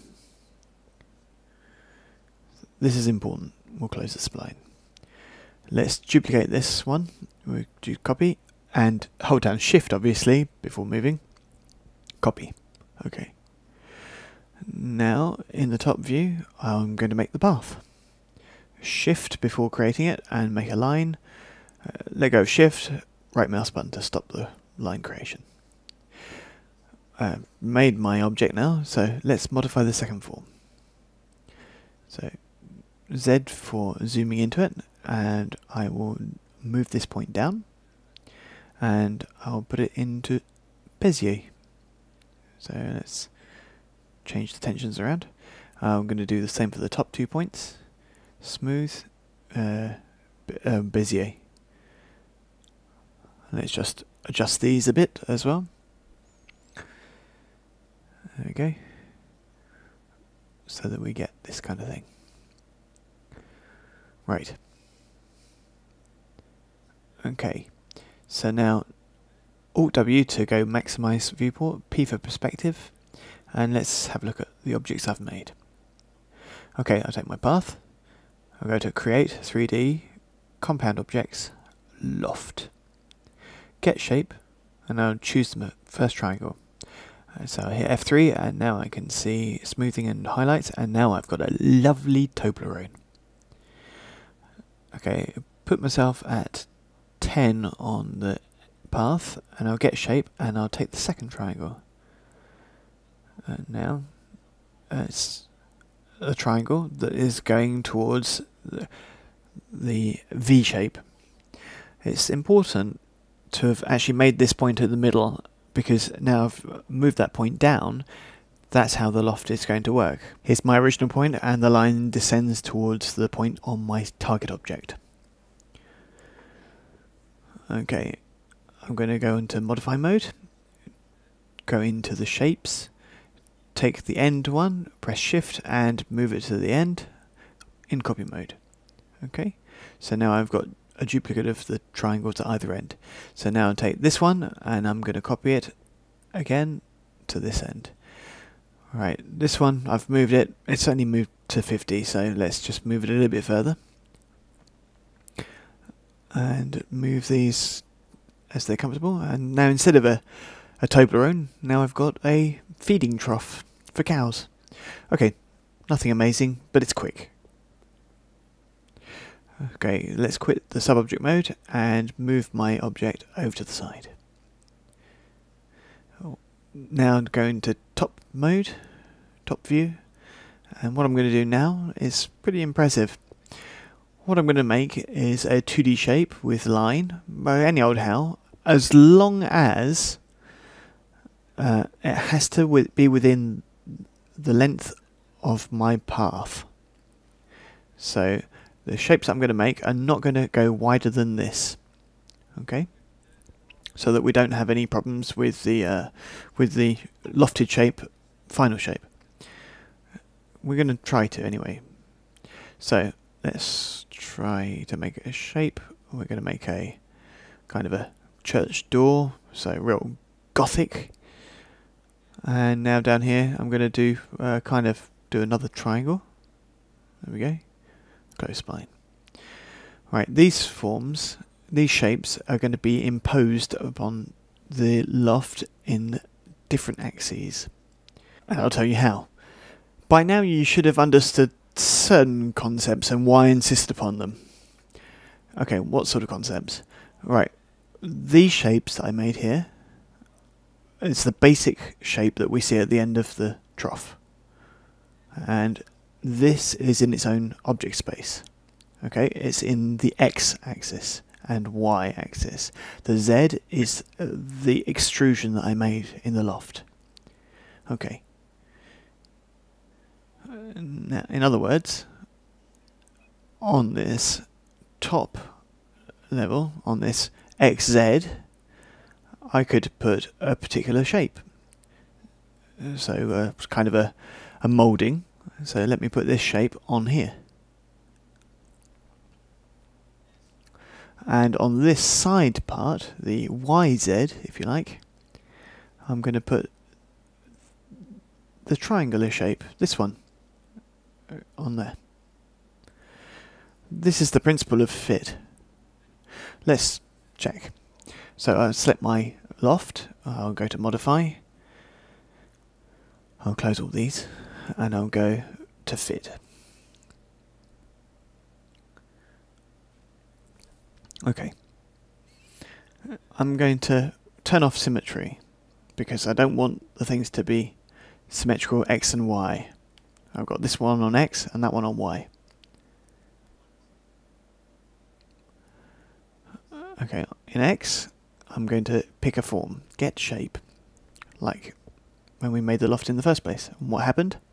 So the shape has tried to impose itself on the shape of the trough. Okay, in Y, let's choose the other shape. And there you go, it's put onto there. It's trying to put it there, it's trying to satisfy you, but why is the shape lifted up? Let's zoom out a bit so we can see better. Right, okay, so that line is the path, the zero line, and it's there. So it's perfectly logical that our triangle should be above the line, of course, and the same below. Okay, it's not a problem. All we'll have to do is take these points, all these points here, and just push them down a bit to match the path. And now you can see that the form has changed. So we know another one, so we can put this one in Bezier Smooth, and we can just move it around as we like. We could even add another one if we want to, and modify it. There we go. Okay. That's really good. So now we've seen our profile that was in Y, and we've changed it completely. If we want to switch things around, we can just click here and mirror in various different orientations. But this allows you to mirror which way around you want the thing to be. Let's have a look at our X form. This one was made a bit kind of rapidly, a little bit sketched in. So let's move these things as we need to. Let's put that there, and we'll really make sure that the points are exactly where they ought to be. So there we go. And let me select all these points, and we'll put them in corner mode. Take that one, move it down, move this one up a bit. There we go. These 2 points, I'm going to make them Bezier Smooth, and that I'll put Bezier Corner, which will allow me to have a better rounding for the end of the shape. Take these 2 points and I'll move them along. And like this, I have made, very simply, very quickly, a bathtub or a boat hull or whatever you like, really.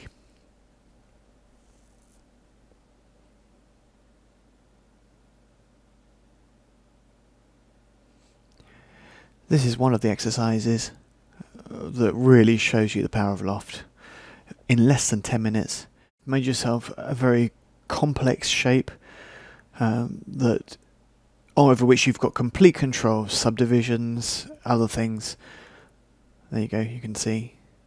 There we go, like I showed you before. Shape steps and path steps.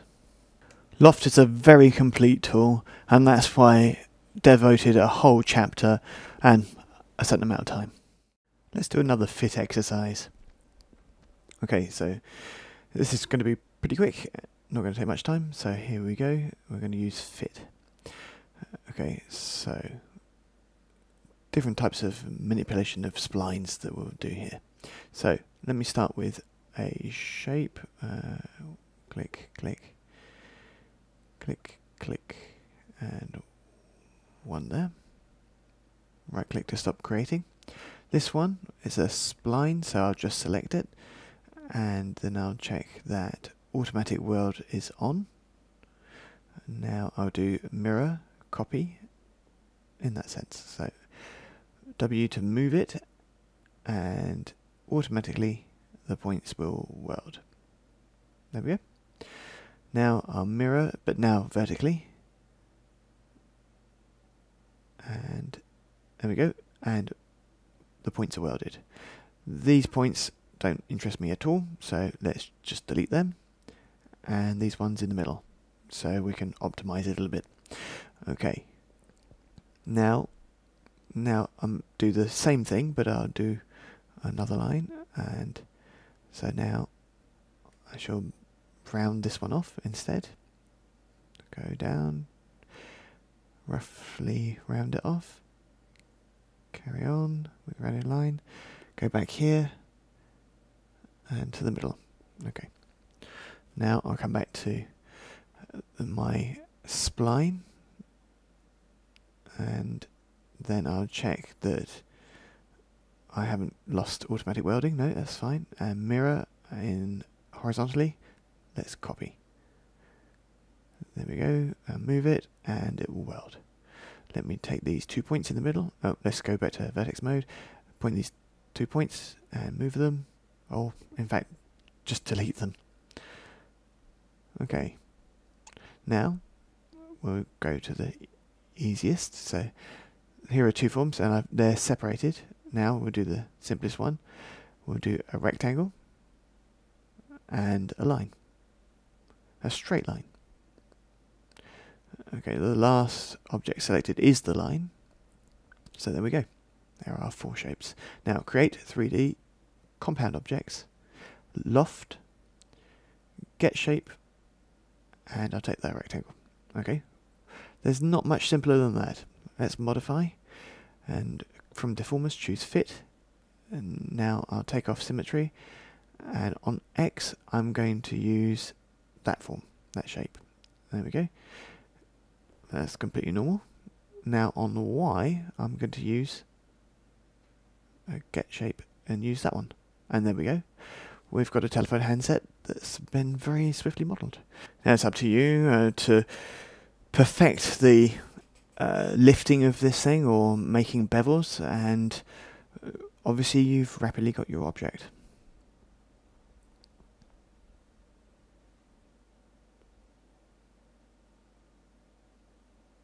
So there you go, in less than 3.5 minutes, another simple example of the deformer fit.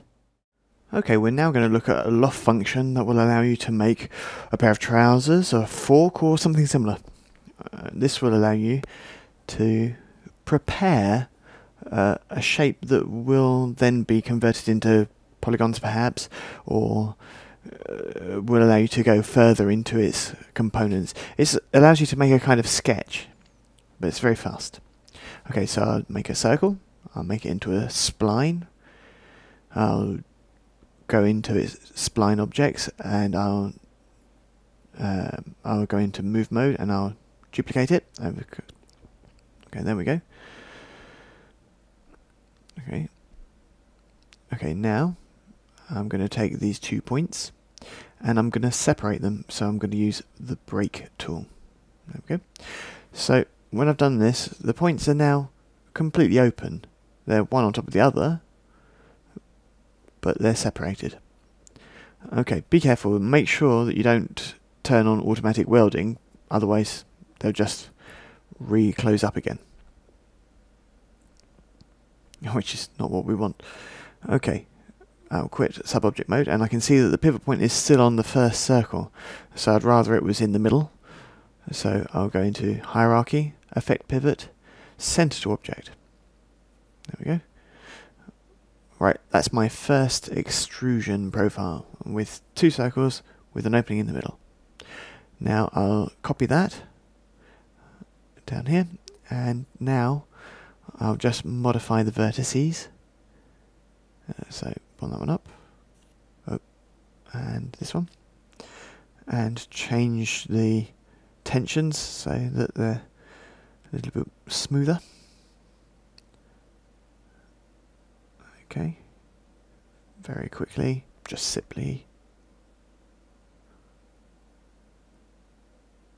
There we are. I'll fuse these. This doesn't weld them, it just puts them one on top of the other. Make sure you don't have automatic welding turned on. Okay, let's move those up a bit. Okay, that's fine. Now I'm going to go into front view, or you could go into left view if you'd prefer. It's just to make your extrusion line. Just a straight line. Now I'll go back to perspective mode. And I've got my path selected, so now I'll go create compound objects, loft. Get shape, and I'll take the 2 circles. W now to move it out of the way. Okay, now I'm going to modify. I'll go to 100% of the path, get shape, and I'll take the other shape. Now I've got a pair of trousers that just need a bit of sewing up, that's all. Now what we'll do is we'll just soften our approach, and we'll go towards polygons. So now the loft has allowed me to make a kind of sketch, and we'll do the sewing up afterwards.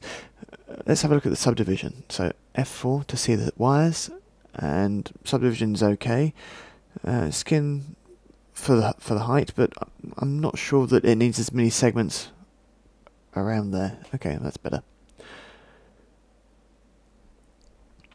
Okay, now I'll copy that form. Okay, and now right mouse button, and I'll hide unselected, just to hide all the things that aren't selected as a kind of safeguard. Right, now we're going to get out our needle and thread, convert our object to poly.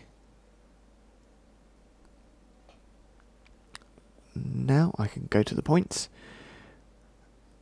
and now I'll just use weld.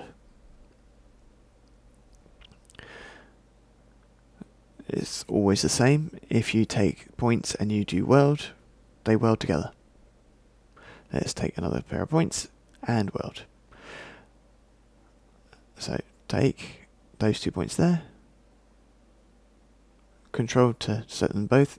Well, they don't want to weld. Why don't they want to weld?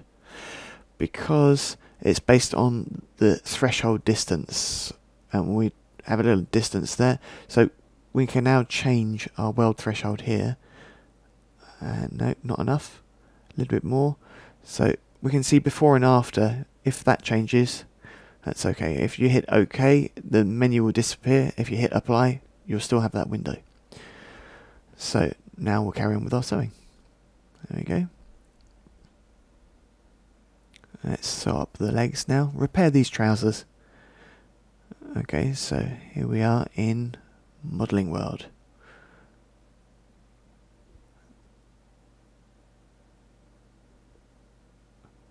In more than one sense. Always think about deselecting your points before, so that you don't weld too many points. There we go. All I'm doing is clicking and control clicking, so there's nothing that's going to weld there. There we go. So deselect by clicking in the background. So now the points that are here, they're going to be the same.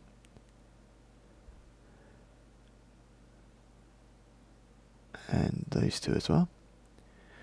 And now, if I take this point here, and this one, and weld those together, and they're at the top of my legs. Okay, I hit OK, and it's done. Now, with what we know, we can obviously subdivide further by adding a modifier with Turbo Smooth, so that we can get a nicer subdivision. And there we go, our trousers are made. If we go back to Editable Poly, we can see what it gives. The advantage of subdivision now is that the control points will allow me to take the areas where, say, the knees are, and move them out a bit. And the bits for the top, where the belt is, let's move them, stretch them, scale them out a bit. Wow, it's got a bit of a tummy. And now points for the back side. There we go, move them out a bit.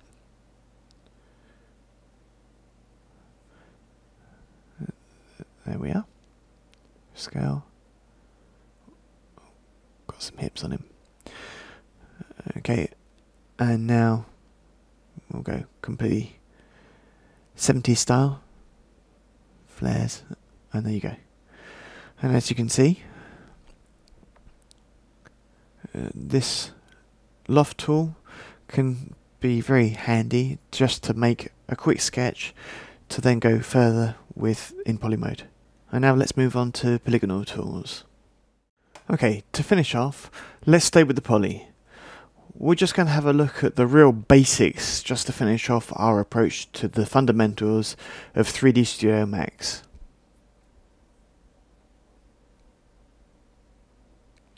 We'll see that with polys, we're actually going to go back over some of the things that we've already covered in detail. Here I'm going to make a box. I'm just going to subdivide it a bit. 3 tab, 3 tab, 3 enter. Tab is the key with the arrows that allow you to move from one entry field to the next. I'll hit F4 to see my wires. And this box, which is now divided by 3 by 3 by 3, I'll convert it to editable polys. And let me maximize this window by using Alt W, and I'll just go back a little bit. I'm just going to use polygons, which are faces with more than 3 sides. So here they've got 4 sides. They are squares or rectangles depending on their proportion. Okay, you will remember that we've got the modifier mesh editing extrude. Extrude is not available to us. I use it on a 2D line. That's why when you select a 3D object, it's not available. That's purely for giving a 2D shape a 3-dimensional distance. So when you select a face or a polygon, if you hit the right mouse button, you've got extrude. It's exactly the same thing, but this polygon will behave a bit like a 2D plane, and all you have to do is hold down the left mouse button and pull it out. I repeat, right mouse button to select a face, a polygon, choose extrude. This tool considers that the polygon that you've selected is a 2D plane. With moving the mouse, you'll pull in a linear fashion on a local Z to the face. That's what gives us an extrusion. Okay. Right, now if I go to the front view, F on the keyboard, I'll come out of sub-object mode and hit F. Now I'll create a line. So, there we go. Okay. If I now go back to perspective mode, P, now I can reselect my poly object. Modify, click on the poly object. I'll select that polygon there. Be careful, the order of creation of your line is important. So now I'm going to go back to the menus and I can see extrude along spline. And in this case I advise you to go and click on the settings window here. There you go. So now it's exactly the same as the loft. When you extrude along a spline, you need to pick the spline and click there, and the extrusion will be made automatically exactly like loft, where we would have taken our path and do a get shape.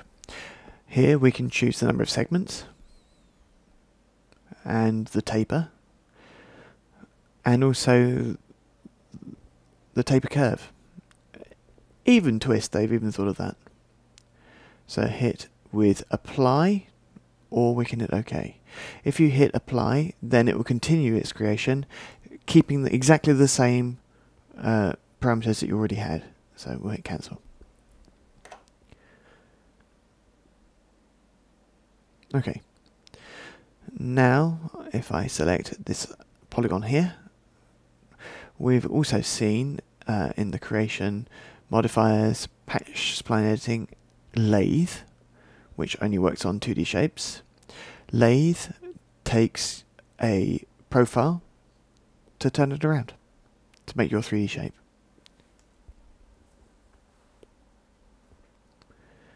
Okay, so here I'm just going to use the same kind of function, but hinge from edge is what I'm going to use. So I'm going to go into the settings. Pick hinge is picking your axis of rotation. So click on the hinge and then you give the angle that you want to open it and number of segments. It is exactly the same as using an axis here. So instead of calling it an axis, it's called a hinge. The angle of rotation is this angle here, and the number of segments, you can see them here. 1, 2, 3, 4. Okay, like this we can find lots of different tools that we've already seen in this fundamentals DVD. So we found we can already do lots of things. Let's reset and finish up our little adventure in the fundamentals of 3D Studio Max with a modelling exercise a little bit more complex in polygons. So let's make a box. I'm going to subdivide it 3, tab 3, tab 3, enter. F4 to see the wireframes. Right mouse button, convert to editable poly. So we can turn it, it's Alt, hold down Alt key, choose polygons, and I'll hit Control to choose that one as well. So now I've got these two faces selected. Right mouse button, scale, right mouse button, extrude, scale again, W to move. So let me take this polygon, and R for scale, W for move, R for scale again, right mouse button, extrude, and you can see that 3D Studio Max is really nice with you because every time you take a tool like extrusion, then the last one you can see in that right mouse button menu are in blue, which will show you the last function you used.